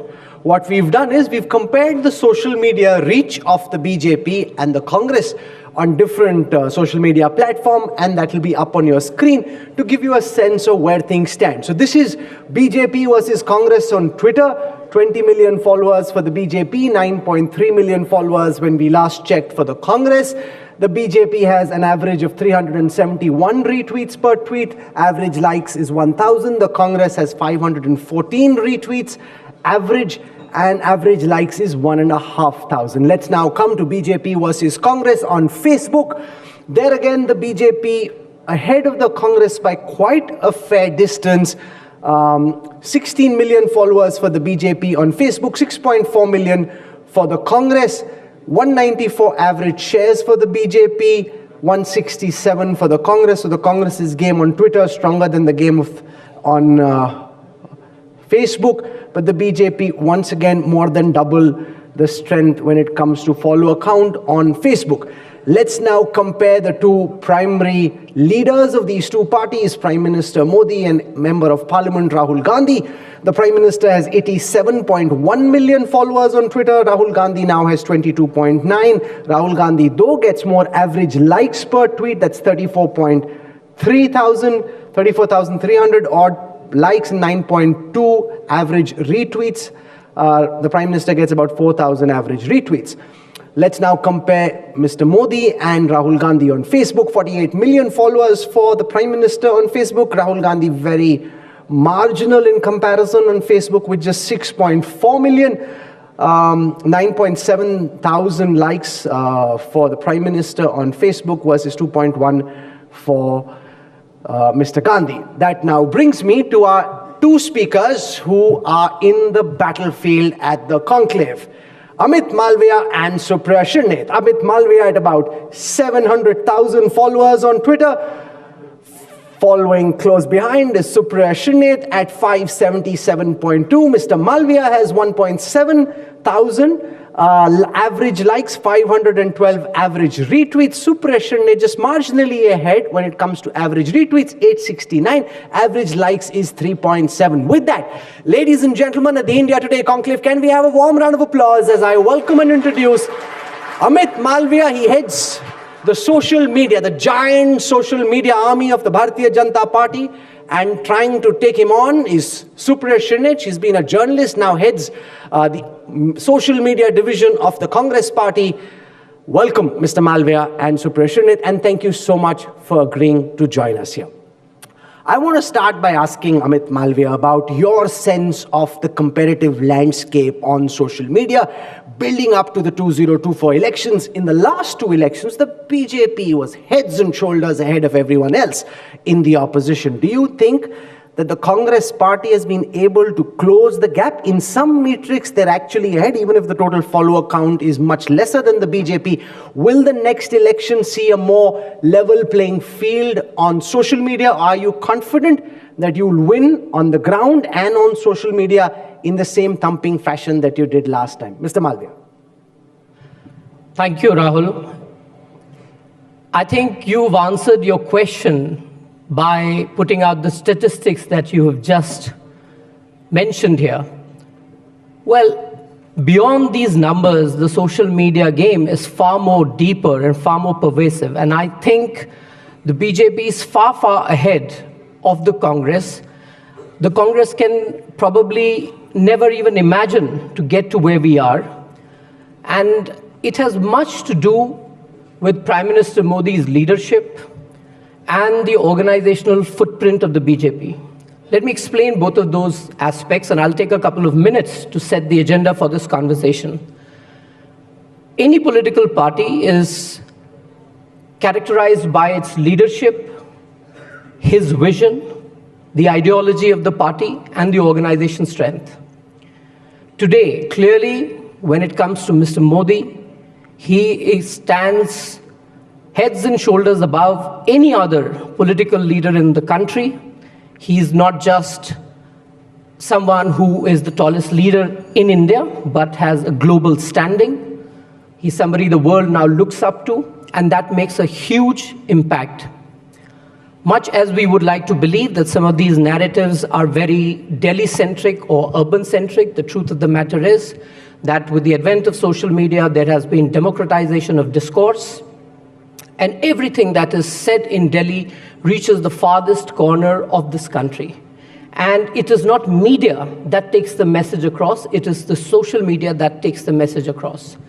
For me, as in charge of the BJP's Information and Technology Department, I am not as much concerned about the conversations that go on in Delhi as I am about conversation in Bharuch, in back and beyond of Uttar Pradesh, in Far East, Northeast, in southern parts of the country, the smaller towns, and what are people thinking and consuming there. That's the first part of it. The second part of it, and I think that's where we just win the debate completely, is when you look at what governance actually means, what it means for the people of this country. And I will just put out some statistics to compare where we are today in 2022 as compared to where we were in 2014. Sure. She's trolling you already. No, I'm just saying 23. We are at 23. But the comparative data that I will give out is as of 2022. So it is a comparison between 2014 and 22. The size of the economy, we were 10th in 2014. We are number 5 today. Share of global GDP, 2.6%. We are 3.4% today. Share in global trade and services, 2.0% in 2014. We are at 2.2 now. Share in global FDI flows, 2.1% in 2014, 6.7% now. Auto production at number 7 in 2014. We are at number 3 in 2022. Steel production at 4 in 2014, number 2 in 2022. Mobile phone manufacturing, number 12. We are today at number 2. Number of unicorns, we had 4 in 2014, we had 116 today in 2022. India's weight in BRICS, 14%, today it is at 29%. India's weight in emerging market was 7% in 2014, it's 15% now. Climate change performance, 31 in 2014, number 10 today. Global Innovation Index, 83 in 2014, we are up to 46. WGI Governance Index, 103 in 2014, 49 now. Ease of doing business, 142 in 2000. No, I'm not done. You need to give me a couple of more minutes. We were importing locomotives, and today we are building trains. The inflation in India is lower than the United States for the last 16 months. I'm not done yet. The focus on infrastructure has been massive. We have invested in the last 9 years what we have invested in the previous 67 years, whether it is investment in coal, whether it is investment in ports, railway electrification, highways, urban airports, metros, ports, small, big, everywhere. Okay. No, I'm not done yet. This is the narrative that we are talking about. We talk about PLI scheme. We've invested $2.4 billion, employment, direct employment generation of 40 lakh. Fighting the election just now. No, we are not. But I'm not done yet. That is the point that I'm trying to make. The narrative is about the work that this government has done and Prime Minister Modi has done. And I can go on for the next 30 minutes, which is the time for your schedule. But the thing is, this is how elections are won. So when we talk about social media, we talk about narratives, we talk about governance, we talk about achievements, we talk about development. And clearly, the Congress is no match when it comes to any of these aspects. मेरे पास मोदी है, काम बोलता है. That's Amit Malviya's response. The Congress may have gained some strength on social media, but he very dismissively says the BJP will shape the narrative because they've got the Prime Minister and their work speaks for itself. Supriya Srinit, let's have your opening comments. 4.5 minutes of numbers that we heard. 4.5 minutes, with all due respect to my friend right here, of someone who's reading the data very deceptively. Because I will just point out something that he perhaps very grossly missed. You look at the average likes and retweets of Rahul Gandhi and Narendra Modi. You look at the average likes and retweets of the Congress party and the BJP. You look at the average likes and retweets of Supriya Srinit and Amit Malviya, we tower much ahead. So, I mean, as somebody who, once again, you were listening in rapt attention, listen to me also in rapt attention. This isn't a TV show, right? You said this isn't a show, we are here in the conclave. You listen with such rapt attention, offer me the same courtesy. 4.5 minutes. So, my question is, are you looking at engagement? Are you looking at the likes? Are you looking at retweets? Or are you just going to look at that big number? Because that big number is misleading. I am putting out a retweet, and if 10 people are liking it and 4 are liking his, with many more followers, and by his I mean the BJP and Congress, what does it tell you? That there are more people engaging with us. Forget about social media statistics. Let's talk about the situation on the ground. What is the situation on the ground? And I would like to address the elephant in the room, because that is often not addressed. And the elephant in the room is, why do you then have this urgent desire, this unsubstantiated need to weaponize fake news, to weaponize misinformation?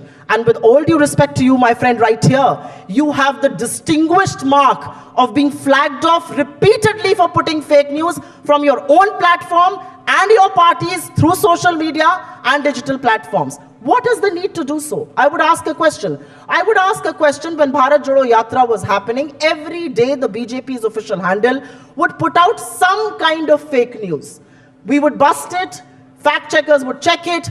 Mr. Malviya himself has the distinguished of being flagged by Twitter, the first person in this country flagged by Twitter for putting out misleading information. So did Donald Trump, and he was the president of America. So that's a great company to be in. This isn't a TV show. I hope you will offer me the courtesy. You did interject me once. I have done my bit as well. Thank you. Thanks. I was reminding you. So I was with Donald Trump, the president of America, where does the Congress party and Rahul? So the reality is, one second, Rahul. So the reality is that he's admitting that he put out fake news, he weaponizes misinformation. Well, thank you, you did my job. I didn't have to do it. It's to say, thank you very much. It's to say that Twitter, before their management got changed, were doing the bidding of a certain set of people with a different persuasion. You start right here. I'm just asking you. I mean, do you want to leave the conversation? Okay, one second. Can we just do this one at a time? You spoke for about 4 minutes. Yeah, she interjected Allow her to me, speak. She interjected you once. Pointed out the year. You've done your bit. Now please be quiet because you will have another chance to speak. You don't want me to do this to you. This is a conclave. I'm done with what I have to say. I've made my point. The message has gone loud and across. Yeah, kuch chai pakode leke aao. We can just sit there. I actually got the applause. Popcorn lao, chai lao, pakode lao, kuch coffee pilao. Mr. Malviya here heads the biggest fake news factory on this planet. He has the distinguished to do that, and he is doing that. And it's not just him. I hate to say this. I respect anybody in government. I respect institutions. But this is no more about a troll, about a surrogate, about shadow networks. This is about a troll government. I mean, why are ministers in this government reducing themselves to mere trolls? You look at what law minister is saying against. You have an issue with the Congress. We understand we're the main opposition. You will attack us. He has an issue with me. I understand. We do similar things. We are the opposition. We have diverse, divergent ideologies. We will be attacked. Mr. Modi wants to attack Rahul Gandhi. Go by all means. Now you want to attack activists. You want to attack Supreme Court judges. Supreme Court judges. Why? My only question is, if you have so much to tom home about, why reduce yourself to petty 2 rupee trolls? And I also want to say one thing, and you can then take the mic away from me. Mr. Nishikant Dubey is a BJP MP. He is known to spread fake news in your August company. He has this morning put out a tweet, and I want to put it before the audience right here and let them decide. As a woman, I feel very offended. She's not from my party. She's a TMC MP. An MLA from my party, Deepika Pandey, he puts out a tweet and says, हमने तो वैशाली की नगर वधुओं का भी सम्मान किया. वैशाली की नगर वधु is referring to a prostitute. Are you willing to tell your colleague to take down that tweet? If you are, let's have a discussion. If not, forget about it. Amit Malviya, the charge against you is that you run the world's largest fake news factory, you called it. Yes. A giant army of trolls that you're constantly being called out for putting out fake news. And I'm platforms are. Well, I'll take the mic away otherwise. Okay. Now let 4.5 minutes. You didn't take. No, but let him speak. You've both spoken. Now respond to the very serious charges that have been leveled by your opponent, Mr. Malviya. You should have worn your bully-proof jacket. Rahul. How do you know there's not a hidden bulletproof jacket here? You will need it. He didn't say bullets. He said bully. Oh, yeah, the bully is closer to you. You should be scared on my left than he on the right. I'm not scared of anybody, least of you. Let me come to the most substantive argument again, because my colleague from the Congress actually reduced herself to being a troll. All she did was speak about people. I'm not here to speak about people. I'm here to speak about ideas. I'm here to speak about a more progressive regime that we want to see. I'm here to talk about a more progressive conversation environment. He said this, she said this, usne ye tweet kiya, aap ye karoge, ye troll, wo troll. The fact is, and I want to do some fact checks here, Rahul Gandhi is never mentioned by the Prime Minister, something that she alluded to. I want to get her out of this delusion. The Prime Minister has never mentioned Rahul Gandhi, ever.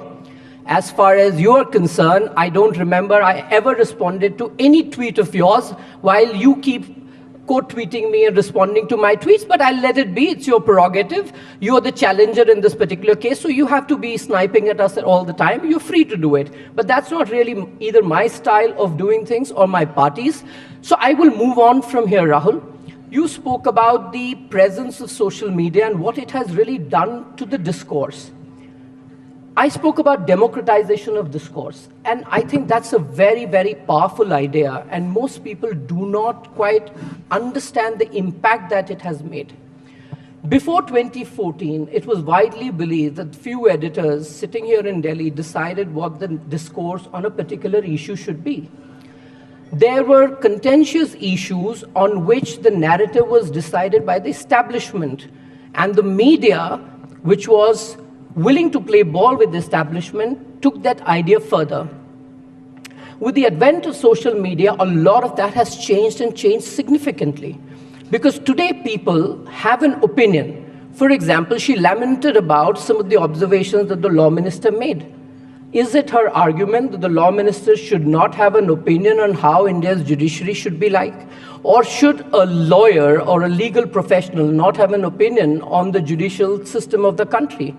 Today, social media allows that to be done, and no voice is dependent on a mainstream media to publish them, because they can either put it on their blog or there are several proliferating digital platforms, and they can cover them. Her argument is that whatever her message is at this moment is getting greater response. Average likes, average retweets, engagement, that they are doing much better than in the past. In fact, they're beating you on many metrics. Well, if that was indeed the case, they would not have folded up in the recently concluded elections in Northeast. The best that they won in a state was about 5 seats. That's all that they got. So I don't know where is it resonating, with who is it that's resonating. That's a very good counter. No, that's it. Aap social media pe jeeto, Amit Malviya and the BJP will win elections. No. The point that I'm making is social media pe bhi nahi jeet rahe hain. ये सिर्फ अपने दिमाग का ख्याली पुलाव है जहां जीत रहे हैं. Today, the BJP's strength comes from the huge volunteer army and people who have an opinion, who we engage with. They are our strength. They take the idea forward. They take the ideological arguments further. In the Congress's scheme of things, they have a battery of official accounts and a few leaders who are active. That doesn't make social media. For me, no, let me finish. For me, so the person in Kishanganj, 280 characters, in Katihar, in Erode, in Far East, Far Northeast is important. Even if you claim to be getting more likes and retweets, it doesn't matter very much because his party is winning all the elections. I'm not going there. I'm going to first address the You can't go there because you're not winning there, so you want to avoid that conversation. Mr. Malviya, let us speak. Some of you can clap, but just wait for my turn. Maybe she wants to abandon the conversation. So, we should let her it must be embarrassing for her to be here. Let us speak. Let us speak. Don't troll me here because you know what I'll do to you. I don't need to. I have 24 papers right here in front of me. I don't want to get personal. I will just quote 2 or 3 papers out of them. You can't go beyond that. I will tell you doing why. You started with that. That was your first argument. That was your last argument. Because you cannot compete with the BJP. You just made such a long, comprehensive argument. Allow the lady an opportunity to respond. That is why you want to go down that path. I said this. मैं 24 page लेके आई हूँ. तुम्हें flag off कर दिया. अरे भैया. I've been around for 9 years. If you play a test match, you'll have a few white balls. आप तो अभी आई हैं. आपकी पार्टी में 3 लोग बदल चुके हैं. Okay, now let us speak. 24 pages right here. This gentleman sitting on my left called out for fake news all the time. And there's a reason why I want to talk about fake news and weaponizing misinformation. Last week, about 7 days back, they almost got Tamil Nadu and Bihar at blows. You know why? Because Manish Kashyap, a fake YouTuber, made a fake video which was being propagated by the entire BJP IT cell, including their leaders, and they almost came to blows. Don't speak in between now. If nothing was happening in Tamil Nadu, why did the Chief Minister issue statements in Hindi? I'm sorry, you have to play the anchor here, right? I'm a little pissed off with you right now. Why? You're not able to bully? This is not on. I mean, let's be... मैंने क्या गलत किया? मैं तो try कर रहा हूँ. रुको तो सही. बीच में बोलो तो सही. मैं बोल रहा हूँ ना, आप बोलने भी तो दो. बोलो. So first, क्या बोल रहा है? आप बोल रहे हैं. Mr. Malviya, let us speak. With the fake give news her a video, chance. They were putting out misinformation that Biharis were being subjected to harassment, which was wrong. It was a video shot in Bihar by actors through a production house, and that video was being circulated by them. I'm just giving you examples. Bharat Jodo Yatra. We were in Madhya Pradesh, Mahakaleshwar. Rahul Gandhi ji does an aarti. I'm just telling you the kind of fake news propaganda that comes from no less than the IT cell head, which was shared by, of course, many people. Rahul Gandhi ji did an aarti, and aarti is done in a clockwise direction. Everybody and their mothers who do aarti know that. Mr. Malviya tweets, Rahul Gandhi doesn't know how to do the aarti. But it speaks volumes about Rahul Gandhi's credibility. Because I think the as problem somebody is who hops that temples Mr. Malviya for convenience. missed the physics class in school. In physics in class 7th, I was taught lateral inversion, but I knew that would be lost on him. So what I did instead was I put out an aarti of Modi ji, because on camera वो दोनों उल्टी दिखती हैं. जब वो देखा तो बेचारे चुप हो गए. फिर इन्होंने क्या बोला? आगे सुनिए. फिर इन्होंने बोला there were multiple things that he lied about. One of the things that they lied about was Jitendra Singh, who was India's former Minister of State for Home Affairs, was tying Rahul Gandhi ji's shoes. Now that was fact-checked. Twitter flagged it as fake news, misleading information. Why does he not Why does he have to do this? Why do you have to do this? What is this urgent need to put out fake news all the time? Why do you put out fake news? Why did Smriti Irani, for instance, I'm asking you, why did Smriti Irani, for instance, have to go to Tamil Nadu and say Rahul Gandhi never visited the Vivekanand statue? He did. He even did a parikrama around it. What is this complete desire to... Why? ऐसे प्यार से मुझे भी बोला करो, let him speak. नहीं, अभी रुकिए आप. What is this desire to lie? What is this desire to lie? What is this desire to mislead? What is this desire to spread fake news? If you have a narrative, peddle that. Your narrative is fake news. Okay, respond to the charge. And the world recognizes that. Okay. Including the applause that I'm getting.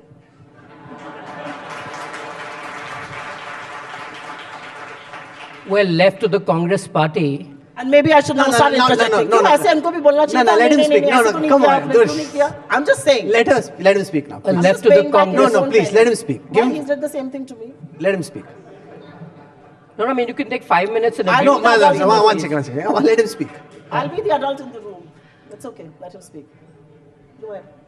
Well, left to the Congress party, they come out. Will you get Nishikant Dubey to No, one second, Supriya, this is not right. Will he get one second. You've spoken, you've leveled so many charges. Now allow him the courtesy of responding, please. He was speaking continuously while I was talking. He wasn't. He was largely... Was he or was he not? No. This is just playing to the gallery. No, you're just playing to the gallery. Allow him to speak. You just said you want to be adult in the room and you suddenly change your mind.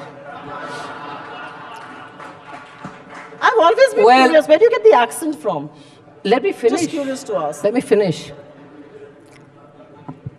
The fact is, left to the Congress party, they would disown their own leader's speech. Rahul Gandhi goes to London and he addresses this journalist conference and he seeks foreign intervention, Europe and America.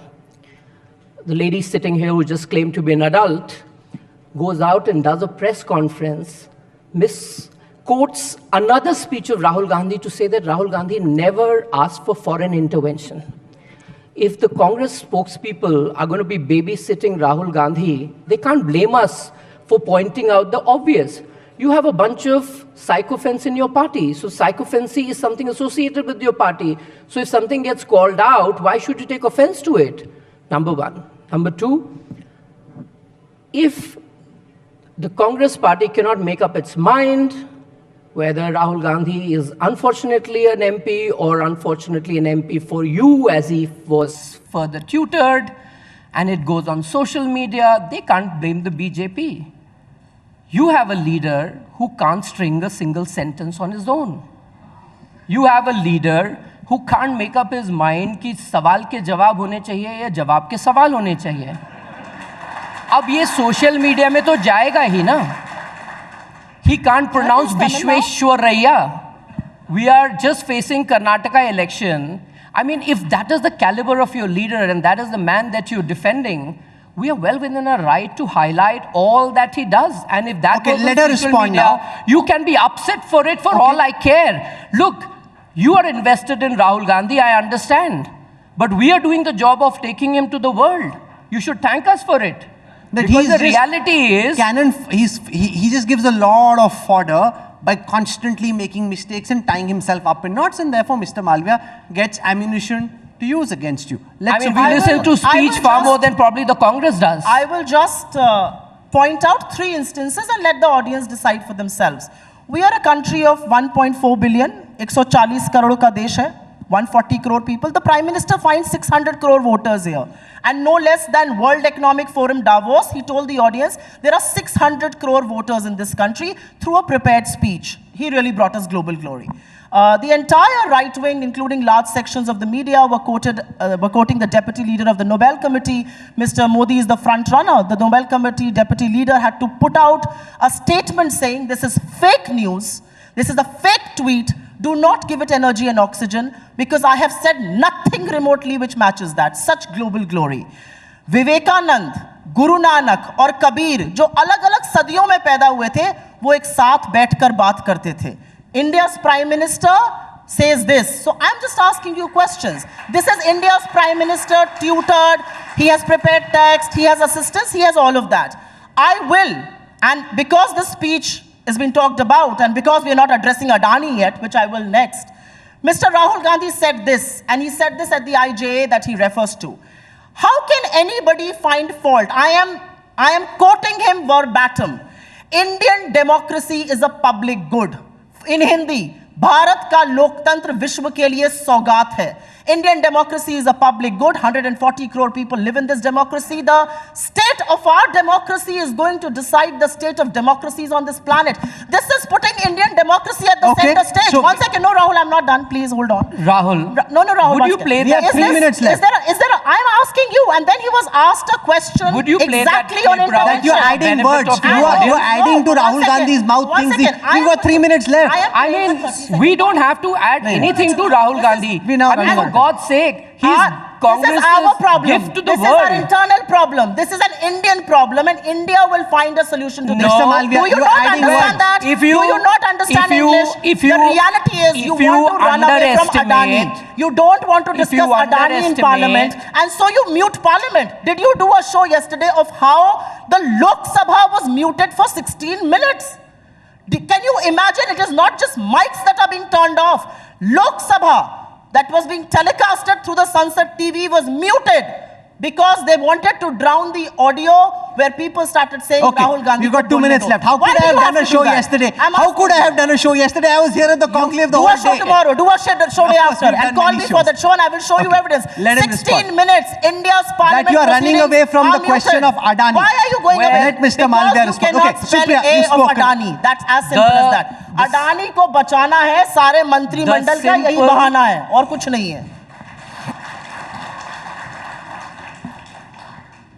If you doubt the collective intelligence of the audience in this room and pretend that Rahul Gandhi did not seek foreign intervention in India's internal affairs, our problem, Indian problem. Hypocrisy is what is sinking the Congress party. It's treacherous. This hypocrisy is what is sinking the Congress party.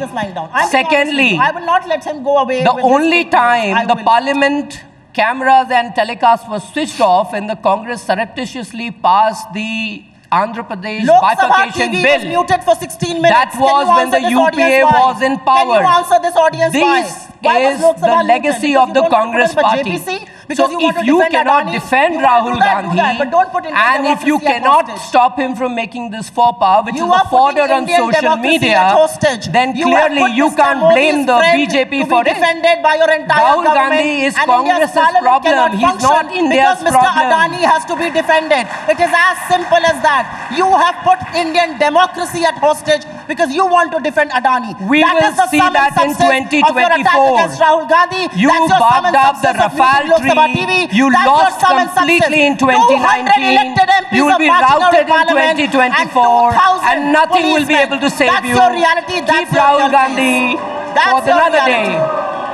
You know, in 2014 and 2019, the BJP had a big head start over the Congress. The Congress, as you've seen over the past 30 minutes, is trying to play catch up and try and level the playing field. You think I was playing catch up? Of course. Earlier. You were screeching. That's not dominating. No, that's screeching. Supriya thinks she won. Amit Malviya would naturally think he won. Can we have a round of applause for both? I'm not going to ask who you think won, because both of them were gracious enough to come and join us at the conclave. You saw a fierce contestation. And I think some of that will play out in the build-up to the next general elections. Both of you have a very onerous task ahead of you, leading your social media armies. And we look forward to a very exciting contest, the kind that we saw over the past 30 minutes. I lead a social media team. He leads a fake news factory. That's the difference. Look, the eventual proof of the pudding is in eating. We are going to win this election. We are going to win the coming elections. You can come, scream, screech, call me names, reduce yourself to a troll. I have no problem with it. Fake news factory. The only thing you did this entire evening. Okay, ladies and gentlemen, for the fireworks, can we have a round of applause, please? We had a lot of very deep conversations with the Chief Justice and various other people through the morning. And now we've seen the kind of contest that we'll see on social media. Mr. Amit Malviya, Supriya Srinath, for joining us at the conclave. Thank you very much. Thank you. Just stay one second. I think they have both of you to stay on stage as I quickly call upon Anuj Kohli, General Manager Hitachi, to come and give a small token of our appreciation to both the leaders. And don't tell us we didn't warn you. I did so right at the beginning of the session. But do stay on, and we'll quickly move in to our next session. Ladies and gentlemen, do raise a round of applause for Ms. Srinate and Mr. Malviya. You're going to see a lot of the both of them in the next year to come as we run up to 2024.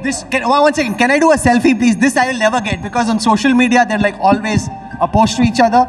Just 1 second, please. This is quite unique. They would never. This is epic, actually. It is. I'm also going to get one. If it weren't for the India Today Conclave, we'd never have both of them together. So 1 second, please. Here we go. Here we go. Thank you very much. Thank you. This is very special. Thank you. Your boxing gloves can now be taken off. Bulletproof jackets can come off as well. Supriya, Amit, thank you. Thank you. Thank you.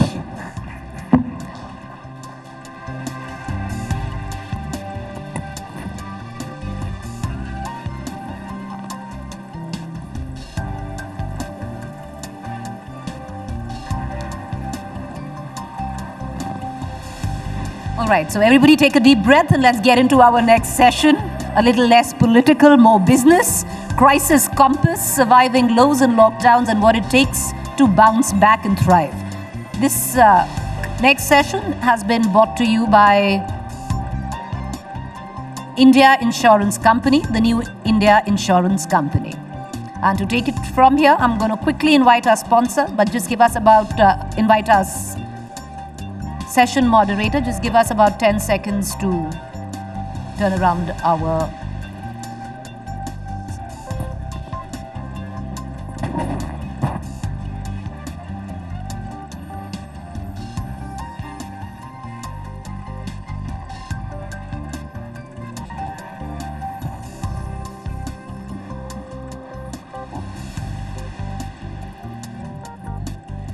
all right, from politics to business, crisis compass, surviving lows and lockdowns, what it takes to bounce back and thrive. Inviting our session's moderator, Mr. Raj Chengappa, Group Editorial Director, Publishing, India Today Group, and our esteemed panelists, Mr. Puneet Chatwal, MD CEO, Indian Hotels Company, Ajay Bijli, MD, PVR Inox Limited, Ajay Singh, CEO, SpiceJet.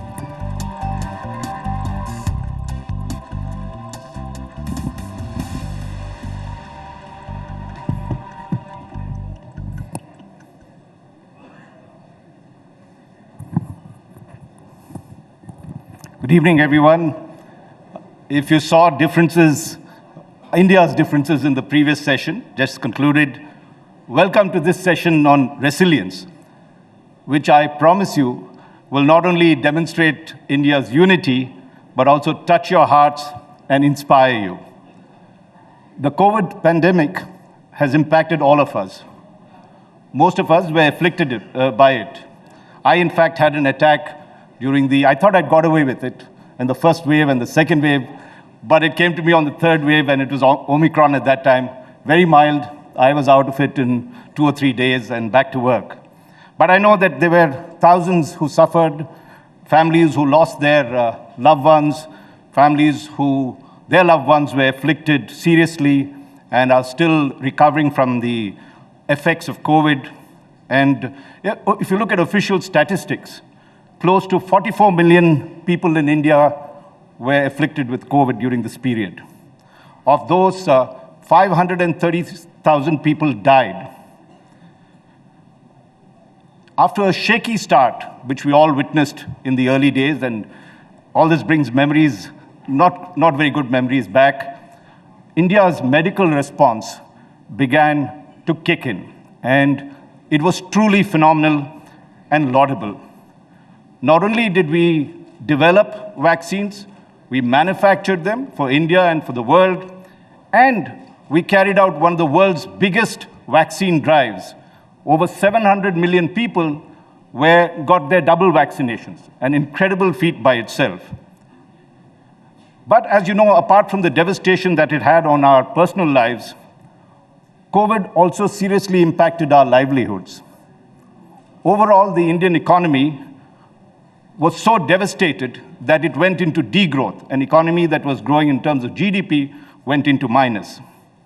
An estimated 140 million people in India lost their jobs, and countless others. There's no figure to the number of people who experienced salary cuts during that period. one study indicated that more than 45% of Indian households had experienced a drop in income levels.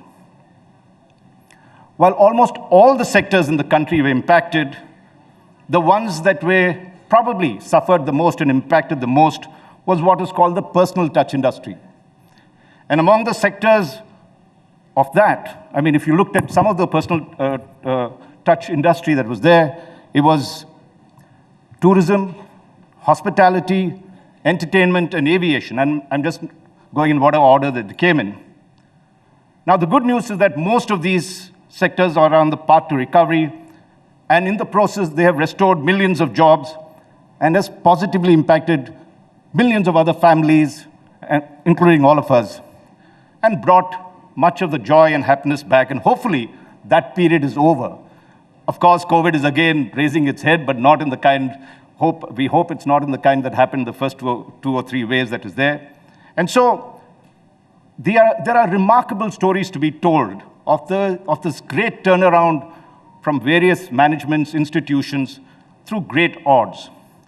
They demonstrated outstanding management skills, leadership and compassion that lifted our companies out of the morass through some of the most difficult times. COVID was truly a black swan event, and they have all inspiring stories to tell and management lessons that we can learn from. Ladies and gentlemen, we all lauded the doctors, healthcare workers, scientists, and government officials who helped us contain the impact of COVID, and for very good reason. Today, we will laud those who also made a huge impact on our livelihoods. They too are our COVID heroes. And I have great privilege in introducing three of them today. As I said, from diverse sectors. From the aviation sector, we have Ajay Singh, CEO of SpiceJet, among the top 5 airlines in the country. From the hospitality sector, there is Puneet Chatwal, Managing Director and CEO of the India Hotels Company, which owns the Taj Group of companies, including the one that we are sitting here. And from the entertainment sector, Ajay Bijli, from PVR Inox Limited, who owns it, the largest cinema, who owns the largest number of cinemas in the country, and I'm sure all of you have been in one of them during our lifetime here. So let's give them a warm round of applause before we begin.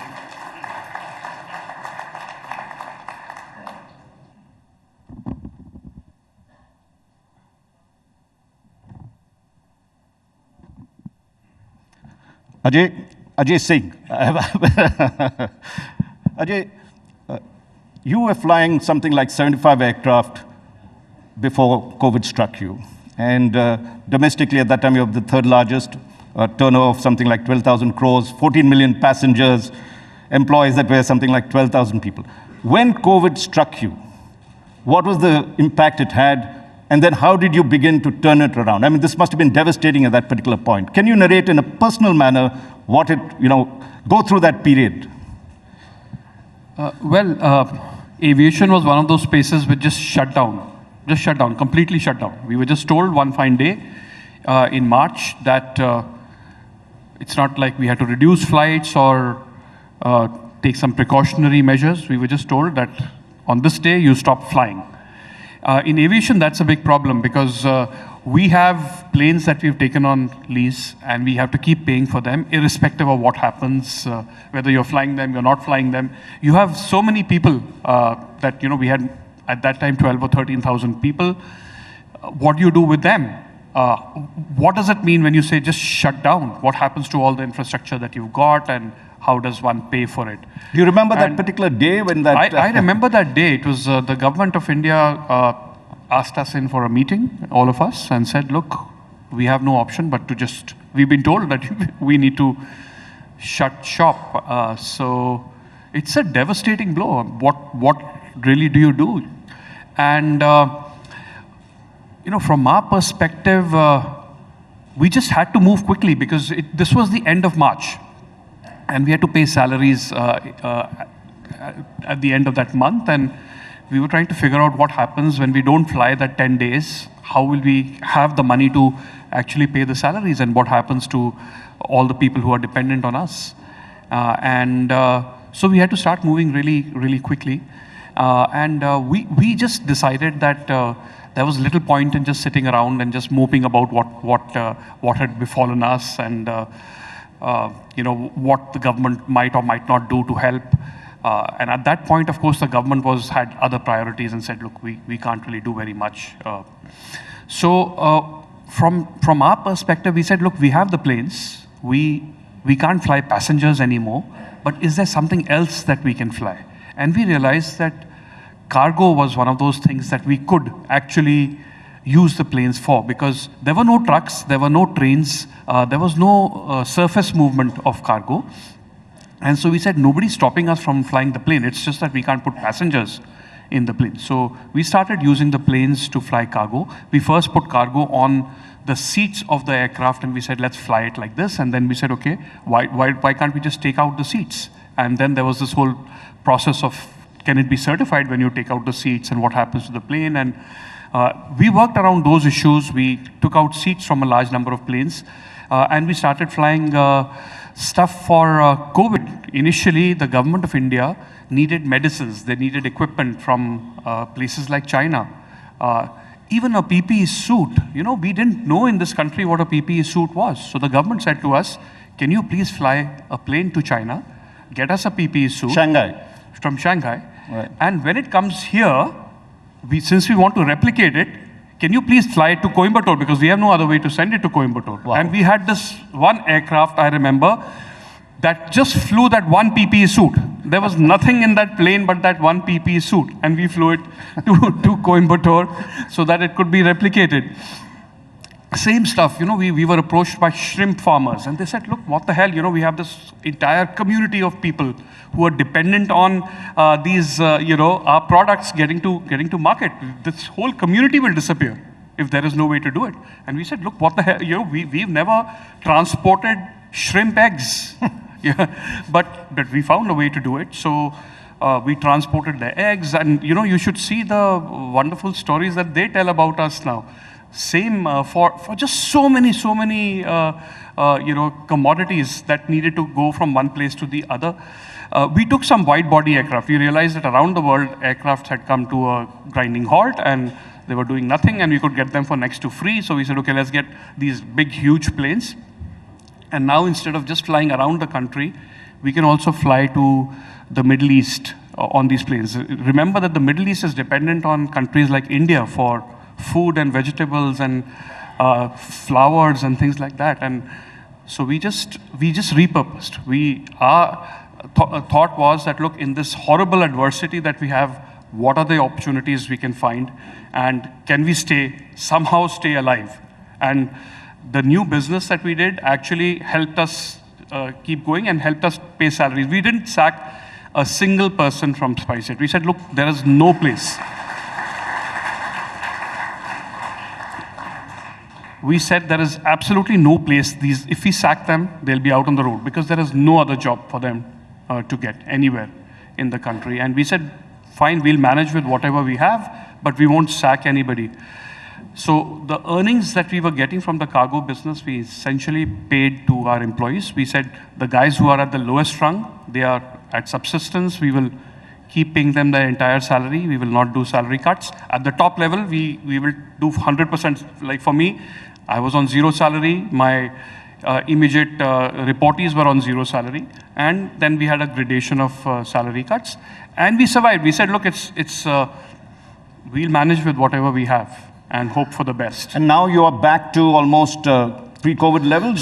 So we are now getting back to pre-COVID levels. Of course, the market is doing well. The demand is strong. The yields are high. We actually, of course, learned a lot during COVID. We learned that you could actually automate many things that we should have done a long time back, but COVID allowed us to do it. And you could work as one team, all the airlines together, the government, work as one India in a common objective, and that helps in very many ways. I think all in all, fantastic learnings from COVID. I'm going to come back to you, Ajay Singh, on some of the lessons you learned, but I'd like to bring Puneet in at this time. 260 hotels, 100 homestays, an enterprise revenue over 10,000 crores, employing 28,000 people, 22,000 rooms, and over 5 million room nights. And overnight, that becomes zero. Am I right? What did you all do?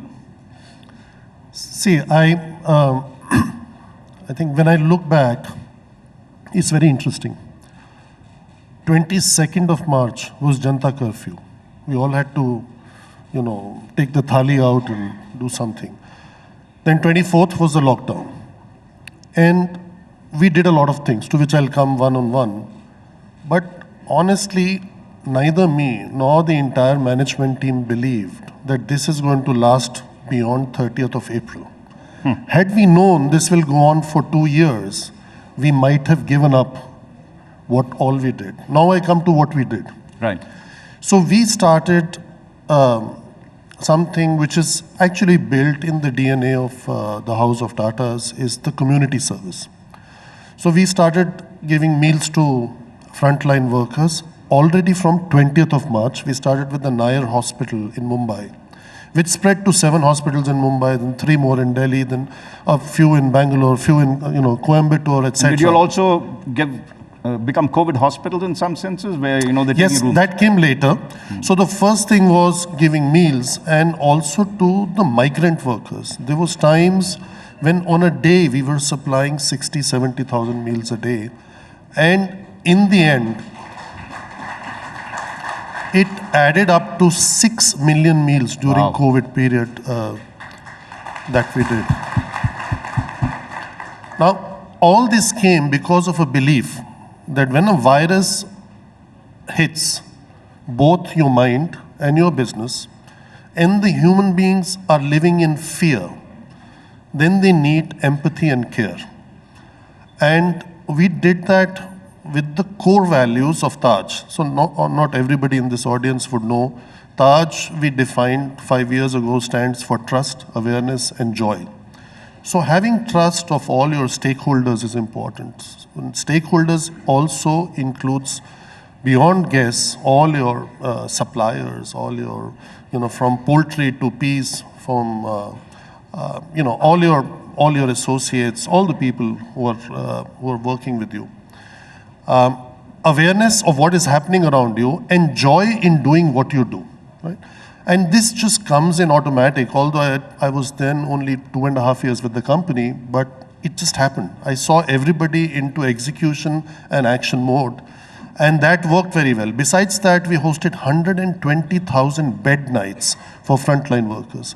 And all this got done through Taj Public Service Welfare Trust, which was created post 26/11 attacks to help the victims of terrorism. And we kind of clarified that a virus is nothing else but also another kind of a terror attack on human beings. So I think all in all, what this did was that everybody else also followed. So the hospitality sector, which was hurt, which was absolutely paralyzed with the fear that was inculcated in people that going to a hotel, going to a restaurant, sitting in a plane creates COVID. And then what do you do? So I think thinking like that, listening to your customers, we started home delivery, like Ajay did, the cargo, cumin got created. So we started bringing Taj food to people's homes. We created homestay in the form of Ama, so that people can have relaxation and holiday in a secluded environment. So that's again become a business for us. And we see that when the business is back, all this is firing. And currently, at what revenues are you all as compared to? We are actually in a better position. I think we got a lot of empathy from all the customers, including your group, India Today. We see everybody's here. A few days ago, we had the other groups summits also. So all that is happening with us. So we are 19-20 comparatively, we are almost 30% ahead at an enterprise level. And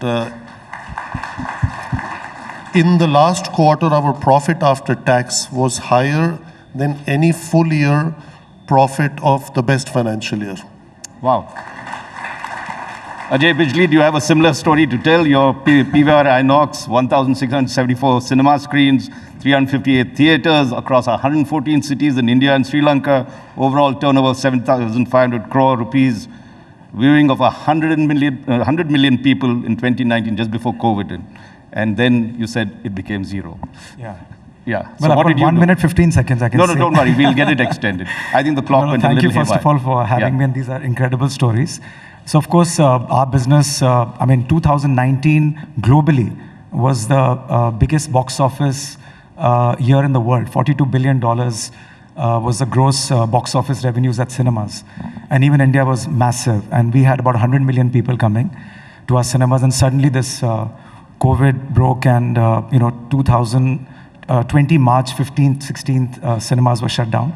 So we were the first ones to be shut down and the last ones to have opened. So obviously it was if I say it was a body blow, it's an understatement because suddenly your revenues came to 0.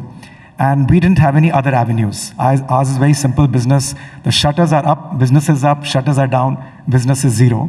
So even no home delivery we could do, no other avenues. So one of the lessons that I learned at that time was that it's all very good to say core competence, do very well, do one thing, do it exceedingly well.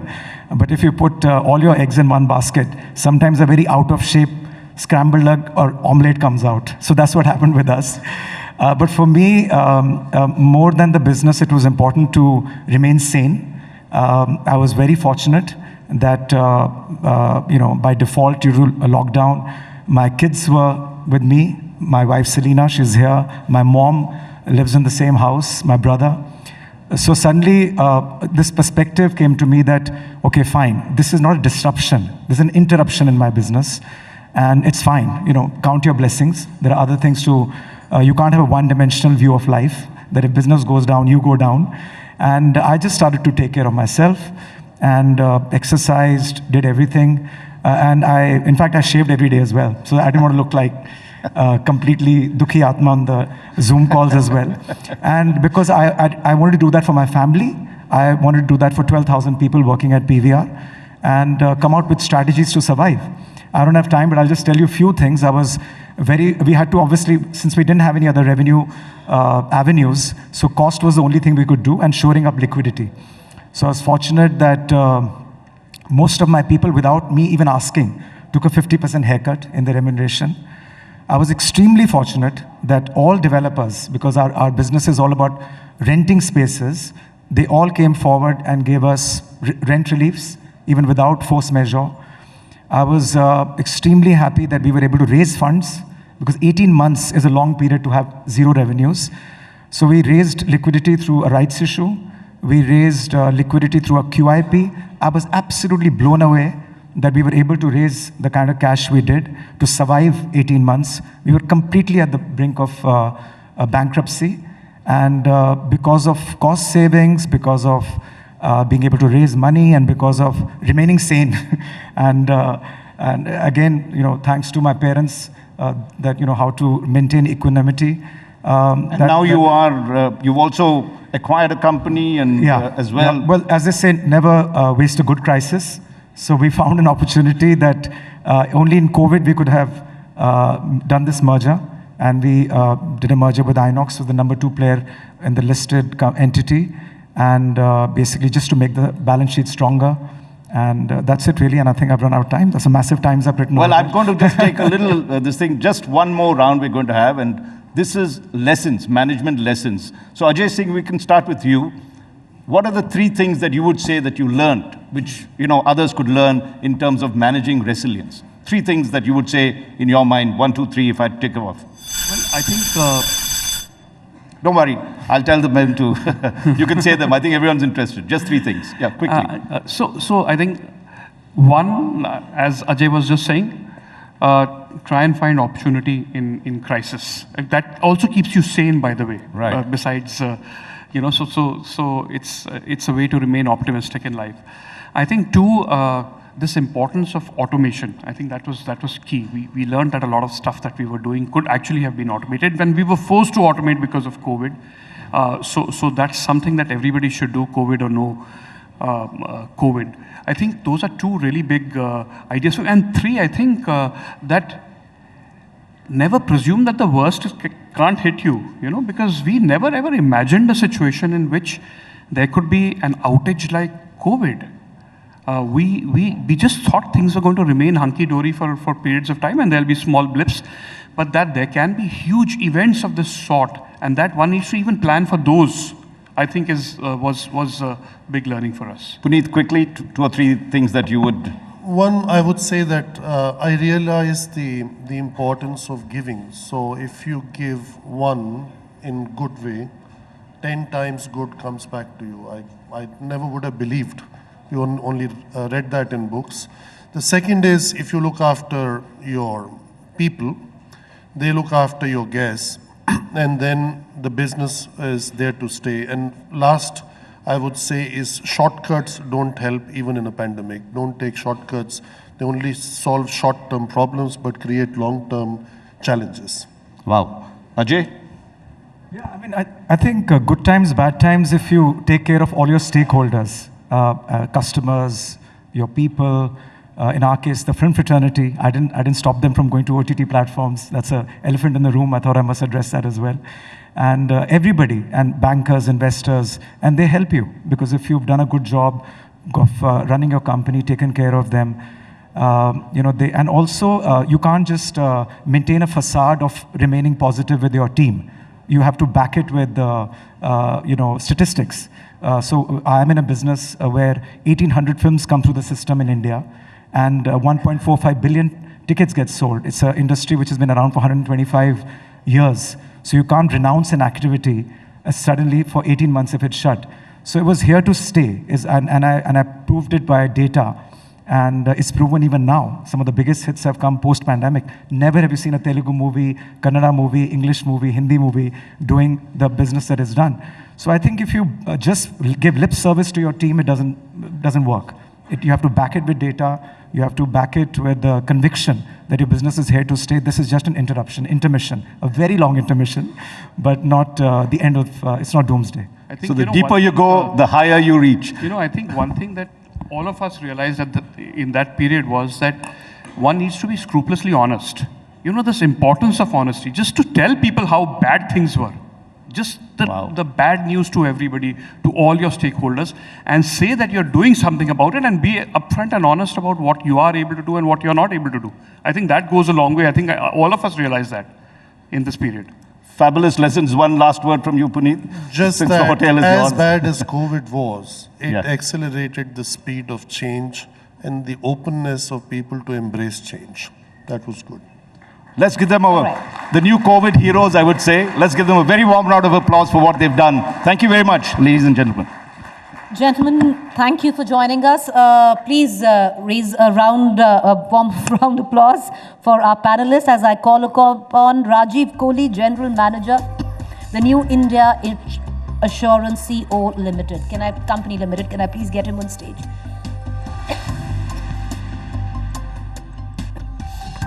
Ladies and gentlemen, can we please put our hands together for a round of applause for our panelists.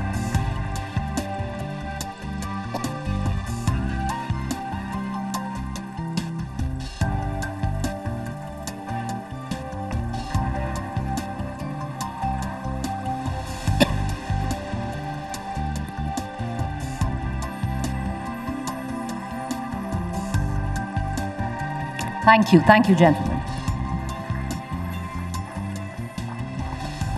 Give us about 10 seconds and we are ready to go for our show and tell session. How I airwalked from the rooftop to the skies.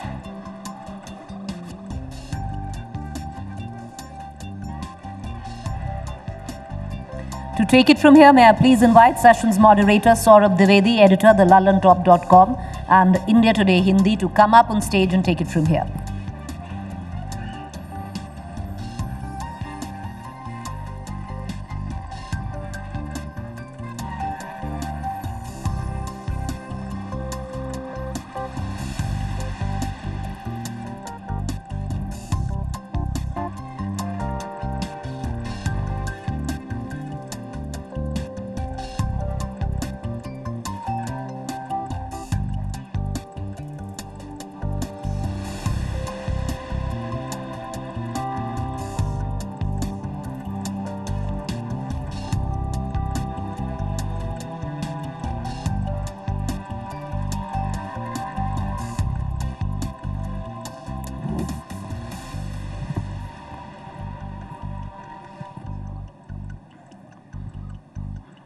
नमस्कार देवियों और सज्जनों, India today conclave में आपका इस सत्र में बहुत बहुत स्वागत है। हिंदुस्तान कामयाबियों की कई नई कहानियां लिख रहा है और ये ज़रूरी तो नहीं कि हर कहानी किसी बड़े शहर और किसी चमकीली रोशनी के नीचे ही शुरू हो। हमारी इस सीरीज़ यंग ब्राइट माइंड्स में अगली पेशकश राजस्थान का एक लड़का बॉक्सर बनना चाहता था। हम में से ज़्यादातर के पिताओं की तरह उन्होंने भी कहा, इसमें क्या करियर है, क्यों ही खेलना है। फिर उसने डांस करना शुरू कर दिया। पिता ने अपना इंस्ट्रक्शन दोहरा दिया, इसमें क्या फ़ायदा, पढ़ाई करो। पर वो चोरी चोरी चुपके चुपके वीडियो बनाता रहा और एक रोज़ पिता को पता चल गया, क्योंकि अमिताभ बच्चन ने उसके बारे में ट्वीट कर दिया था। इस कमाल के परफॉर्मर का नाम है बाबा जैक्सन।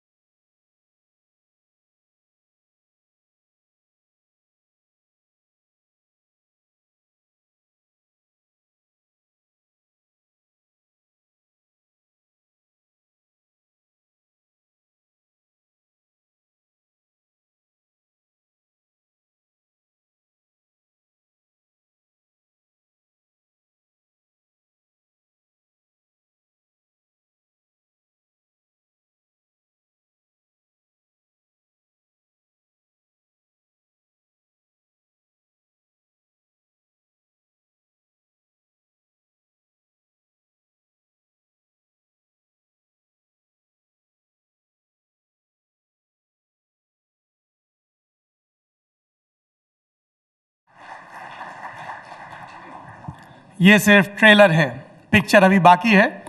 लेकिन इससे पहले कि युवराज अपनी फाइनल परफॉर्मेंस करें बतौर बाबा जैक्सन, थोड़ा जान लीजिए इनकी कहानी। Mike please.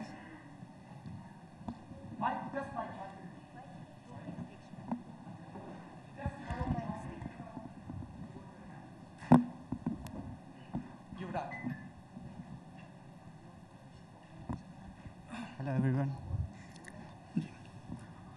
जोधपुर से इंडिया टुडे कॉन्क्लेव के मंच तक का सफ़र, पर इसकी शुरुआत कैसे हुई? कैसे पता चला आपको कि दुनिया में एक बहुत ही कमाल के शख्स हुए हैं जिनका नाम माइकल जैक्सन है? हमने उनका नाम ज़रूर सुना था, लेकिन कभी देखा नहीं था, क्योंकि अभी क्या है, जैसे हमेशा मतलब आजकल क्या हो गया है कि छोटे छोटे बच्चों के पास मोबाइल है। ऐसा होता नहीं था, मतलब 2015-16 और इस टाइम में बच्चों के पास मोबाइल वगैरह होता नहीं था, तो हम जानते नहीं थे कि माइकल जैक्सन कौन है। लेकिन मेरा पता नहीं क्या था, मैं टीवी ज़्यादा देखता था। और ये थोड़ा कहना थोड़ा अजीब होगा कि टीवी देखने से मुझे इंस्पिरेशन मिला, क्योंकि टीवी में मैं डांस ज़्यादा देखता था। डांस, म्यूज़िक और हीरोज़ और ऋतिक रोशन सर, प्रभुदेवा सर। तो वो टीवी देखने से, वो डांस देखने से, उससे मुझे इंस्पिरेशन मिली। और कुछ कारण थे जो बचपन से मैं, क्या माँ बाप क्या चुप कराने के लिए टीवी के सामने बैठा देते थे, तो वहीं से ही इंस्पिरेशन वगैरह ऐसे देखने से ही हुआ है। और ऑफ कोर्स प्रैक्टिस वगैरह मैं अपनी परछाई को देख के करता था। हाँ, ये बताइए ज़रा, आपने डांस कहाँ सीखा? अपनी परछाई से कैसे सीखा? हाँ, वैसे अपनी परछाई से ऐसा कह सकते हैं, क्योंकि शीशा वगैरह था नहीं, ऐसे परछाई वगैरह देख के ही स्टेप वगैरह अपने आप को देखना। तो बट कभी सोचा नहीं था कि इस स्टेज पे आऊँगा। आप बड़े लोगों के बीच में ऐसा परफॉर्म करने का मौका मिलेगा, तो मैं बहुत ही ज़्यादा शुक्रगुजार हूँ आप लोगों का। अच्छा, थैंक यू सो मच। इससे पहले कि आपकी परफॉर्मेंस शुरू हो, मैंने आपके हालिया वीडियो देखे जिसमें आप गांव की कुछ लड़कियों के साथ डांस कर रहे हैं, छोटी छोटी बच्चियों के साथ, गली गर्ल्स नाम है। जी वो क्या है, ज़रा बताइए। बिल्कुल, गली गर्ल्स मेरे छोटे बच्चे, मैंने जैसे मेरा वीडियोस वायरल हुए थे, उनके भी वीडियोस वायरल हुए थे। वो बहुत ही निम्न स्तर से ऐसे स्तर पे हैं, लेकिन वो डांस ऐसा करते हैं कि देखने वाला ताली बजाए। और ऐसे मैंने भी उनके वीडियोस वगैरह देखे और वो बहुत अच्छा डांस करते हैं। पैरों में जूते नहीं है लेकिन फिर भी डांस ऐसा करते हैं कि अच्छे को जूते उतारने पे मजबूर कर दे। तो मैंने उनका डांस देखा और जिस तरह अमिताभ बच्चन सर ने मुझे सपोर्ट किया, मेरा ट्वीट किया, मैं भी चाहता हूँ कि मैं किसी को सपोर्ट करूँ, किसी के काम मैं आऊँ, क्योंकि गांव की वो गरीब लड़कियां जिनके पास जूते नहीं है लेकिन इरादे हैं। बिल्कुल इरादे, बिल्कुल। मेरा ये है कि ज़िंदगी में कामयाबी मिले नहीं मिले, आपके पास बड़ा बंगला हो, पैसे कम हो ज़्यादा हो, लेकिन एक इंसान अच्छा हो। और मेरा ये क्या है कि बस ज़िंदगी में जब एंड हो ना, जब ज़िंदगी का एंड हो तो एक संतुष्टि होनी चाहिए कि हाँ यार किसी के काम आ गए हम। युवराज, हमें बहुत खुशी है कि आप न सिर्फ अच्छा डांस करते हैं बल्कि आपके ख्याल भी बहुत अच्छे हैं। ज़्यादातर लोग सोच रहे हैं कि ये बातचीत कब खत्म हो और हम आपकी परफॉर्मेंस देख पाएं। So please give me the mike, over to you.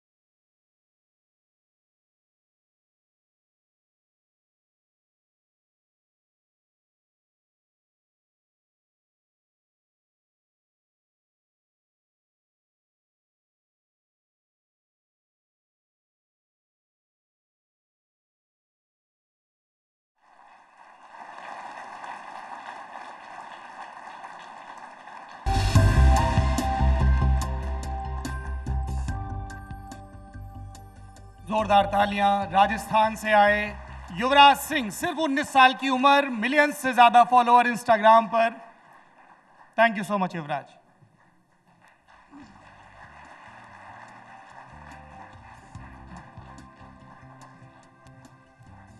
Thank you so much, बहुत बहुत शुक्रिया कि आप यहाँ पर आए, बहुत हम सबको बहुत पसंद आया। बस 2 मिनट और रुके रहिए। May I please call Mr. Abhishek Khaitan, Managing Director, Radico Khaitan, to come up on stage. And ladies and gentlemen, we can do better than that. Please put your hands together. He's been fabulously entertaining.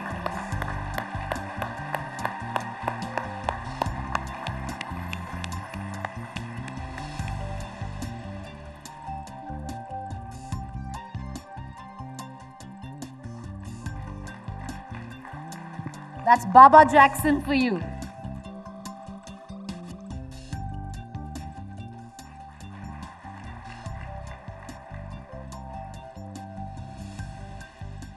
All right,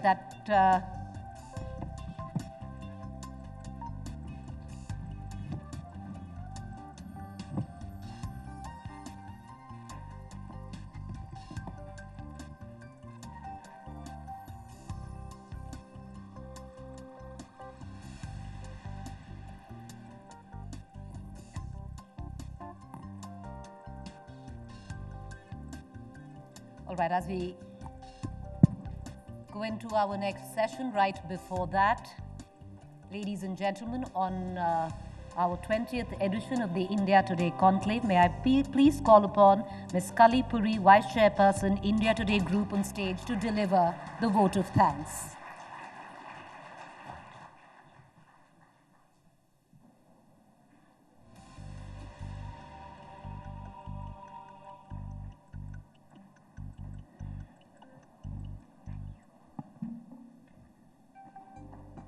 See, that's the benefit of being a conclave director. You can program yourself between two fantastic sessions.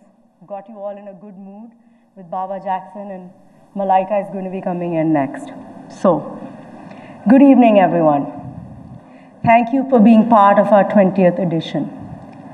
I've had the privilege of being a part of all 20 conclaves.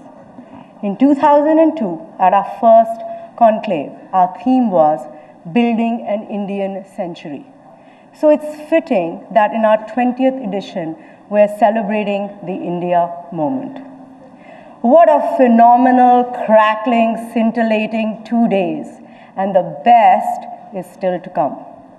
The secret of our success of being the foremost conference in the country for thought leadership, constant innovation. When we started 20 years ago, we had 16 speakers, and today, 55.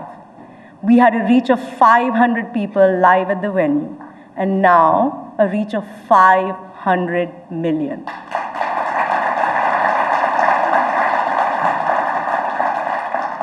We are change addicts. I love shiny new things. So today, at this momentous conference, I introduce you to another future, our first bot, AI, collaborative anchor. She is bright, gorgeous, ageless, tireless, and speaks in multiple languages, and totally under my control, at least for now. Introducing, ladies and gentlemen, Sana.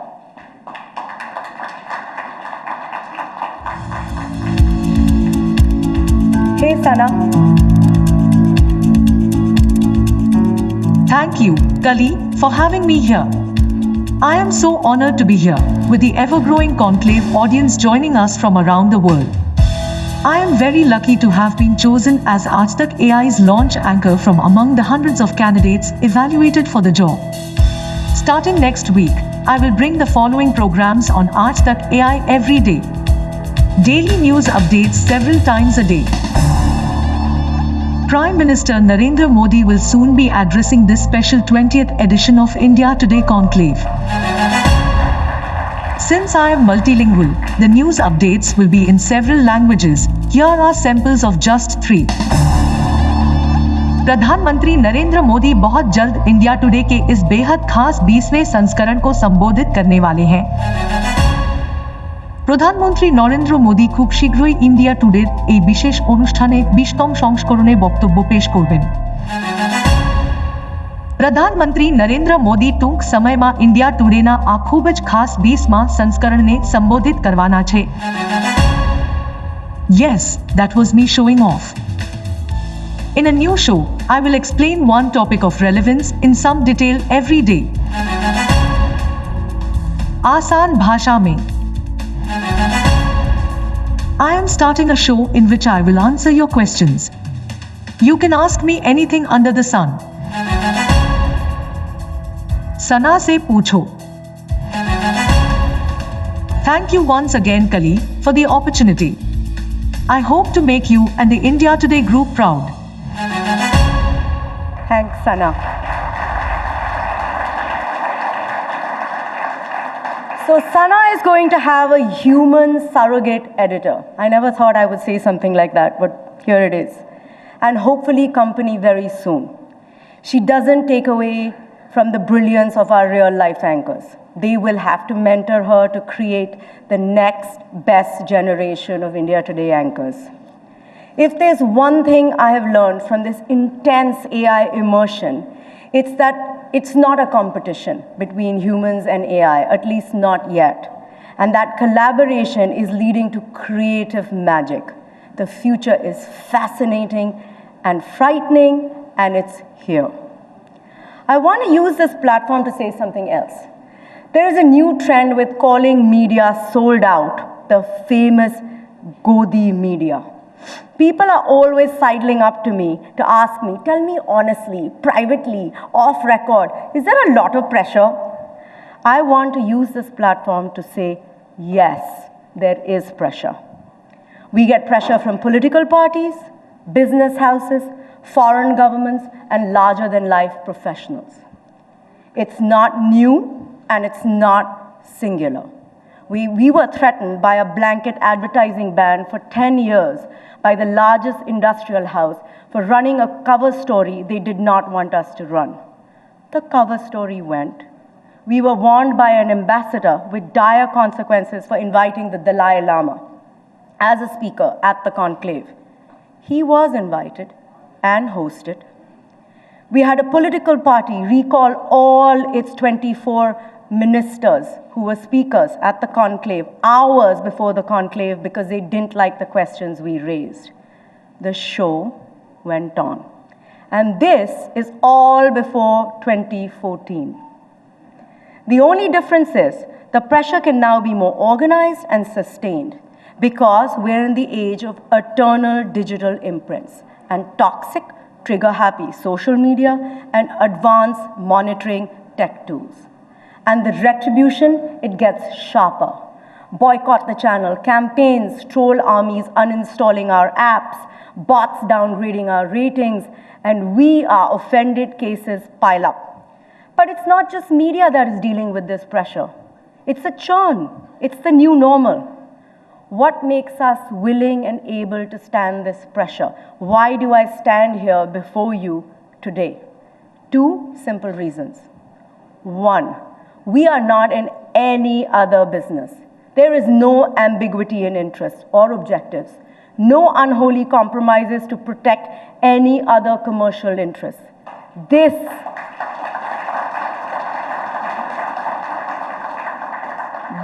is the only domain we are in. And to be true to it, I must protect the facts the best I know in a moment in time. Our credibility is sacred to us. We live and die by the stories we tell. And before you roll your eyes and recount the times we fail, please remember only God and the dead are perfect. And even those are being questioned these days.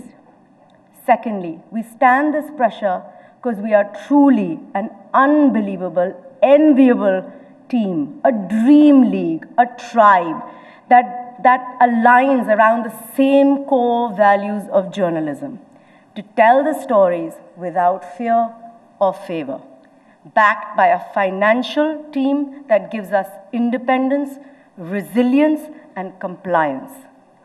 This team includes our amazing, supportive, wonderful sponsors. Thank you very much. And in the end, the highest compliment to us as a media company is not that you agree with us or that we are right, but you go away saying, hey, they made me think. I hope these 2 days were living, breathing proof of just that. Thank you very much.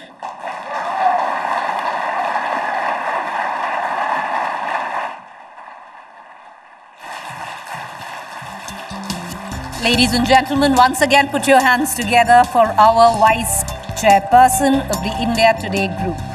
With that, we're going to quickly go into our next session.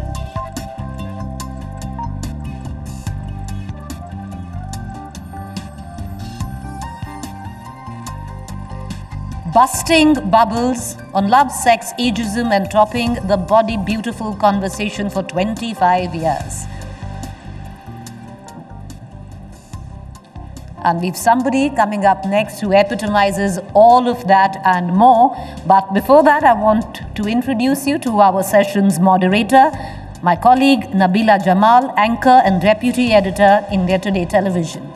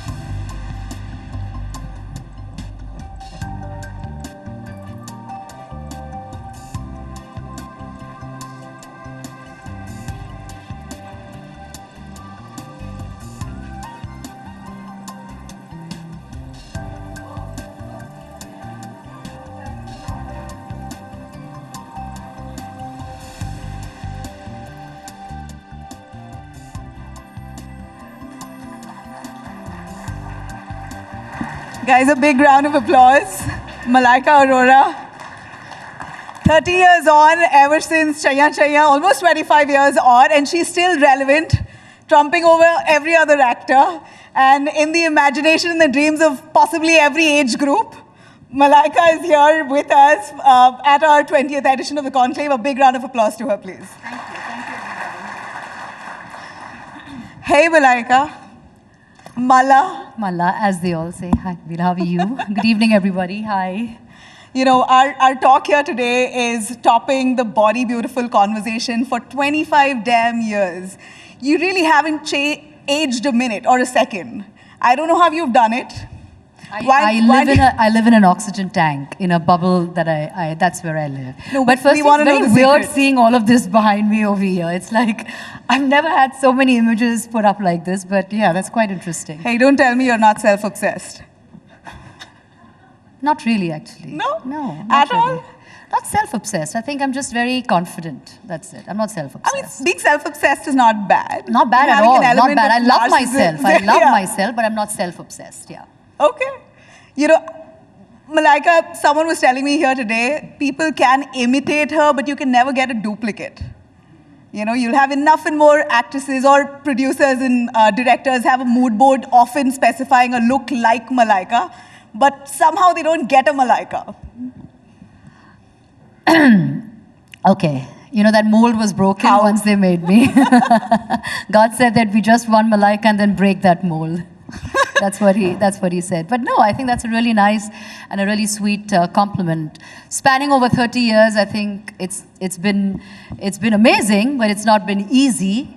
Like you said, for a woman to stay relevant in the business that we are in is probably the most difficult. And also seeing a room full of so many men over here. Wow. I mean, I can see very, very few women around over here, far more men in black suits. So Hello, all women over here. How are you doing? Yeah. Good to see that. When I was outside there, I said, wow, there's a lot of men out there. I'm not complaining about it, but yeah, just the... but maybe I should tell you something, Malaika. What a fan following you have. And look at the media, the paparazzi chasing you literally everywhere. All the young actors are probably dying to get the kind of fame that you have. How have you achieved it with just a few item numbers, but yet managed to stay so relevant? Look, is it all about the looks and the beauty, or is it a lot more to Malaika that we don't know of, and that maybe the paps see? And what we see on screen and what you are in person? Well, paps are just a tiny part of our lives, just a very, very minuscule part of our lives. But I think I'm more than just a few songs, right? Yeah. A few item songs or special songs that you have in films. I'm a lot more than that. Yes, I think initially that's all one was looked at as, oh, she's just a pretty face or a great body, or she looks fantastic on screen when she dances, moves well. But I think, like I said, and I say that again, to kind of span over 30 years and stay relevant is not easy. And I don't think you can actually just do that kind of just harboring on good looks, because at some point those looks are gonna fade away and all of that's gonna go away. So you gotta have to move beyond those, beyond that look. And I'm very happy and very proud to say that I'm part of a business where I'm not an actress per se. I'm not a quintessential actress. I've not done a full-fledged film in my entire span of career so far. But still, I'm part of the industry and I get the kind of love and all the respect that any actress in the industry does. And that was precisely my point. You have several actors coming up with great commercial successes, but Malaika is what really takes away the highlight most often. Well, that's very sweet. And I think that what establishes that all the more is your latest reality series, where Malaika was really the main protagonist. Where do you see a reality series revolving around one person? True. That was probably the most difficult part of doing something in my life, and I think I've kind of touched upon various things in my life, whether it's dancing, whether it's a bit of acting, whether it's modeling, on ramp, finally moving on to being an entrepreneur. But I think this part of being on a part of a reality show was very, very, very, very tough for me, because I had to actually open up as a person that I've never ever done, and be a person that I've never ever thought I would be. But yeah, it was very tough just being a solo, single protagonist and showing the world and showing everybody things that actually piss me off, things that actually bug me, or things that actually, that I need to talk about. So it was very tough, but I managed, and I had a fantastic time with moving in with Malaika. It really was. But may I know, and I'm sure all of our audience here would really love to know, behind this sexy Malaika, the sex symbol that you are, the symbol of beauty and ageism that you are, what are your true insecurities, if you may? Firstly, I love being called a sex symbol. I have no qualms about being a sex symbol. I'd rather be known as a sex symbol than being called plain Jane. Absolutely. I'm very happy. I like that tag.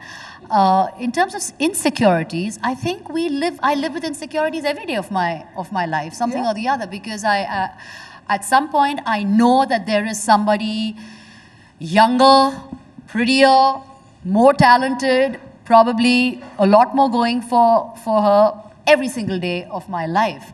And for me to stay focused or stay in a space where I behave like where it doesn't get to me is a very difficult thing, but I have to stay and keep my head above the water, because I know every single day that is probably shoved into my face. And single mother, divorce, I'm not going to harp on it, but it's always thrown at my face every single day. So for me to stay above the game is very tough. So I think these are probably these are my insecurities that I have to deal with on a daily basis. Sure, and not debating that, but you do come from a privileged background. Or at least you've made your way up, no doubt. I would actually correct you there. I don't think I come from a privileged background. I think I come from a very, very, very, very non-privileged background. But I worked my way... What age did you get married? I got married when I was 22. Yeah, really Yeah, young. I got married when I was 22. But I come from a background where it had absolutely no connection with any of this. But I worked my way, through, and I worked my way around to be where I am today. So I don't really say that I come from a privileged background. I've really worked hard to be where I am Absolutely, no doubt. And in fact, I had one of my colleagues saying that while at a time there were definitions to what a height of a model should be, Malaika at 5-something was a supermodel. She was a showstopper, and that itself, you've proven a lot of them wrong. Yeah, all of 5'3.5". Yeah. And every time somebody sees me, the first thing they say, "Oh my God, we thought you're much taller, you're much larger, you're much bigger." So, and I say, well, pictures and TV do lie. They kind of don't really project that too well. So yes, in a space where, in the modeling business where everybody was 5'10" or whatever, 5'8" and above, and here I was 5'3", I kind of made my mark over there, and that felt good. I never ever felt like I was a 5'3" girl, ever. Yeah, absolutely, and that's precisely what I'm saying. You've managed to really step up with everything that you took on, be it item numbers. You really, none can beat a Malaika on screen with an item number. Modeling, you were really the face, a showstopper then, a showstopper now. So to keep it going, it must have been hard. You've been part of a family that's been, a powerful family. A very integral part of the industry. Absolutely. Yeah. Do you believe that a lot of your fame, would you attribute it to the family that you were married into, and how does it feel today when you've parted ways and you're out, you're a single mother? What's that transition like? How's it been? Well, of course. I mean, it did have a lot of benefits in my life, but I don't think I could rest on the fact that I had a famous surname. I don't think that was my inroad to everything that I wanted to do in life. Yes, it did open up a lot of doors, but for me. But I think at the end of the day, I had to work irrespective of what my married surname was, and I had to work hard. I had to prove myself every single day of my life to stay in the game. And the day I did have that surname, and I went back to my maiden surname, I still continued to work, and I still continued to make a difference, and I still continued to... Did you still get the love and the warmth and that reception? I did, and I'll be very honest. I had a lot of people tell me that, I'll be very, very honest. I had loads of people tell me that I'm making the biggest mistake of dropping the surname. Lots of people telling me that, because everybody said, you don't realize the kind of weightage a surname has. And I have a lot of respect for my ex-in-laws and my ex-family. I do have loads of respect for them, because they've given me a lot of love.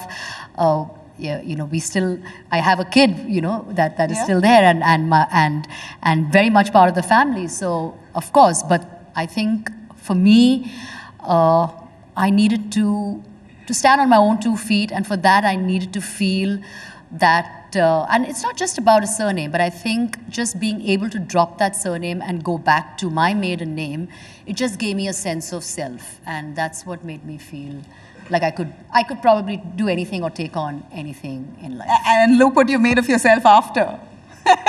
I'm still a work in progress, actually. Oh my God, Yes, you're still am. stunning. But Malaika, in today's day and age, with society having that many judgments about how a woman should be, what a woman should do, what kind of a guy a woman can date, how old a guy or woman should date, your relationship, your current status, you're dating a guy younger, and you face that criticism almost on a daily basis. Maybe, how do you take that on? And what would be your message to all the naysayers?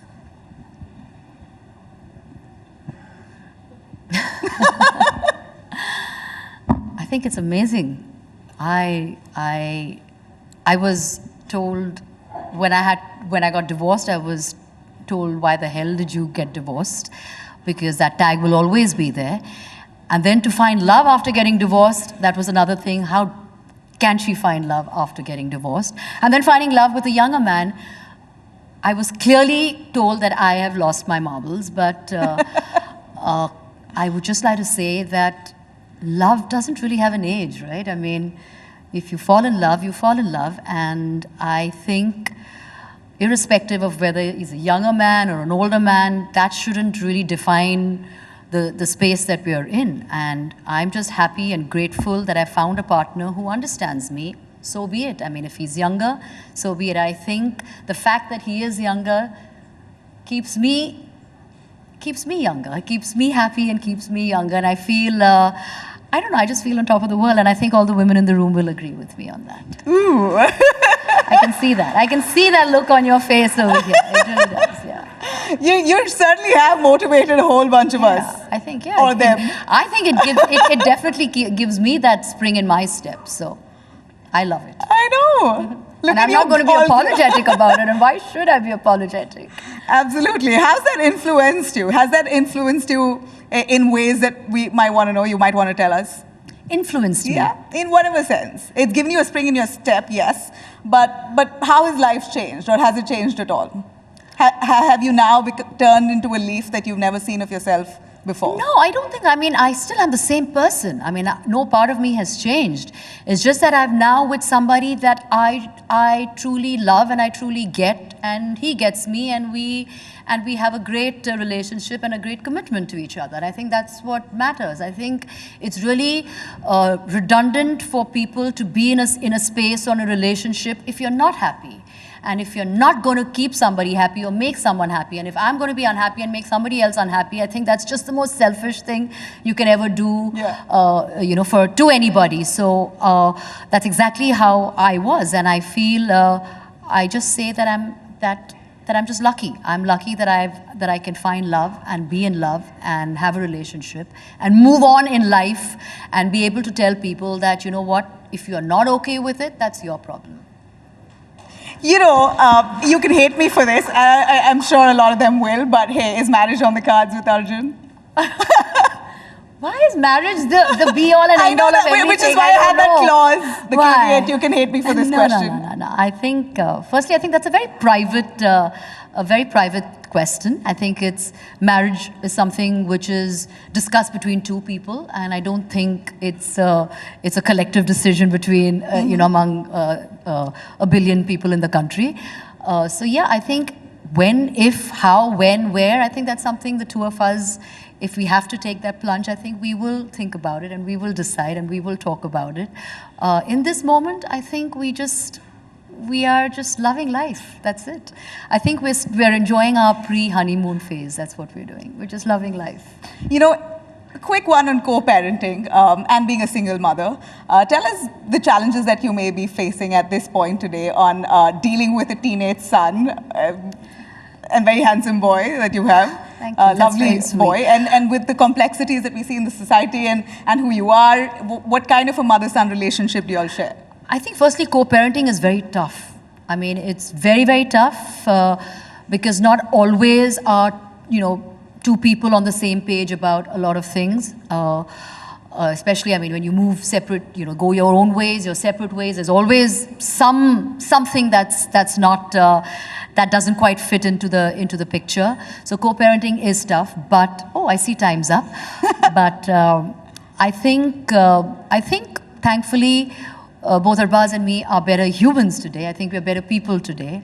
And I'm really proud of the fact that we can coexist and be able to give our child... No love lost. And no love lost. And give our child all the love and attention that he needs, he deserves. And I think we're there for him every step of the way. And irrespective the fact that his parents are not together, but we are together as a unit when we need to be together. And I think that's what matters. I know time's up, but Malaika, you did this stand-up act, and I really want to know the challenges. And you killed it with that comedy act in your reality series. What was the real challenge to that? And was it all impromptu? Wow, I don't know how many. I mean, I'm sure there are lots of... Has anybody in the room seen my stand-up act? Yeah? Yeah, thanks so much for that, really.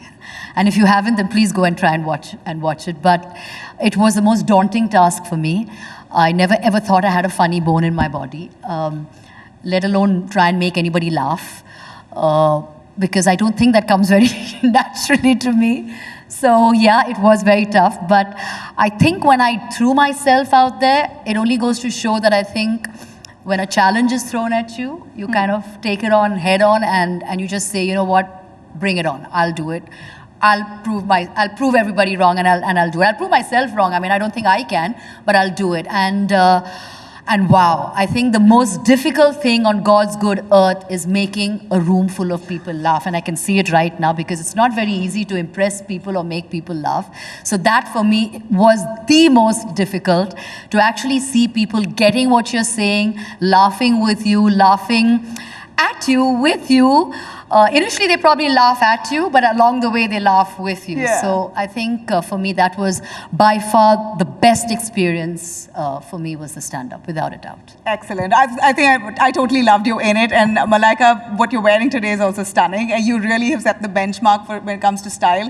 And in fact, I said my stand-up was called MILF. Yeah. It was called MILF, and that's what it said. It says, man, I look fabulous, and I will continue to look fabulous. till You my dying absolutely day. do. A big round of applause. And before I let you go, can I take a 30-second rapid fire with you? Malaika. Shoot away. Money or movies? Sorry? Money or movies? Money.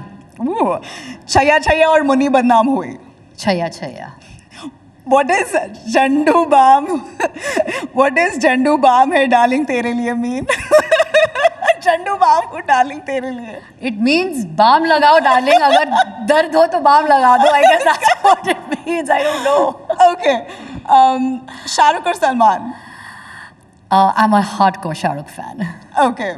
Who's more famous, you or your ex? Oh, I don't know. I think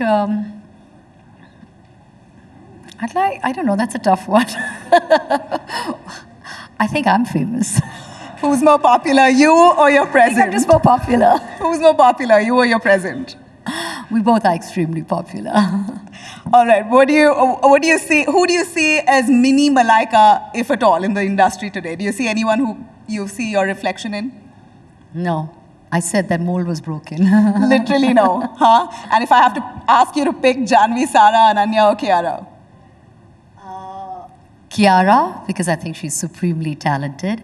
And I think she's really made a mark for herself. And I think the other girls are still, making a mark. But I think Janvi of the lot then. Janvi of the lot. Yeah. All right.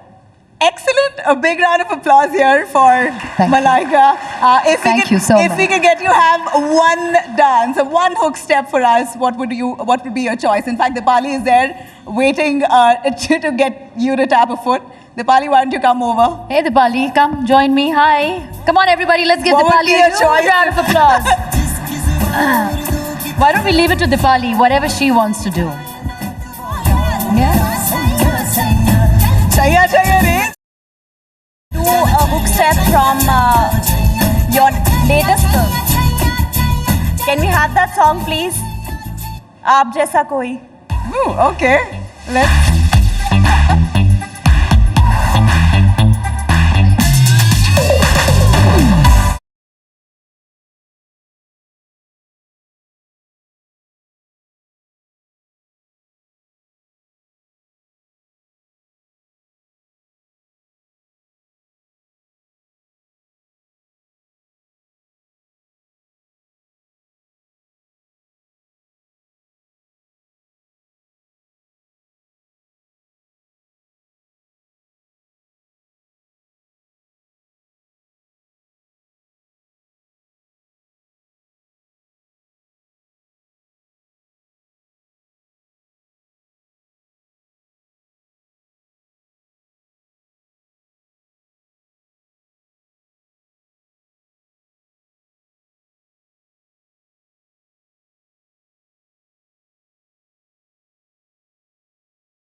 For Malaika.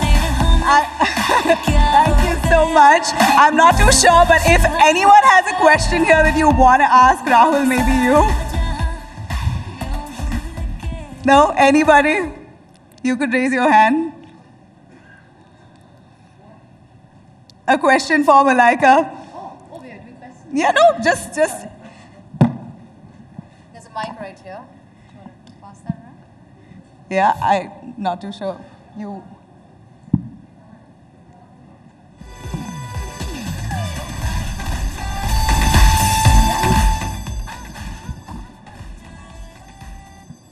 Do you want to ask a question?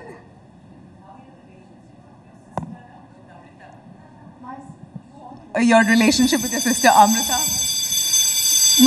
My relationship with my sister is fantastic. We are two peas in a pod, and I think my life would be incomplete without her. We have our fair share of disagreements every day of our life, but yeah, she understands me. We actually are two peas in a pod. So yeah, we have a great relationship. Malaika, let me ask you a question right here.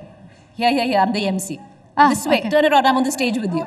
Oh, sorry. So, I want to ask you just one question and then we'll end the session, which is, I'm sure with the choices that you've made, you do deal with a lot of sexism on an everyday basis, be it online or print. How do you deal with that? Because you're doing a super job. Okay. I have a very, very simple way of dealing with it. I ignore it. That's the way I deal with it. And I think it's easier said than done, because I know there are a lot of people around me who are affected by it on a daily basis. Probably the younger me would have been affected, would have been very demoralized. But I think today I'm a lot calmer as a person, and a lot more, I can probably handle a situation better. So yes, I think the best way is I shut any kind of bullshit, any kind of trolling, any kind of toxicity or negativity. I block that out of my life. And it's not a way of being unaware of it. I'm completely aware of what's happening, but I think I prefer to have it completely out of my life, because I think that's the only way I can lead a better and a happier life. All right, just more power to you. Thank Everybody you. put your hands Thank together. you. That's Malaika you very Arora. much. And may I Thank please you, call Malaika. upon Thank you. Mr. Nitin Seth, Vice Chairman, TOPS, to come up and present a small token of our appreciation to Malaika. Ladies and gentlemen, do put your hands together.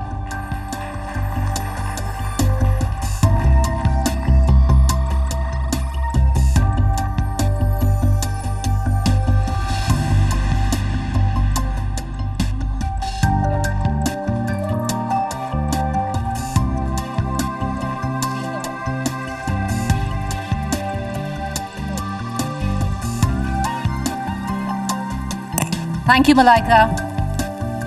Bye. Thanks. All right, ladies and gentlemen, what we're going to do is, because you do know, our keynote speaker is the Prime Minister of India, Narendra Modi, and we need to get into a quick security check drill. So I request you all to step outside, and we have a bit of a cocktail hour going. So enjoy your canopies and your cocktails, and we'll be right back. Do carry your identity cards with you, and we'll see you on the other side of this quick security drill.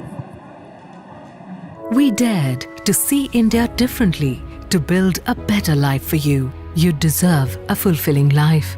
Your smile inspired us during the pandemic. We delivered the knowledge to the curious ones. We wish for your dreams to fly as our flights do. Now 1.3 billion Indians can explore the world of opportunities. We are here, transforming tomorrow, today. We are NEC. Vehicles can be environmentally friendly. Renewable energy can be stable. Our modern lives can be sustainable for the planet. Let's change our perspective and not take our resources for granted. Hitachi is inspiring the world through digital and green technologies. Hitachi social innovation is powering good. Can I tell you my dream? We want to make people happier by connecting machines to everything. Hitachi is collaborating with Suntory Beverage and Food Limited to provide products that are safer by tracking them individually. And by connecting building equipment and optimizing healthcare digitally, we will provide a more comfortable and healthier life. People can be happier when they're digitally connected. Oh, I'd love to be connected.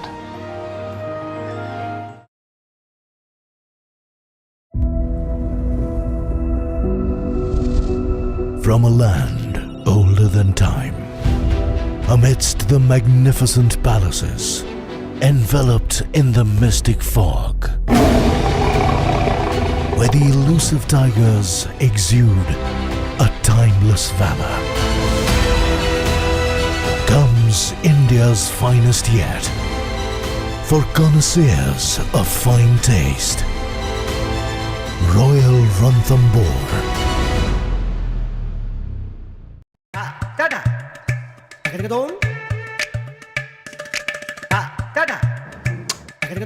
Mixed pickle. Mango.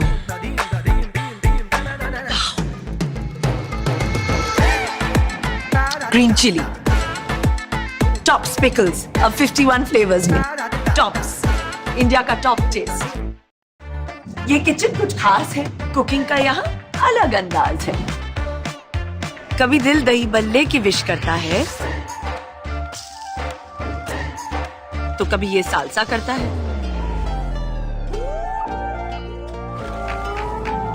Pizza pasta अपना जादू दिखाता है. और Schezwan sauce देखो कैसे रंग जमाती है. देसी क्या चाइनीज में भी यहाँ तड़का पड़ता है. दिल कभी रेड कभी ग्रीन चिली पे मरता है. तो आज ही टॉप सॉसेस की वाइड रेंज घर लाएं और हर दिन कुछ नया बनाइए. टॉप्स, इंडिया का top taste. We dared to see India differently to build a better life for you. You deserve a fulfilling life. Your smile inspired us during the pandemic. We delivered the knowledge to the curious ones. We wish for your dreams to fly as our flights do. Now 1.3 billion Indians can explore the world of opportunities. We are here, transforming tomorrow today. We are NEC. Vehicles can be environmentally friendly. Renewable energy can be stable. Our modern lives can be sustainable for the planet. Let's change our perspective and not take our resources for granted. Hitachi is inspiring the world through digital and green technologies. Hitachi social innovation is powering good. Can I tell you my dream? We want to make people happier by connecting machines to everything. Hitachi is collaborating with Suntory Beverage and Food Limited to provide products that are safer by tracking them individually. And by connecting building equipment and optimizing healthcare digitally, we will provide a more comfortable and healthier life. People can be happier when they're digitally connected. Oh, I'd love to be connected.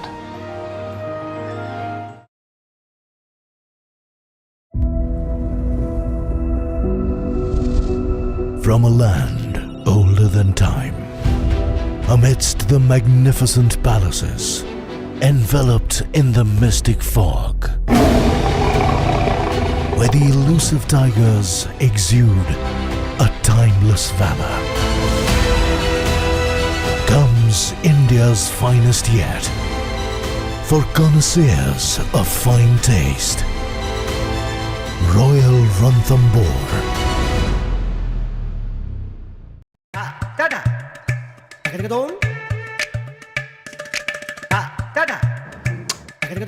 Mixed pickle. Mango.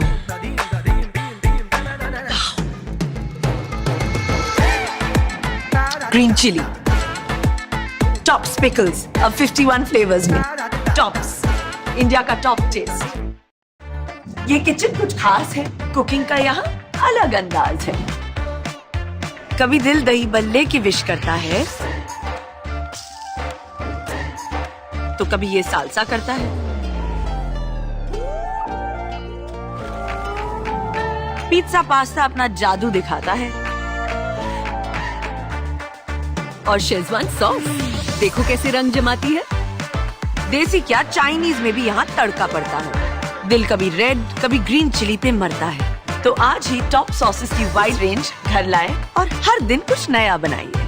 Tops, India का top taste. We dared to see India differently to build a better life for you. You deserve a fulfilling life. Your smile inspired us during the pandemic. We delivered the knowledge to the curious ones. We wish for your dreams to fly as our flights do. Now 1.3 billion Indians can explore the world of opportunities. We are here, transforming tomorrow today. We are NEC.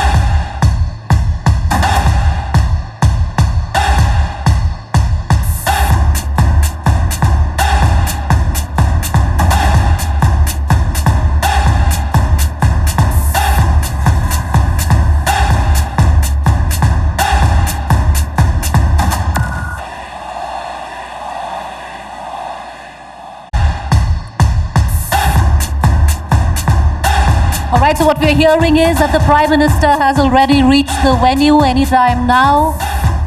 We will have him on stage, our gala keynote session, befitting that our two-day conclave concludes with no one else but the man who's driving the India moment, the Prime Minister Narendra Modi.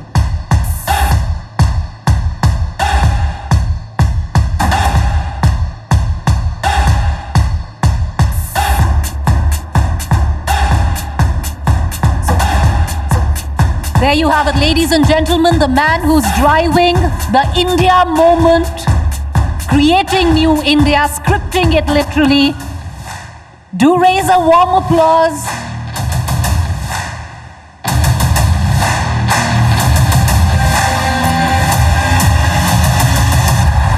विश्व भारत की तरफ गर्व से देख रहा है। Prime Minister, our honorable Prime Minister Narendra Modi. समस्याओं का समाधान भारत की धरती पर दुनिया खोजने लगी है दोस्तों। May I please Our partnership is more than just what we do. It's about who we are. Prime Minister Modi is one of those people in the world who is capable of conducting an independent foreign policy in the interest of its nation. While others chose to withhold supplies, India's vaccine outreach exemplified its principles of equality and mutual benefit. India deserves to be called a bright spot on this or otherwise darker horizon. India has a very strong leadership and knowledge and skills, innovation in IT technology and fintech. Prime Minister Sri Narendra Modi, we owe you a debt of gratitude. When the world locked its borders and globalization failed, you showed the world that globalization can still succeed and there is still love when the hardest of times hit us. Prime Minister Modi has reached, I think, is the most loved one of all around the world. We are the first country to have a green strategic partnership with the great India. India will have probably the greatest growth rate, the fastest growth rate economically. Progress of India in these last years has been remarkable and extraordinary, and I think the position of India now is potentially more powerful than it's ever been. I think there's excitement about India taking the baton. Prime Minister Modi made an excellent speech at the close of the summit. You are an inspiration for the rest of the world.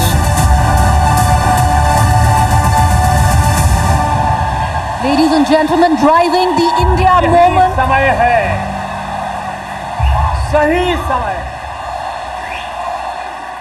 Driving the India moment, our political rock star Narendra Modi. May I please invite our chairman and editor-in-chief, Mr. Arun Puri, to come up and say a few words, sir.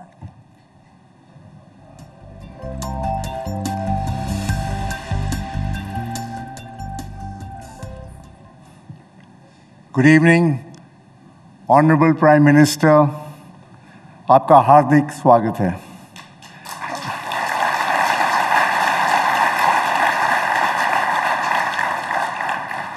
आप 7वीं बार conclave में आए हैं, इसके लिए मैं आपका बहुत आभारी हूं।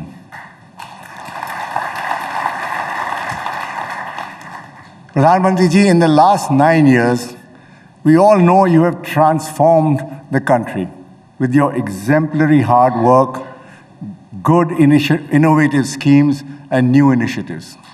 Your global outreach has been unprecedented. So a lot is known about your life. So, honored guests, I would like to mention just 2 aspects about the Prime Minister which I have observed. First, that he's very far-sighted. Somebody who works for him told me that while his team is still collecting the dots, the Prime Minister has already connected the dots.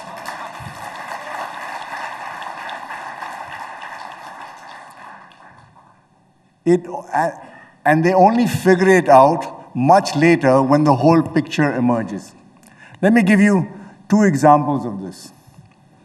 Soon as he took over in 2014, the Prime Minister started talking about implementing JAM, Trinity, Jan Dhan, Aadhaar, and mobile.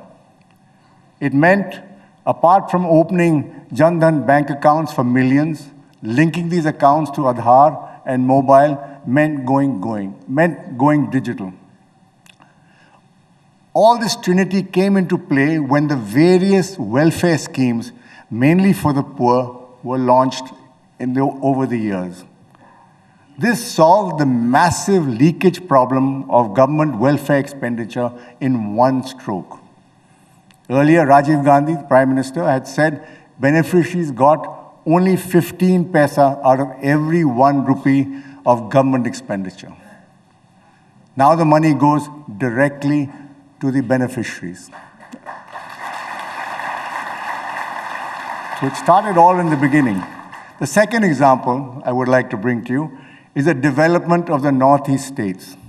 The Prime Minister focused on this at the start of his first term, bringing connectivity and development to a neglected part of India. He believed that developing the smallest, furthest, and neglected states of India would set a very good example. In 9 years, his visits to the Northeast were more than all the Prime Ministers of India had done since independence.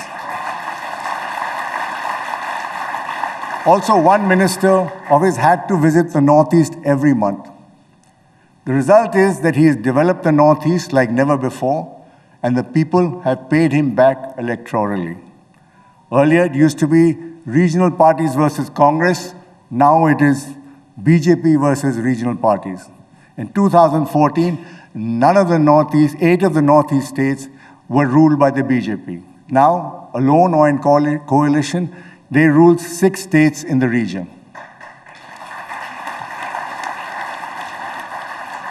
The other major aspect of the Prime Minister, which I find fascinating, is the much varied experiences he has had.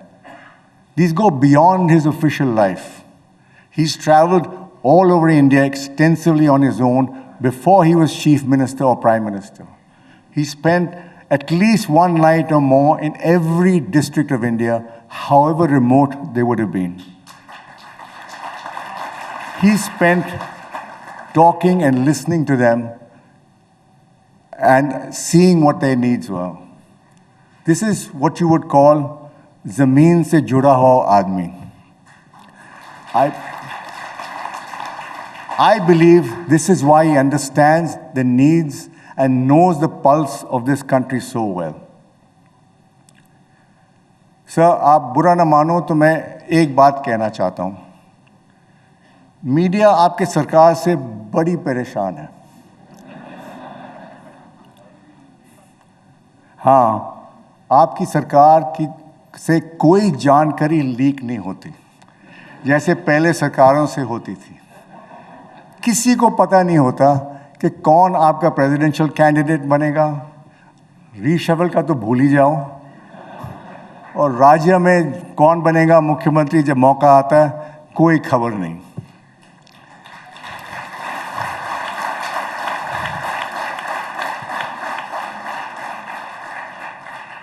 गुस्ताखी माफ. मैं ये भी सोचा शायद आपका इसका ये जवाब क्या देंगे. मैं बोलूं? आप बोलेंगे अरुण भाई मैं आपकी दुकान क्यों चलाऊं.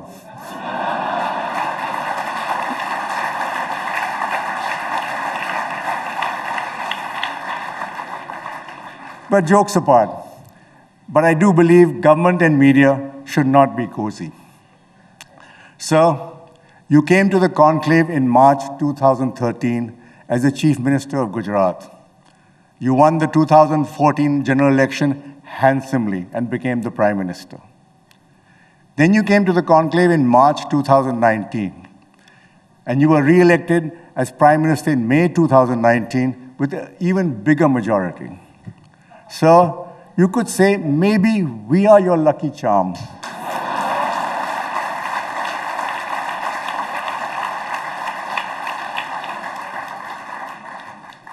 The next general election is due in May 2024.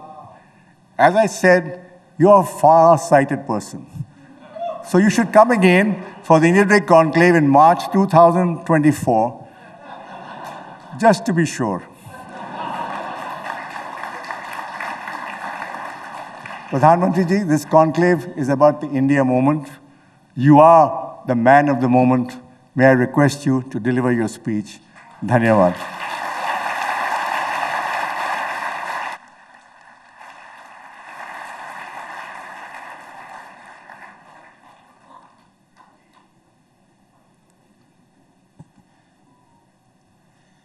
आज आपकी दुकान मैं ही चला लेता हूँ।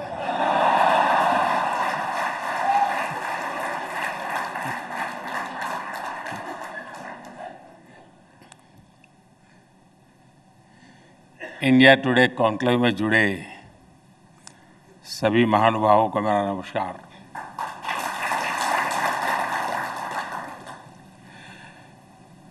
देश विदेश से जो दर्शक, पाठक डिजिटल माध्यम से हमारे साथ जुड़े हैं, उनका भी अभिनंदन। मुझे देखकर अच्छा लगा कि इस कॉन्क्लेव की थीम है द इंडिया मोमेंट। आज दुनिया के बड़े बड़े इकोनॉमिस्ट, एनालिस्ट, थिंकर्स सभी कहते हैं कि ये, और एक स्वर में कहते हैं, इट इज इंडियाज मोमेंट। लेकिन जब इंडिया टुडे ग्रुप ये ऑप्टिमिज्म दिखाता है तो ये एक्स्ट्रा स्पेशल है।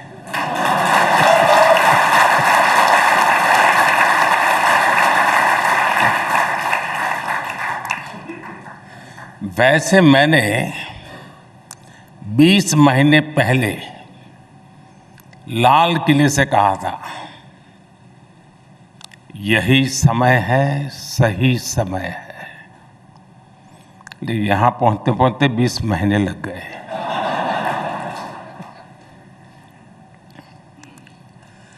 तब भी भावना यही थी, दिस इज इंडियाज मोमेंट। साथियों, किसी भी राष्ट्र की विकास यात्रा में अनेक उतार चढ़ाव आते रहते हैं, कई पड़ाव आते हैं। आज 21वीं सदी के इस दशक में भारत के सामने जो टाइम पीरियड आया है,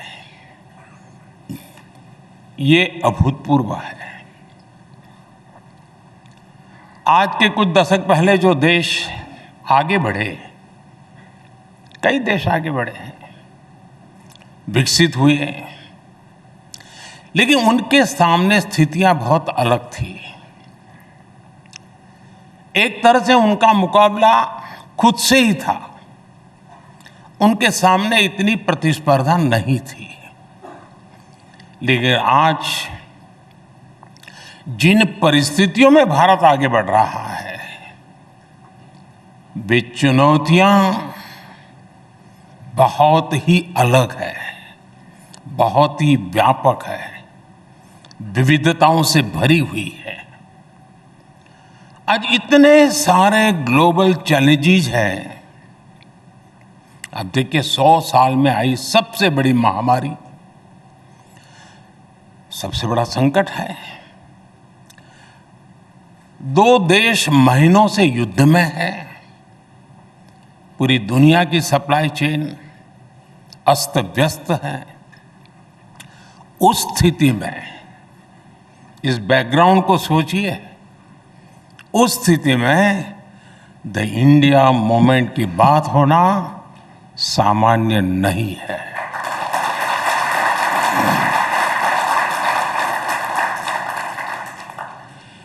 ये एक नया इतिहास बन रहा है जिसके हम सभी साक्षी हैं। आज पूरी दुनिया भारत को लेकर एक विश्वास से भरी हुई है। आज भारत दुनिया में सबसे तेज गति से बढ़ने वाली अर्थव्यवस्था है। आज भारत दुनिया में नंबर 1 स्मार्टफोन डेटा कंज्यूमर है। आज Bharat global fintech adoption rate में नंबर 1 है। आज भारत दुनिया का दूसरा सबसे बड़ा मोबाइल मैन्युफैक्चरर है। आज भारत में दुनिया का तीसरा सबसे बड़ा स्टार्टअप इकोसिस्टम है। ऐसी कितनी ही बातों पर चर्चा होती रही है। लेकिन चलो, पुरानी बातें कभी किसी को जरूरत पड़ेगी तो खोद के निकालेगा। लेकिन मैं अभी अभी की बात करना चाहता हूं आज, और वो भी 2023 की। 2023 के 75 दिन हुए हैं। मैं उन 75 डेज की ही बात आज करना चाहता हूं। इन 75 दिनों में देश का ऐतिहासिक ग्रीन बजट आया। इन 75 दिनों में कर्नाटका के शिवमोगा में एयरपोर्ट का लोकार्पण हुआ। इन 75 दिनों में मुंबई में मेट्रो रेल का अगला फेज शुरू हुआ। इन 75 दिनों में देश में दुनिया का सबसे लंबा रिवर क्रूज चला। बेंगलुरु मैसूरू एक्सप्रेसवे शुरू हुआ। दिल्ली मुंबई एक्सप्रेसवे का एक सेक्शन शुरू किया गया। मुंबई से विशाखापट्टनम से वंदे भारत ट्रेनें चलनी शुरू हुई। आईआईटी धारवाड़ के परमानेंट कैंपस का लोकार्पण हुआ। भारत ने अंडमान और निकोबार द्वीप समूह के 21 द्वीपों को परम वीर चक्र विजेताओं के नाम किया। साथियों, इन 75 दिनों में ही भारत ने पेट्रोल में 20% इथेनॉल की ब्लेंडिंग करके E20 फ्यूल लॉन्च किया है। इन 75 दिनों में ही तुमकुरू में एशिया की सबसे बड़ी आधुनिक हेलीकॉप्टर फैक्ट्री का लोकार्पण हुआ है। एयर इंडिया ने दुनिया का सबसे बड़ा एविएशन ऑर्डर दिया है। इन 75 दिनों में ही भारत ने ई संजीवनी के माध्यम से 10 करोड़ टेली कंसल्टेशन का मुकाम हासिल किया है। इन 75 दिनों में ही भारत ने 8 करोड़ नए टैप वाटर कनेक्शन देने का मुकाम हासिल किया है। इन 75 दिनों में ही यूपी उत्तराखंड में रेल नेटवर्क के 100% इलेक्ट्रिफिकेशन का काम पूरा हुआ है। साथियों, इन 75 दिनों में कूनो नेशनल पार्क में 12 चीताओं का नया बैच आया है। भारतीय महिला टीम ने अंडर 19 क्रिकेट में T20 वर्ल्ड कप जीता है। इन 75 दिनों में देश को 2 ऑस्कर जीतने की खुशी मिली है। साथियों, इन 75 दिनों में हजारों विदेशी डिप्लोमेट्स और विभिन्न संस्थाओं के प्रतिनिधि G20 की बैठकों में हिस्सा लेने के लिए भारत आए। इन 75 दिनों में G20 की 28 अहम बैठकें हुई हैं, यानी हर तीसरे दिन एक बैठक। इसी दौरान एनर्जी समिट हुई। आज ही ग्लोबल मिलेट्स कॉन्फ्रेंस हुई है।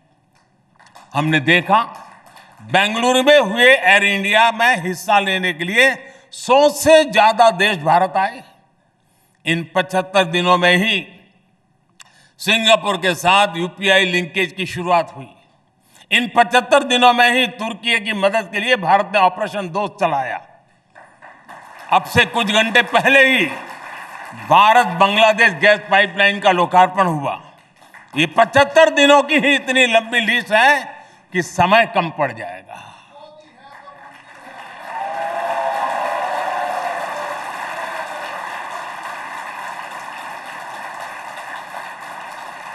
और मैं 75 दिन की कुछ बातें इसलिए दिखा रहा हूं कि यही इंडिया मूवमेंट का ही तो रिफ्लेक्शन है।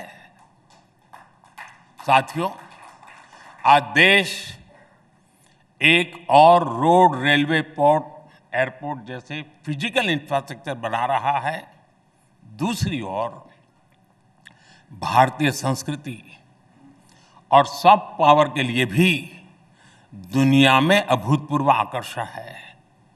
आज योग पूरी दुनिया में लोकप्रिय हो चुका है। आज आयुर्वेद को लेकर उत्साह है, भारत के खान पान को लेकर उत्साह है। आज भारतीय फिल्में, भारतीय संगीत नई ऊर्जा के साथ लोगों को अपना दीवाना बना रहे हैं। हमारे मिलेट्स, श्री अन्न भी पूरी दुनिया में पहुंच रहे हैं। बात चाहे इंटरनेशनल सोलर अलायंस की हो या coalition for disaster resilient infrastructure की हो, विश्व आज इस बात को महसूस कर रहा है कि भारत के आइडियाज और भारत का सामर्थ्य ग्लोबल गुड के लिए है। इसलिए आज विश्व कह रहा है, दिस इज इंडियाज मोमेंट।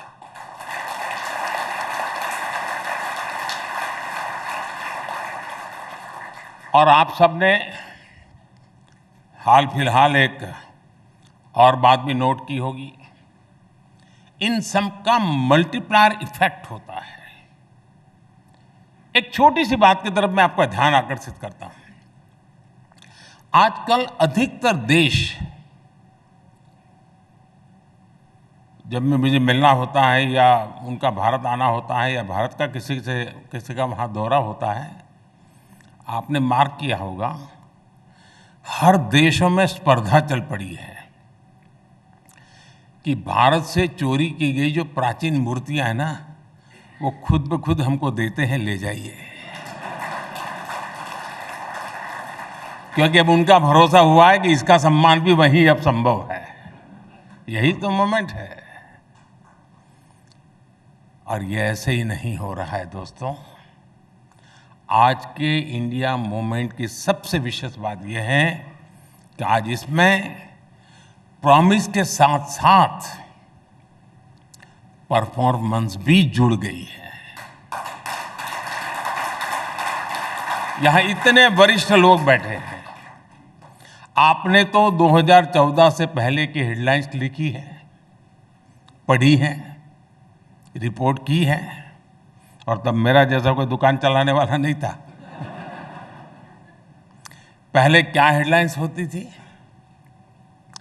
इस सेक्टर में इतने लाख करोड़ रुपए का घोटाला, भ्रष्टाचार के विरुद्ध जनता सड़कों पर उतरी। आज क्या हेडलाइन होती है? भ्रष्टाचार के मामलों में एक्शन के कारण भयभीत भ्रष्टाचारी लामबंद हुए, सड़कों पर उतरे।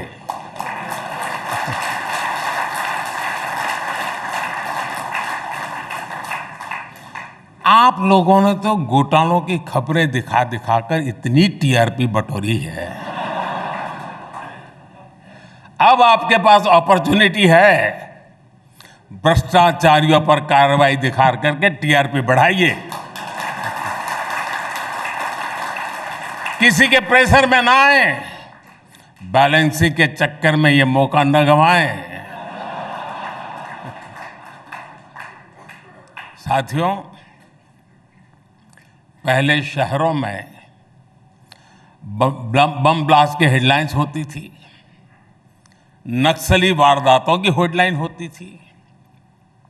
आज शांति और समृद्धि की खबरें ज्यादा आती है।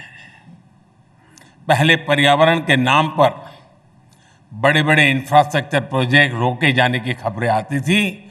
आज पर्यावरण से जुड़ी पॉजिटिव न्यूज के साथ ही नए हाईवे, एक्सप्रेसवे बनने की खबरें आती हैं। पहले ट्रेनों की दुखद दुर्घटनाओं की खबरें आम बात होती थी। आज आधुनिक ट्रेनों की शुरुआत हेडलाइन बनती है। पहले एयर इंडिया के घोटालों की बेहाली की चर्चा होती थी। आज दुनिया की सबसे बड़ी एयरक्राफ्ट डील की खबरें दुनिया में हेडलाइन बनती है। प्रॉमिस और परफॉर्मेंस का यही बदलाव इंडिया मूवमेंट लेकर आया है। वैसे बात साथियों, जब देश आत्मविश्वास से भरा हो, संकल्प से भरा हो, विदेश भी, दुनिया के विद्वान भी भारत को लेकर आशावान हो, इन सब के बीच निराशा की बातें, हताशा की बातें, भारत को नीचा दिखाने की बातें, भारत का मनोबल तोड़ने की बातें भी होती रहती है।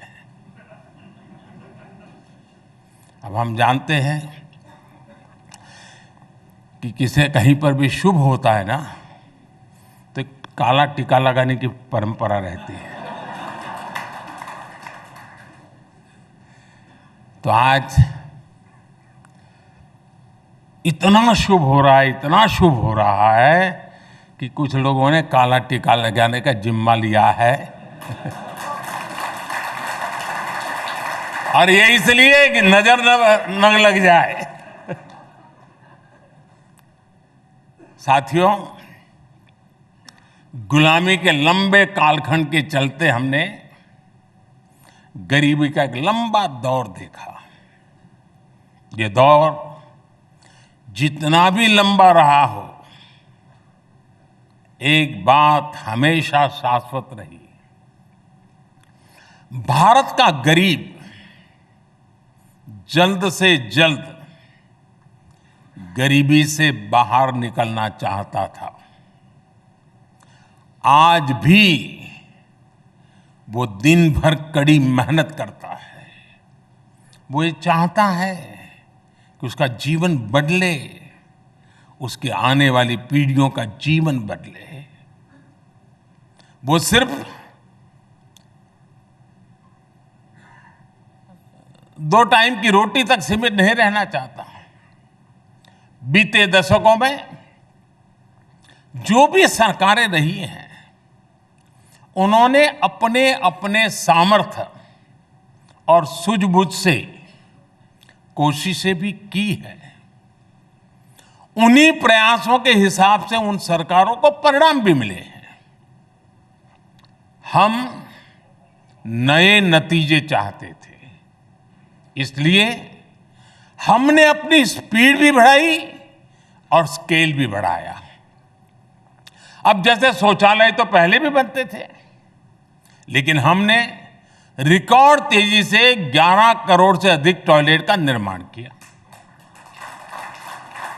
बैंक तो देश में पहले भी थे और गरीबों के नाम पर बैंकों का राष्ट्रीयकरण भी किया गया था।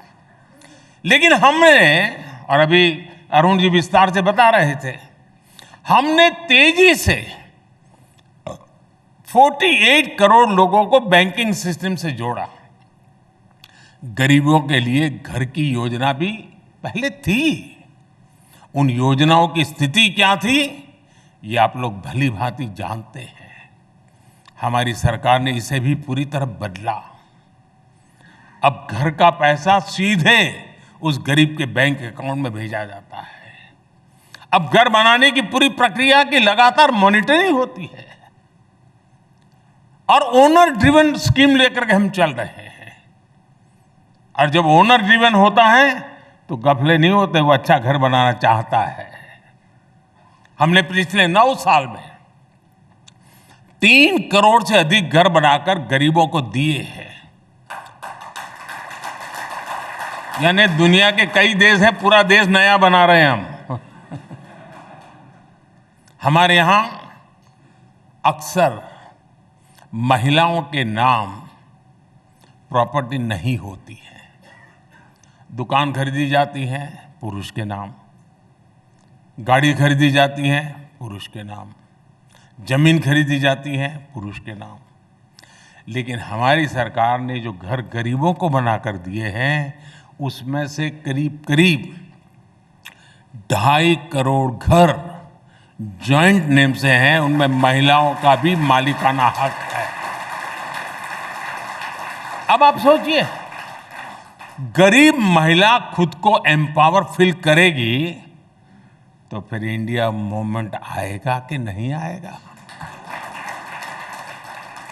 देश में ऐसे कितने ही बदलाव हुए हैं जो इंडिया मूवमेंट को लाए हैं।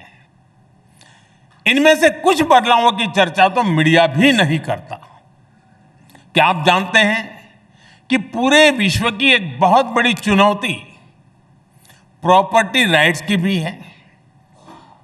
वर्ल्ड बैंक की रिपोर्ट कहती है कि दुनिया में सिर्फ 30% आबादी के पास ही उनकी प्रॉपर्टी का लीगली रजिस्टर्ड टाइटल है, यानी दुनिया की 70% आबादी के पास उनकी प्रॉपर्टी का कानूनी दस्तावेज नहीं है। प्रॉपर्टी का अधिकार ना होना वैश्विक विकास के सामने बहुत बड़ा अवरोध माना जाता है। दुनिया के अनेक विकसित देश भी इस चुनौती से जूझ रहे हैं, लेकिन आज का भारत इसमें भी लीड ले रहा है। पिछले 2-2.5 साल से भारत में पीएम स्वामित्व योजना चल रही है। टेक्नोलॉजी का भरपूर उपयोग हो रहा है। भारत के गांवों में ड्रोन टेक्नोलॉजी की मदद से जमीन की मैपिंग की जा रही है। अब तक भारत के 2,34,000 गांवों में ड्रोन सर्वे पूरा किया जा चुका है। 1,22,00,000 प्रॉपर्टी कार्ड दिए भी जा चुके हैं। इस पूरी प्रक्रिया का एक और लाभ हुआ है, गांव के लोगों का ये डर भी कम हुआ है कि अगर वो गांव से बाहर गए तो उनके घर या जमीन पर कब्जा हो जाएगा। ऐसे कितने ही साइलेंट रिवॉल्यूशन आज भारत में हो रहे हैं और यही इंडिया मूवमेंट का आधार बन रहा है। एक और उदाहरण किसानों को मिलने वाली मदद का भी है। पहले चुनाव को देखते हुए किसानों को कर्ज माफी की घोषणाएं होती थी, लेकिन करोड़ों किसानों के पास बैंक खाते ही नहीं थे। वे तो और स्रोतों से कर्ज लिया करते थे, उन्हें तो कर्ज माफी का कोई लाभ ही नहीं मिलता था। हमने इस परिस्थिति को भी बदला। पीएम किसान सम्मान निधि से अभी तक लगभग 2.5 लाख करोड़ रुपए सीधे किसानों के बैंक खाते में भेजा गया है। इसका लाभ देश के उन 11 करोड़ छोटे किसानों को हुआ है जिन्हें पहले कोई पूछता नहीं था।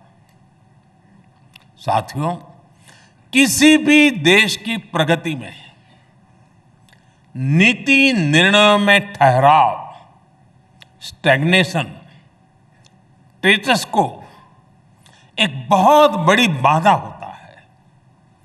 हमारे देश में भी पुरानी सोच और अप्रोच के कारण, कुछ परिवारों की लिमिटेशंस के कारण एक लंबा ठहराव रहा। देश को आगे बढ़ना है तो उसमें हमेशा गतिशीलता होनी चाहिए, साहसिक निर्णय शक्ति होनी चाहिए। देश को आगे बढ़ना है तो उसमें नयापन स्वीकार करने का सामर्थ्य होना चाहिए, उसमें प्रगतिशील मानसिकता होनी चाहिए। देश को आगे बढ़ना है तो उसे अपने देशवासियों की क्षमताओं पर, उनकी प्रतिभा पर भरोसा होना चाहिए और इन सब से ऊपर देश के संकल्पों और सपनों पर देश की जनता का आशीर्वाद होना चाहिए। लक्ष्यों की प्राप्ति में जनता की सहभागिता होनी चाहिए। सिर्फ सरकार और सत्ता के माध्यम से समस्याओं का समाधान खोजने का रास्ता बहुत ही लिमिटेड रिजल्ट देता है। लेकिन जब 130 करोड़ देशवासियों का सामर्थ्य जुटता है, जब सबका प्रयास लगता है, तो फिर देश के सामने कोई भी समस्या टिक नहीं पाती। इसके लिए देश के लोगों का सरकार पर भरोसा उतना ही जरूरी है। मुझे संतोष है कि आज देशवासियों में ये विश्वास जगा है कि सरकार को उनकी परवाह है। इसकी और एक वजह भी मैं आपको बताना चाहूंगा, और वो है गवर्नेंस में ह्यूमन टच, सुशासन में संवेदनशीलता। हमने गवर्नेंस को ह्यूमन टच दिया है, तब जाकर के इतना बड़ा प्रभाव दिख रहा है। अब जैसे वाइब्रेंट विलेज योजना, दशकों तक बॉर्डर के हमारे गांवों को आखिरी गांव माना गया। हमने उन्हें देश का पहला गांव होने का विश्वास दिया। हमने वहां विकास को प्राथमिकता दी। आज सरकार के अधिकारी, मंत्री इन गांवों में जा रहे हैं, वहां के लोगों से मिल रहे हैं, वहां लंबा वक्त गुजार रहे हैं। नॉर्थ ईस्ट के लोगों को भी पहले दिल की और दिल्ली की दूरी बहुत अखरती थी। हमने यहां भी गवर्नेंस को ह्यूमन टच से जोड़ा। अब केंद्र सरकार के मंत्री, जैसे अरुण जी ने बड़े विस्तार से बताया, नियमित रूप से नॉर्थ ईस्ट का विजिट करते हैं, और वो भी स्टेट कैपिटल पर नहीं, डिटेल इंटीरियर में जाते हैं। मैं भी नॉर्थ ईस्ट जाने की हाफ सेंचुरी मार चुका हूं।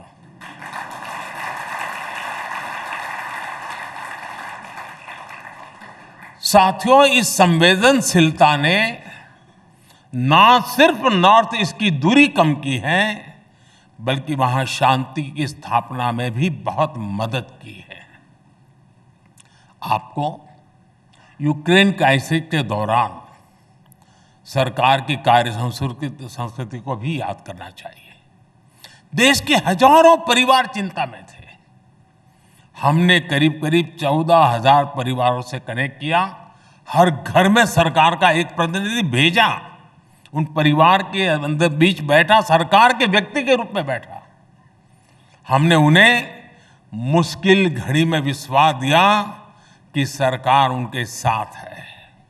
आपको मालूम होगा, कभी कभार ऐसी चीजों को हम इतना उछाल दिया जाता है कि जहां काम करना है उसमें भी रोड़े अटक जाते हैं। और इसलिए हमने पहला काम किया, जाओ भाई उस परिवार में जाके बैठो, उनको रेगुलरली कम्युनिकेट करो।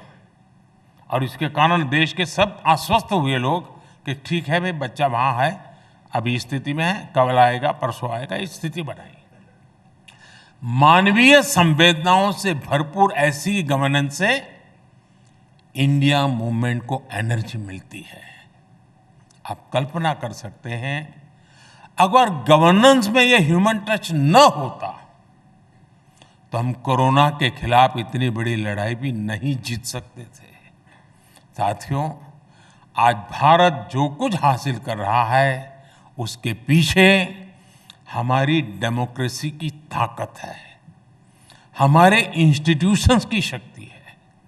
दुनिया आज देख रही है कि आज भारत में लोकतांत्रिक तरीके से चुनी गई सरकार निर्णायक फैसले ले रही है, और भारत ने दुनिया को दिखाया है डेमोक्रेसी कैन डिलीवर। बीते वर्षों में भारत ने अनेकों नए इंस्टीट्यूशंस का निर्माण किया है। इंटरनेशनल सोलर अलायंस भारत के नेतृत्व में बना। Coalition for disaster resilient infrastructure CDRI का गठन भारत के नेतृत्व में हुआ। नीति आयोग आज भविष्य के रोड मैप को तय करने में बड़ी भूमिका निभा रहा है। National company law tribunal NCLT देश में कॉरपोरेट गवर्नेंस को मजबूत करने में अहम भूमिका निभा रहा है। GST काउंसिल की वजह से देश में आधुनिक टैक्स व्यवस्था बनी है। दुनिया देख रही है कि कैसे भारत में ज्यादा से ज्यादा लोगों की लोकतांत्रिक भागीदारी बढ़ रही है।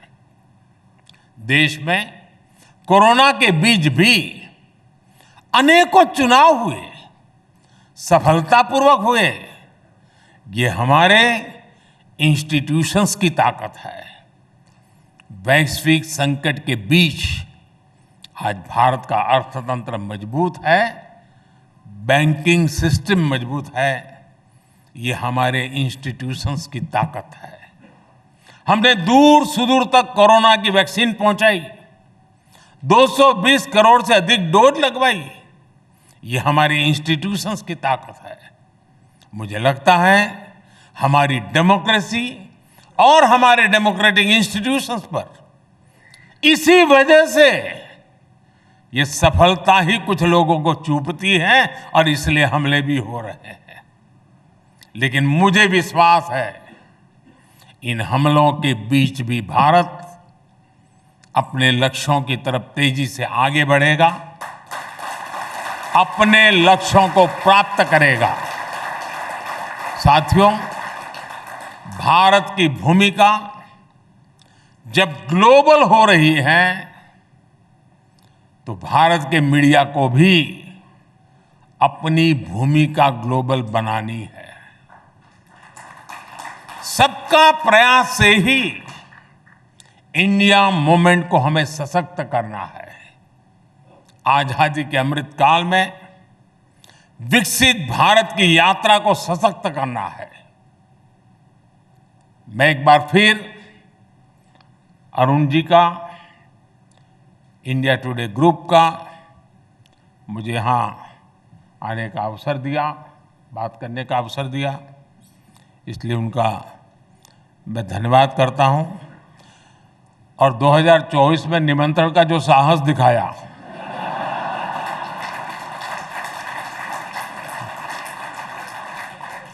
इसलिए विशेष धन्यवाद। Thank you.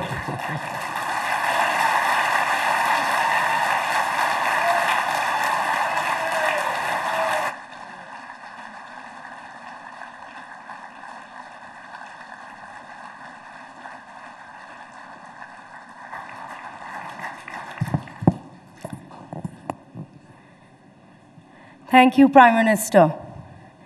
You have been very generous with your time with us, especially since you have been very busy in the last 75 days.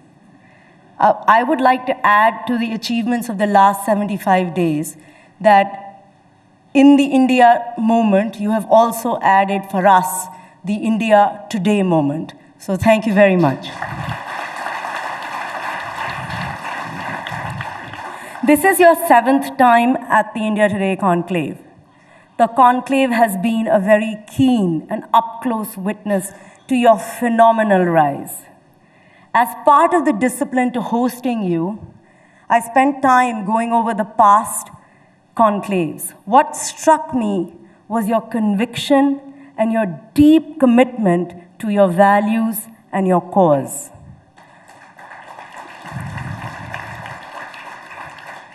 Politics is characterized by convenient principles, but you have stuck to your doctrine unapologetically. This, to me, is the secret of your success. What I also now have a greater admiration for is that you laid out your vision and you followed the path and you've emerged as the most popular leader we have ever seen, but on your own terms, as you are. In fact, the system, the narrative, the surround has changed to adopt your way of thinking. You have won the hard way. You said at one of our conclaves, and it stuck with me, "Kuch banne ka nahi, kuch karne ka socho." Since you're a great believer of technology, Prime Minister, I thought you would enjoy meeting our newest anchor, Sana. She is our first AI anchor, and I'd very much like you to meet her. Sana, come say hello. माननीय प्रधानमंत्री जी, हम आभारी हैं कि आप हमारे बीच आए। मेरी ऑन द जॉब लर्निंग अब शुरू हो गई है और 2024 तक मैं देश की सबसे अच्छी जर्नलिस्ट होने की कोशिश करूंगी। उम्मीद करती हूं कि तब आपसे एक एक्सक्लूसिव इंटरव्यू करने का मौका मिलेगा।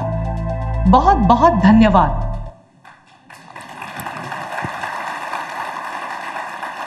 Thank you, Sana. I'm sorry, Prime Minister, she is very ambitious.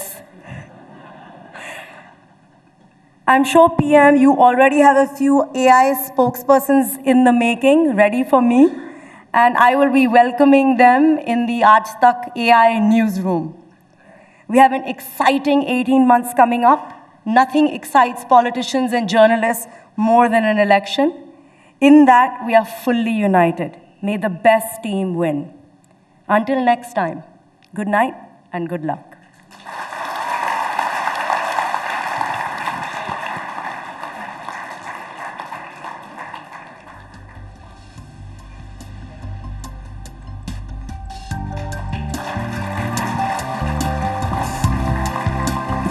Please put your hands together for the Honorable Prime Minister, Mr. Narendra Modi. Thank you, sir. Thank you. Thank you for gracing us for the 7th time in 20 years of the India Today Conclave.